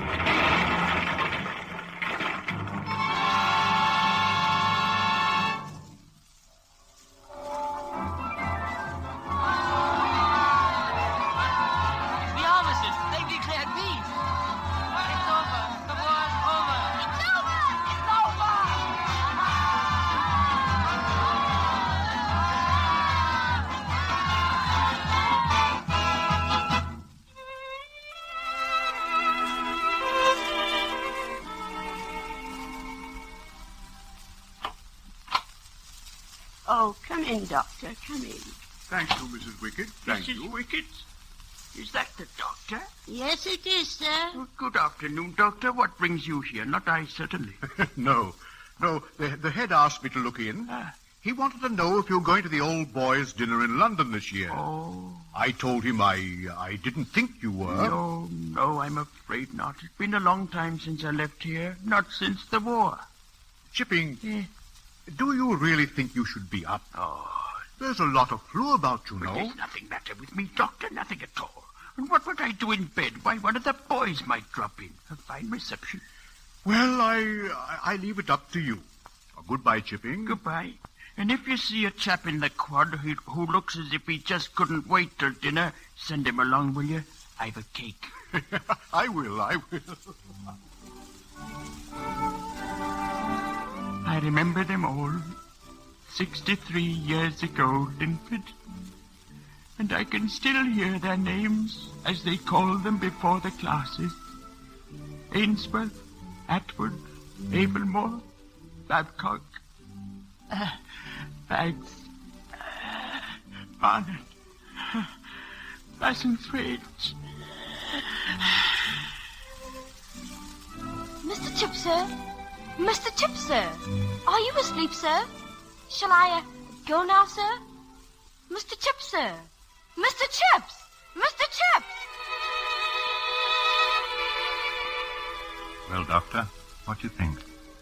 I don't know, Sir John. He's a very old man. Who's that? Hello there. Waking up? What happened? Oh, nothing much. You threw a faint, that's all. Oh. It's lucky that boy was with you. Try to sleep again. Yes. Poor old chap. Must have lived a very lonely sort of life. All by himself? Not always by himself. He was married, you know. Was he? I never knew that. She died a great many years ago. Pity he never had any children. Oh, what was that? Careful. What were you saying about me? Nothing. Nothing at all, old chap. I heard you. A pity I never had any children, eh? But I have, you know. I have. Thousands of them.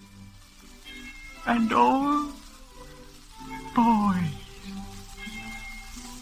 Ainsworth, Atwood, Babcock, Barnum, Bassingthwaites, Batterby,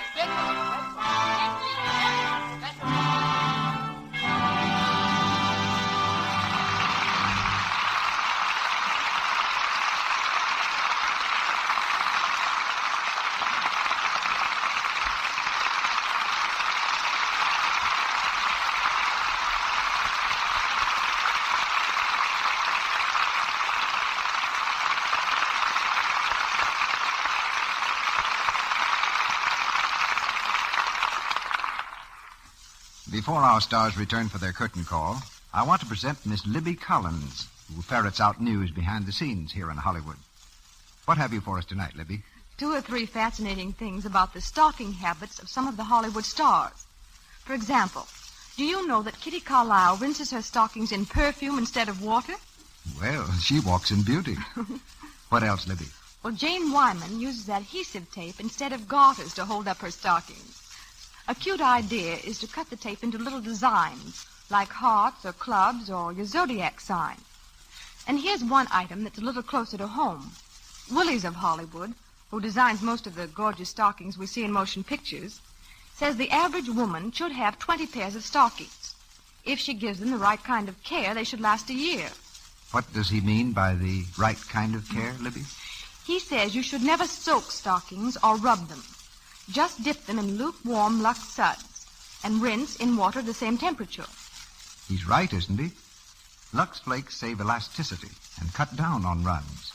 If you rub your stockings with cake soap or use soaps with harmful alkali, you're apt to weaken elasticity, and then runs come easily.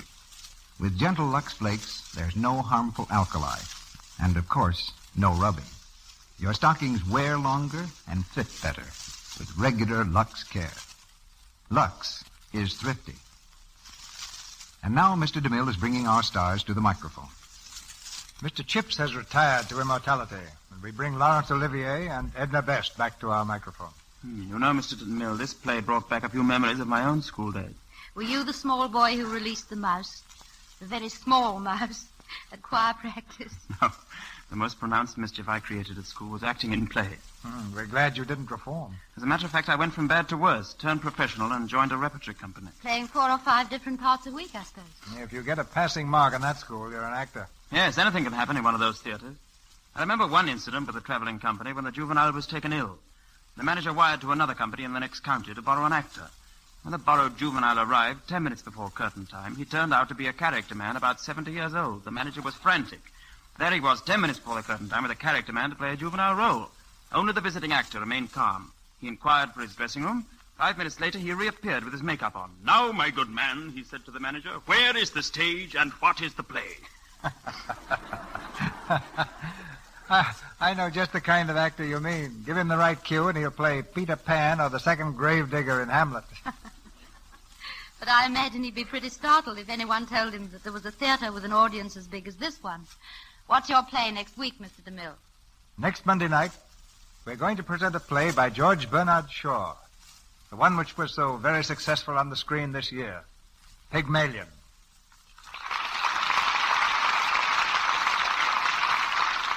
And our stars will be Jean Arthur and Brian Aherne. Pygmalion is the story of an unromantic gentleman of learning who trains a Cockney girl to impersonate a duchess, an experiment which produces startling and romantic results. That sounds like a grand show. Jean Arthur and Brian Aherne in Pygmalion. I'm anxious to hear it. Good night. Good night, Mr. DeMille. Goodbye, Mr. and Mrs. Chips.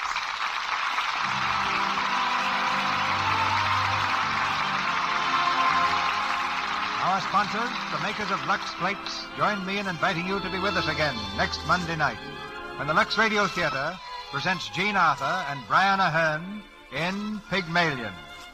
This is Cecil B. DeMille saying good night to you from Hollywood.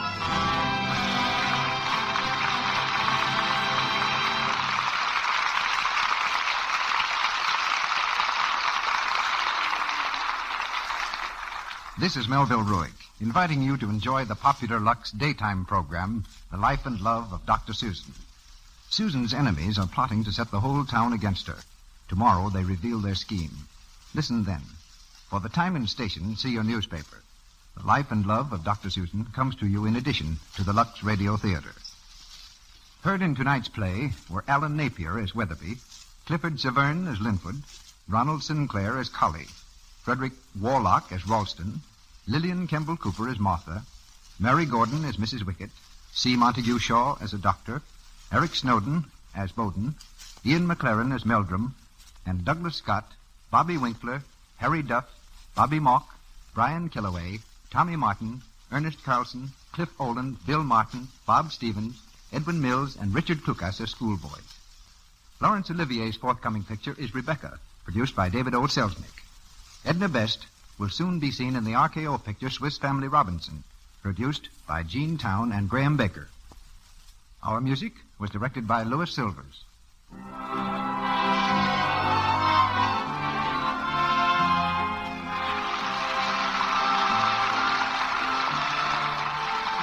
This is the Columbia Broadcasting System.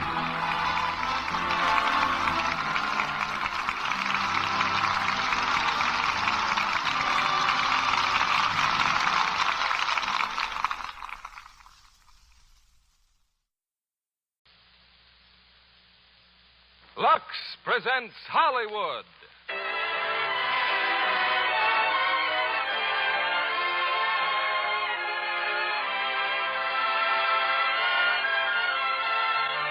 Lever Brothers Company, the makers of Lux Flakes, bring you the Lux Radio Theater. Our play, Alexander's Ragtime Band.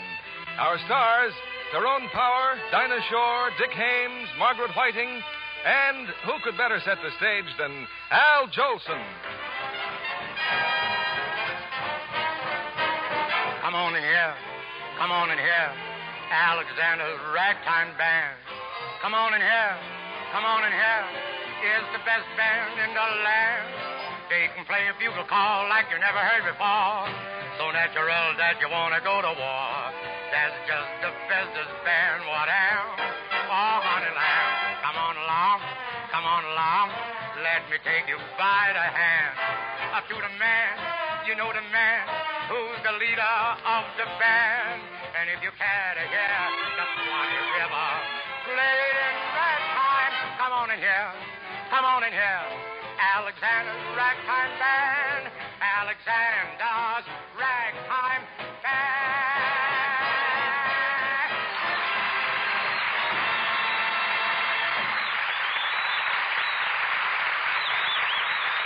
Ladies and gentlemen, the producer of the Lux Radio Theater, William Keighley.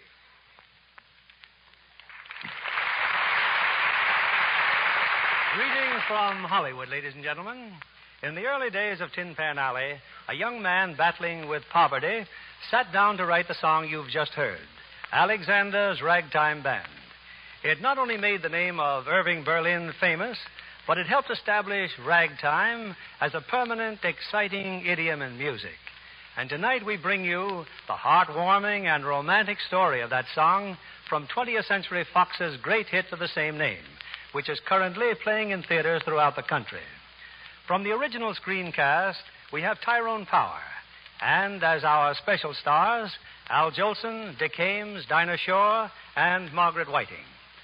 While we were rehearsing for tonight's play, I couldn't help thinking that the history of Alexander's Ragtime Band and that of Lux Flakes had a lot in common.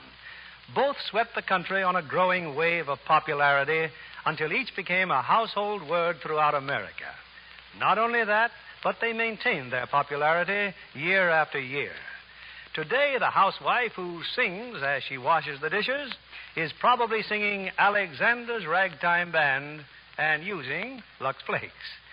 It's time for our first act, starring Al Jolson as himself, Dinah Shore as Stella, Dick Ames as Charlie Dwyer, Margaret Whiting as Jerry, and Tyrone Power as Alexander.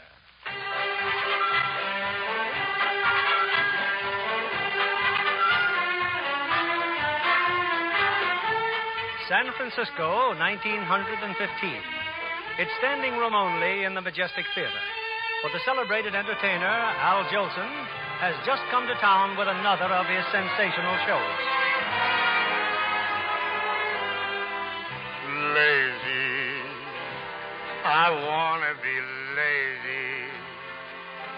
I want to lay out in the sun with no work to be done under that awning they call the sky, stretching and yawning, and watch the world go drifting by. I want to peep through the deep tangled wildwood, counting sheep like I sleep as a child would, with a great big valise full of books to read where it's peaceful, while I'm killing time being lazy.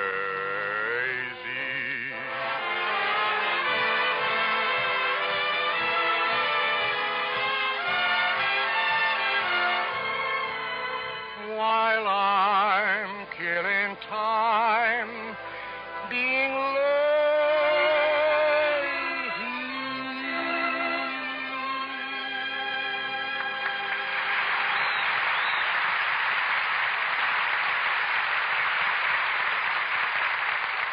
Great show, Al. That curtain sure brought the house down. Thanks, Joe. Say, Al, Georgie wants to know should he leave that bid in for Helen. He worked in swell tonight. Sure, give the kid a break. Any messages, Bert? No, you're not forgetting the mayor's supper party. Anything else? Oh, yes, Roger Grant called. Again? Well, he's persistent, if nothing else. Oh, I think he's got a pretty good band. So do I. That's why I've been trying to get him a job. Well, I guess Kramer doesn't like good music, huh? Oh, no. Grant stopped by to thank you. He's got the job? Swell. Well, not quite. But Kramer's agreed to a tryout tomorrow night. I hadn't come to Frisco to find jobs for band leaders, but Grant's father had been a friend of mine, and, well, you know how it is. Kramer's Cafe wasn't the best place in town, but he sure served a wonderful cheese blintz. Anyway, young Grant brought his band there the next night. The same night that Stella Kirby came looking for a job. What do you want? Oh, they tell me you're going in for music. Here I am. Singer, huh? That's right and good. I've been up at Lefty's for 3 months. Why not now? Well, Lefty got fresh and I quit. Oh, I know I'll be safe in a nice, refined place like this. Sense of humor, huh? And what else? What else? This, the brand new song that's dynamite. Alexander's Ragtime Band. I'll sing it for you right now. Now, relax, girlie, relax. I'll tell you when. Thanks, Mr. Kramer. Stella Kirby. Well, for crying out loud. Snapper, what are you doing here? Well, still banging the drum, Stell. But this time for a very high-class guy named Roger Grant. And, you? Still banging out ballads, Snapper, if Kramer hires me. Hey, Charlie, meet Stella Kirby. Hi. Oh, this is Charlie Dwyer, Stella, the best piano player in Frisco. Hello, Miss Kirby. Say, you fellas play here? We're trying to get a job. Going to play for Kramer right now. I'm singing for him later. I'll probably meet you out on the sidewalk, Mr. Dwyer. All right, Charlie. Snapper, let's get going. Uh-huh. Oh, excuse me. Stella Kirby, Roger Grant. Hi. How do you do? Charlie, I want the piano soft, understand? You too, Snapper. Soft and dreamy. Right. Oh, you'll excuse us, Miss Kirby. Oh, sure. Nice girl, Snapper. Oh, boy. Hey, keep your mind on business. All right, you fellas start playing. You better be good, see? I don't care about Jolson did send you. Oh, come on, Charlie. The music.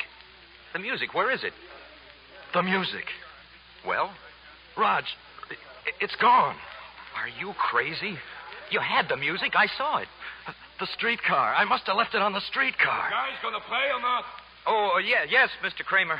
Right away. Hey, Raj, look, here's some music right here on the chair. What is it? Let me see. Alexander's Ragtime Band. What's that? I don't know. Just pass out the parts. Hey, what is this? Here you are, fellows. No time to rehearse, but... Yeah, just do your best, boys. Right. Okay, then. Let's go.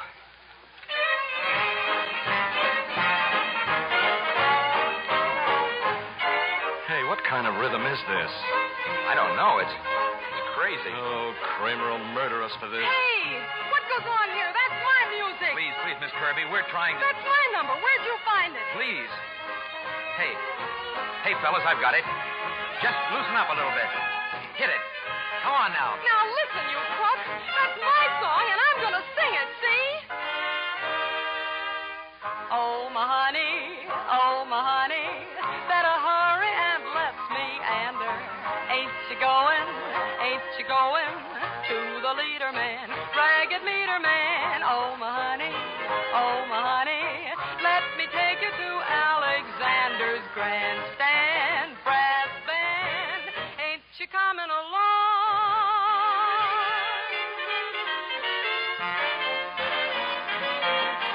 Come on and hear Alexander's ragtime band. Come on and hear, it's the best band in the land. They can play a bugle call like you never heard before. So natural that you want to go to war. That's just the bestest band what am. Oh, my honey lamb, come on along, let me take you by the hand to the man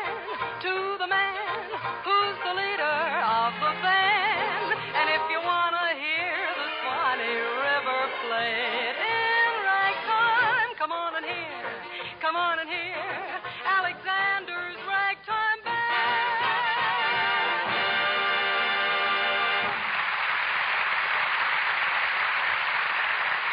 All right, fancy pants, what's the idea of swiping my music? I'm sorry, Miss Kirby, but we... Hey, that was dynamite. You got the job, sister, and you too, maestro. Look, I came here to get a job for myself, not these amateurs. It was my music that put them over. Just because you can shout notes, you know everything about music. It's all of you or nothing.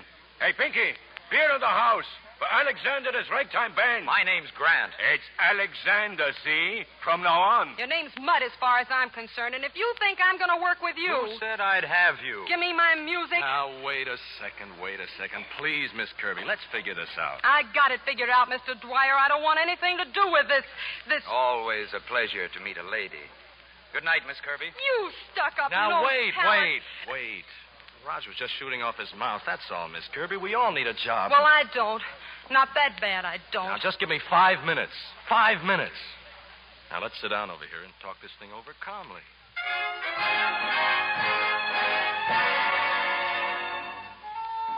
Well, I started something when I sent Roger Grant for a tryout at Kramer's. Except now he wasn't Roger Grant anymore. He was Alexander, and he and the Ragtime Band and Stella Kirby, well, they really began to go places. 6 months later, they were opening at the famous Cliff House, but it was still cat and dog between Stella and Alex. I didn't come to your dressing room to argue, Stella. Then what do you want? Just to see how you look. We're at the Cliff House now. This happens to be a big night for us, and... oh, no. No. Well? Oh, that dress. This dress cost me my last dime. And you got stuck. All those feathers. It's a shame to hide such a beautiful throat under feathers. So let's just pull them off. Hey, listen! And those phony flowers. Why gild the lily, Miss Give Kirby? me those flowers. I'm afraid that jewelry will have to come off, too. You 2x4 snob. I'll wear what I like, and if you I'm don't... trying to build a band that has class. Go build yourself a band, but nobody's telling me what I wear. Understand? Nobody. Hey, Alex, that manager's out there throwing a fit. We better get going. I'm not singing. Stella. Well, let her do what she wants. I don't want a girl with a band anyway. Oh, here we go again. Why did I ever let you talk me into this, Charlie? Oh, but Stella, he didn't mean anything. It's opening night. He's excited, that's all.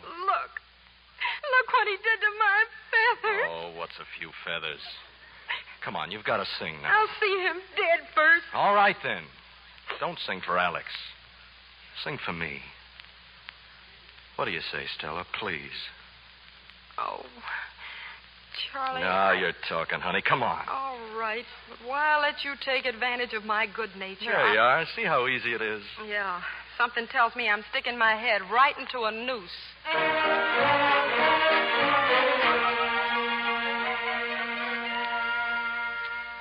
Well, they hit Frisco like another earthquake. 20 weeks later, they were still in the Cliff House, the biggest draw in town. One afternoon in the rehearsal room. Hello, Stella. Rehearsal's not till 4 o'clock. Oh, just thought I'd get over a little early, Charlie. Hey, another new outfit, huh? Charlie, it isn't too loud, is it? I think it's great. You know, you've changed, Stella. Changed a lot. Changed? Just because I buy quieter clothes and let my hair go natural? Oh, that's part of it, I guess. You mean I'm getting refined? Agreeable? Well, you're wrong. Just trying to save myself a lot of arguments with Alex, that's all. Oh, sure. Yeah. What's that you're playing? Just a little hit tune I've been working on. You mean you wrote it? You? Mm-hmm. Like it? So far. How does the rest of it go? Well, suppose I go back to the beginning. Now it can be told in all its glory. Now that we have met, the world may know the sentimental story. The greatest romance they ever knew is waiting to unfold.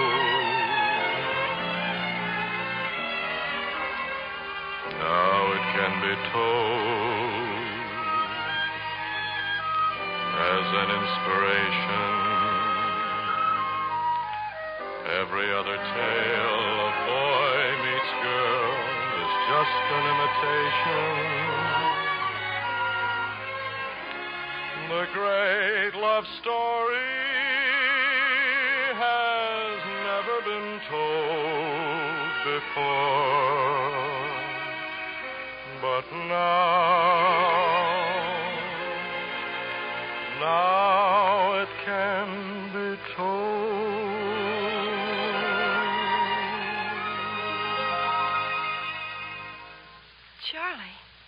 Charlie, it's great.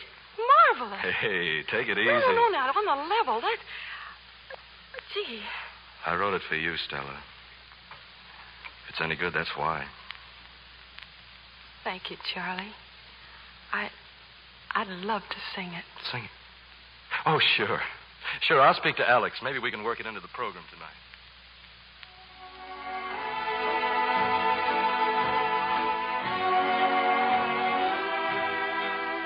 Oh, Charlie. Yeah, Alex. Take over, will you, Charlie? I'm going outside for a minute.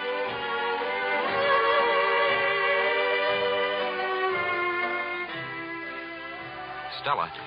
Alex. I really think Charlie's got a hit on his hands.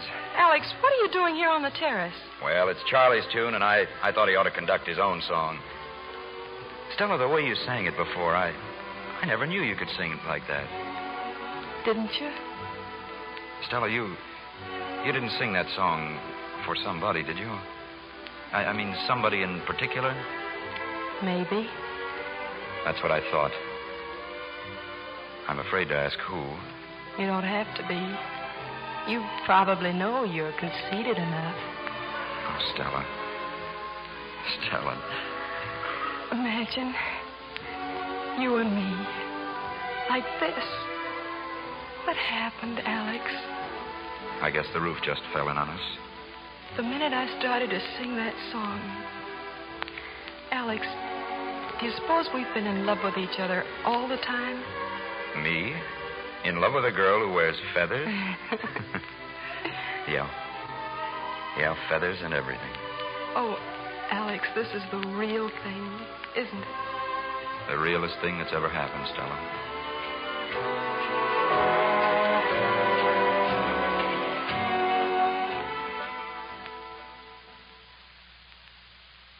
Well, that's what happens when you write a song. Take Charlie Dwyer now.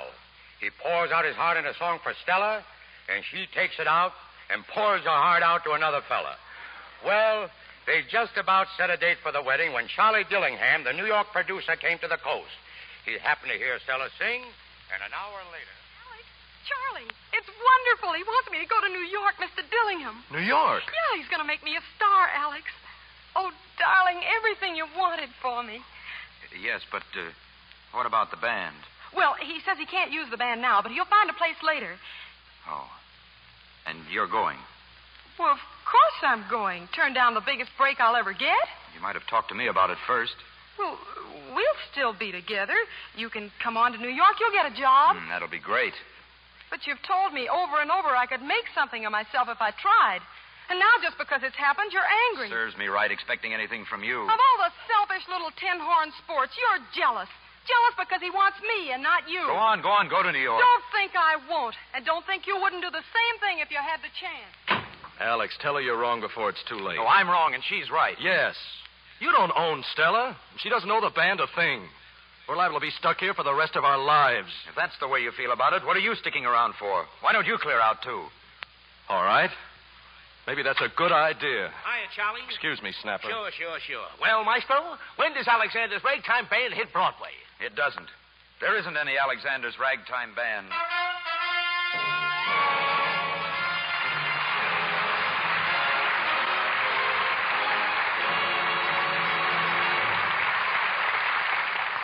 In a moment, we'll continue with Act Two of Alexander's Ragtime Band, starring Dinah Shore, Dick Hames, Tyrone Power, Margaret Whiting, and Al Jolson.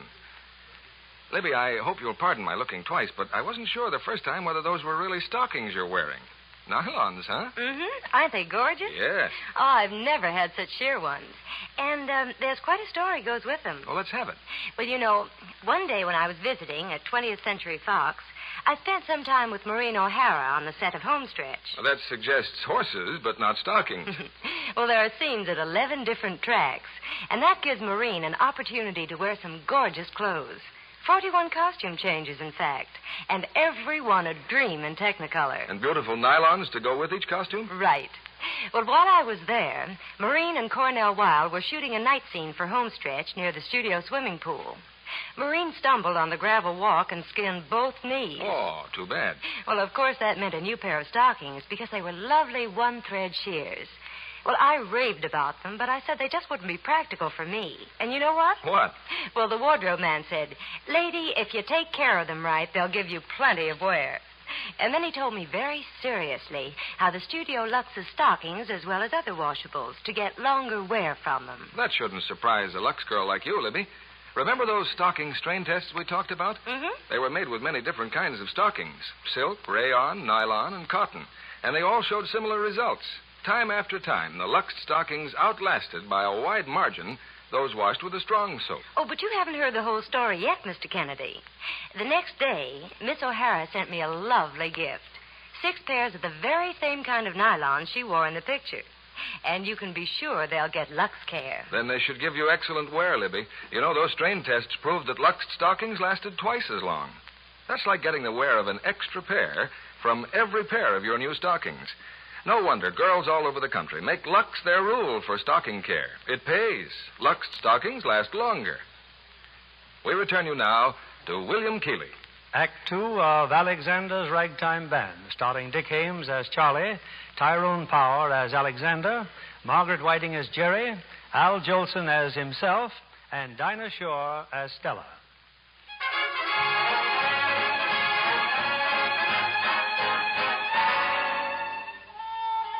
A lot happened in the next couple of years, including the First World War. The day after he got back from France, Alex was standing on Broadway in front of the Globe Theater. There was a playbill in the lobby. Charles Dillingham presents Stella Kirby in Come One, Come All, opening next week. Who? Who did you say wanted to see me, Harry?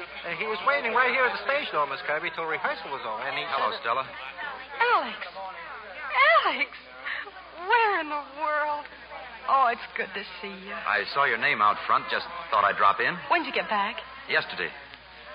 You're all right. Oh, sure. Not a scratch. Well, then, why are you... Oh, you mean the cane? Well, it's just a little fad I picked up on the other side. Alex, I tried to see you before you left. You did? Yeah, when you were doing that show for the Army that last night. When I went backstage, you'd gone. It's too bad we didn't get together, Stella. I wanted to tell you how sorry I was for everything. Can you forgive me? Of course. I've never stopped loving you, Stella. Alex. Oh, you don't know what it's been like. Wanting you every second. You've never been out of my mind. Alex, you don't know? Know what? Charlie and I, we've been married for more than a year. No, I didn't know. Stella, Mr. Dillingham says we... Alex! Hello, Charlie. You just got back. That's right. Oh, I'm sorry I wasn't with you over there. I never got further than Hoboken. I see you're doing the songs for Stella's new show. Congratulations. Oh, thanks. But blame it on Stella. She cracked the whip. Well, it's been great seeing you. Well, can't we have lunch? You don't have to rush right out. Sorry, a couple of fellas are waiting for me. Goodbye, Stella. Goodbye, Alex. Charlie? So long. Look, he's limping. He's changed, hasn't he, Stella? Yes, in some ways. But still too proud even to say he'd been wounded.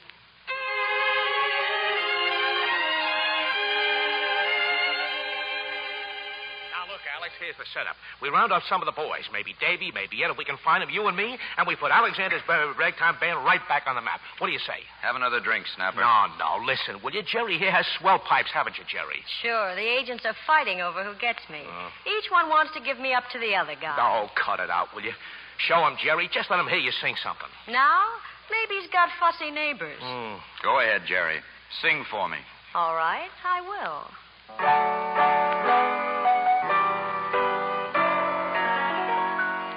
Blue skies smiling at me. Nothing but blue skies do I see.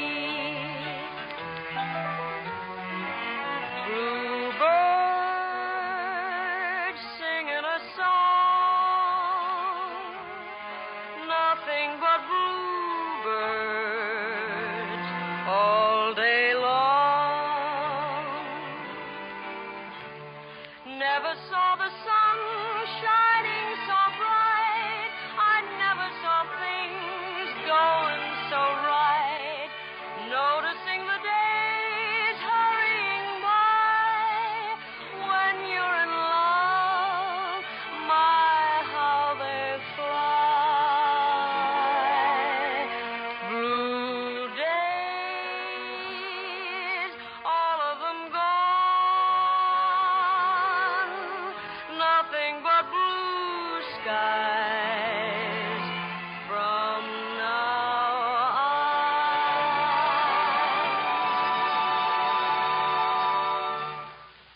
Oh, that was great, Jerry. Swell. Oh, thanks. There, you see what I mean, Alex? Why, we can be back in the running bigger than ever. What's your hurry? Well, we gotta eat, don't we? Why? Say, are you nuts? Sure.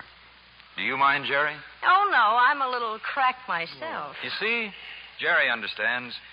We heroes have to have a little time to adjust ourselves. Alex, look, I need a job. So does Jerry. We can't wait around for the mood to hit you. Oh, let him alone, Snapper. He doesn't want to talk business.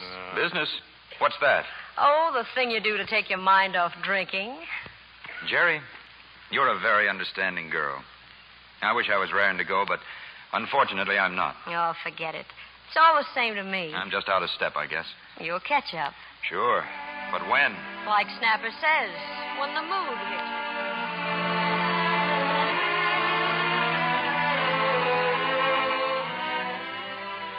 I guess it was about a month later that I bumped into Stella and Charlie on Madison Avenue. Stella didn't look too well. Maybe it was the strain of her new show. Maybe it was that meeting she'd had with Alex. Anyway, it was good seeing him again. But what are you doing in New York, Al? I thought you were on the road. Just got back, Charlie. Say, I caught your show, Stella. Right up on top, aren't you? And those tunes of yours, Charlie. Oh, boy, they're great. Oh, Al, you're a sweetheart. We'll never forget you had a hand in all of it, way back in the beginning. Funny, isn't it? You and Charlie on Broadway and Alex down at Greenwich Village. Alex? In the village? That's right. In my restaurant. Your restaurant? Look, Charlie, when a man loves cheese blintzes as much as I do, he'd even buy a restaurant just to make sure to be around when he wants them. What place is it, Al? What place is it? Scarby's. Alex and Snapper put the band together, and they're starting to pack them in again. Why don't you kids come down? Thanks, Al. We will.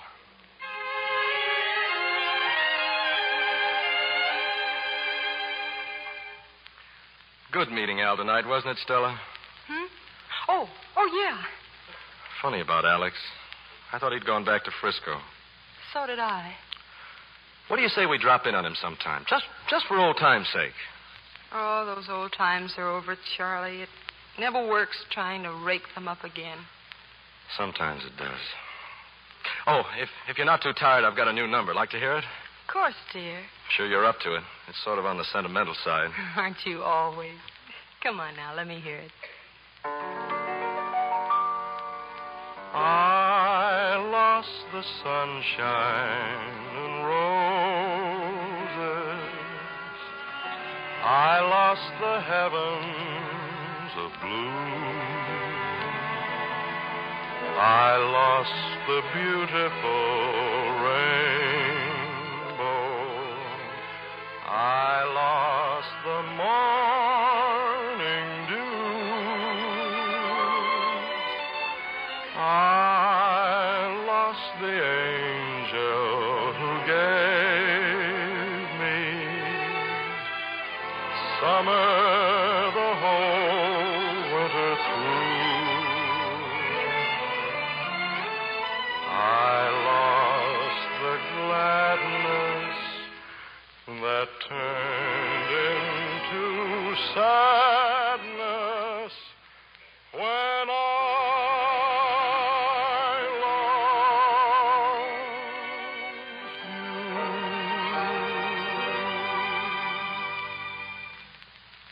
Charlie, it's just beautiful. For you. Like all the rest of them, Stella. Except this one's sort of a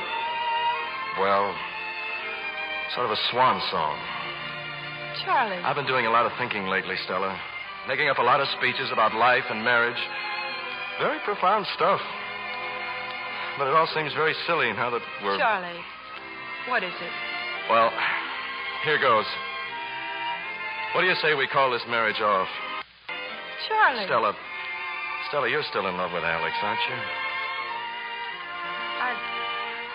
I thought I was all over it, Charlie, but I guess you just can't turn those things on and off. That's what I'm getting at. Well, I'm a lucky guy to have had you as long as I had. I'm grateful for every minute of it. But, Stella, I want you to be happy. Oh, Charlie, you're so wonderful. Oh, sure.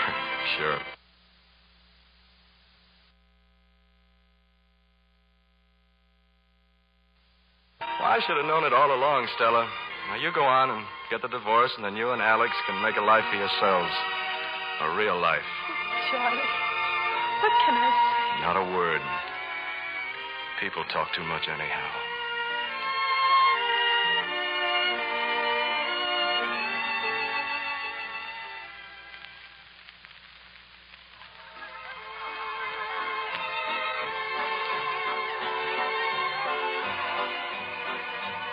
Stella.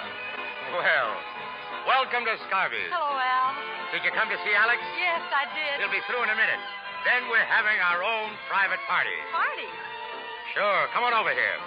They've got a table all set for us. Oh, wait now, Al. I just want to see Alex. I don't want to barge in on a Is party. that Stella Kirby? Hello, Snapper. Oh, Stella, you look terrific. And where's Charlie? I haven't seen him in years.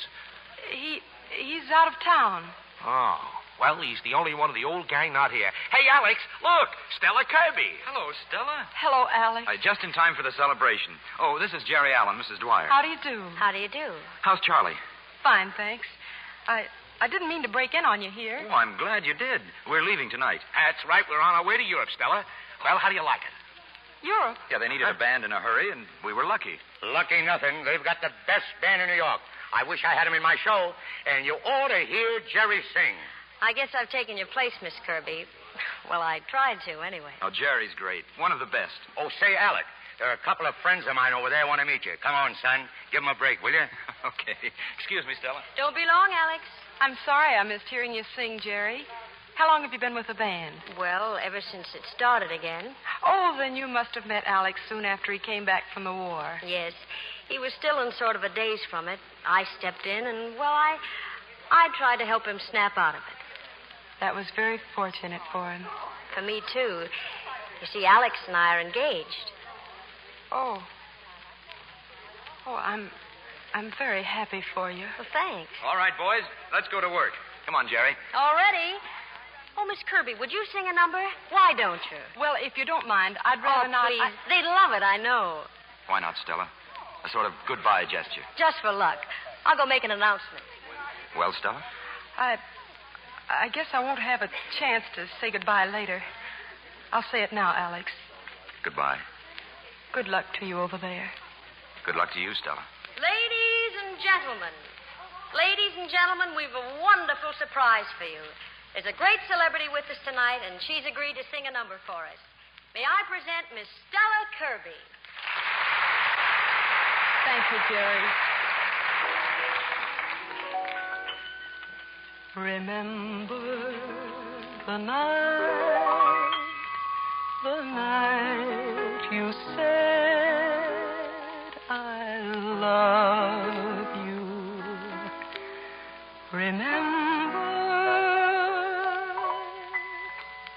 Remember you vowed by all the stars above you. Remember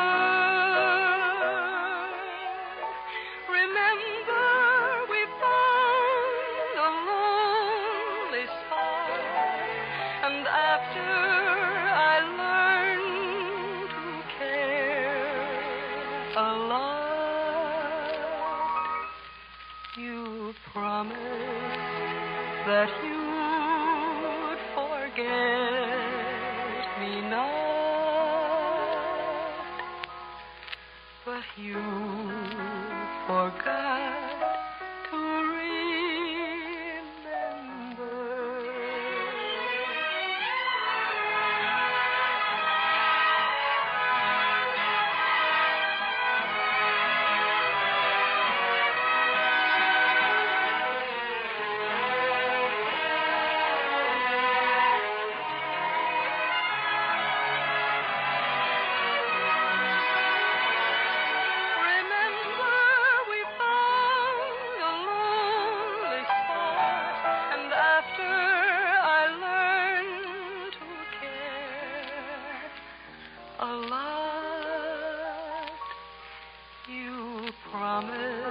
That you'd forget me not,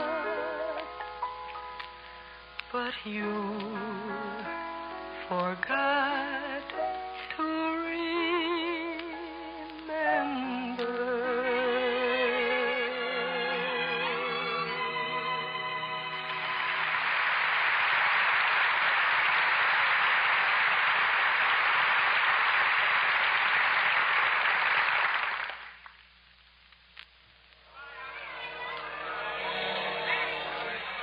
long, boys. So long, Alex. Bye, Al. Bye, Stella. Well, there they go, Stella. Goodbye, Alex. Goodbye, darling.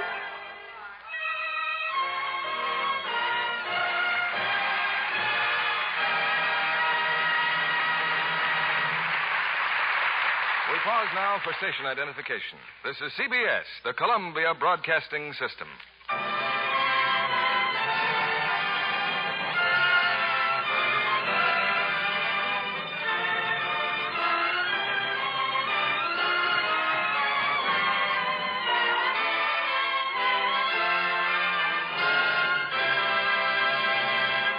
In a moment, we'll return with Act 3 of Alexander's Ragtime Band, starring Tyrone Power, Margaret Whiting, Al Jolson, Dinah Shore, and Dick Ames. You've seen the face of our guest tonight on many a magazine cover.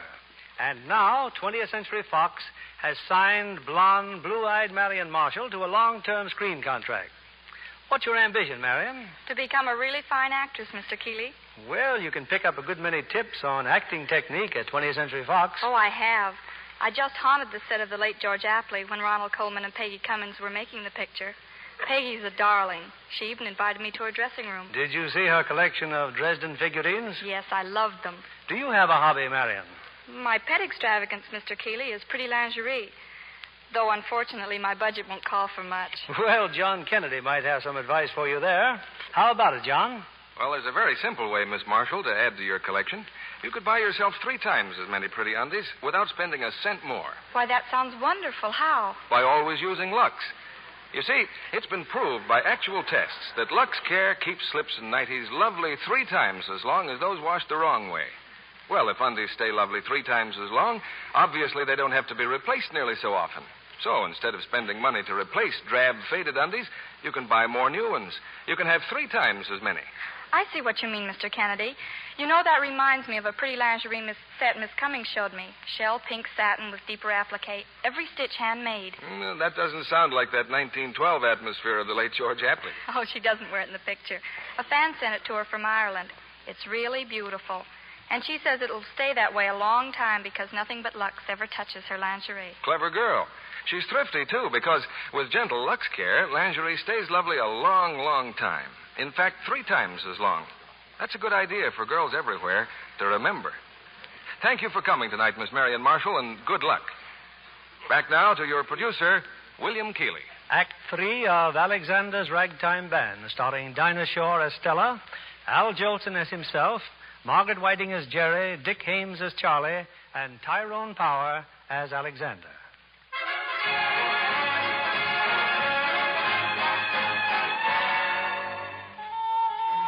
Our marriage ended, and with Alex in Europe, Stella's world sort of fell to pieces. She suddenly left for a show on Broadway and just disappeared. I'd get a letter now and then from Alex. His band and Jerry's voice were the toast of London. Thank you very much. And now, ladies and gentlemen, the management is very happy to present those great American favorites, Alexander's Ragtime Band and Miss Jerry Allen.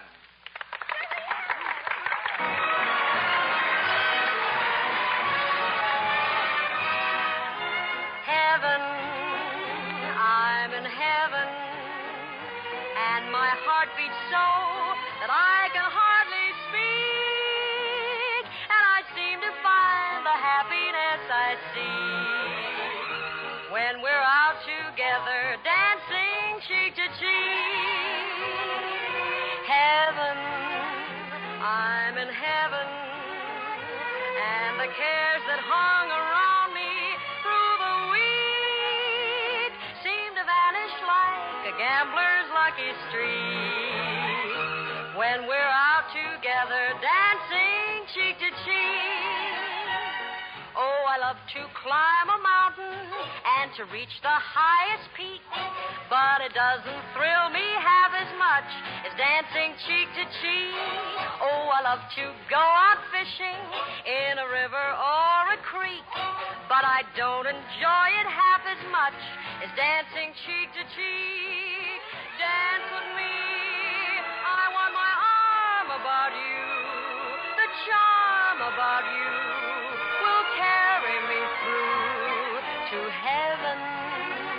I'm in heaven, and my heart beats so that I can hardly speak, and I seem to find the happiness I seek when we're out together dancing cheek to cheek.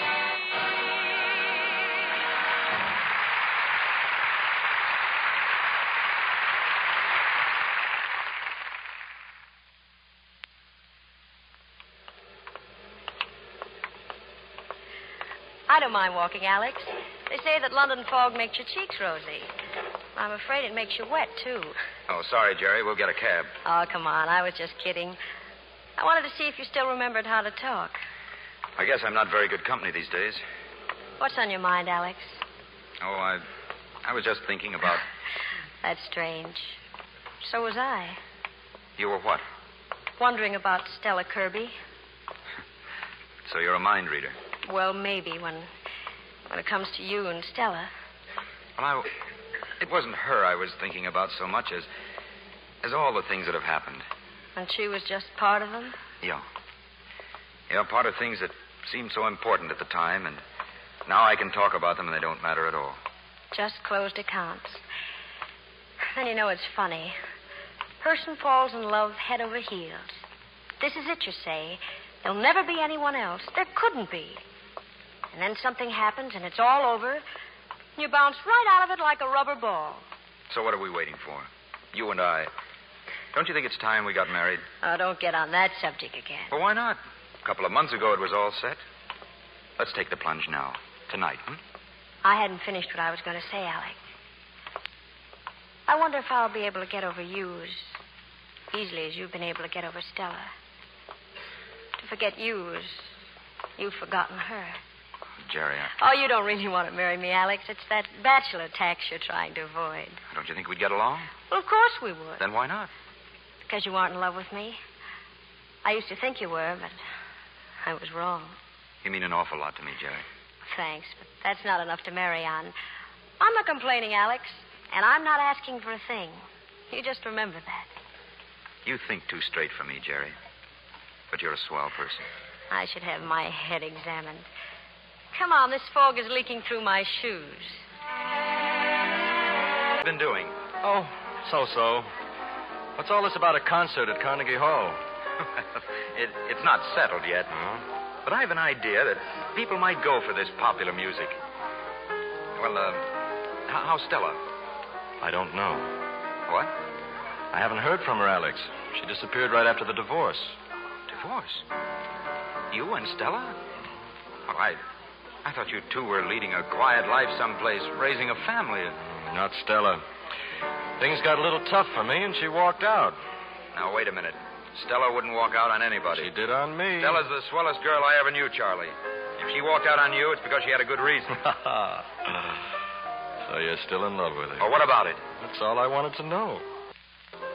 Because she's still in love with you. What? She didn't walk out, Alex. We busted up, that's all. But Charlie, I've got to find her. I've been trying for months myself. Somebody saw her singing in a dive, and by the time I got there, she'd gone. She's changed her name, Alex. Dropped right out of the picture.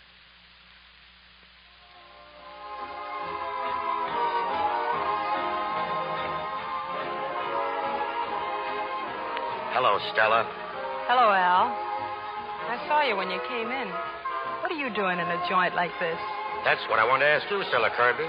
Stella Kirby's singing here. No, Al. It's Lily Leonard now. I changed my name to fit the personality. Seen Alex? Nope. You're going to the concert tonight, aren't you? I don't think so. This is a pretty big night for him. He'd kind of like to know you were sitting out there. And so would I. You don't need me, Al. Neither does Alex. He's been looking high and low for you, that's all. He has? Sure. Why don't you go and see him? No. Let him keep thinking of me the way I was. You're crazy, Stella. You're coming with me to that concert. No, thanks. I finish up here tonight, and I'm catching a train at 11. Look, I've got to make a phone call. I'll be right back. To Alex? Alex, no, certainly not. Joe. What's the matter, Lil? Joe, when that man comes back, Tell him I couldn't wait. Okay.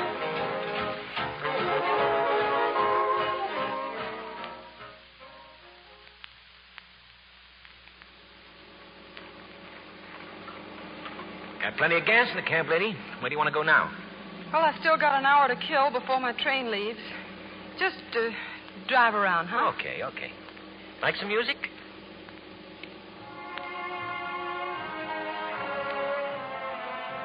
Yeah, not bad, eh? Hey. Boy, that guy sure got it. Where's that coming from? Carnegie Hall. Alexander's Ragtime Band. Please.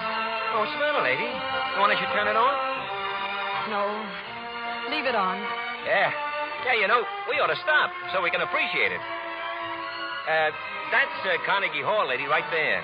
I didn't ask you to go to Carnegie Hall. Oh, we might just as well be standing still as cruising around. Say, you know, too bad you can't be in there. The house is sold out. Oh, sure. But you could sneak in the stage entrance, so I do that a lot.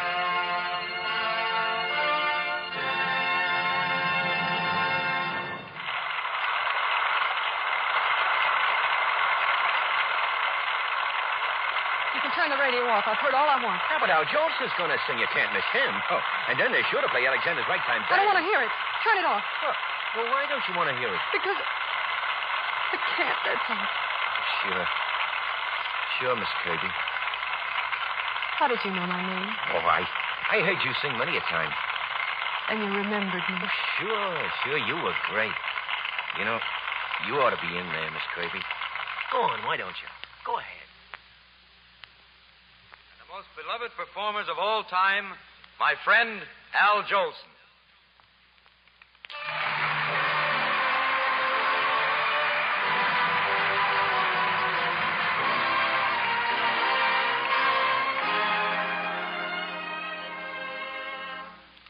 A pretty girl is like a melody that haunts you night and day, just like a strain of a haunting refrain. She'll start upon a marathon and run around your brain. You can't escape. She's in your memory by morning, night, and noon. She will leave you and then come back again. A pretty girl is just like a pretty tune.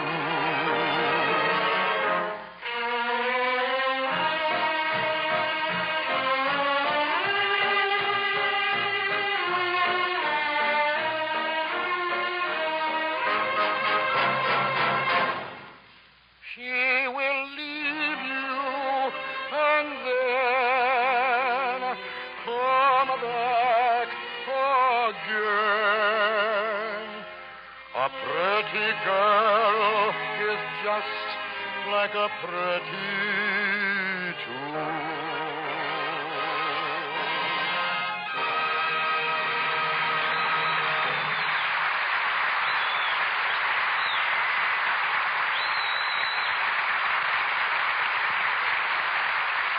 Thanks, Al.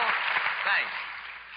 Ladies and gentlemen, we're going to play Alexander's Ragtime Band for two reasons. First, because I consider it the best of all swing songs, and second, because this particular song means more to me than any other piece of music. I'd like to play it not only for you and for the people with whom you may associate it, but also for the people and especially for the one person with whom I associate it.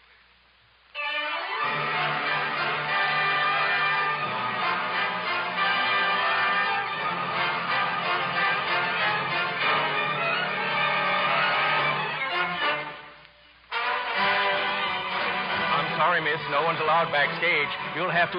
Miss Kirby. Come right in, Miss Kirby. You can see fine from the wings here. Thank you. Stella. Hello, Al. Look out there, Stella. He sees you. He wants you on the stage. Oh, no. I can't. Go ahead. Get out there. This is your number, Stella. Stella. Oh, no, I... Go on, I tell you. That's the girl.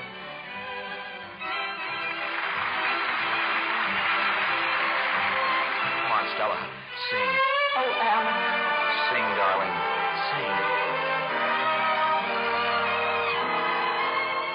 Come on along, let me take you by the hand to the man who's the leader of the band. And if you want to hear that Swanee River played in ragtime, come on and hear Alexander's ragtime band.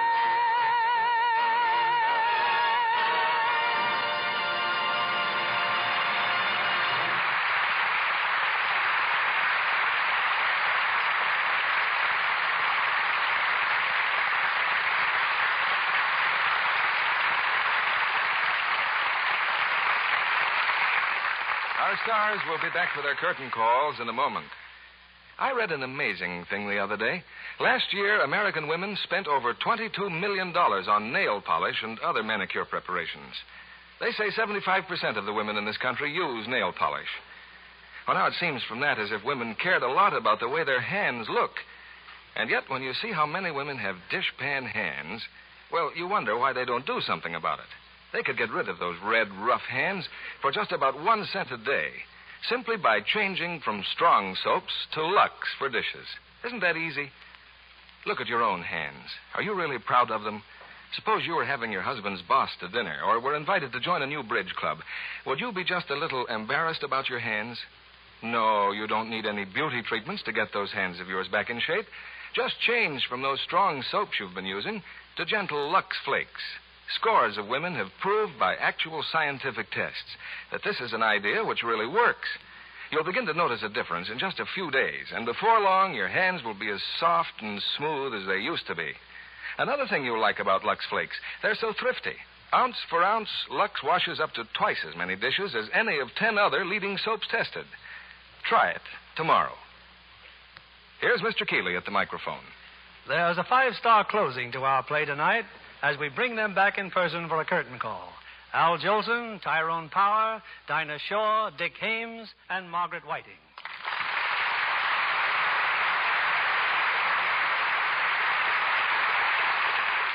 You know, it's not often we're able to present 5 top stars like yourselves in one night. Well, include yourself in, Bill, and make it 6. Say, you know, Bill, there's somebody else who ought to take a bow tonight. Who's that, Dinah? I think I agree if you mean our orchestra conductor, Lou Silvers. Right. And incidentally, Lou wrote one of your biggest hit tunes, didn't he, Al? Yes. And there's no time any better than the present for me to get a plug in. Though April showers may come your way, they bring the flowers that bloom in May. Go ahead, Dick. All right. April Showers is one of the top 4 tunes in the country now, Al. Oh, yes. I remember when Lou Silvers here conducted an orchestra for you, Al. Yes, a small orchestra of some 116 pieces. Small orchestra of 116 pieces? Oh, wait till I pull this guy. Crosby will die.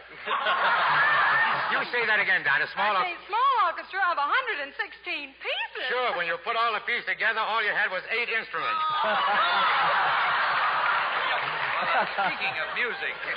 Speaking of music, Al, Dick's played in a band as well as sung. Richard? Is that right, Dick? What instruments did you play? Well, I was sort of a one-man band. Played the harmonica with my mouth, beat the drums with one foot, and pumped an organ with the other foot. What did you do with your hands? Come over my ears!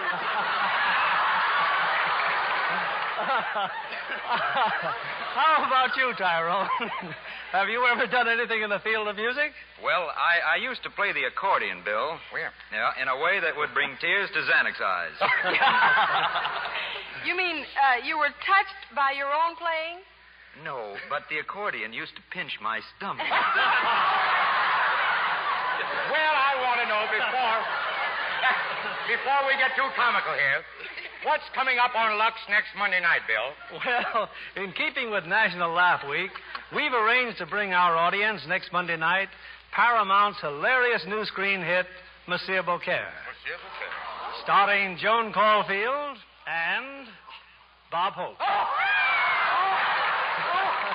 Yes, it's a streamlined, laugh-packed version of Booth Tarkington's immortal story in which Bob suffers plenty of close shaves as the barber who poses as a nobleman and gets into more hot water than his brush and razor. Oh, an awfully funny play, Bill. Oh, nice line. Listen, and it ought to be funny with Bob Hope. Good night, Bill. Good night, Dinah. Good night, to all of you. Ames, good night, everybody.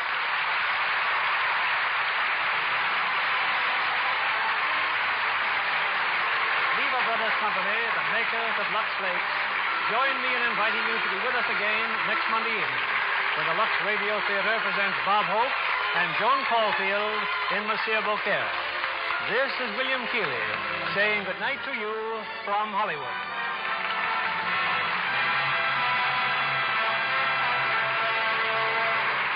Their own power appeared by arrangement with 20th Century Fox and will soon be seen in their Technicolor production, Captain from Castile. Dick Hames appeared through the courtesy of the Otto Light Company and is currently being seen in the 20th Century Fox picture Carnival in Costa Rica. Dinah Shore appeared through the courtesy of the Ford Motor Company. Margaret Whiting appeared by arrangement with the Pabst Blue Ribbon program. Al Jolson appeared by arrangement with Columbia Pictures. Our music was directed by Louis Silvers. This program was broadcast to our servicemen and women overseas through the worldwide facilities of the United States Armed Forces Radio Service. And this is your announcer, John Milton Kennedy, reminding you to tune in again next Monday night to hear Monsieur Beaucaire with Bob Hope and Joan Caulfield.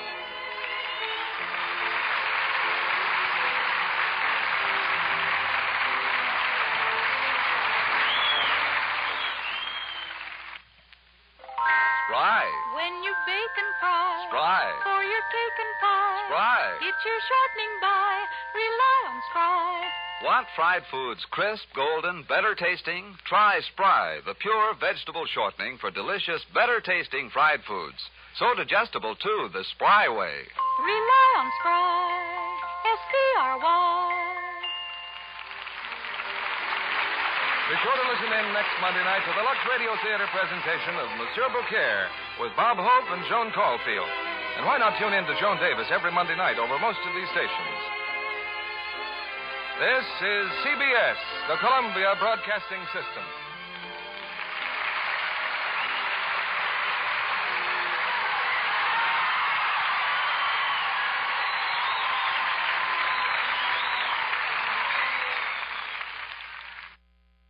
Lux presents Hollywood.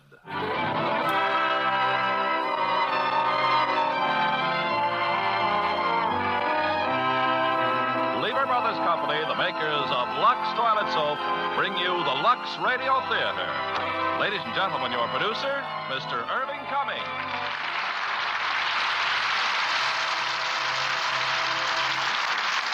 Greetings from Hollywood, ladies and gentlemen. And whenever you see a star on a dressing room door in our motion picture studios, you can rest assured in these dressing rooms of glamorous screen beauties, the favorite beauty care is Lux Toilet Soap. Refreshing Lux facials bring such quick new beauty to skin. It's no wonder that our loveliest Hollywood stars are devoted to Lux Soap for their daily beauty care. Now, Captain Carey, USA, starring Charlton Heston as Webb Carey and Wanda Hendricks as Julia.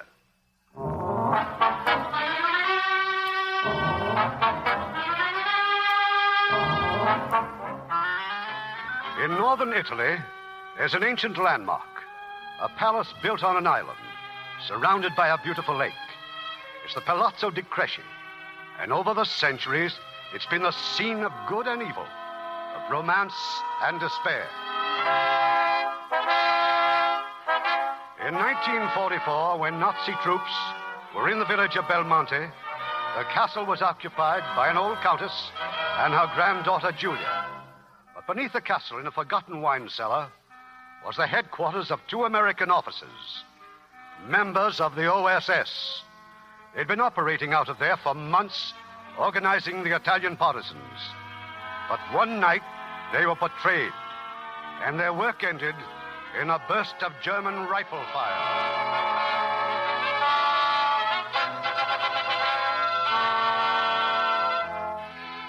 It's a long way from the palazzo to a shop window in New York. But this is the real beginning of our story, when Webb Carey and a girl pause to look at some paintings. Come along, Webb. Father's waiting for us. Please, Nancy, it's that painting. I've seen that before. Really? I had a long talk last night with Father. I told him that I was in love with you and you weren't. He said he felt the same way about Mother after he came back from his war. And what you need is a job. Oh, Nancy, I want to speak to someone about that painting. Oh, very well, dear. Let's go in. Yes, sir? About that painting in the window, the Palazzo de Cressy. Ah, I see you know Italian history. The more recent Italian history. Oh, we've been very fortunate. The Italian government doesn't usually allow treasures like this to leave the country. Oh, it's lovely, isn't it? An outstanding work by Bellini, madame. In Bellini's time, the de Cresces were the ruling family in northern Italy. Last week, we refused an offer of $30,000 from a museum. $30,000? Where did you get this painting? Through our agent, sir, in Switzerland. Where did they get it? Forgive me, but are you an accredited art dealer? No. Well, then I'm sorry, sir. I'm unable to give you any further information. Webb, I don't understand. Why are you so interested? Because two people died, a man and a girl, and I spent 3 years in a hospital, and because you won't have to worry about me getting a job. I've got one now, in Italy. What kind of a job? Finding the man who sold this painting. But why? Because I'm going to kill him.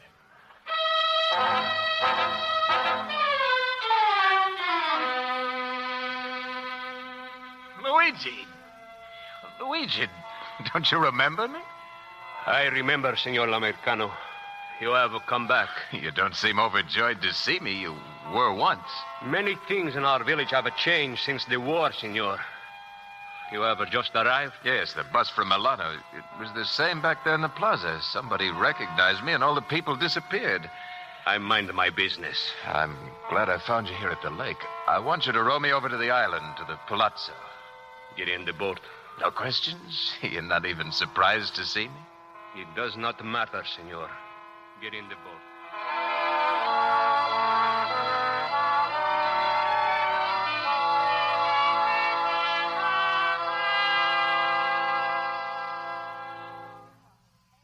Come in, senor. Giovanni said you wanted to see the head of the house, to talk about a painting.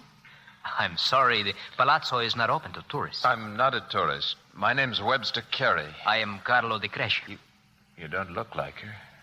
Like her? Your sister, Julia. In here, please. My grandmother will see you. This is the man who asked about the painting? Signor Carey, Nonna. Good afternoon. A painting by Bellina, Contessa. This is a photograph of it. Oh, remarkable. It is our island. This island. But as it was many years ago. You're familiar with the painting, Contessa? You've seen it before? No, Mr. Carey. Why should I have? Because it's one of a half-dozen paintings that Major Williams and I discovered, and your granddaughter, Contessa. Julia? We came across them one night while we were trying to find a place to hide our equipment. Oh, so you are one of the Americans who hid here. It was quite a shock to learn that our home was being used as your headquarters. When did you find out we were hiding in your cellars, Contessa? After the Germans came, of course. But what has all this to do with the painting, please? No one knew about the existence of that hiding place except the three of us, Julia, the Major, and me, and the man who betrayed us to the Nazis. Julia's dead, so's the Major. And all I've got to go on is that the man who smuggled the painting out of the country is the man who betrayed us. I'm going to find him. Why? Why? Because Julia would be alive. Julia is alive, Mr. Carey. Alive? Through those doors. You find her out on the terrace. Julia! I can't believe it. I can't believe it. Webb. What's the matter? Aren't you glad to see me? Webb, this is my husband, Baron de Greffi. I think I understand, darling. You will leave us for a few moments, please? No, I think I should. I will explain to Mr. Carey. Now, please, do as I say. Julia, wait! Signor, you wish to embarrass my wife? No, of course not. Sit down, Mr. Carey. I know your name because Julia's brother told me you were calling. Signor, I know how she once felt about you. She has told me herself many times. The romance of a young girl swept off her feet by the heroic American, The secret hiding places, the meetings at midnight. Oh, she laughs about it now. You don't have to say anything more. Please don't blame Julia. You understand that she... You are leaving, senor? About the painting, Mr. Carey. Well? You say it is valuable. What are we to do? When you lose something you thought was valuable, I don't know, Contessa. Bleed a little and forget, I suppose. Mr. Carey, please. I am afraid I have offended you. Hey, Capitan. Un momento. Leonati. Oh, it is you. Lazarus risen from the dead. Oh, am I the first to greet you in the name of the partisans? Oh, you look good, baby. Come, we walk out together. I'm leaving, too. Professional call or what? Yeah, one of the servants. Fascinating case. Croup. Now, tell me, how can you possibly be alive? They killed you down there. No, not quite. They decided I was worth keeping alive. They thought I'd talk. Maybe I would have. But then our paratroops captured their hospital train. And you? Oh, I arranged it more easily. I was in Milano when the raid came. I just stayed there. Now, what are you doing now, huh? You married? What brings you back here? I'm a civil engineer with no job, and I'm not married. And I don't know exactly what did bring me back. Was it to find the traitor? That was the general idea. Hey, Captain, as a doctor, let me tell you this, huh? Vengeance cures nothing. Nothing. Now, how do you get back to the village? Luigi's waiting for me. He rode me over. I must stay on the island for a while. I have other calls to make. I'll see you later. Oh, most certainly, my friend. Hey, listen to me, huh? Some American girl will mend your heart. You will become married and have 20 children. Tonight, maybe I'll stop by the hotel. We drink some wine, huh? Yeah, sure.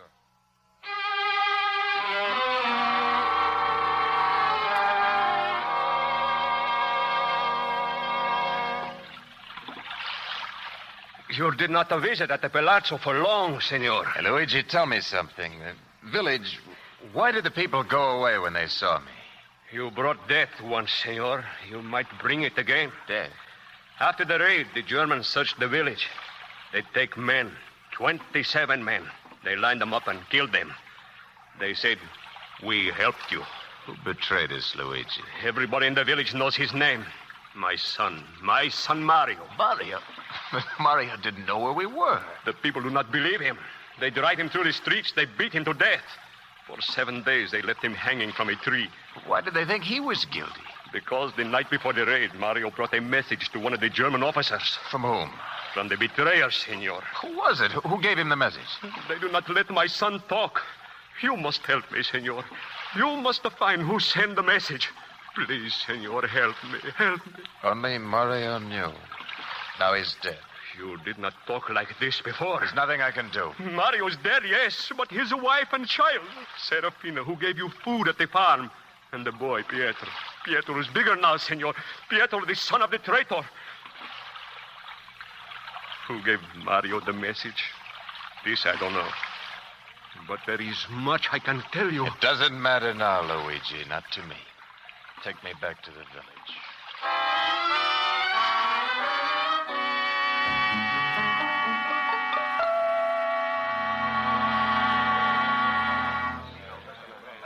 The room is ready, senor. Anytime you wish to go upstairs. Thanks, Sandro. Mr. Carey. That undergreffe, that's what Luigi Giulia said, isn't it? That is correct, senor. May I please have a word with you? Sit down. Thank you. Being back here again must be quite exciting for you. Meeting all your old friends. Many of them are dead. I spent most of the war in Switzerland. Diplomatic service. I couldn't join you here in the fight. You were privileged. I was drafted. That was an interesting story you told us before. I'm glad you liked it. The Decresci had nothing to do with the sale of the painting, I assure you.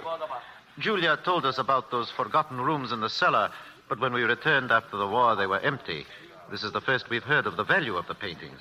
Of course, we'd like to recover them. I'm not stopping him, but they don't interest me anymore. And if you want the truth, I have no interest in this town or the palazzo or the people in it, including your wife. That's what you really want to hear, isn't it? War does different things to different people. You it has hurt, but it has given me a chance to be happy. How easily it might have been the other way. Let's just blame it on the Germans. Now, if you'll excuse me, Baron, I'm going upstairs.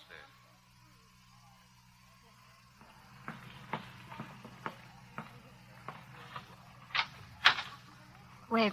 I just left your husband. I don't think he'd approve. It doesn't matter. I wanted to leave without seeing you again. Leave? There's a bus back to Milano tonight. Don't tell me you want me to stay. No, I want you to leave. But as a friend. That's why I came here. And there are so many questions. Questions? Yeah, there's one I'd like to ask, one I can't answer. Are you happy? I'm trying. That's a good answer. I'll do the same, I promise. I'll try as hard as I can. Oh, Webb, why did you come back? Because I thought you were dead, because the one who betrayed us might be alive. Or maybe it was seeing the painting of the island. It made me lonesome. Or maybe I like Sandra's spaghetti. You take your pick, Bennett. Can't we even talk, Webb? What do you want from me, a wedding present? All I want is that you try to understand. Is that asking too much? The night of the raid, the last thing I remember was you on the floor. When I woke up, I was in a concentration camp with my grandmother. We were there for months. I kept asking for you day and night. And she told me you were dead. I wouldn't believe her. And then one day, they let us go, and we made our way into Switzerland. Yeah, good for you. Rocco was there. I'd known him ever since I was a little girl. He used to visit us during the war. Grandmother had always wanted me to marry him. Simple. So you did? No, not then. I had the crazy hope I'd hear from you. And then, when we came home after the war, I found this in the cellar. The Medal of St. Christopher I'd given to you. And then I knew you were dead. May I have that back? I was hoping you wanted. That little cross I gave you? Here. You're still wearing it? Yes. If anyone asks me where I got this medal, I'll say from a friend. A friend who died in the war. You can say the same, okay? Okay. Peace. It's wonderful. Goodbye, Webb. Goodbye.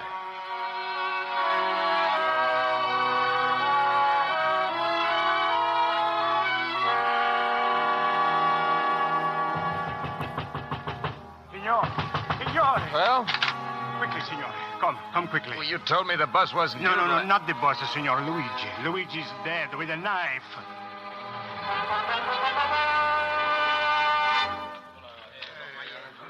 And you, Dr. Lunati, what can you tell us about this? You are the police commissioner. I'll tell you all I know.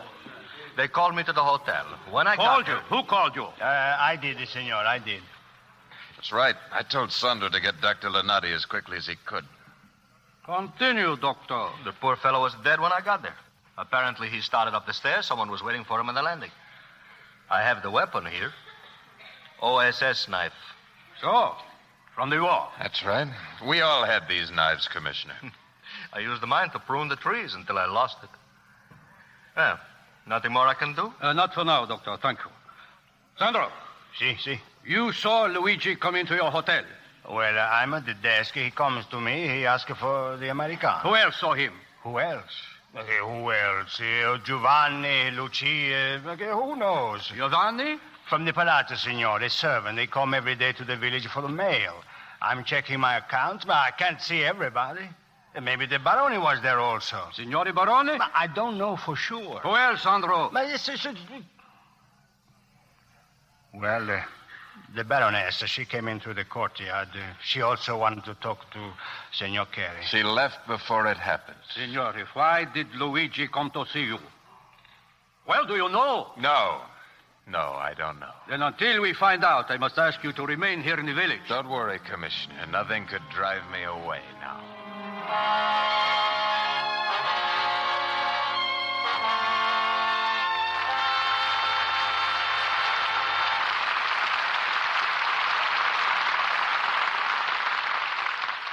We'll continue with Act Two of Captain Carey, USA, in a few moments. Now, here's Libby Collins with the Lux Movie News. Hi, Ken.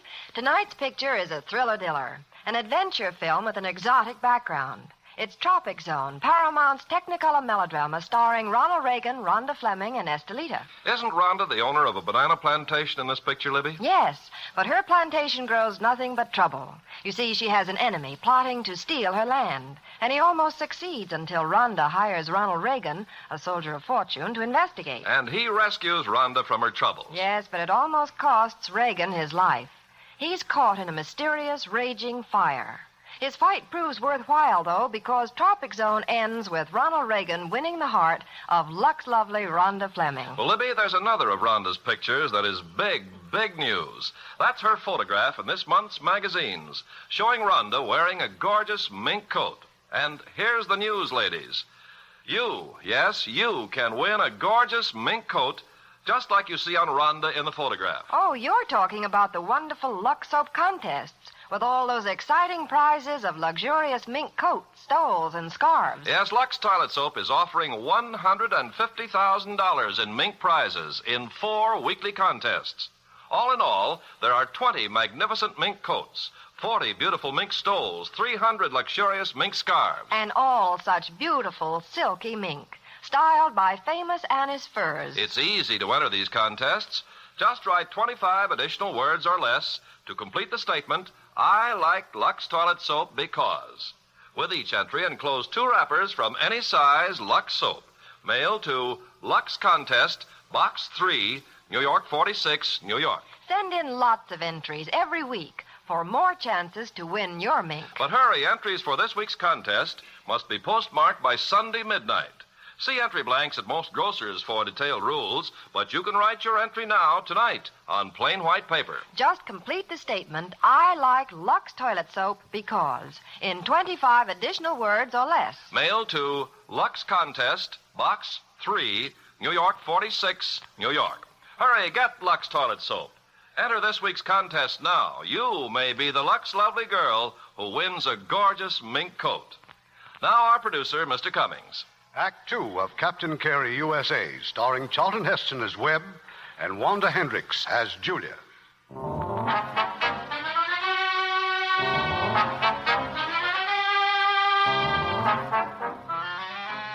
It's a few moments later. Outside the police station, Dr. Lunati is waiting for Webb Carey. They want you to stay here, Captain? Yeah? Listen, baby, I'm going to go to Milano. I know a lawyer, a good lawyer. Why would I need a lawyer? Doc, that knife, I recognized it. Belonged to Frank, to Major Williams. So? Whoever found the painting also found the knife. The betrayer and Luigi's killer are the same. All right, suppose you're right. How you find him? Luigi suspected somebody. Luigi's dead. His son's wife is. Serafina? She must know something. Oh, baby, don't be foolish. If she knew, she would have shouted from the rooftops long ago. No, take my advice. Leave the past alone.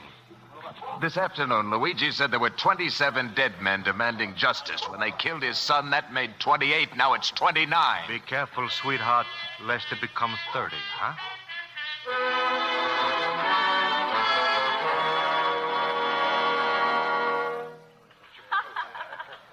Conte, it's such an honor, such a great honor. Please be seated. Signor Carey will be down at once. Morning.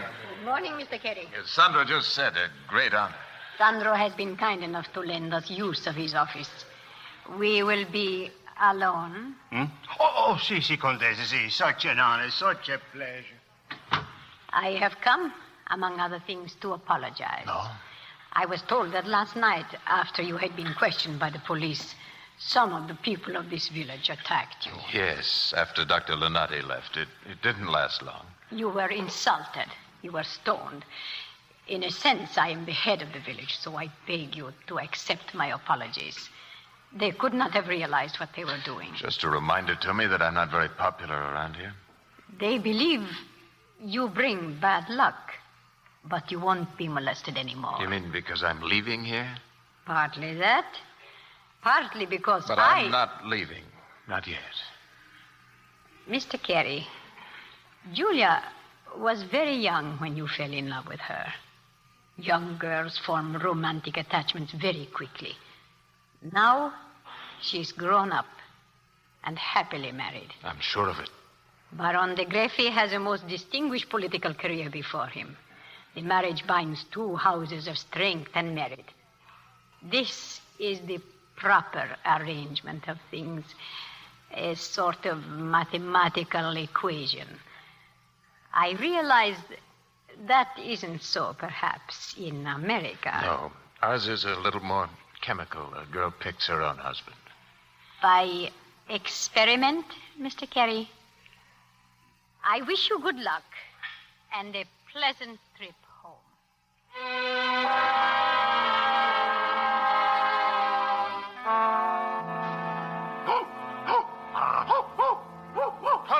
out, Serafina. Call him off. Touch that dog and I shoot. I warn you for the last time. Get out. Don't you recognize me? The captain, the American. I know who you are. Then tell your dog to lay off and put down your rifle. Nito. Vieni qui. Vieni. First Mario. Now Luigi. Murder is all of them. Sure. Come to sunny Italy and have the time of your life. What do you want? It's a long walk to the farm here. I don't want to leave till I've talked to you. I have nothing to talk about. I'm your friend, Serafino. I was Mario's friend, and I don't believe he was guilty. Please, trust me. I trust no one. Go, or I turn the dog loose again. Okay. When Pietro asks why he grew up a trader's son, you tell him you wouldn't talk to an American. Per favore, Capitano, please. I am sorry. It's all right. I understand. Come, we talk on the porch. For years, they treat us like criminals, Pietro and me. When I send him to school, he comes home covered with blood. The other children hit him with stones. Now Luigi is dead. No friend left. I'm still here, Serafina. What can you do? Luigi was killed because he came to the hotel to tell me something. Do you know what it was? I do not know. Did he ever say anything about a painting? Painting? Now think hard. It's very important. No. They say Mario delivered a message to a fascist officer. They lie. Mario hated the fascisti. He was not a traitor. I know that. The one who gave him the message was the traitor. Who was Mario with before he left? I do not know. Sandro, Dr. Lonati, one of the partisans? You've got to remember. I do not know. Listen, Serafina, you've had years to think about this. You must suspect someone in the village. No one in the village. In the palazzo? Don't be afraid, Serafina. You don't tell me, I can't help you. There's someone at the gate. Julia. I've got to see. Keep that dog quiet. Escinito. Tito. Vattelo nella stalla. How did you know I was here? Dr. Lunati told me. I wanted to hear what Serafina had to tell you. I say nothing. Not to her. You can trust Julia. She believes Mario was innocent. Remember, she was betrayed, too. Fascisti. Everyone in Palazzo. Look, I know you've suffered more than anyone else, but Julia and her family suffered, too. They were in a concentration camp. But they get out. They were not touched. And I tell you why. Because of the brother. Carlo? We were here fighting. He was in Germany. You do not believe, huh? Then ask her. Yes, it is true. Carlo was in Germany. A German prisoner condemned to death. Do they kill him? No. Others they kill, not you and your family. You are back in the palazzo. You are rich. Serafina, we weren't all killed. You're alive, so am I, and all this gossip... Then why do the fascisti and people from the black market come to the palazzo in secret at night? That's not true. Last month, I see a man, Luigi, row across the lake in his barca. I don't know what she's talking about. What about the man? Luigi say from Milano. He stayed at the albergo, the hotel, same as you. You remember what day it was? I remember. It was day after Pietro's birthday. The last day of June. The last day of June. That seems to mean something to you. Yes, that night. Nonna, my grandmother, had one of her attacks. We were all up until dawn. If there'd been a visitor, I would have seen him. How long did he stay at the palazzo? Luigi say 1 hour. When he come back, he carries something, a bundle, a package. What did he look like? I come to the village for Luigi. I see the man get out of the boat. I know see his face. All right, one more question, Serafina. Did he wear shoes? Shoes? That's a strange question. In the village, there's a blind man, Marco. See, he play music and beg for pennies. Yes, during the war, he helped us all. His music used to warn us. Maybe he was warning me again this morning. He told me to ask Serafina about a man with bare feet. The man with the Luigi shoes? I do not look. I'll go back to the village. I'm very grateful to you. Oh, what can I do? Nothing. I'll be back again. I have a car out there. Thanks. So your brother was in prison. I didn't know that. It's not true what Serafina told you. I won't have you suspecting me or my family. Maybe I can find the truth in Milano. Then I'll go to Milano with you. Oh, that's fine. I'm sure your husband will like that. He'd like it even less if he knew that people are suspecting us of entertaining men from the black market or as traitors. You know him better than I do, but you're not going with me. I'm more involved in all of this than you are. If you won't let me help you, then I'll do what I can by myself. All right, then. Go back to the island, make some excuse. Meantime, I'll try to find out who stayed at Sandro's hotel on the 30th of June. Pick me up there when you're ready.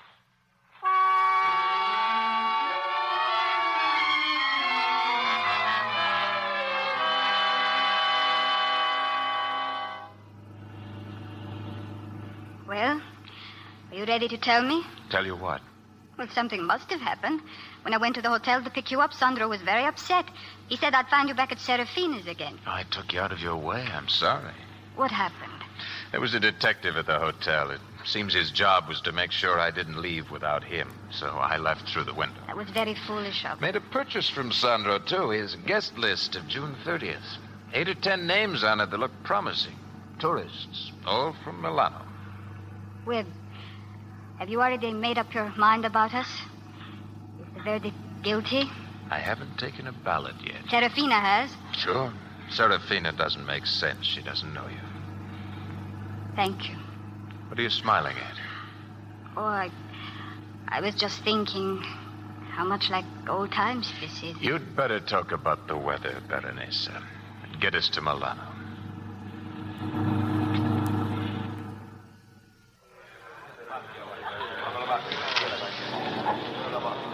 Well, any luck? No, nothing. 6th stop we've made. So far, they've all said they were just seeing the sights. Strangely enough, they all seem to be telling the truth, and they all wore shoes. Oh, Webb, you're just wasting time. Everyone in the village knows the blind man's a little crazy. And how do you know that Serafina hasn't dreamed all this about a man from Milano? Because she doesn't sleep that well anymore. Yeah, we'll soon find out. 3 names left. Who's next? Manfredo Acuto, Via San Morelli, 32. Now, let's get going. And don't forget, I'll do the talking, and my name's Carter. William Carter.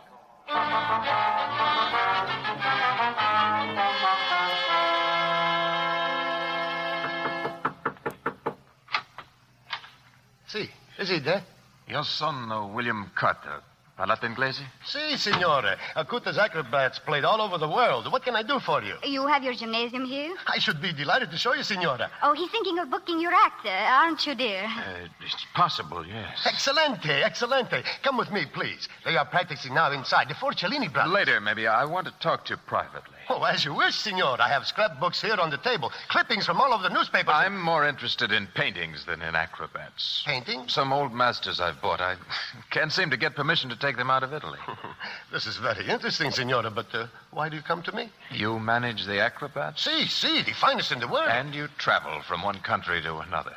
Well, I was told you could help me get the paintings out. For a price, of course. Oh, but this is not true, signor. Who tells you these things? Mutual friend. He seemed to have had a similar problem with a Bellini in the village of Belmonte. Belmonte? I'm afraid I'm not even acquainted with anyone in Belmonte. Maybe you've just forgotten you met him at the Palazzo on June 30th. June 30th? Belmonte? Ah, yes, of course. I tried to get an engagement for the festival, but I was not at the Palazzo that night. You just said night. How did you know it was night? I didn't say so. And where are your shoes, Acuto? Don't you like shoes?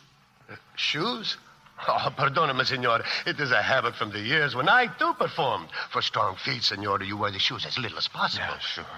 Now, let's get back to the Palazzo. But I know nothing about this business. You're lying, Acuto. You were seen leaving the Palazzo. The boatman recognized you. Oh, this is not true. You stole that painting. No, signor. You stole the painting and you killed Luigi. Luigi? I do not know what you are talking about. You have no paintings. You are police. No, I'm not police, Acuto, but it's not a bad idea. Excuse me, I'll use your phone. No, wait, signor. Please, you are making a big mistake. I do not kill anybody.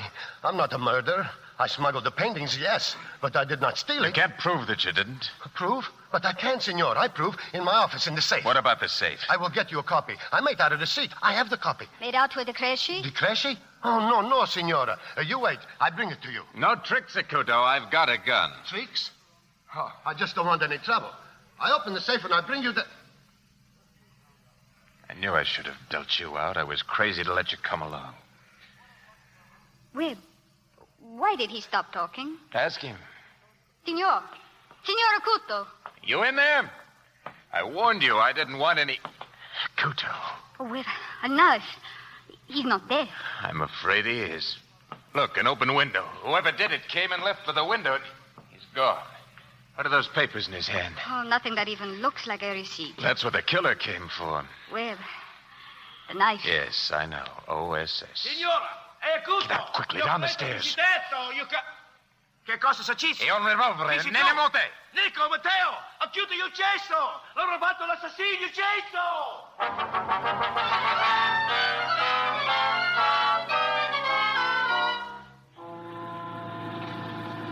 But are you sure that they saw you? Yes, I'm sure at least 2 of them saw me. I'm going to stop the car at the next corner. Where? Just do as I tell you. By now, they've given my description to the police. You drive the car back to Belmonte. If you're stopped, you don't know anything about me. You haven't seen me, understand? And you? I have to get back to the hotel before they pin this on me. Now, go on. I'll get back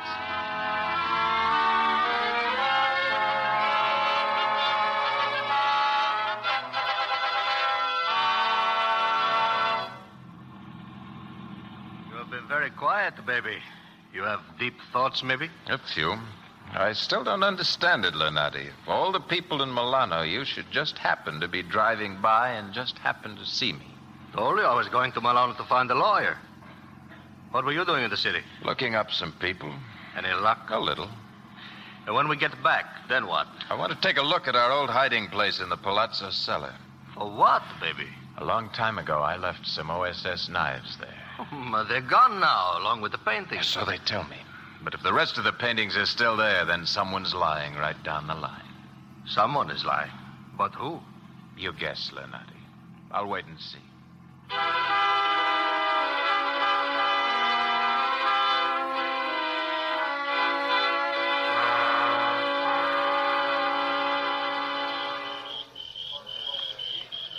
Now, would someone mind telling me what this is all about? Police officers, guns, flashlights? Barone de Griffith, you will forgive us, please. We see you here at the lake. We did not recognize you in the dark. I was about to drive the launch back to the island, but if something is wrong... Signore, allow me. The Barone de Griffith, this is Lieutenant Cristoldi of the Milano Police, and Signore Simmons from the American Consulate in Milano. Barone, we're looking for a compatriot of mine, Barone, who seems to have gotten into trouble. A compatriot? Not Signor Carey. Yes. You have heard of the death of the boatman, Luigi? A tragedy, Commissioner. So we placed Signore Carey under surveillance. It was as much for his own protection. So? He disappeared.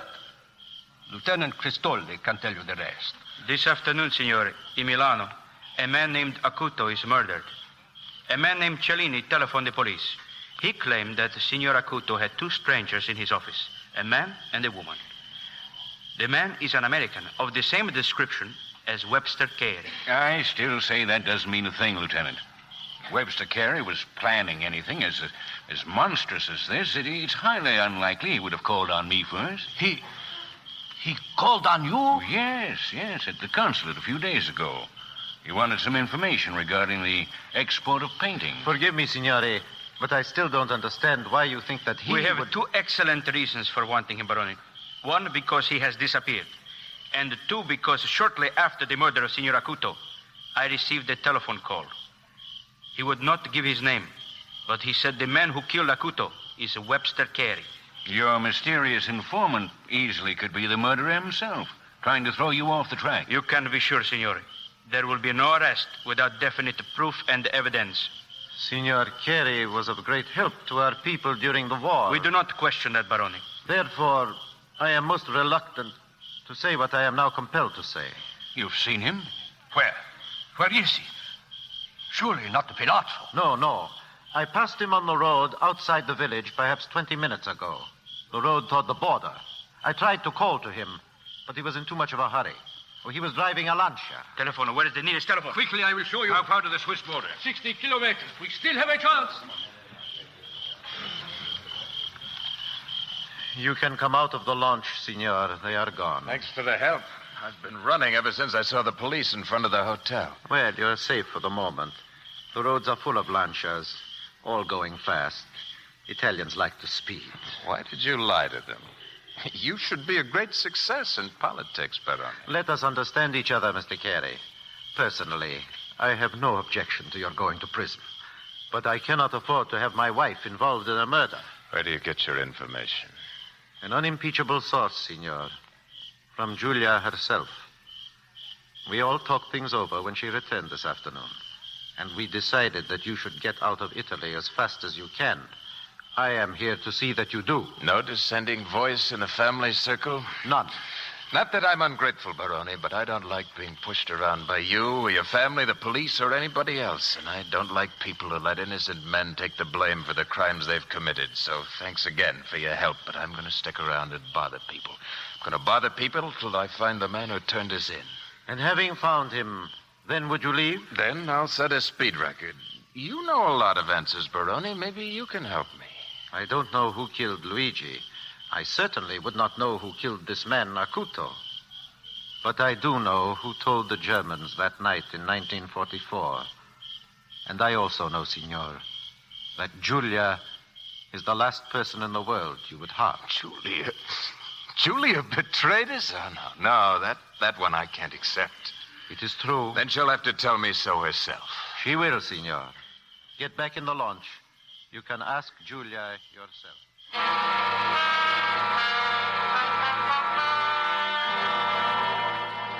Mamina! Pietro!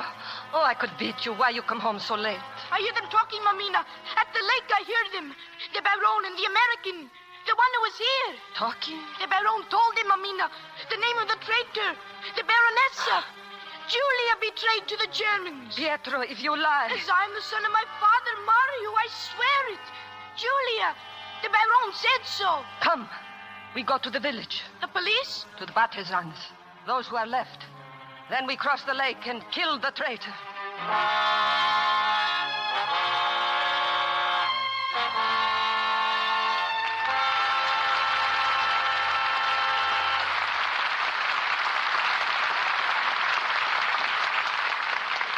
Before we bring you Act 3 of Captain Carey, USA, here's Irving Cummings with tonight's guest, Paramount's lovely starlet, Catherine Grandstaff. Hello, Catherine. What's happening at Paramount these days? Well, for one thing, everybody's still laughing at the side-splitting antics of Dean Martin and Jerry Lewis in that wonderful Hal Wallace comedy, The Stooge. That's the very funny picture which, besides Dean and Jerry, stars Marion Marshall, Eddie Mayhoff, and Polly Bergen. I understand that besides their usual hilarious routines, Dean and Jerry have some moments of very serious drama. That's right.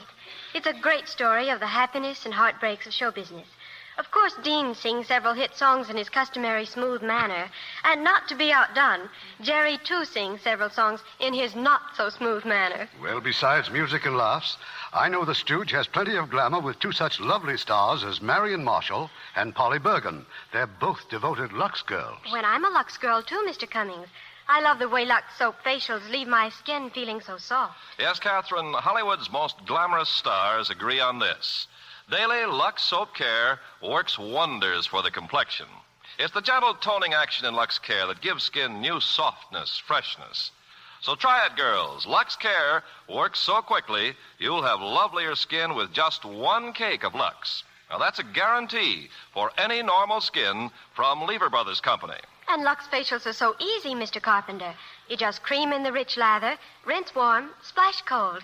And it's a joy to see how your skin sparkles. Tomorrow, girls, get Lux toilet soap for your skin. Remember, 9 out of 10 screen stars use Lux. You'll see Hollywood's favorite beauty care will make your skin smoother, too. We pause now for station identification. This is the CBS Radio Network. And KNX, Columbia Square, Los Angeles.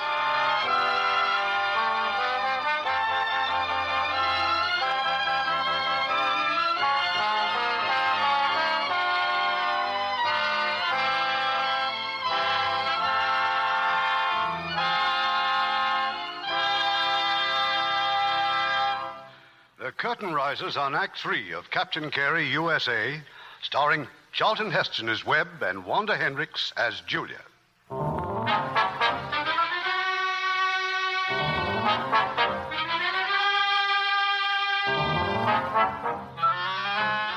In the village of Belmonte, an angry crowd gathered in the plaza. Serafina has told them the name of the traitor. Meanwhile, Webb and the Baron have returned to the palazzo. You remember Carlo, Mr. Carey, Julia's brother. Good evening, Signore. Good evening. Your sister, where is she? I will tell Julia that you're here. Carlo, where's Giovanni? I'm not sure where he is. If you should see him, tell him to put the launch in the boathouse. Now, get a drink for Mr. Carey. Won't you sit down? Thanks. Water or soda, Mr. Carey? Doesn't matter, whatever's handy. Carlo, who's Giovanni? He's a valet, Signore. My brother-in-law's servant. Now, if you excuse me, I'll get you a drink. Where is she, Giovanni, the Baronessa? Upstairs with the old woman. You want her? I'll get her myself. Go down to the cellar, Giovanni. Cellar? Carla just told me to put the launch away. And I tell you to go down to the cellar. Carla said you came back with the Americano. Then you know what has to be done. There will be no trouble, senor. I'll come down with him later. Carlo, something wrong? No. Your grandmother? The Contessa's not ill again. I told you, it's nothing. It's very obvious. Why don't you get it off your chest? This much I can tell you. They will be here any moment. Just do whatever Julia asks you to do. You'll have to tell me more than that. I cannot. I will not. Besides, too late.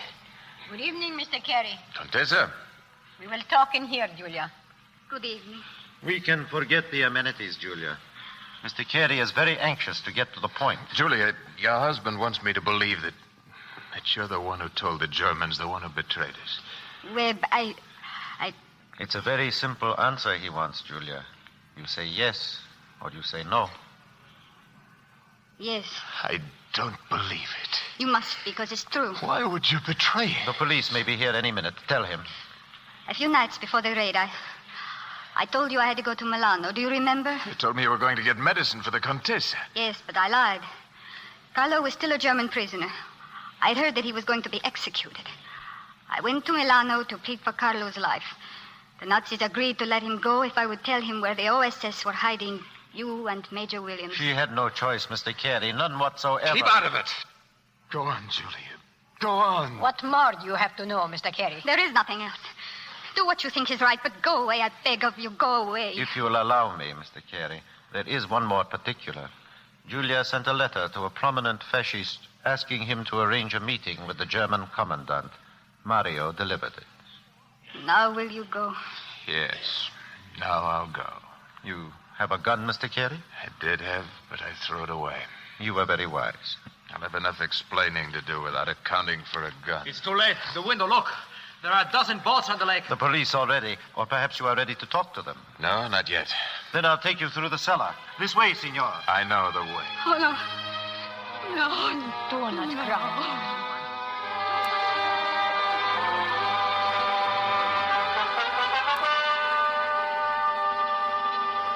The light is rather dim down here. Be careful, Mr. Carey. This place has a lot of memories, Barone. If you keep walking down the passage, we'll get out through the greenhouse. I have another boat on the other side of the island. Wait a minute. That door. Yes? That's where they killed him, Major Williams, right at the door where we'd found the paintings. We'd better hurry. I'd like to go in and take another look.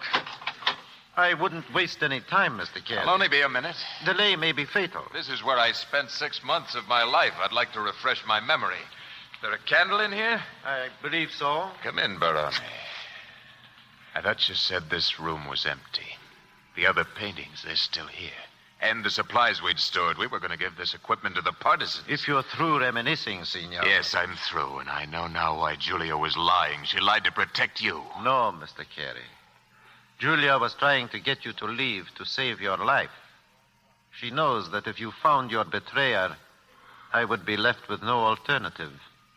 I would be forced to kill you. Just as you killed Luigi and Acuto. As Giovanni killed Luigi and Acuto, I merely supervised. So you're the betrayer. How did you know about our hiding place? I didn't, Mr. Carey. But Julia's grandmother did. When the Contessa learned that Carlo was to be executed, she sent for me. I contacted the Nazis. The arrangements were simple. A single letter innocently delivered by Mario, trading your hiding place for Carlo's life. You see, he is the last of the depression. You smuggled out that painting of the island? It was very helpful in financing my career. Naturally, I cannot let my illegal sale of paintings and my former connection with the Nazis become known. It would mean the end of everything. I'm sure you can understand my position. Giovanni. He will not leave here, Baron.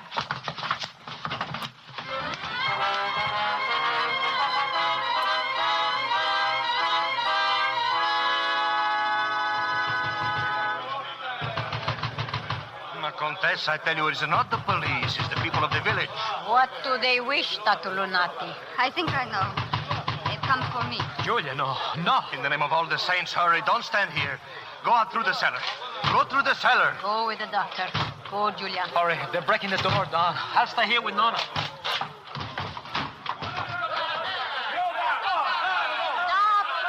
Stop! I command you to stop! You disgrace the dead. They ask you for justice, not for revenge. I tell you that Julia is not guilty of this thing. Her own husband say it. Get out of the way. Search the house. She must be here.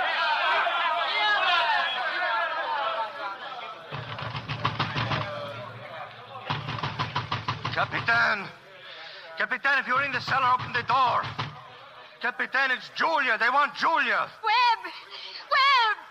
Capitan, open the door. It's our only chance. Webb!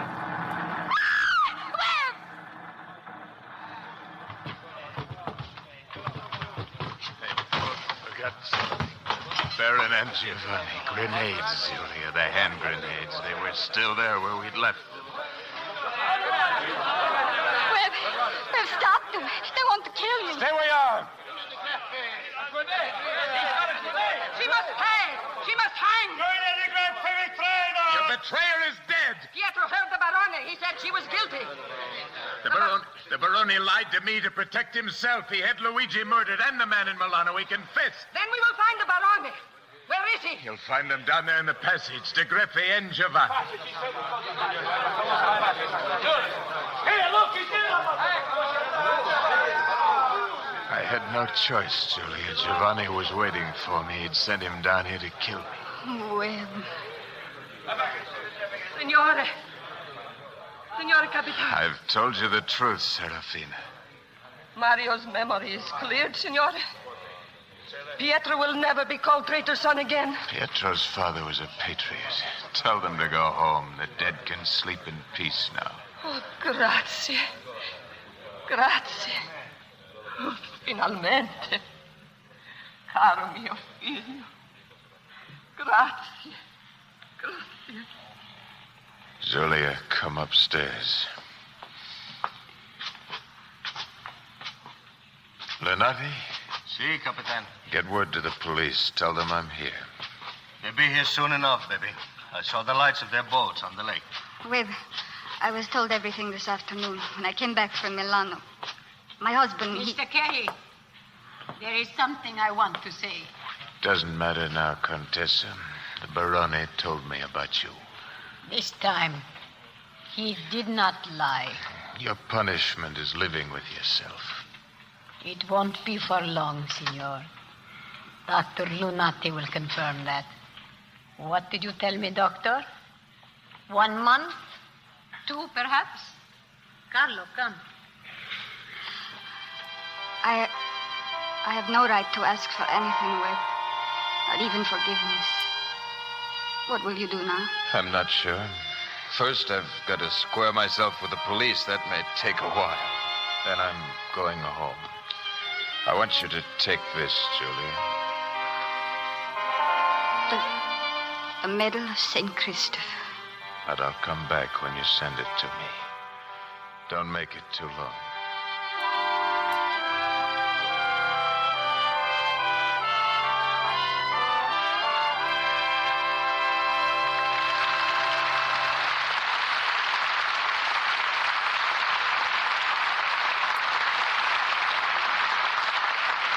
In a moment, our stars will return. But now here is Ken Carpenter. Chlorodent toothpaste does more to give you a clean, fresh mouth than any other dentifrice. And now, here is proof that Chlorodent gives you a healthier mouth, too.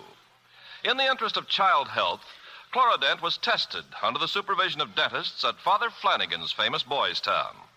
In this research, Chlorodent and a fine white toothpaste were used regularly by different groups of youngsters. And in just 60 days, dentists found that 3/4 of the boys using Chlorodent showed dramatic improvement in mouth health. Chlorodent was proved twice as effective as the fine white toothpaste for quickly reducing acute gingivitis, a common mouth ailment.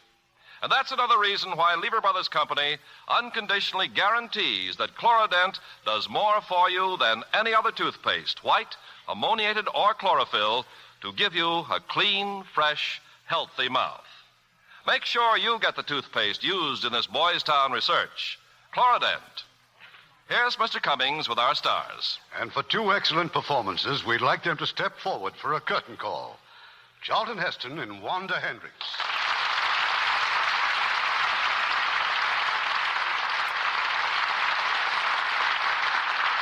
you haven't paid us a visit for a long time. What's the meaning of this desertion? Oh, just lots of work, Irving.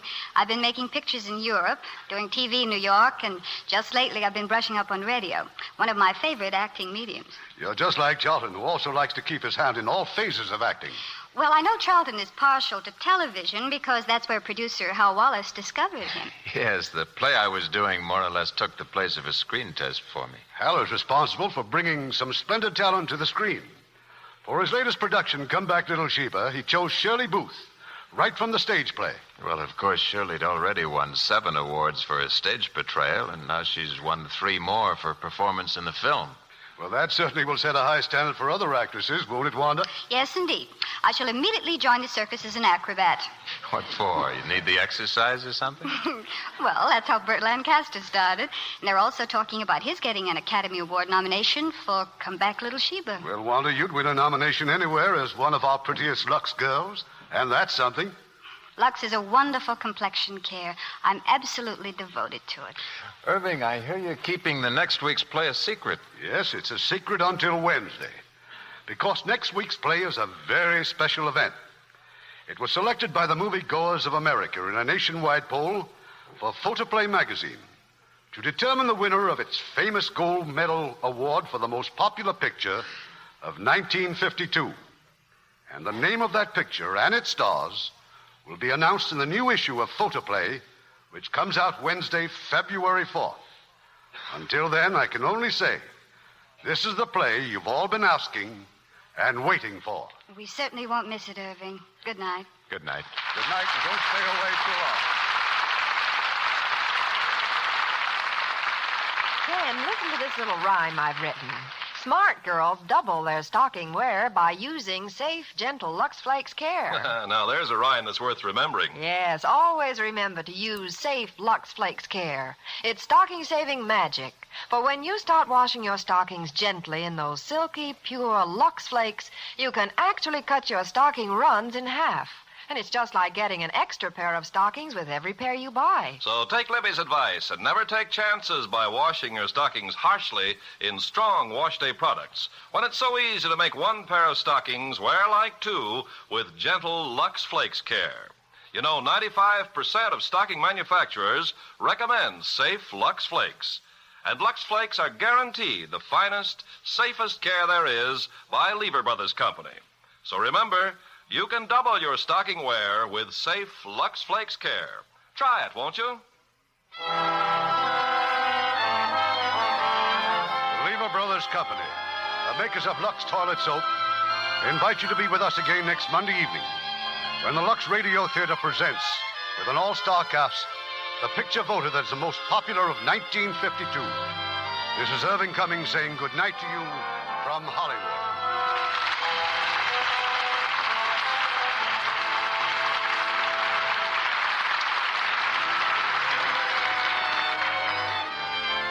Heard in our cast tonight were Angela Clark as Serafina, Jeanette Nolan as the Countess, Edgar Barrier as Greffy, Lawrence Dobkin as Lunati, Jay Novello as Sandro, Nestor Paiva as Luigi, Tony Barrett as Carlo, Bill Justine as Acuto, and Herb Butterfield, William Johnstone, Jack Crucian, David Duval, Sharon Douglas, Bob Bentz, and Eddie Marr. Our radio play was adapted by S.H. Barnett, and our music was written and directed by Rudy Schrager. And now, let's listen to a familiar voice. Hi there. My name's Art Linkletter. You know, every day I get letters from ladies who have switched to New Surf. And they all agree it's a big help with wash day chores. And it is. You see, New Surf gives you that white, bright wash you expect of any good detergent, plus a couple of extras of its own. Why, you can see in your dishpan how much longer the suds last. A cupful of Surf goes further. And with those same lasting suds in your washing machine, New Surf leaves your clothes smelling fresh air sweet, clean, clear through. I think you're going to like New Surf. Try it. And if you don't agree, send the box top to Lever Brothers, New York, and they'll refund your money. But I feel sure when you see how long the suds last and smell the sweet freshness of your clean Surf wash, you'll say, I'll take Surf every time. That's S-U-R-F, Surf. The new improved detergent on your grocer's shelf right now. Lever Brothers Company unconditionally guarantees the quality and performance of Lux Toilet Soap, Lux Flakes, Chlorodent Toothpaste, and Surf, or your money refunded. This is your announcer, Ken Carpenter, reminding you to join us again next Monday night to hear America's most popular picture of 1952 as chosen by Photoplay magazine.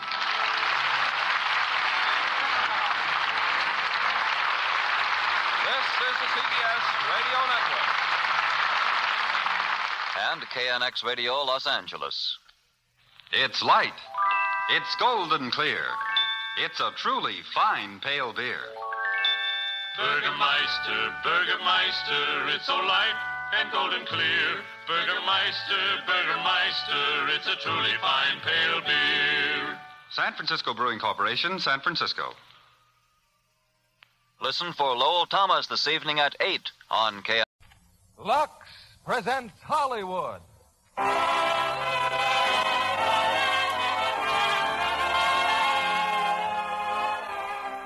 Lever Brothers Company, the makers of Lux Flakes, bring you the Lux Radio Theater, starring Ella Raines, Edmond O'Brien, and Vincent Price in The Web. Ladies and gentlemen, your producer, Mr. William Keighley.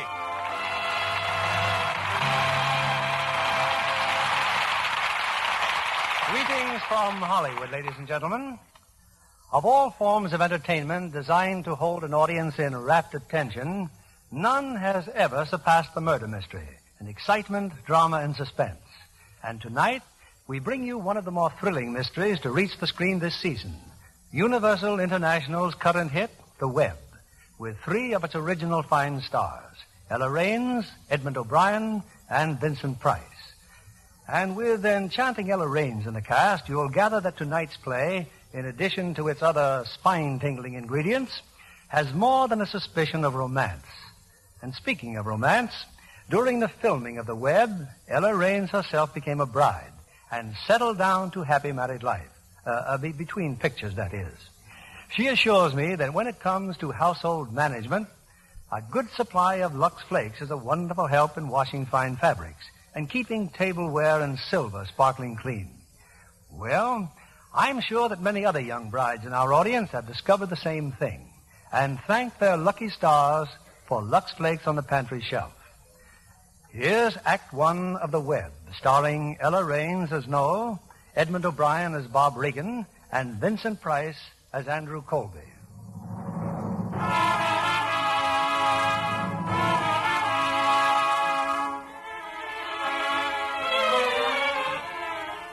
New York City. Two men, complete strangers to each other, are determined to see a certain Mr. Andrew Colby.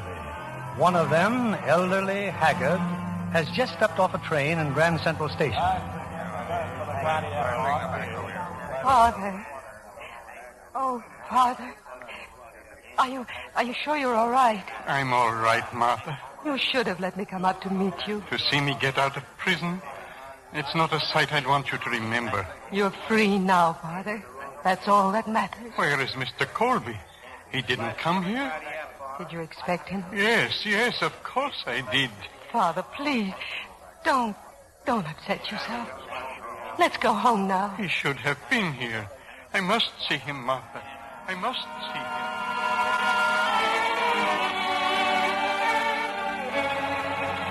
him. The other man, so intent on seeing Mr. Colby, is now in the offices of Colby Enterprises.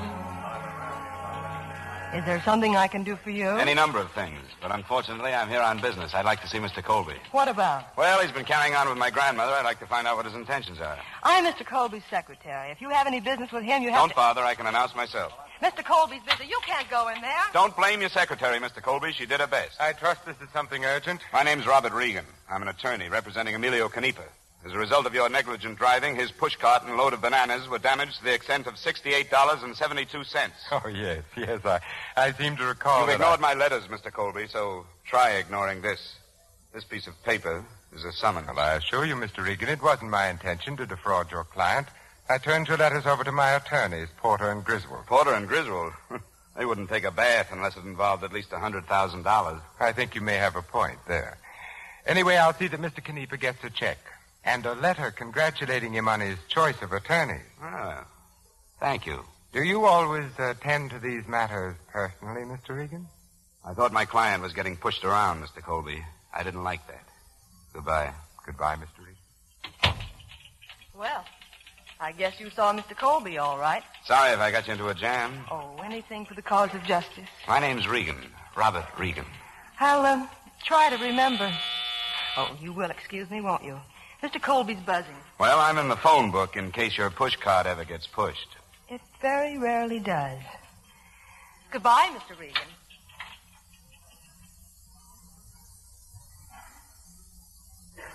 I'm sorry about the interruption, Andrew. Regan? Oh, he was a welcome relief. What an intense young man. You seem in a very happy mood. Well, I ought to be. Noel Holcomb just phoned me. They've decided to back me 100%. Andrew, that's wonderful. You can wire our Paris office. We'll be ready to leave here in 2 weeks. May I come in? Oh, Charles, please do. We've been waiting for you. Kroner was on the train, all right. His daughter met him. Kroner. How does he look, Charles? About the same. Thinner, a little bitter. 5 years. It doesn't seem possible, does it? Noel, that Regan fellow, what did you think of him? Oh, I don't know. Rash, hot-headed. Fairly bright, I imagine. Have him come to see me tonight. Come to see you? Yes, at home. Say 9 o'clock. Will you want me there? Naturally, no. Naturally.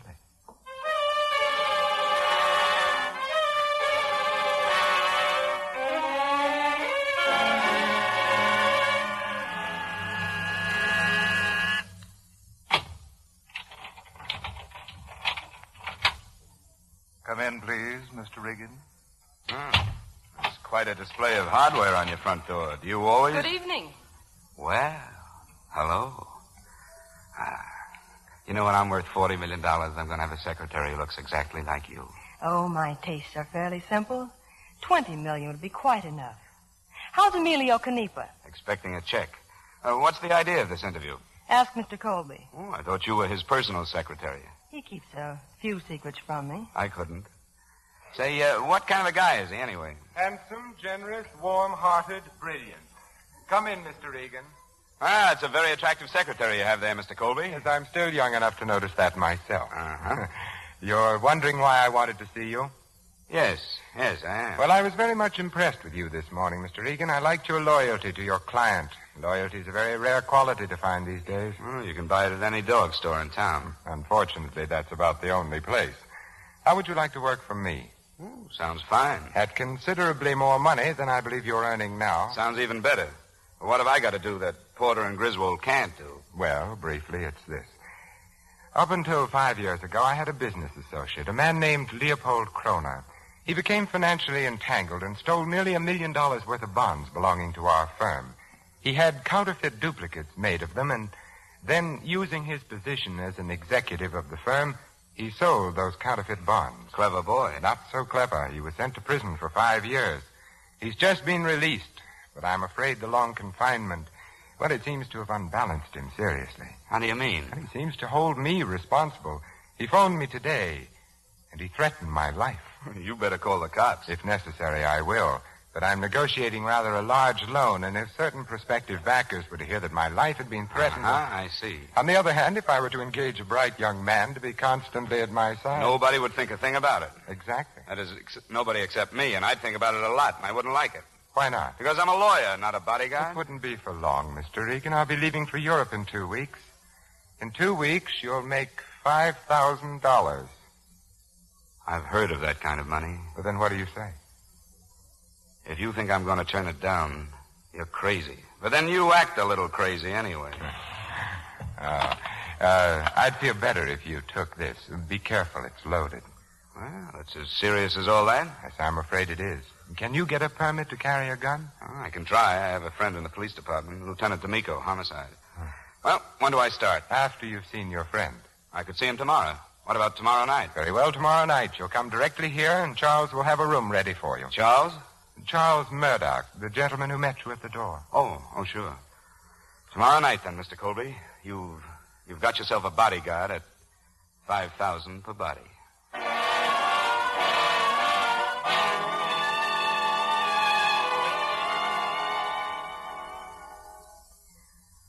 What's bothering you tonight, Mr. Regan? Besides you, well, nothing really. I'd like to see the boss, though. I'm afraid he's still upstairs in his study. You keep long hours for a secretary. I'm, well paid. Oh. Where have you been? Oh, just looking the place over, getting the pan scared off me. That guy Murdoch. Does he always walk around in the dark? Oh, Charles. He was probably just checking up on you. You better tell him I've got a permit now for that gun. He ought to wear a taillight. What does he do apart from turning up unexpectedly? Oh, lots of things. He's been with Mr. Colby for years. Nice, compact little group. Murdoch, you, and Colby. There are a lot of double meanings in that remark. Oh, no. I just like to keep things straight. Who belongs to who? Why should you care? Well, we're all hired help together now. Maybe I have visions of asking you for a date sometime. With, what in mind? Dancing, drink or two. Catch as catch can. Thanks for warning me. I'll bring along my police whistle. Oh, that won't be necessary. My early years in reform school left a lasting impression. Problem child? Average. I'd set fire to my kid brother once in a while, but who doesn't? Well, that's very encouraging. Ask me nicely for a date sometime. Regan, help! Regan! Colby! Connor, no, don't be a fool. Regan! Look out, Regan. He's got a gun. You better take his gun, Mr. Gold. Yes. Get it, Yes. Doctor, will you? No, wait. I didn't know my aim was so good. But he may just be pretending. I'd better... No, he's dead, Mr. Colby. I killed him. Who is he? Leopold Kroner.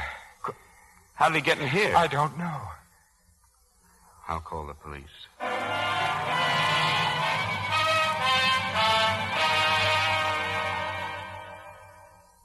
Sorry I'm late, D'Amico. I've been in with the district attorney. Yeah, I know. So he turns you both loose, huh? You and Colby. Why, does that surprise you? Oh, no. You killed a man in self-defense.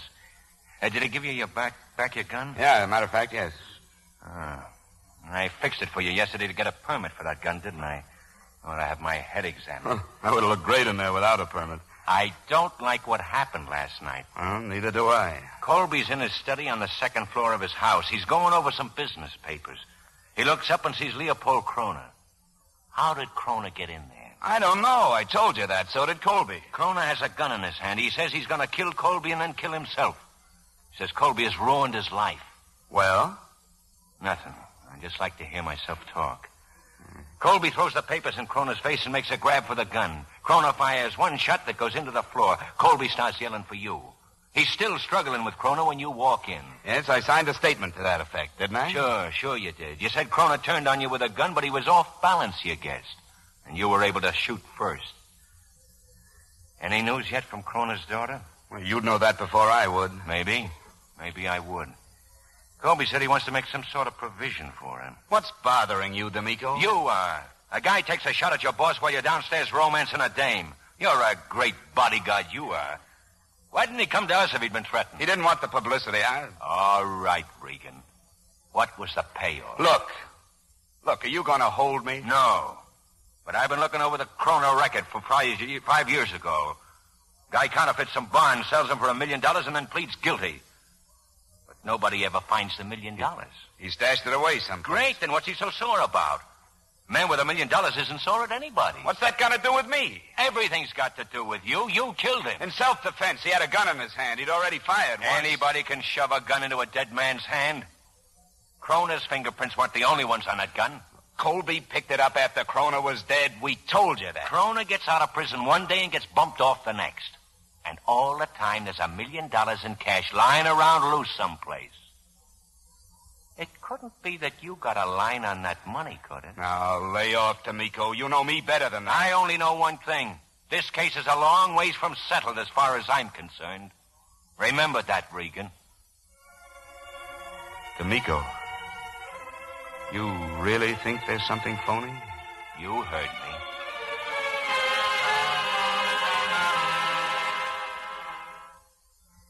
I've made out the check for Regan, Andrew. Here. Oh, thank you. Noel, I'm terribly sorry you had to be mixed up in all this.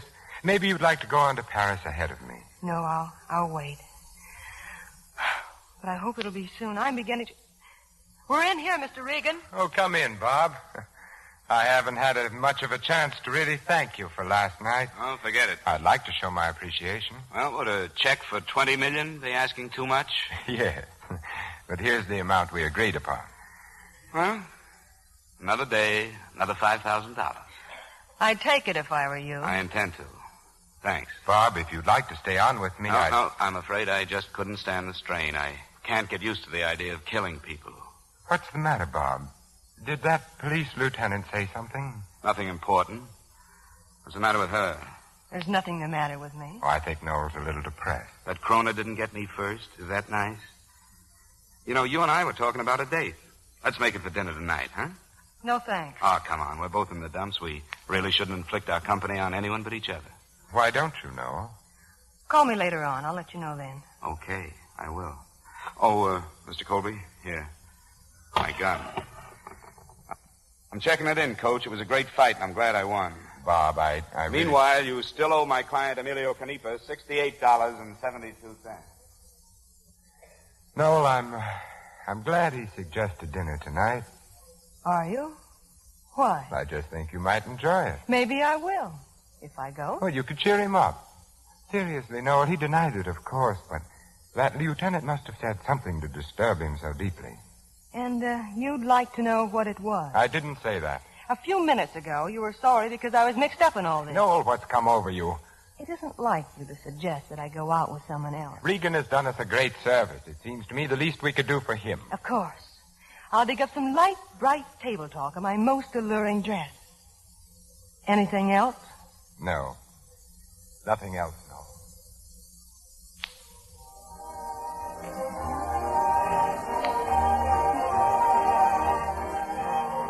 More coffee, Noel? Or would you rather dance? Not much of a choice. Coffee. Well, I couldn't have been more surprised when Colby let you out tonight. What do you mean by that?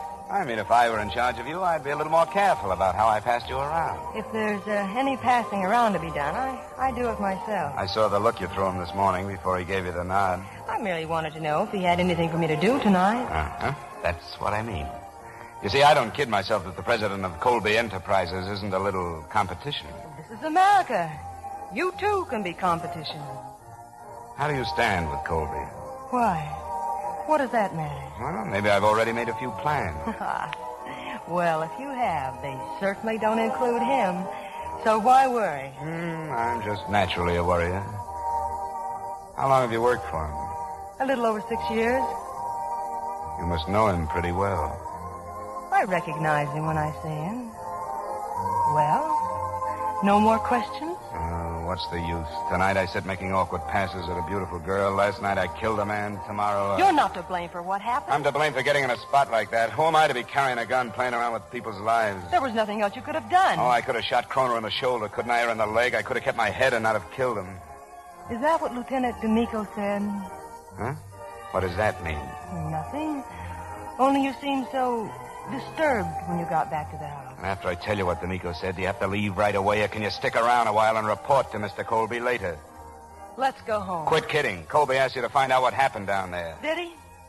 Well, as a matter of fact, I intend stopping by his house. Your friends, Porter and Griswold, are there. I may be typing all sorts of reports till morning. It's happened before. Go on. Look, I went out with you tonight because I wanted to. You're rude, but you're upset, so I'll forgive that. But if you want us really to know each other, why don't you stop acting like a schoolboy asking grown-up questions? I'm sorry. So am I. Now take me home.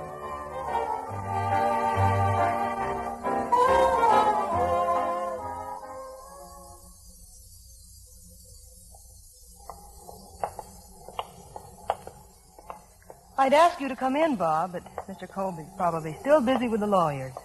Good night. Oh, wait a minute, Noah. I don't like to leave things like this. How about tonight? I'm a warm-hearted, impulsive boy. Sometimes I say things I don't mean. You're forgiven. I'm not only warm-hearted, I'm shy. I need a lot of encouragement. To do what? Can I demonstrate? Kiss him good night, Noel, or I'll have him here for breakfast. You must wear rubber soles, Mr. Colby. Porter and Griswold left a half hour ago. It was such a nice night, I decided to take a walk. Did you tiptoe the whole way? Is there anything you want me for, Mr. Colby? No. Run on home if you'd like. But why don't you both come in for a while? It's still early. I'd be glad to. Well, what did you do tonight? Oh, not much. We sat around, threw a few rocks at each other. Well, aren't you coming in, Noel? It suddenly dawns on me that my dangerous beauty depends upon 8 hours of sleep. My car's right here. Good night. Good night, Noel. You have a drink, Bob? No. Well, would you care to play some billiards? No, I don't think my aim's so good tonight. Well, how about a few hands of poker, then, at showdown at $1 a hand? You must be interested in my $5,000. I'm interested in everybody's $5,000. Sit down, I'll get the car. Lieutenant D'Amico doesn't settle so cheaply. He's interested in $1 million. Oh? Kroner's million. He thinks I know where it's buried. Do you?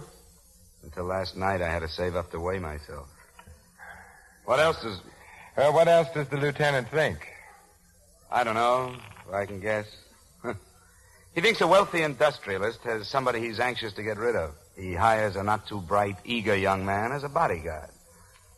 And he frames a situation where the bodyguard has to kill the guy in self-defense. And then? The industrialist is rid of the guy, he's in the clear, and the not-too-bright young man never tumbles. It's an interesting point, because even if our dumb boy should tumble, there's nothing in the world he can do about it. Why should he want to? Why shouldn't he? Well, the man is already dead. There isn't anything your young friend can do about that. The district attorney has exonerated him, so there's no danger there. But on the other hand, he may have made himself a powerful friend. But you forget, he's not very bright. He may feel some twinges of conscience. Why? There was no intent of murder on his part. Morally, he's as pure as the driven snow. That's true enough. Then deal the cards, Bob. Sure. Well, it's Lieutenant D'Amico's plot. Let him worry about it. Regan, I wish you'd change your mind and come to Paris with me. You'd like it. Maybe I would. Maybe I'd end up with as much dough as you have, huh? Hey, how good's a pair of kings? No good at all. I seem to have 8s over 5s. There must be some way of beating you. There are lots of ways, Regan, but not while I'm holding all the cards.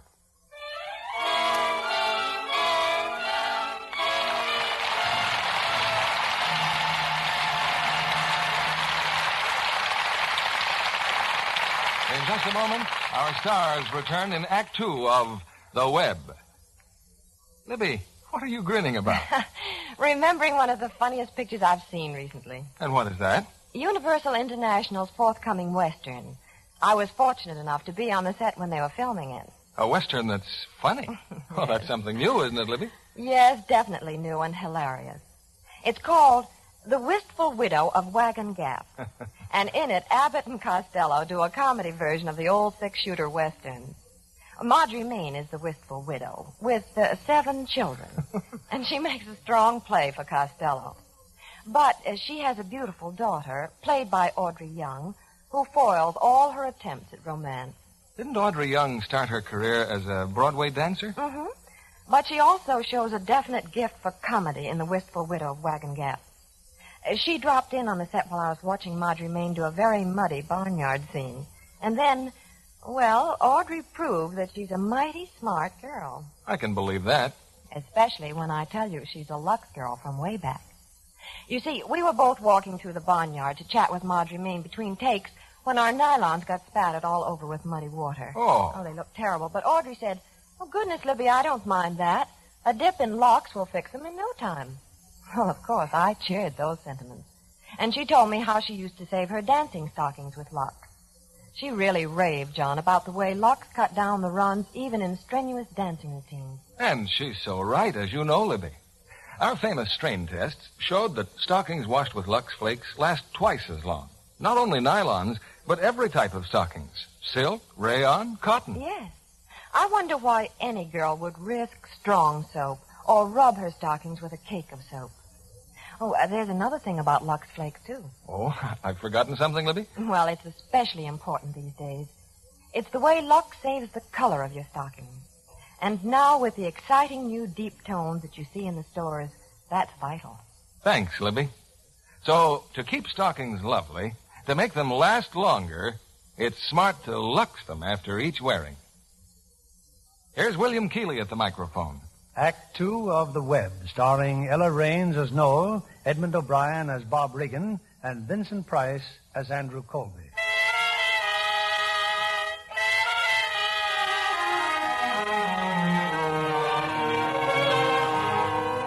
It's 20 minutes later. Deeply engrossed in the events of the past 2 days, Regan has gone home to his apartment. He's just opened the door when someone steps up behind him. Shut the door, Mr. Regan. You're Kroner's daughter. Yes. And I have a gun in my hand.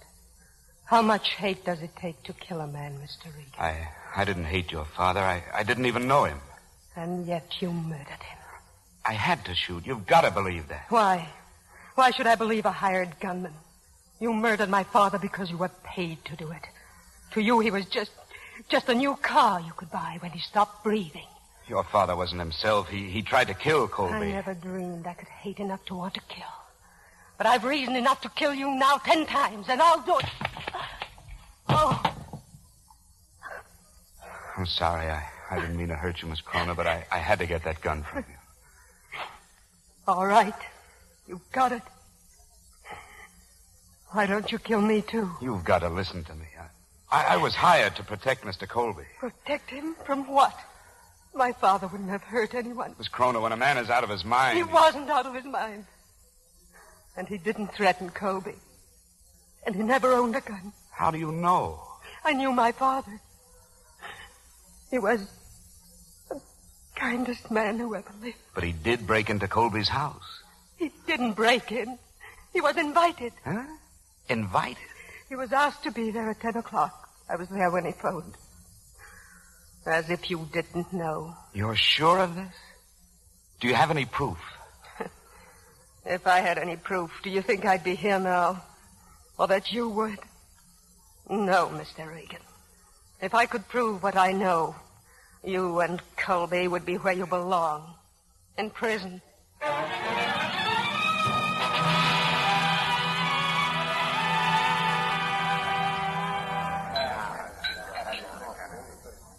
You mind if I sit down, D'Amico?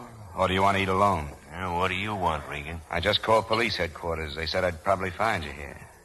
You know, you were absolutely right about people carrying guns. Here. Where'd you get this one? From a girl named Kroner. When last seen, she was in my apartment trying to kill me. You asking for protection? I'm asking for information. D'Amico, how near are you to pinning Kroner's death on me? I'll let you know when the time arrives. Suppose I told you that I agree with you, that I think it was murder. I've got a pen if you want to sign a confession. D'Amico, look. Everything I told you was the truth. Then what are you worried about? Well, it's finally occurred to me that I might have been a patsy in all this, framed. What's got you so scared? This Kroner dame know something? I just want to work with you on this case. I'm on the inside, and I might be able to dig something up. Sure, and cover it right up again. You seem to forget you're the one I'm after. You killed Kroner. If it's murder, you did it. What was my motive? That $5,000 you deposited in the bank today? In other words, I better get out of town. You wouldn't get 3 feet out of town. If I were you, I'd go to church every day and pray that a certain dumb cop named D'Amico is running himself right up a blind alley. Well, that's great, except I like to sleep at night. And I just talked to the daughter of the man I killed. Oh, you're in a tough spot. D'Amico, isn't there some way we can get together on this? Certainly. You confess and I'll arrest you. Okay, D'Amico. Regan, for a lawyer, you're not very smart. If you can prove that it's murder, you prove that you're a murderer. If it's a frame, there's only one guy can clear you, Colby. And I don't think he'd be too anxious to run to the rescue, do you? Thanks for nothing, D'Amico. Anytime, Regan. Anytime at all.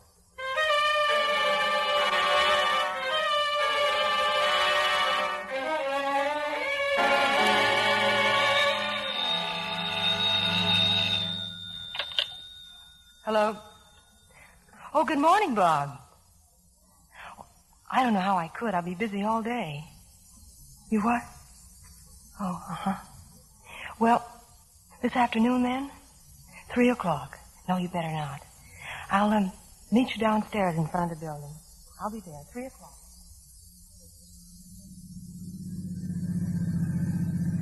Now, isn't this better than working? A happy little drive through Central Park. You said it was important. When I feel like seeing you, it's very important.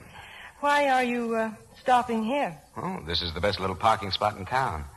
I used to operate from here all the time when I was in high school, except I'd hit it a lot later in the evening. Uh-huh. That must have been a progressive school you went to. Oh, it was. What'd you want to see me about? Well, made up my mind about a lot of things last night, Noel. For one thing, I'm not going to Paris with Colby. And I don't want you to go either. Really? What do you want me to do? See America first. You might get to meet someone you'd like. I might. With Colby, what have you got? Money, influence, travel, yachts? Why don't you let me take you out of all that? That's an offer if I've ever heard one. No, I'm really very serious. I know you are. Bob, what's the matter? I spent the whole morning in a newspaper office going over the accounts of the Krona trial 5 years ago. Why? You just naturally get curious about someone you've killed. Anyway, I ran across the name of Victor Bruno. Who was Bruno? Didn't you find out? Well, I went to see a friend of mine, court clerk. Cost me a bottle of scotch, but I found out something. Now I'm very curious. He didn't remember much about Bruno, only that the cops figured him for the engraving job on those counterfeit bonds. But Bruno never testified at Kroner's trial. No, I know. They never found him. But, Noel, what do you know about him? No more than you do. Funny. Kroner didn't look like the type to get away with $1 million. Neither did Bruno. Oh, you've seen him? Yeah, once, before he disappeared. Kroner was out on bail at the time, and Andrew was doing everything he could to help him. He spoke to Bruno, hoping to clear Kroner. What does Bruno look like? Oh, I don't know. Strange little man, always trying to hide. He looked like a, $20 a week bookkeeper. Glasses 2 inches thick and not a hair in his head. Is he a foreigner? Well, he spoke with an accent. Is Colby going to be home tonight? As far as I know, why? Oh, maybe I could get him to throw some legal business my way. I'll keep him at home for you. Now you better take me back to the office. Well, little did I think when I first met Emilio Canepa that you'd be the mother of my children. Why? Is there some connection between the two? No Emilio, no summons. No summons, no children. We'll name our first one Emilio, then. Over my beautiful, muscular, dead body. Oh, well, back to your office.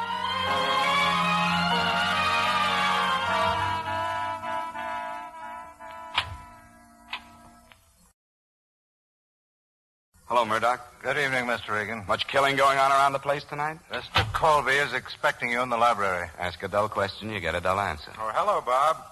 Don't be so glad to see me until you find out what I want. I've already told him, Bob. Well, I'm sorry you won't come to Paris. Didn't you tell Mr. Colby about the services our new firm is prepared to offer? I thought I'd better save that for you. Well, we're offering everything in the legal line. Ambulance chasing and grave subpoenas. It sounds like an up-and-coming outfit. We'll sympathize with our clients' troubles and charge only $500 a day for the sympathy. Well, that's cheaper than the sympathy I'm getting from Porter and Griswold. Your proposition sounds very attractive. Oh, say, I almost forgot. You know, I think your house is being watched. Watched? Yeah, some little bald-headed guy, not a hair on his head. He just stopped me in front of the lamppost. I don't understand. He spoke with an accent, kept blinking at me through glasses 2 inches thick. Seemed like he was a $20 a week bookkeeper trying to act important. Oh, no. Perhaps, Charles. Perhaps. Why did he stop you? Well, he asked me for a light, wanted to know if I was coming in here. Look out the window, Charles. He said something about being a friend of Kroner's and that you'd hear from him. He must have gone. There's no one out there now. There isn't any danger, is there? Oh, I don't think so, Well, Bob. if you'd like me to talk to him... If we want Bruno, we can always reach him. Mr. Colby, if there's any threat, I could No, see him thanks. tonight. Maybe we'll call on you later. I'm much obliged for the information. All right. But seriously, though, about my legal services... I'm sure there will be something for you, Bob. I'll have Porter and Griswold contact you. Oh, thank you. Thanks a lot, Mr. Colby. Good night. Good night, Noel. Good night.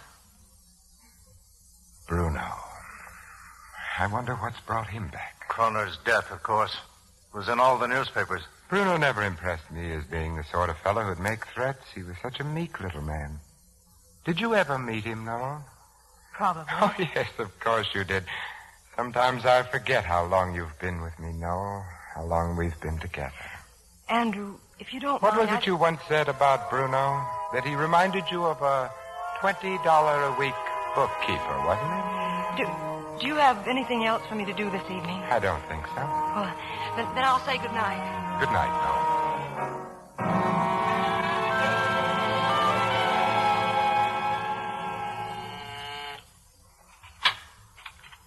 Well, hello. Hey, this could give me a pretty bad name with my landlady. But come in. Come on. I'd like to know what you meant by that little performance tonight. Was I convincing? You're not a very nice person, are you? Your high school parking spot came through beautifully. Now, wait a minute, Noel. No, you wait. Just what are you up to? What's your guess? Blackmail. That's a nice business, too, if you have the right connections. I think I deserve a better answer than that. Sure you do. Noel, there are several people in this town who believe that Krona was deliberately murdered. That's ridiculous. Is it? It would have been comparatively easy for Colby to frame. He invites Krona to the house. In the middle of the conversation, Colby pulls out a gun. He fires one shot into the floor, shoves the gun into Krona's hands, starts wrestling with him and yelling for help. I rush in, Krona turns startled, bang, bang, and it's all over. You must be out of your mind. Why should Andrew want to kill Krona? Suppose he dreamed up this whole counterfeit deal himself. Now, he promises Krona a share of the profits if he takes the rap, while Colby takes the $1 million and builds up the business. Krona gets out expecting a share of the gravy. Instead, the lights go out. If I use that kind of reasoning, I could think of at least 50 motives why you killed Krona. The police have 100. Just what were you trying to do tonight? I want to see Bruno. I dreamed up that little man by the street lamp, hoping I could startle Colby into giving me Bruno's address, but fortunately he doesn't startle so easily. How can you be stupid enough to believe all this? Andrew's one of the finest men I've ever known. He's certainly been decent enough to you. He may have carried his friendship a little too far for my own good. So, you take out the little corn-fed secretary, prime her up with some fake sincerity, and she spills over with everything you want to know. Oh, I know it's not going to be easy to convince you that the things I said today were sincere. It's just about the most hopeless proposition you ever faced. No, look, I'm going to have to make another try for Bruno's address tomorrow. If you give me away, I'll be sunk. In more ways than one. Do what you want. Just don't ask me for any promises. Good night.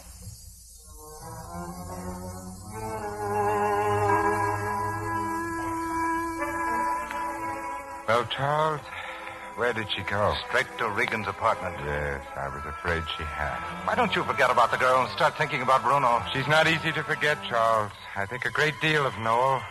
It isn't like her to do anything behind my back. What are you going to do about Bruno? Nothing now. I rather suspect he'll telephone us tomorrow. That'll be plenty of time to decide, Charles. Plenty of time.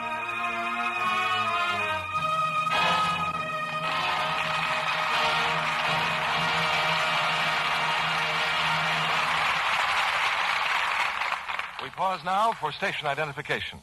This is CBS, the Columbia Broadcasting System.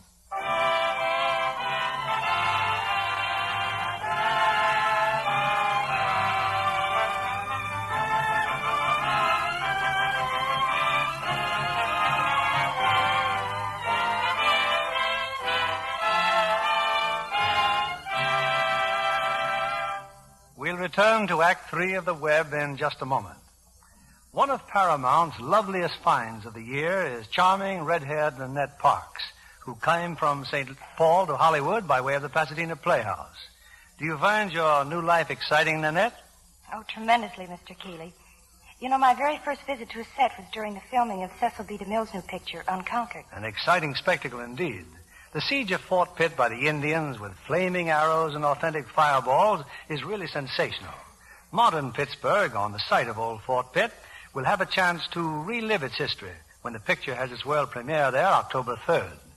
I learned so much from watching the actors, too. No doubt, with Gary Cooper and Paulette Goddard heading such a fine cast of more than 5,000 players. I was especially thrilled when Paulette invited me to her dressing room one day while she was having a costume fitted. And you know the costumes for Unconquered were absolutely authentic for the period. Well, what thrilled me most was the gorgeous negligee Paulette wore between fittings. You know, I used to be afraid washing would fade such pretty things. Before I learned from the studio wardrobe people that Lux Care keeps lingerie lovely so much longer. But John Kennedy knows that. The studios see the practical results of Lux Care, Nanette. I've seen scientific proof. In actual washing tests, slips and nighties washed the Lux way stayed lovely 3 times as long. Those washed the wrong way soon looked faded and drab. That means girls who give their underthings Lux Care can have 3 times as many without spending any more. How do you figure that, Mr. Kennedy? Well, instead of constantly replacing faded, drab underthings, you can buy pretty new ones, because those you Lux stay lovely 3 times as long. So, without spending any more than you would for replacements, you have 3 times as many pretty things. Thank you for coming tonight, Nanette Parks. We return you to William Keighley. Act 3 of The Web, starring Ella Raines as Noel, Edmond O'Brien as Bob Regan, and Vincent Price as Colby.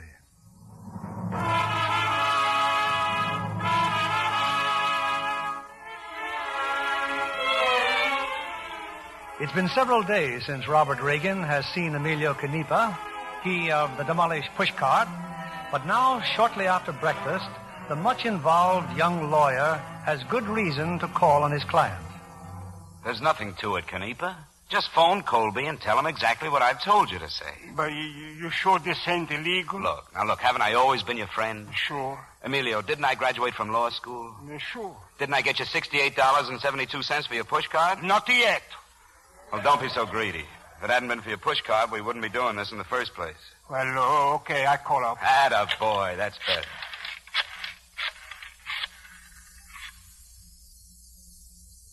Hello?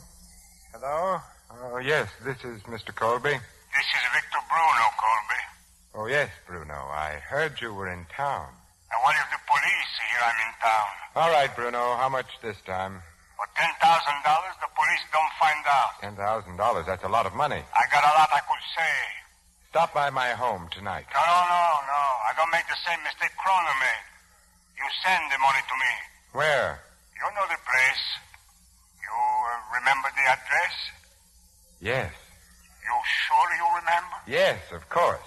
Now listen, Bruno, I'll give you the money on one condition. Get out of the country, you and your wife. With the money, there'll be 2 tickets to Mexico City. See that you use them. Just be sure to have the cash there tonight. 9 o'clock. This is the last time, Bruno. Remember that. Well, Charles, what's the matter? You look worried. If we're going to start paying Bruno, he'll never let us stop. Don't be absurd, Charles. That wasn't Bruno on the phone. Well, then who was it? Not Regan. No, not Regan. Probably a friend of his. How do you know? Instinct, Charles. That's what makes me such an enormous success. But if Bruno was here last night... Victor Bruno has been dead for 5 years. Dead? Then how did Regan know what he looked like? No. She's the only one who could have given him that description. You never told me Bruno was dead. How did he die? Protesting his innocence. Well, what was Regan after just now? Bruno's whereabouts. Andrew, did you have Bruno killed? Don't be so inquisitive, Charles. I just don't want you to get the idea that what happened to Bruno could happen to me. I'm no Kroner, and I'm no Bruno. I hope we'll have you here for some time, Charles. What about Regan? Go to the bank and get $10,000. Then? And then we'll have to do something I'm not going to like doing at all. What about the girl? She's involved in this as much as Regan? Yes, it looks that way. You don't like the idea of getting rid of her, do you? I don't like it at all. But if I have to, I'll do it. I'll arrange for Noel to be here at 8 o'clock.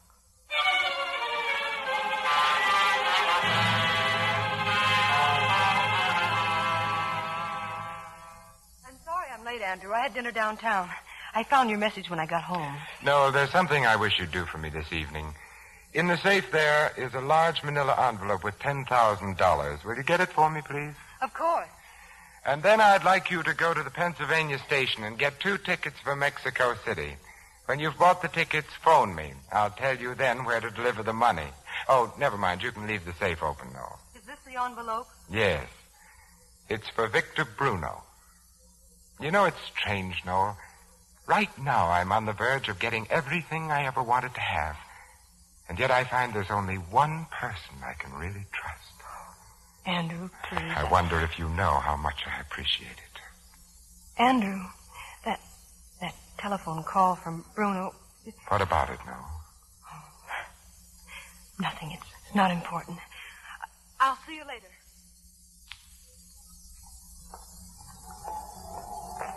What did he want, Noel? He's paying Bruno off. $10,000 and 2 tickets to Mexico. Well, you were right, weren't you? Well, I'll know for sure after I've seen Bruno. You'll see him. Right after I bought the tickets. Come on.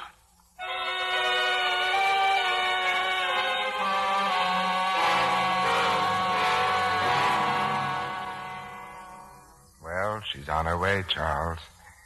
She's probably met Regan by now. Why do you suppose she did it, Charles? Did she fall in love with him? What difference does it make? For a moment, I thought she was going to tell me. If she had, I would have forgiven her. Well, I'd better call the police. Andrew, wait. I'm not so sure this is such a good idea. But why? Well, granted, we can have them picked up for stealing the $10,000 if they find her fingerprints on the safe. That doesn't really get them out of the way. But then, what if they're arrested not merely for theft? What if they're arrested for murder? What? What are you talking about?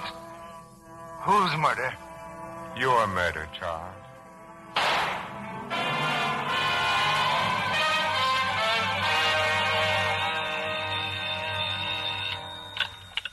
Hello?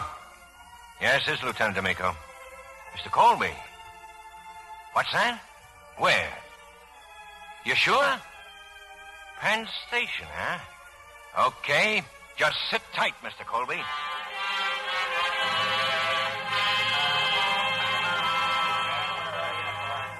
The Manhattan Limited leaving on track 8 for Philadelphia, Harrisburg. I'd like to make connections for Mexico City, too, please. Leaving tonight, if possible. Mexico City? Oh, yes. Yes. Just a moment, please. Excuse me, miss. You know old Faraday? Why, yes, but... Come with me, please. You're under arrest. Arrest? And don't worry about your boyfriend. He's right where you left him. Except there's a cop hanging on to each arm. Where are you taking me? To Lieutenant D'Amico, miss. He's waiting for us at Mr. Colby's house.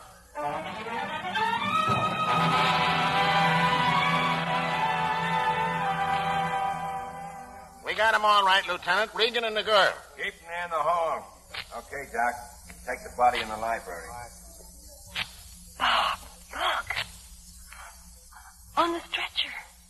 Murdoch. Just stay put, Regan. What's happened? Why are they holding us? Because I'm the biggest lunkhead of the year. It never occurred to me Colby'd take it out on you. Andrew? Murdoch's dead. He's gotten rid of the last guy that knew anything about the phony bond deal, and he stuck us with a rap. But he couldn't possibly hope to get away with this. Why would we want to kill Charles? Don't worry. With Colby tailoring the evidence, it'll fit like a bathing suit. Well, a lot of good it does to say it, but I'm sorry, Noel. Bring him in, Johnson. Let's go. Well, laughing boy. I thought I told you not to leave town. Give out, D'Amico. What are the details? Murder and grand theft, and you haven't got a prayer. How does she figure in it? Oh, come on now, Regan. You got the money, Johnson? Here. And she was buying 2 tickets to Mexico City. Okay. Do you mind stepping in here, Mr. Colby? I hope you'll get this over with as quickly as possible. Andrew. You don't have to talk to her, Mr. Colby. Just identify this envelope. Yes, that's it. I assume the $10,000 is the same. Lieutenant, you understand this is very difficult for me. Miss Faraday has been my confidential secretary for years. Just tell me what happened. Well, I was up in my study doing some work. I heard a shot. I came downstairs and I found Charles dead on the floor with Regan's gun beside him, and the safe was open. My gun? That was his gun. I gave it back to him after You did? Funny it should have only your fingerprints on it. All right. Maybe mine are on it. When I gave it back to him, I set it on the table. Now, if he had this in mind, he wouldn't have touched it. Not without a glove. Regan, if you were me, would you believe that? If you knew Colby, you would. Who saw you give him back his gun? Miss Faraday, she would... Oh. Yeah. Go ahead, Mr. Colby. Well, I realized Miss Faraday was the only person besides Charles and myself who knew the combination to the safe. Andrew, you had me open the safe yourself. A couple of nights ago, I happened to overhear a conversation between Mr. Regan and Miss Faraday in which Mexico City was mentioned. And she was buying 2 tickets to Mexico City when we grabbed her. You already told me that. What are you looking for, a promotion? Lieutenant, he knows why I had the money, and he sent me for the ticket. You'll get your chance to talk, miss. This is very awkward for me, Lieutenant. Well, we're almost finished, Mr. Colby. Why do you believe him, D'Amico? Only yesterday... That was yesterday. I'm not interested in the Krona case anymore. I got one right here that suits me fine. But this is a frame. You get framed more than any guy I ever met. You're supposed to be a lawyer. Look at the evidence. Lieutenant. Yeah, Doc. He's still alive. Murdoch's still alive. Charles. Stay right where you are, Mr. Colby. What are you talking about, Doc? That injection of adrenaline. We won't have him forever, but he may last through the night. Any chance of him coming to? Could be. Let me know the minute he does. Is it all right if we leave him in there, Mr. Colby? Couldn't we move him upstairs? No, don't let him near Murdoch. Are you still running this case? I'm telling you, don't let Colby near Murdoch. You're under arrest, Regan. Now, will you stop telling me my business? Lieutenant, Charles has been my closest friend for years. Naturally, I want to go to him. Well, later on, maybe. Right now, I'm waiting here in case he can talk. Maybe we all better wait here. Mr. Colby, suppose you wait upstairs. Huh? Gus, Yeah, Lieutenant. pull up a chair in front of that room where Murdoch is. No visitors. Okay. Johnson, you wait in the front room. And, you, Regan, you and her can have this nice big library all to yourselves. And you better start reading up on alibi. Bob, why don't we tell him about Bruno? How do you think that'd sound from the witness stand? I was trying to find a man named Victor Bruno because I was convinced that the other killing I'd done was murder. No.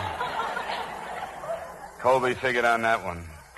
If only somebody could find Bruno. Bruno's probably dead, too. Otherwise, how could Colby have been so sure it wasn't Bruno on the phone? I suppose so. Oh, how could I have been such a dope? You? I've been second-guessing the whole way. You couldn't have put your life in worse hands. Listen. Huh? Andrew. His study's just above us. He's worried. He's walking back and forth. He's worried.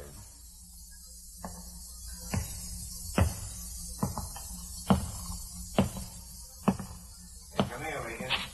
I want to ask you a couple of questions. What about Charles, Lieutenant? Well, he's still alive. Still alive. He's still alive. I thought you left the cot in front of the door. Where'd he go? The doc needs some more adrenaline. He sent Johnson to the drugstore. Murdoch's not alone in there. The doctor's with him, isn't he? First you shoot him, and then you worry about his health. The doctor's in the kitchen boiling up a hypodermic. Come on, Regan. That's where we're going. You stay where you are, mate. He's alone. Charles is down there alone.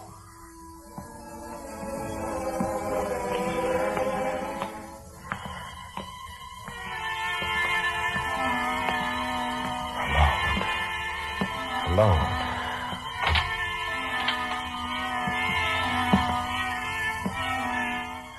They'll never know now, Charles, will they? They'll never know that... bother killing him again, Colby. D'Amico! Murdoch's been dead for 2 hours, ever since you shot him. Now, how... Watch it, Regan! Turn on the light, Counselor. Yeah, sure. Well, don't just stand there. You knock Colby down, I'll pick him up. Get him out in the hall. You can come out, Miss Faraday. This you'll want to hear. Bob, what happened? I'm not so sure I know myself. Well, Mr. Colby, tough break, huh? I really solved this one from left field. I've had Regan tailed for the last 2 days. I knew he wasn't here tonight. It's quite a comfort to us taxpayers to find our police department in such competent hands. Thanks. Thanks so much. Oh, just to keep the record straight, whatever happened to Kroner's $1 million? That's strange. That's what Kroner wanted to know.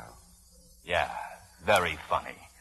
Come on, Johnson. We're taking Colby downtown. Oh, that D'Amico. He's really the answer to a maiden's prayer. Yeah, he's a smart cookie, but he doesn't catch everything. What's that? Something D'Amico forgot to take. 2 tickets to Mexico City. Think we can use them? I've, always wanted to try out my Spanish. Don't forget, you two. You'll have to check with my department if you're figuring on living in the country. Now, wait a minute, D'Amico. That Colby still owes my client $68.72. Well, you're a lawyer. Sue him.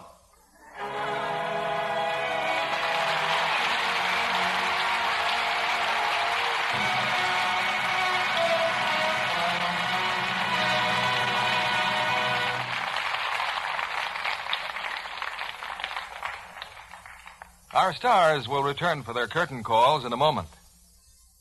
Libby, do you realize what a big job American housewives do just getting together meals for their families? That's true, Mr. Kennedy. The average housewife plans, buys, carries home, cooks, and serves well over 1,000 meals a year. And in most cases, she washes the dishes for all those meals, too. An average of 6 tons a year. And yet her husband and children expect her to keep her hands lovely.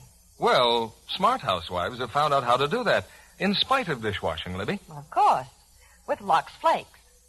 For dishes, for any soap and water job around the house. Right. That's why a Lux lady doesn't have red, rough dishpan hands. Well, naturally. Some women try other types of soaps at one time or another, but they soon get wise. What strong suds can do to hands is a caution. And red, rough hands are no prize at a bridge game. Discouraging to friend husband, too. So, John, it's no wonder thousands of housewives stick to Lux for dishes. They're so right, because hundreds of scientific tests have actually proved how much kinder Lux is to hands. When strong soaps made women's hands rough and red, changing to Lux improved them in 2 to 7 days. Soon the skin was just as soft and smooth as ever.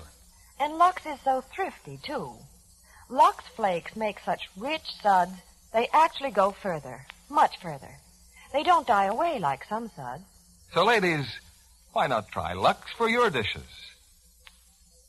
Here's Mr. Keeley at the microphone. For an exciting performance of a thrilling drama, our thanks to Ella Raines, Edmond O'Brien, and Vincent Price, who take the spotlight for a curtain call.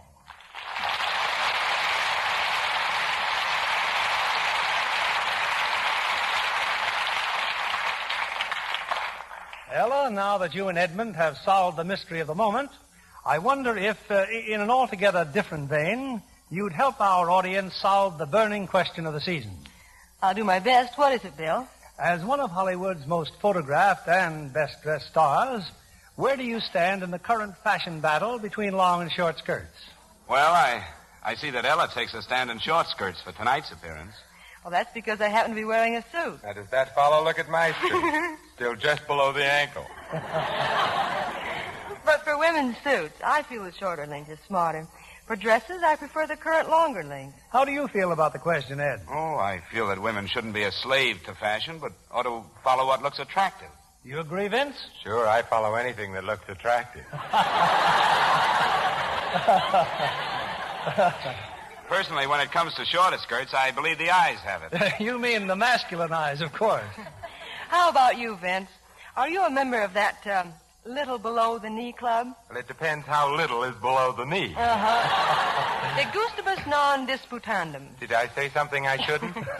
No, Vince. Ella means there's no disputing tastes.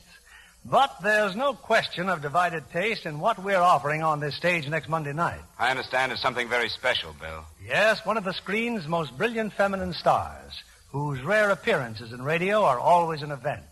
Plus, one of Hollywood's outstanding male stars, in his first screen role since he left the Navy Air Corps.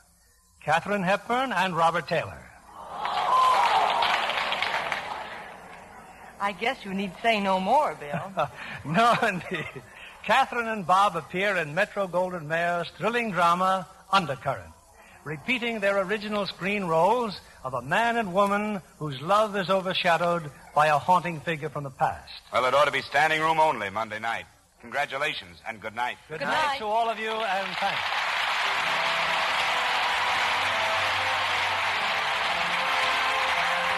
Lever Brothers Company, the makers of Lux Flakes, join me in inviting you to be with us again next Monday evening when the Lux Radio Theater presents Katharine Hepburn and Robert Taylor in Undercurrent. This is William Keeley saying good night to you from Hollywood.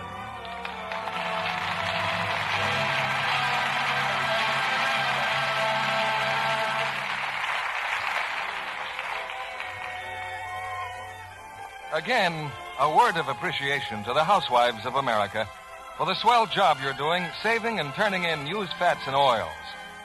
The world shortage of fats is still very much with us, and industry needs every drop of used fat just as much as ever. So now that the weather is cooler and you're doing more cooking, keep a tin handy for used fat. Remember, your dealer will pay you well for every pound you turn in. Ella Raines will next be seen in Nunnally Johnson's The Senator Was Indiscreet. Edmond O'Brien will soon be seen in the Canaan production, A Double Life. Vincent Price's next Universal International picture will be Up in Central Park. Heard in our cast tonight were Maria Palmer as Martha, Bill Johnstone as D'Amico, Robert Griffin as Murdoch, and Norman Field, Jay Novello, Edwin Cooper, Cliff Clark, and Eddie Marr. Our music was directed by Louis Silvers. This program is rebroadcast to our servicemen and women overseas through the worldwide facilities of the Armed Forces Radio Service. And this is your announcer, John Milton Kennedy, reminding you to join us again next Monday night to hear Undercurrent with Katharine Hepburn and Robert Taylor.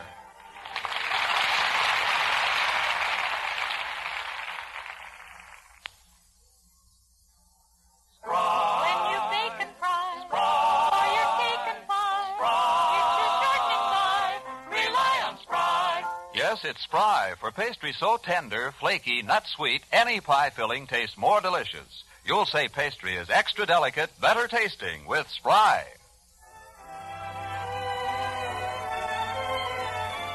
Be sure to listen next Monday night to the Lux Radio Theater presentation of Undercurrent with Katharine Hepburn and Robert Taylor. Stay tuned for My Friend Irma, which follows immediately over most of these stations. This is CBS, the Columbia Broadcasting System.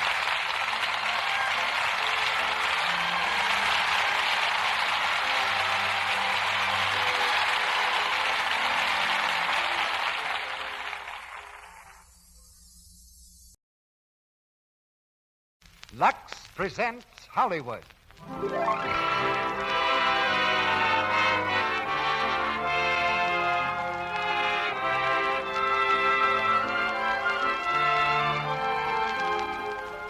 The Lux Radio Theater brings you Ginger Rogers and Frederick March in Bachelor Mother with Frank Albertson.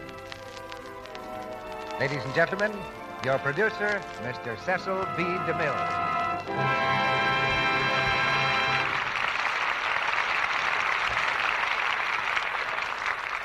Greetings from Hollywood, ladies and gentlemen. To the young ladies of our modern business world, the lunch hour means a great deal more than just lunch. It may mean a shopping trip, a visit to the hairdresser, a rendezvous, or perhaps an unexpected adventure. And during a lunch hour, the alert young businesswoman is prepared for almost anything to happen. But Miss Polly Parrish in our play Bachelor Mother was just minding her own business when something happened that not only upset her lunch hour, but changed her whole life. One thing led to another in such a gay series of adventures that RKO's picture, Bachelor Mother, turned out to be one of the comedy hits of the year. Although taken by surprise, the modern young woman of our story knew exactly what course to follow. In fact, we take our hats off to the resourcefulness of our modern girls in general. Consider the example sent to me by a member of our audience. It's a clipping from the Birmingham, Alabama News, in which a resourceful young lady advertises, "Girl in need of work at once. Will consider dishwashing if Lux is used."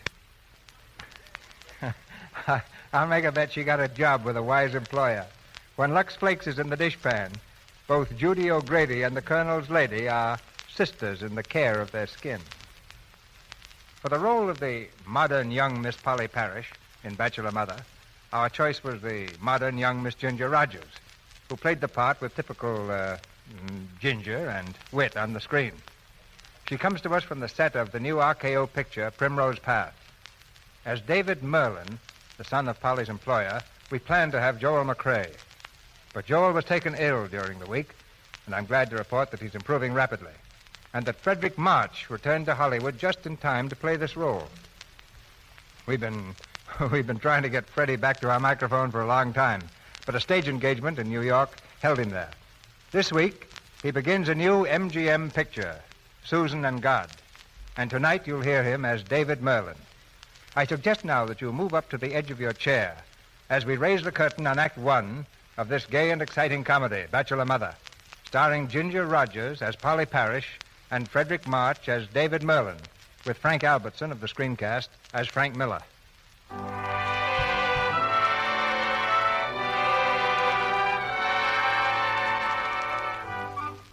Polly Parrish, young and pretty, is about to lose her job. This is hard enough to face at any time, but when it happens on the day before Christmas, it's almost too much. During her lunch hour, Polly Parrish walks slowly along a street in downtown New York. Vaguely, she wonders what's to become of her. As she passes the Atkins home for foundlings, fate steps in. Gallops in. For a woman in a heavy shawl is just leaving a bundle at the door. With a gasp of indignation, Polly rushes to the woman and catches her by the arm. Here, don't you dare. Why, don't you dare leave your baby. Please, I'm not the baby's mother. There is no mother. They'll take good care of it here. Just the same, you have no right to do I thought I could take care of it after the mother died, but I couldn't. Oh, it's such a wonderful baby. They'll be good to it. Wait! Hey, come back here! Come back! Oh, you poor little kid. All alone? Now, don't cry, darling. Here, I'll hold you. Oh. Won't you come in? What? Oh, Just come this way, please. Oh, take your finger out of your mouth. There now, don't eat your finger. You hungry? Well, I'll give you something to eat here. That's a good baby. Right here, please. Another one, Mr. Fry. Oh, yes. Your name, please? Poor little thing. Your name, please. Polly Parrish. Come on, take your finger out of your mouth. Are you employed anywhere? I'm at Merlin's until tomorrow. You darling, that's a good baby. Now, just why did you abandon your baby, Mrs. Parrish? It's such a sweet... What? Oh, well, this isn't my baby. It was on the doorstep. Yes, we know. Well, no, really. Well, an old lady left it on the doorstep, and I thought it'd roll off. My dear, we're only here to help you. We're your friends. Well, I wish it was mine, but it isn't. I wasn't leaving it. I was just picking it up. Many mothers say babies are not their own, but from experience, we've discovered the wisest thing is to make a clean breast of it. Now, look here. This is ridiculous. This is not my baby, whether you believe it or not. Here, nurse, you take the baby. I'm getting out of here. You see, my dear? When you give the baby to the nurse, it cries. Take it back. Just for a moment. There. Well, my dear. Oh, for heaven's sake. The baby seems to know you. Well, I don't know it. Here, you take it. No. No, let me alone. When I want a family, I'll get married and do it right.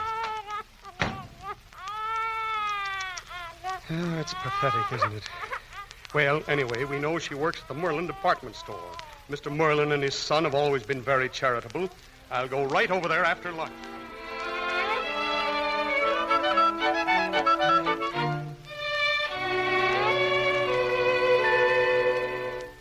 Sit down, Mr. Fry. Now, what can I do for you? You are Mr. Merlin, sir? Mr. Merlin the younger. Was it my father you wanted to see? Oh, no. I'm sure you can take care of this. Well? Mr. Merlin, an employee of yours, a young woman in the toy department, left a baby at the Atkins home today. I see. And I discovered, on calling your personnel manager, that she was discharged as of tomorrow.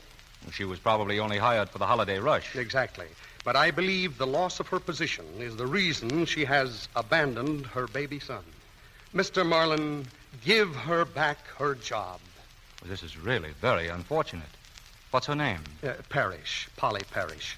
Mr. Merlin, if you had seen this mother denying the parenthood of her own child, it would have touched your heart. Excuse me. Hello, Miss Wilson. Call the toy department and have a girl named... Parrish. Parrish. Sent up here at once. Oh, it was pitiful, Mr. Merlin, to see the child crying as soon as it left her arms and stopping its crying as it returned to the bosom where it rightfully belonged. Yes, pitiful. And as you may know, it's the home's policy not merely to care for unwanted babies, but to make possible, if possible, the return of the baby to its mother. I think we can arrange that, Mr. Fry. As a matter of fact, I'm almost sure of it. When the girl understands... Good afternoon, madam. Can I interest you in a mechanical duck? You see, it winds up with a key in it. No, Henry's much too old for that. Hiya, Polly. How's the girl? Hitting on all six? Hello. Hey, no kidding now, Polly. What are you getting me for Christmas, huh? You wouldn't drink it. Oh, what a day, Ma. She's crazy for me. Go away. Will you get that hand truck moving and bring back some more ducks? We're running low. Oh, now, take it easy. I've been pushing that truck overtime. Say, Polly, I saw you hooping at the employees' ball, and you got it, babe. Think so? I'll prove it to you. We're going dancing tonight. But I don't feel like it. Is it worth $50? You mean you're going to give me $50? Well, not exactly. No, listen. There's a dance contest at the Blue Heaven. Now, the orchestra leader is one of the judges, and he's my best pal. The prize is $50, and we split it up the middle. Cheese it. Here comes a floor walker. What do you say? You've just made a deal. I'll be around to pick you up after dinner. Miss Parrish? Miss Parrish. Yes, Mr. Hargraves. Miss Parrish, you are wanted in Mr. Merlin's office. Mr. Merlin? At once, please. I don't know why. Mr. Merlin? Oh, yes, come in. Come in. Oh. Won't you sit down, Mrs. Miss Parrish. Oh, Miss Parrish. That's right. Oh, well. Did you receive a card today saying that you were discharged as of the end of this week? Yes, I did. Well, it was a mistake. Will you excuse us? It won't happen again. The job is yours for as long as you care to have it. Huh? What do you say, Miss Parrish? Well, thank you. Well, thank you very much. And you're being raised $5 a week, starting as of last week. Is that satisfactory? What do you say, Miss Parrish? Oh, thank you. You're quite welcome. But merely getting your job back and an increase is not your real Christmas present. No? No. Your Christmas present is probably the greatest gift a woman could possibly have. I almost envy you. Yes, I do envy you.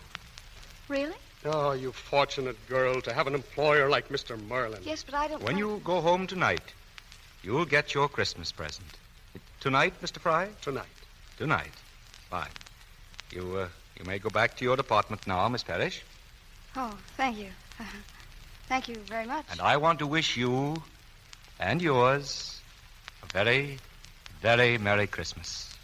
Well, thank you. And same to you. Good day. Good day.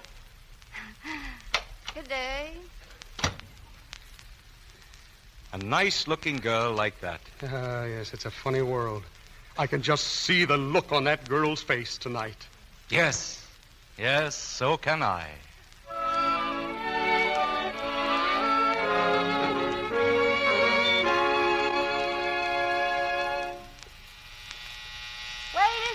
Wait a second.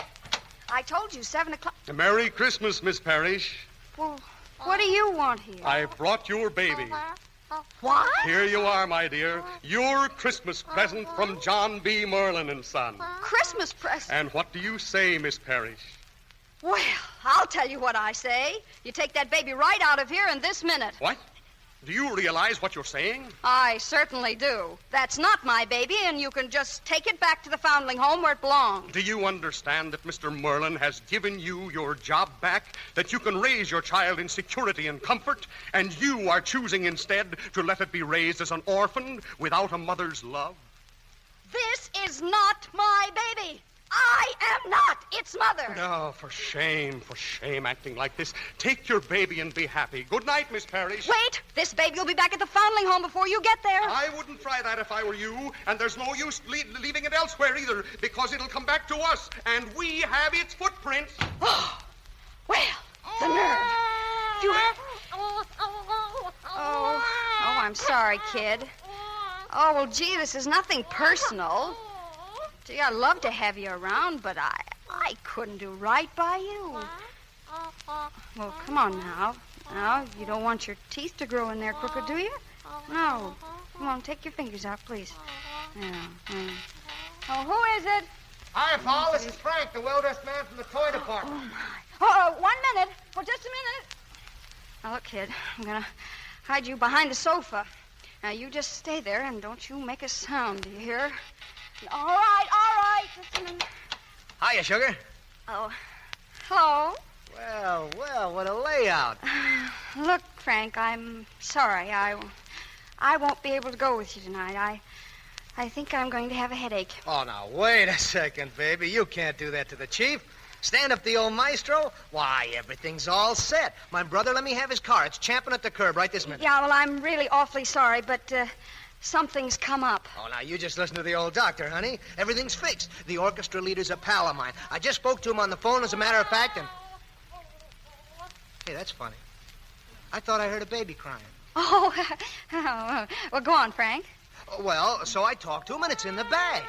So you talked to him, and what did he say? Well, he says he's got it all fixed. Hey, listen. I do hear a baby crying. Oh, that's next door. Yes, it keeps me awake sometimes, so I think I'll go out of my mind. Oh, that's tough. Oh, yes.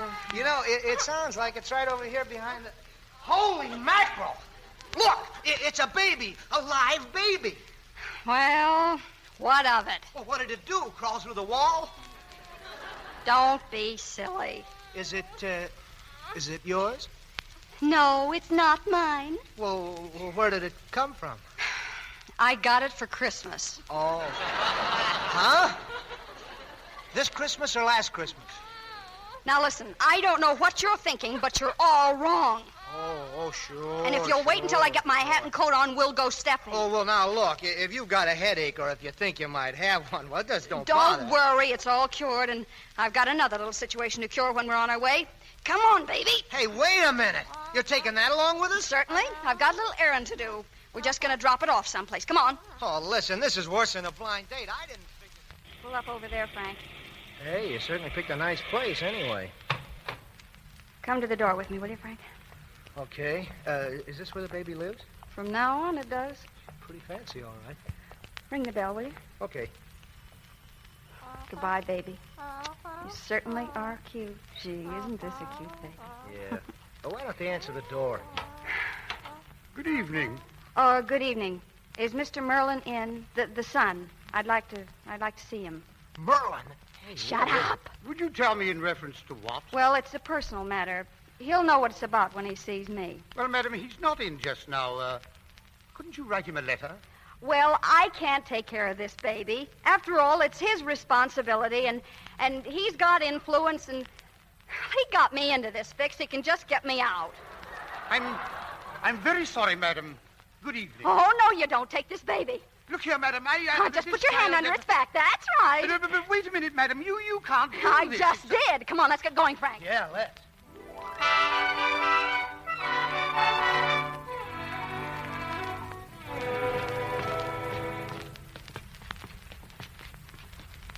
Well, here we are. Yeah, back home and broke. I'm sorry we didn't win that prize, Polly. Oh, forget My friend double-crossed me. it. Yeah. Well, thanks for bringing me home. Oh, wait a minute. Say, Polly, how about giving a fellow a little drinking, huh? Sorry, I haven't any liquor here. Well, then, how about letting a fellow in for a smoke? I haven't any cigarettes either. Well, I've got the cigarettes. I only need a match. Now, Frank, it's pretty late, and I have to get up early. All I want is a match. You could give a guy a match, can't you? One little match. That'd never hurt you. One little matchy. Come on. Frank, Come get on. out of here. Oh, stop. Get Stop. out. Get out. Who said that? I did. Go on, get out of here. Mr. Merlin. Did you hear me? Yes, sir. Sure. I just... good night, Mr. Merlin. Well, Mr. Merlin, how did you get into my apartment? The landlady was kind enough to let us in out of the cold. I've been here 3 hours. Us? Yes, us. You'll find your child right there on the chair. But I tell you that... Miss Parrish, I followed you tonight, and I came back here to ask you just one question. What possibly could be going on in that peculiar brain of yours that lets you jump around a dance floor like an idiot 10 minutes after you've left your child in a strange home with strange people who, for all you know, could strangle it? Are you through? No. I've seen some low things in my time, but a mother who's just abandoned her child going out to enter a dance contest, that will stand alone in my memory as something revolting. I thought that was pretty revolting myself. Are you interested in knowing what I'm going to do? Would it interest you to know that I am not the mother of that child? That, to me, is the lowest thing of all. To deny your own child when it cries as it leaves your arms. Those people have experience. They know a real mother when they see one. I'm going to fire you. In fact, you are fired. But that's nothing. I am not the mother of that child. Fine. You're not the mother. As you go from place to place looking for employment, you will discover that no department store in the entire Merchants of America Association will hire you. I'll see to that. But that's nothing. Any employer will ask you for a character reference. In my wildest imagination, I cannot conceive of anyone with a character less deserving of a reference than you. I'll explain your character. Why? That's persecution. Yes, I'll say it is. And eventually, you'll come and you'll plead for your job back. And then you'll realize what a privilege it is to have security and a chance to raise your child yourself. What? You danced, yes. Well, now you pay the fiddler fella. You have an obligation to that child. You fulfill it. Well, you made up your mind to ask for your job back? Or are you going to starve a while first? Well, I'll take my job back. Now, that's better. I'm only doing this for your own good, Miss Parrish. As the years go by, you'll realize what a terrible thing I've saved you from doing. But I'm really not as bad as you think. Well, then why did you do it? Well, I had to. There was no one I could turn to. Oh, I see. Well, but isn't there some legal way to make the father support the baby? I don't want anything to do with him. Oh, I see. He used to beat me. No. Yeah. See that scar on my head? Where? Coffee pot. Threw it at me. You poor kid. Yeah. Well, I'll be going now. You'd better get some sleep. Mhm. And don't worry about anything, Miss Parrish. This store is behind you. Thank you, Mr. Merlin. So that's all right. Good night. Good night. Well, baby, what do we do now? Have you got any suggestions? Gurgle, huh? That's fine. Well, I'll think about that. In the meantime, well, thanks for the job, anyway.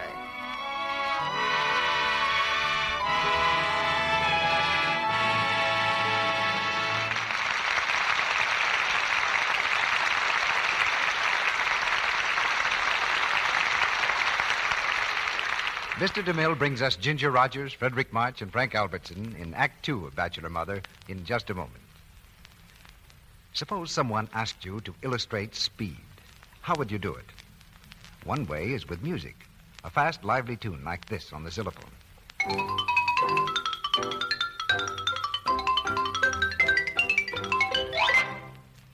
That expresses musically the marvelous speed of new Quick Lux. It's really amazing how fast it is. An added ingredient speeds up the action of Lux Flakes, so you get suds in a second. Try it yourself and see. Just pour out the delicate tissue-thin flakes and turn on the water. Then watch the suds bubble up. Those suds come so fast, it's amazing. In water as cool as your hand, new Quick Lux dissolves 3 times as fast as any of 10 other leading soaps tested. New Quick Lux is not only wonderfully fast, it's thrifty. Ounce for ounce, it gives you more suds than any of the other soaps tested. That's true even in hard water. There are no builders or fillers in new Quick Lux. It's rich, pure soap. Have you tried it yet? Well, your grocer has new Quick Lux now in the same familiar box at no extra cost to you. Women who've used it are so enthusiastic, they keep saying, I didn't think Lux Flakes could be improved. They've always been so wonderful. But now, they're even better than ever. don't delay another day. Buy new Quick Lux tomorrow for all your washables and your dishes. Get the generous big box. Now our producer, Mr. DeMille. Act Two of Bachelor Mother, starring Ginger Rogers as Polly Parrish and Frederick March as David Merlin, with Frank Albertson as Frank Miller.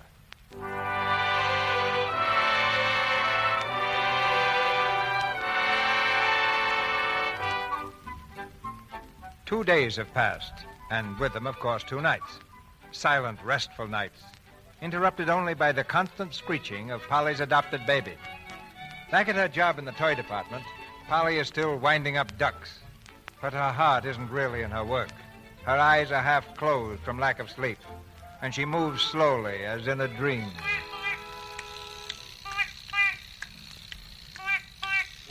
Well. Good morning, Polly, my girl. Good morning. Don't talk too loud. You'll wake me up. Why, what's the matter? Haven't you been sleeping? Not for 2 nights. How long can a person go without sleep, Frank? Oh, Polly, listen. You can trust me. I'm the kind of a guy, see nothing, say nothing. How about putting in a good word for me with, upstairs? What's the matter with you? Well, the assistant floor walker job is open right in this department, with that little carnation and everything. Now, one word from you, and I stop pushing this silly wagon around. What do you say? Miller, get that truck out of the aisle. Yes, sir, right away. Don't let me catch you talking again, Miller. Converse in your own time, not on the stores. Yes, sir. Excuse me, Mr. Hargrave. And Miss Parrish, keep those ducks in motion, please. Yes, sir. Morning, Hargraves. Oh, good morning, good morning. Quite an honor having you visit our department, sir. Oh, not at all, thank you. Any special reason, sir? Oh, no. Yes. Matter of fact, the new assistant floor walker. I wrote you a memo about it. It's to be a man by the name of, I can't think of it right now, but he's entitled to promotion by seniority. Frank Miller, sir? Yes, that's it. Unless you have some personal objection. Oh, no, sir. No, I'll tell him now, sir. He'll be very happy, sir. Good morning. Good morning. How are you? I'm fine. I can hear you all right, but I can't see you so good. I haven't been sleeping for 2 nights. Why not? The baby's been crying. Is it sick? No, it's just being a baby. Well, now, why don't you have it sleep on its stomach? I read that someplace. That's how they sleep. Do you know how to get a baby to sleep on its stomach? You turn it on its stomach, and then you go to bed. And then the baby turns over and starts to cry, and then you get up and turn the baby over, and then you go to bed again, and then the baby turns over and starts to cry again, and then you get up and turn it on its stomach, and pretty soon it's 9 o'clock, and you're winding ducks. Well, but don't any mothers sleep? I'm beginning to think they don't. Well, you'll get onto it. It's a natural instinct. So sleep. Well, then how are you managing? Who takes care of the baby while you work? My landlady. She knows all about babies, thank heaven. Oh, well, there can't be much to it. After all, everybody here was a baby, and they all got through it. I'll think about that. That's suppose that all mothers put on, that it's so difficult raising a child. I saw through that when I was 6 years old. I'll think about that, too. Yeah. Good morning. Good morning.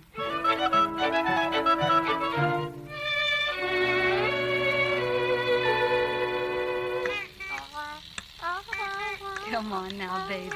Come on and eat your dinner. Yeah. See the pretty duck? Now you watch the duck and you eat your dinner, and before you... Come in. Hello. Oh, well, hello. I was walking through the book department, and I saw this book, How to Bring Up Your Baby Scientifically, by Dr. Ernest Eggleman. Greatest thing I ever read. Everything you have to know is right in here. You mean a doctor would know more about a baby than its own mother, with her natural instincts? Well, this is scientific and includes the instincts, too. All right, come on, baby. Just eat your dinner. Go right ahead. No, wait a minute. How do you know you're doing that right? Doing what right? Feeding it. Oh, there's nothing scientific in this. The baby opens his mouth, and I put the food in it, and he swallows it. From then on, he's on his own. Ah, well, that's what you think. We'll just have a look at the feeding. Feeding with an F here. There. Here we are. Now, listen.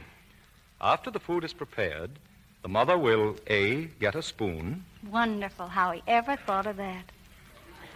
Don't be so smart. Just do as it says. Spoon. I've got it. And warm it to room temperature. Warm it? I did. How? I put it under the warm water. Well, that may not be right. I think it has to be sterilized. Well, anyway. B, take a spoonful of food and, just a second. Place on a piece of gauze. You a piece of gauze? What for? Will you please do as the book says? All right, but I still think it's No, please. It's just possible, you know, that a doctor with 20 years of experience knows what he's talking about. All right, go ahead. Next. And gently rub into the navel. What's that? What? And gently rub into the navel. Oh, that's ridiculous. Well, no, it isn't. No, that's probably to adjust the temperature of the baby's stomach to the food. But I think it's very logical. Well, I never heard of such a thing. Here, let me see that. Well, I read very well, you know. I've done it for years. Yes, I read little, too. Let me see. Begins Okay. right here, at the bottom of this page. Oh, yeah.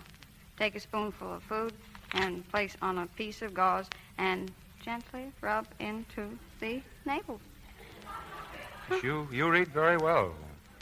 Well, I don't believe it. I don't care what it says. Now, don't make out that you know more than a doctor in a printed book on the subject. I know I'm not rubbing any oatmeal into this baby's navel.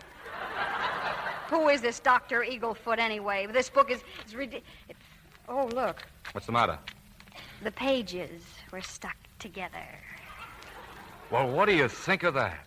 Just listen. To relieve gas on child's stomach, take a spoonful of warm oil and place on a piece of gauze and gently rub into the navel. Oh, isn't that funny? It certainly is. If the page had said hang baby by neck, you'd thought it very scientific. I'll feed the baby my own way. Come on, baby, now eat your dinner. You know, somebody could sue the store for a thing like It's that. a good baby. You might wind the duck, Mr. Whirler, if you've got nothing better to do. Well, you know, just because those pages stuck together is no reason to condemn that book entirely. Well, that's fine. Now you've broke it. Well, that's a defective duck. Could it be that you wound it too I hard? just wound it normally. This is inferior merchandise. Where'd you buy this duck? John B. Merlin and Son. Oh. Well, that's all right. It's still inferior. Out of 10,000 ducks, one or two can be less than perfect. That's what we have an exchange department for. Just have it exchanged tomorrow. Ha ha. What's the ha-ha for? Nothing. Just ha ha. What's the matter with our exchange department? I only work for you. We never resent criticism. We appreciate it. You won't get angry. Certainly not. What's the matter with our exchange department? They won't exchange anything. Oh, they won't, eh? They only exchanged $60,000 worth of goods last year. You don't have to overdo that flip attitude about the store. It isn't very cute. Just have that exchange tomorrow. No, I'll just throw it away and buy a new one. Well, I'll exchange it for you. Give it to me. Oh, sure, you could probably get exchanged for a grand piano. I'll show you I can have it exchanged without anybody recognizing me. I'll wear dark glasses. I'll disguise myself. And I'll have a new duck for you by 10 o'clock tomorrow morning. What do you think of that? Ha ha.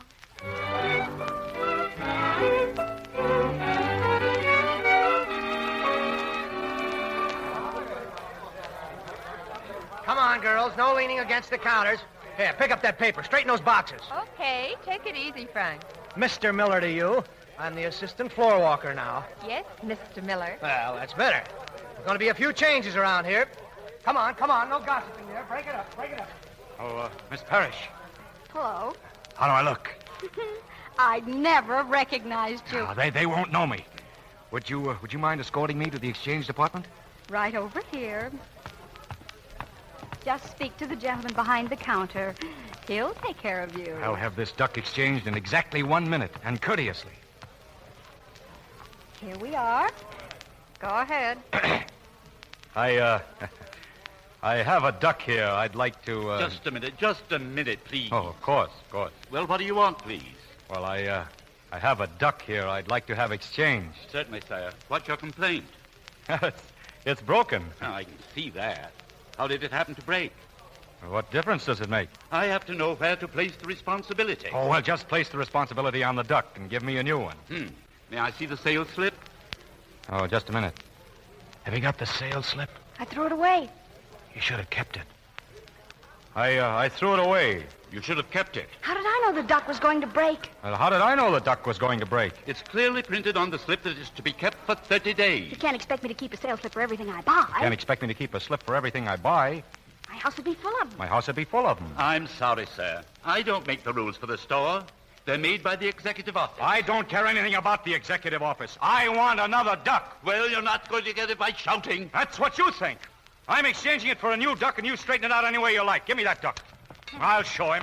Hey, you. Where you going with that duck? Get out of my way. Oh, a shoplifter, huh? Hey, come Frank, here. stop. He's... Let go of me. Oh, I got you red-handed. Did you hear what I... Hey, Mac, shoplifter, come on. Will you let me... Where is he? Okay, I got him.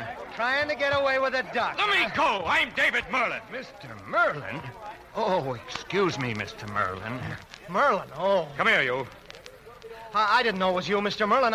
I thought it was a customer. A customer, eh? You're lucky it was me. A customer would sue the store.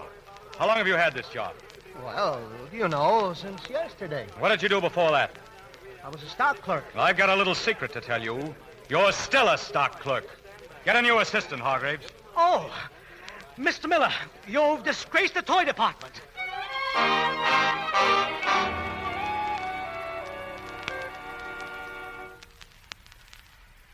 Well, here we are, ladies and gentlemen.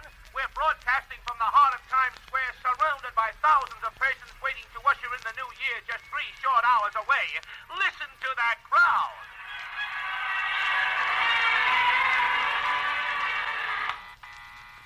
Who is it? Man from John B. Merlin and Son.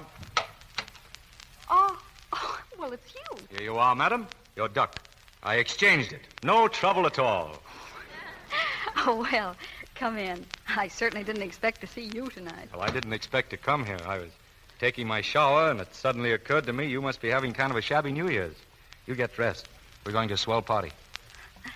Stood up, huh? Huh? Huh? You were stood up. Well, I just told her I'd call back, and then I forgot to do it. Yeah, that's what I thought. Well, I'd like to go, but I just can't leave the baby alone. Oh, the baby, the baby. You don't have to devote your whole life to the baby. That's what you told me to do. Well, it's New Year's Eve. Get somebody to take care of it. Get the landlady to take care of it. Oh, wait, there's something else. What? Well, me in a sweater and skirt, and you with a... We'd make half of a very lovely couple. Oh, that's all right. That's all right. I'll take care of the clothes. Yes, how? Stop at the store. Everything you need. Dress, shoes, ermine wrap. You'll be beautiful. But look, these people, your friends. I don't know how to talk to those people. Well, I'll tell you. You just say no to the men, and the girls won't talk to you anyway. Come on.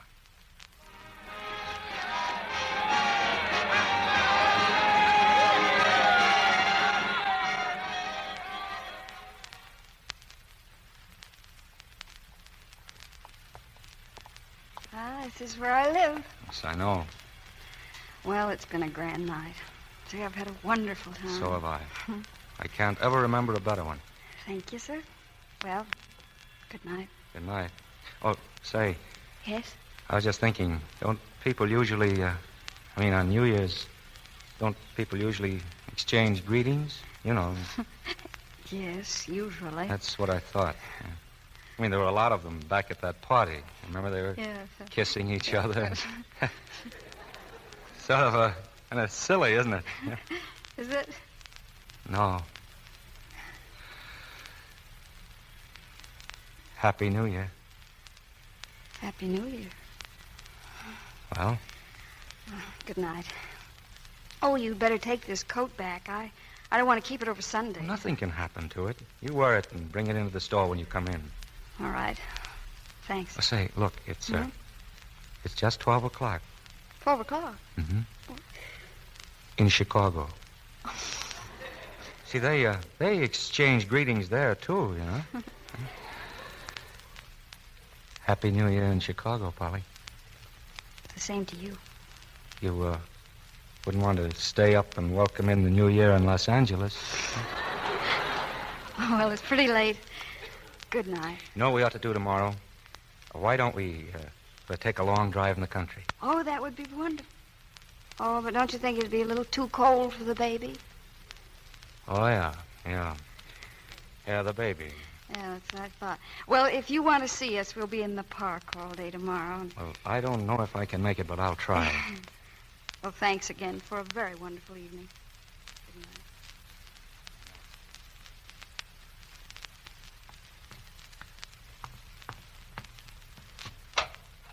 Hello, Miss Parrish.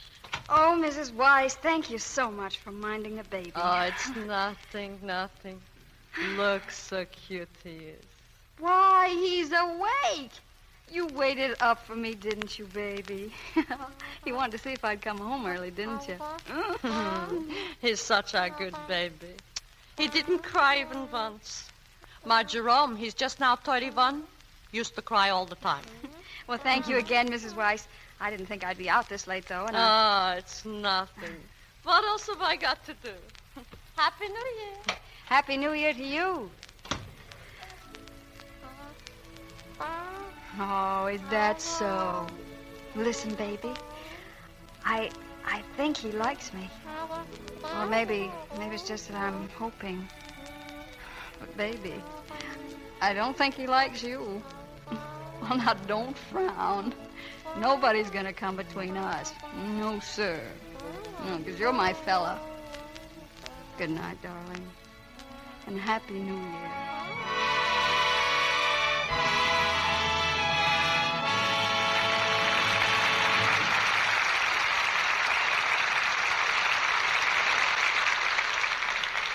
After a brief intermission, Mr. DeMille will return with Ginger Rogers, Frederick March, and Frank Albertson for Act 3 of Bachelor Mother. Men are interested in science. Women in beauty. I want to tell you about a most remarkable scientific test made recently in New York, which has a lot to do with beauty, with the loveliness of a woman's hands. Now, every woman knows that coarse, harsh hands, the kind we call housework hands, are unpleasant to look at. And while everyone admires the woman who does her own housework, nobody admires rough, red hands. That is why clever women who cook and wash dishes don't let their hands shout, "Drudge." They've discovered by actual experience that gentle, new, quick Lux for dishes leaves hands lovely.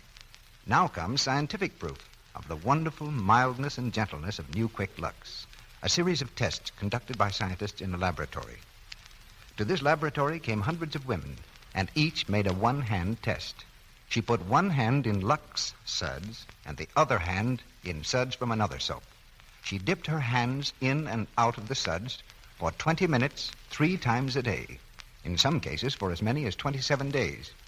Now, mind you, these women didn't know what soaps were being tested, and they didn't use any creams or lotions on their hands during the test. Conditions were similar to home dishwashing, and they were equal for each of 5 leading soaps, including Lux, used in the test. Well, sir, when this exhaustive test was over, there was no doubt about the result. It clearly demonstrated that Lux was kindest to those hands. In case after case, the Lux hand looked smooth, soft, and lovely, while the other hand looked rough, red, and unattractive. Now think of it. The same woman, one hand embarrassingly rough, the other charming as ever, thanks to gentle Lux. Now this convincing test, the most dramatic test ever made of dishwashing soaps, merely confirms scientifically what so many women know, that with gentle, new, quick Lux, free from harmful alkali, you can wash dishes and do other soap and water jobs you must do every day without having rough, red hands. So why not do this tomorrow? Get a big box of new Quick Lux Flakes at your grocer's and use it for your dishwashing. Prove for yourself how lovely and soft and feminine it leaves your hands. It's so gentle.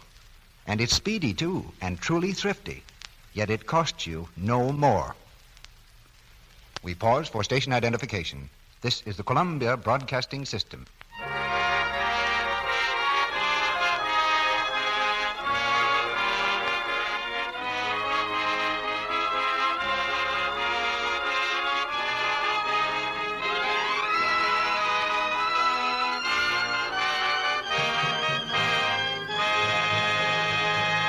We continue with the third act of Bachelor Mother.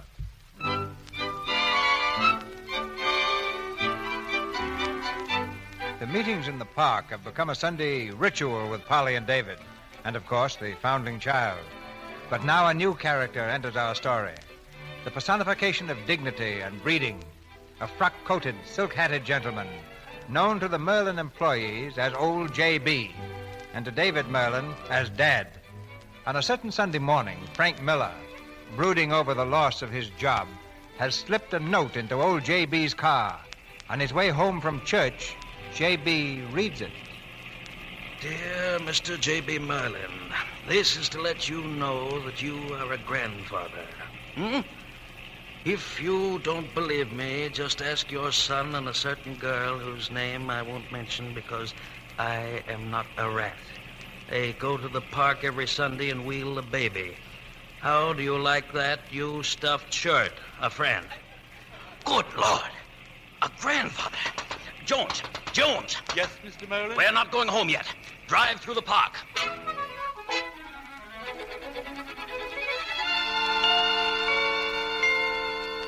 No, you mustn't try to sit up, baby. There, that's a good boy. Look at him. Isn't he darling? Mm-hmm. You know, you've come a long way from the girl who wouldn't even admit it was her own child.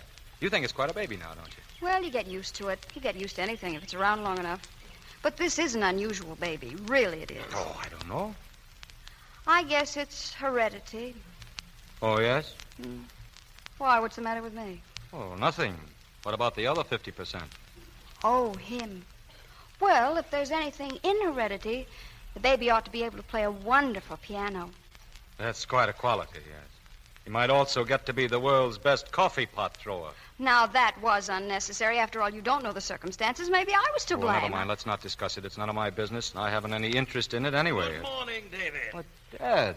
What are you doing here? Just strolling around, my boy. Just strolling around. Polly, this is my father. This is Miss Parrish. How do you do? How do you do? And who is this? Oh, this is Miss Parrish's little boy. A boy. Would you mind, Miss Parrish, if I was very careful, would you let me hold him just for a moment? Of course. Thank you. Come to your Come to me, little fellow. There. Oh, he's wonderful, isn't he? I'd know that chin anywhere. Why? What's his name, Miss Parrish? Oh, John. John. Well, thanks for that, anyway. Is there something I can do for you? No, you've done it, my girl. Here, go to your mother, John. Well, thank you. I wouldn't keep the baby out much longer. I think it's getting chilly. Dad, you're acting very strangely. What's the matter? I'll discuss this with you at home. Goodbye, miss. Goodbye. I'll expect you home in an hour, David. What's the matter with him? I don't... Oh, holy mackerel. He thinks that he... I'll see you later, Polly. Dad, wait!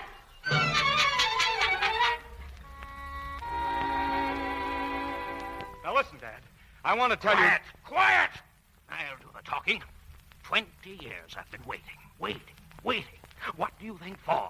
Why was I living? What was I looking forward to? So this is the modern generation. So this is the 20th century. Dad, I don't know what you're talking about. Oh, don't you? Well, marriage was good enough for your father and mother, bless her. And it's good enough for you. What? Young man, you're going to marry that girl. You're going to bring my grandson into this house. Well, now, I've got something to tell you. Now, don't you start with me. You know my temper. Remember what I did to Governor Meade? Listen, you haven't any grandson. Don't deny it. The least you can do is not deny it. I saw him with my own eyes. I saw you with a girl. I saw you wheeling the baby. That's not my baby. The least you can do is not deny it. I have other information. A letter from a friend. And if I didn't have it, if I never saw you wheeling him, if I saw that baby on a desert island by himself, I'd know it was my grandson. Why, he looks exactly like me. Dad, for heaven's sake, you're jumping to conclusions. I figured out what to do. My mind's made up. Nobody is playing around with my grandchild. I'm taking it, and I'll get it if I have to go to the Supreme Court. I'll take it now, and you try to get it back. Will you listen, Dad, before your blood pressure goes through the ceiling? Never you mind my blood pressure. You don't know me in a fight. You're the stubbornest person I ever saw in my whole life. I'll prove to you it's not my child. Oh, you're crazy. That's what's the matter with you. You're unbalanced. You've worked too hard, and your mind's cracked under it. What you need is a vacation. Take a vacation in Florida.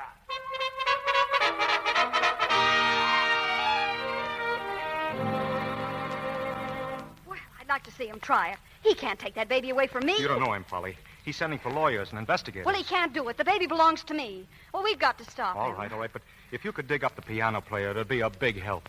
Well, I can't do that. Well, you'll have to. I mean, when half a dozen lawyers walk in here questioning your fitness to raise a baby... Look, take me to your father. Let me talk to him. I'll convince him. Well, he won't believe you either.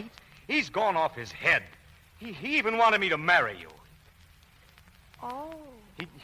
He wanted to set me up with a ready-made family so he'd have a grandson. I tell you, it's serious. Yes. I would be serious marrying me. No, I didn't mean that. I just... Would you please go? Well, I didn't realize how that sounded. It doesn't matter. All that matters is that you tell your father to leave Johnny and me alone. Well, I'll do what I can, Polly. Will you please go now? I'm sorry, Polly. Get out!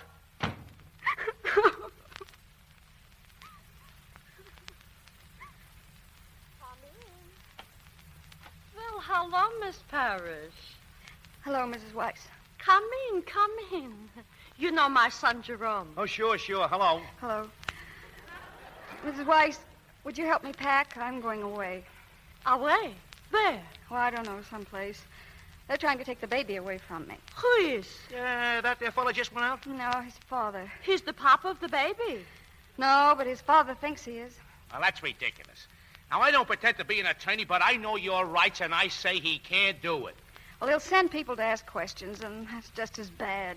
Polly, darling, why don't you get the real papa to go to his father, huh? I can't. I wish I could. Sure, that would be the solution. Wait, I'm thinking. Jerome, if you could be the papa just for a little while...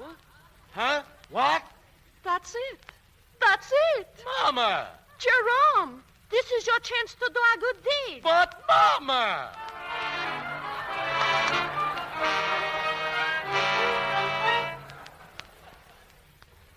Your name's Miller, isn't it, Frank Miller? Oh, yes, sir. That's me, Mr. Merlin. Let me in. I had a hard job finding you. Oh, Mr. Merlin, if you came about that note, I didn't mean to make any trouble. What note? Nothing. Listen, Miller. Do you know who the father of that baby is? Huh? Who is the father? Well, I don't know anything, Mr. Merlin. Nothing at all. You don't? You sure? No, sir. I don't know. All right. Look, would you like to be an assistant floor walker again? Would I? Then I can fix it for you. Miller, this is your chance to do a good deed.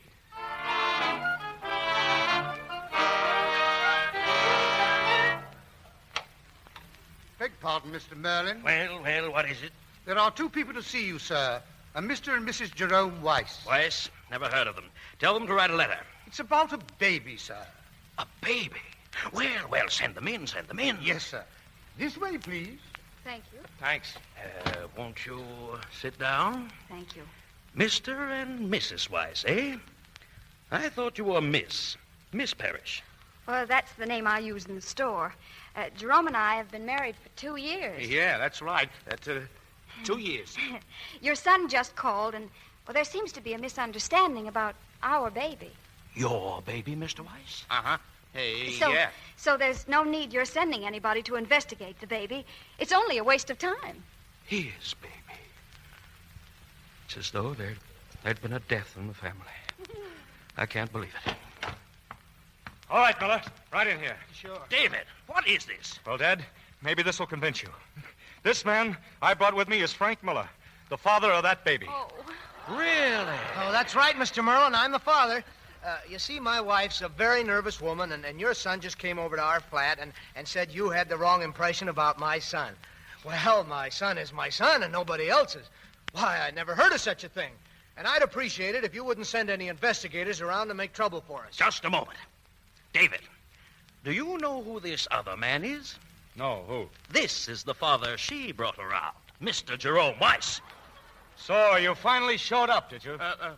Well, I couldn't come any sooner. Well, that was pretty cute, running out on her like that. Come here. You know what this is? Yes, sir. It's a silver service. I mean, it's a coffee pot. Yeah, you ought to recognize it. You give your wife scars on the head, eh?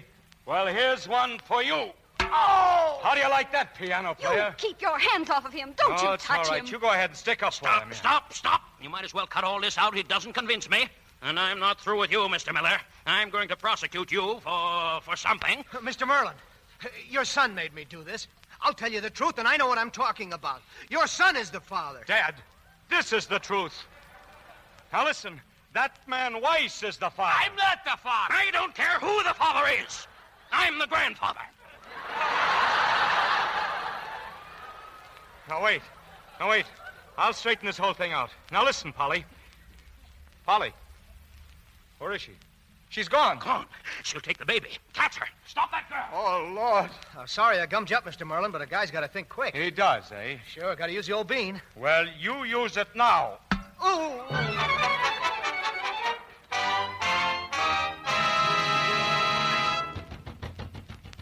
Open this door. Open it, I say. I'll never open it. Get away. All right, and I'll break it down. Get out of here. Go away. Let me alone. Now. You're not going to get this baby. Polly, listen. I'm not trying to take your baby from you. Since you threw me out this afternoon, you don't know what I've been going through. I thought I was only doing all this because I wanted to help you. But then I realized it's because I'm in love with you. You sound as if you mean it. But I'll tell you one thing. I'm not going to give up this baby. Where is he? Where's my son? Ha! I knew I'd find you here. Dad, I want to confess something. I am the father of that child. Well, those are the first true words that have passed your lips in 48 hours. Where's the baby? Come on, Johnny. We're going home. Yes. Going bye-bye. Yes, sir. You and Grandpa. David, did you mean what you said before? Yes. And You're willing to spend your life with a ready-made family? If the family is you and Johnny. I've got a surprise for you, Polly. We're getting married. Tonight. Oh. You still think I'm the mother of that baby? Well, certainly. Ha ha.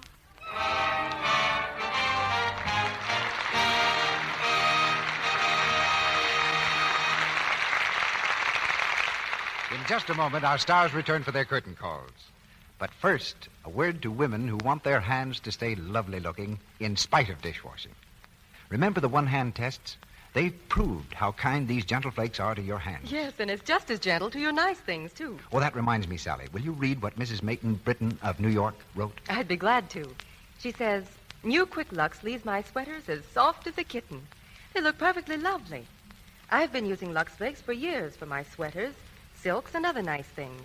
I didn't dream it could be improved, but somehow you've done it. New Quick Lux is amazing. It's so fast. It's thrifty, too. And it has the same marvelous gentleness Lux has always had. Now, there are 3 good reasons for using New Quick Lux. Count them on your fingers. So fast? Why, you get suds in a second. A little goes so far, it's thrifty to use. And New Quick Lux is so very, very safe for everything safe in water alone. Yet you don't pay a single cent more for this wonderful New Quick Lux. Your grocer has it now in the same familiar box. Buy a big box tomorrow for your stockings, underthings, blouses, dresses, and sweaters, for your very nice things and for your everyday things, too, to keep them new-looking longer. And now, Mr. DeMille is bringing our stars to the microphone. Having brought Bachelor Mother to the happiest of happy endings, Ginger Rogers and Frederick March are all smiles as they report for their curtain call. Ginger, I hope you don't always get into trouble when you try to help somebody as you did in the play. Well, once in New York, an old lady dropped her handbag in the subway, and I tried to pick it up for her, and she threatened to have me arrested. Really? I don't think you look like a pickpocket. Why, Freddie, that's the nicest compliment I've had this afternoon. No, seriously, though, there's nothing like a good turn to brighten up the day. And like most good ideas, I believe that's in Shakespeare. How far that little candle throws his beams, so shines a good deed in a naughty world. Is he quoting it right, Freddie? Don't look at me. Mr. DeMille's a former Shakespearean actor. Oh, well, in that case, we'll give him an A on tonight's lesson. I'll give you both plus A on tonight's performance. Well, we certainly are grateful to you, Freddie, for stepping in and saving the show at the last minute. And I know you and Mr. DeMille join me in wishing the very speediest of recovery to Mr. Joel McCrae. And now I think it's time for Mr. DeMille to give us a report on what he's planned for next week. We've planned a play for next Monday night, Ginger. It'll keep us busy all week. We're especially proud of both play and stars. The play is Intermezzo, and our stars will be Herbert Marshall, Ingrid Bergman, and Gail Patrick. Intermezzo is the unusual love story of a genius. On the screen, it introduced Ingrid Bergman to American picture audiences. And next Monday night, we introduce her to American radio audiences when she joins Herbert Marshall and Gail Patrick in Intermezzo. Well, even for the world's biggest theater, CB, that's a big event. Good night. Good night, everybody. Good night, Mr. DeMille. Good night. You know, there's a lot more applause for you, too, that you can't hear.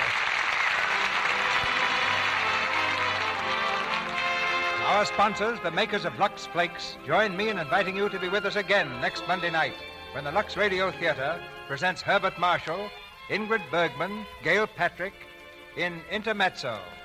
This is Cecil B. DeMille saying good night to you from Hollywood.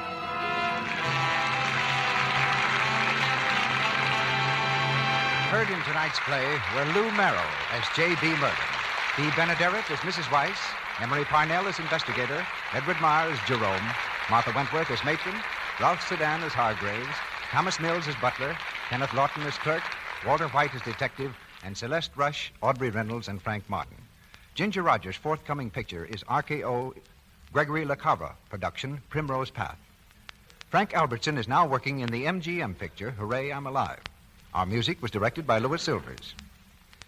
We're happy to announce that the radio editors of the United States and Canada have just voted the Lux Radio Theater their favorite dramatic program in the poll conducted by Radio Daily, as well as the recent poll conducted by the New York World Telegram. May we remind you that the March of Dimes has begun. You can help to stamp out infantile paralysis by joining the march. Get a birthday card from the President's Birthday Committee in care of your radio station.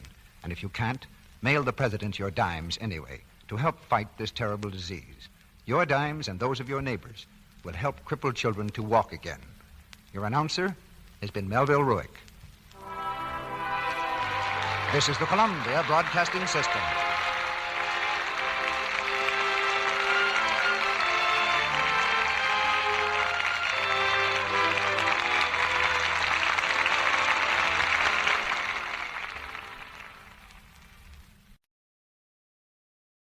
Lux presents Hollywood.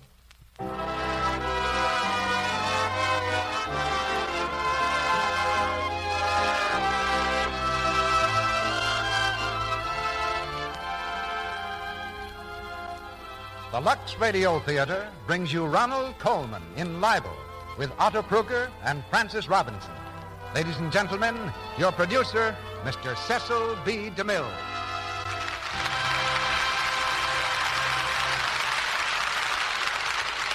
Greetings from Hollywood, ladies and gentlemen.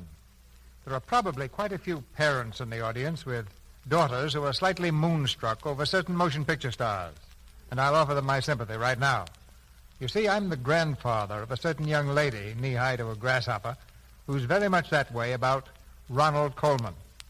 But as a producer, not as a grandfather, I understand her admiration perfectly. In the theater of the air, the magnificent voice of Ronald Colman is a treat that comes only once in a blue moon. So having him in the Lux Radio Theater tonight is something of an occasion. And I think we've got a play worthy of his talents, a powerful drama called Libel. It ran for many weeks on Broadway, and it's so different from the usual run of plays that I think you'll remember it for many weeks to come. Libel is the drama of a trial for libel, and of a man in the pitiless glare of the courtroom who hears his life torn apart shred by shred. That man calls himself Sir Mark Loudon. But when he goes to the witness stand to try to prove that he has a right to that name, he sees the shadow of doubt cross even the face of his wife. The presence of Ronald Colman in tonight's exciting drama would quicken the pulse of any producer, and I believe of any audience. It's what all producers pray for, and what most audiences love to pay for. But of course, our setup is different. For this is your theater, just as Lux Flakes is your product, both made expressly to please you. We prize very highly your loyalty to this theater and to our product. And anything that we tell you about Lux Flakes will be more than borne out in actual performance. Make a test if you like, and check your experience against what we say about our product. We're not afraid of the answer, because your letters have already told us what the results will be. There's a stir in the wings now, and our players are at the microphone as the curtain rises on the first act of Libel, starring Ronald Colman as Sir Mark Loudon, with Otto Kruger as Foxley, and Francis Robinson as Lady Enid Loudon.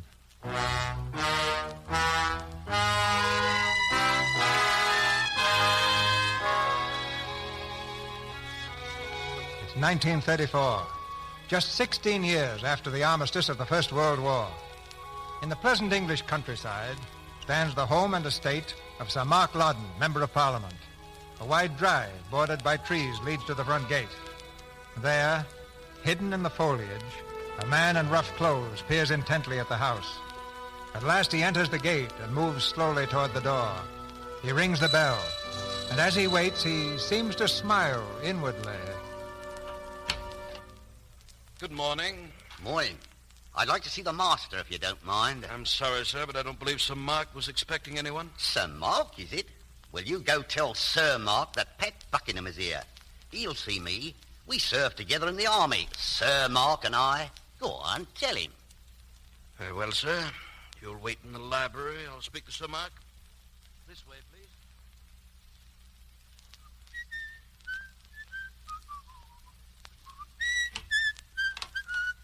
Good morning.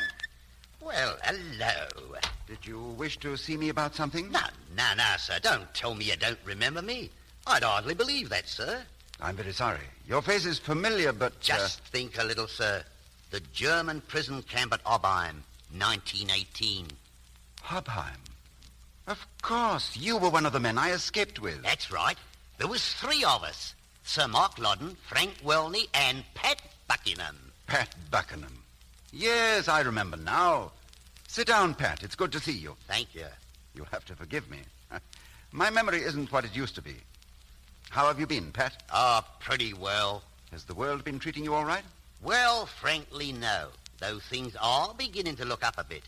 Fact is, I could stand the loan of a few £1,000. A few thousand? That's right. I was in the neighborhood, so I thought I'd just drop by and see if you could help me out.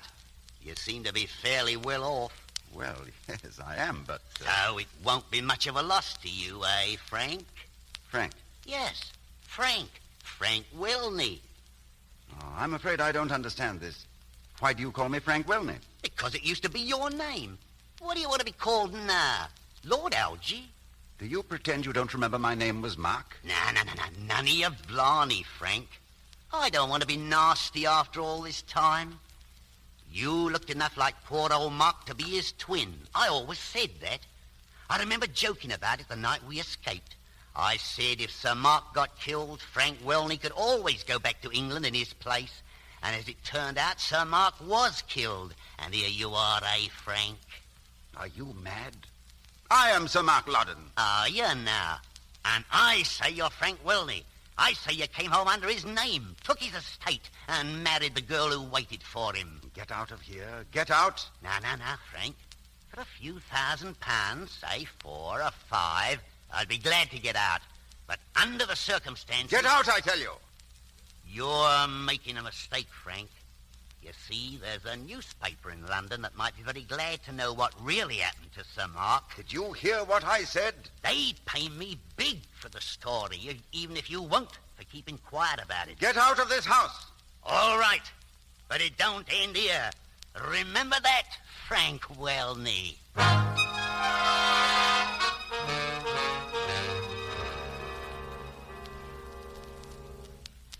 A political imposture.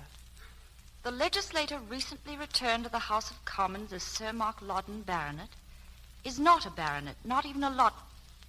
Mark, what is this? Now read it, Enid. It's all there in the paper. It explains itself. But it says you're not Mark Loddon. No, go on. Read it.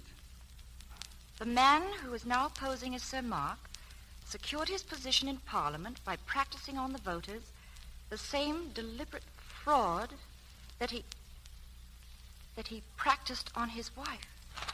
Mark, this is mad. It must be a joke. Yes, that's what I thought at first. But it seems it's not. Well, what are you going to do about it?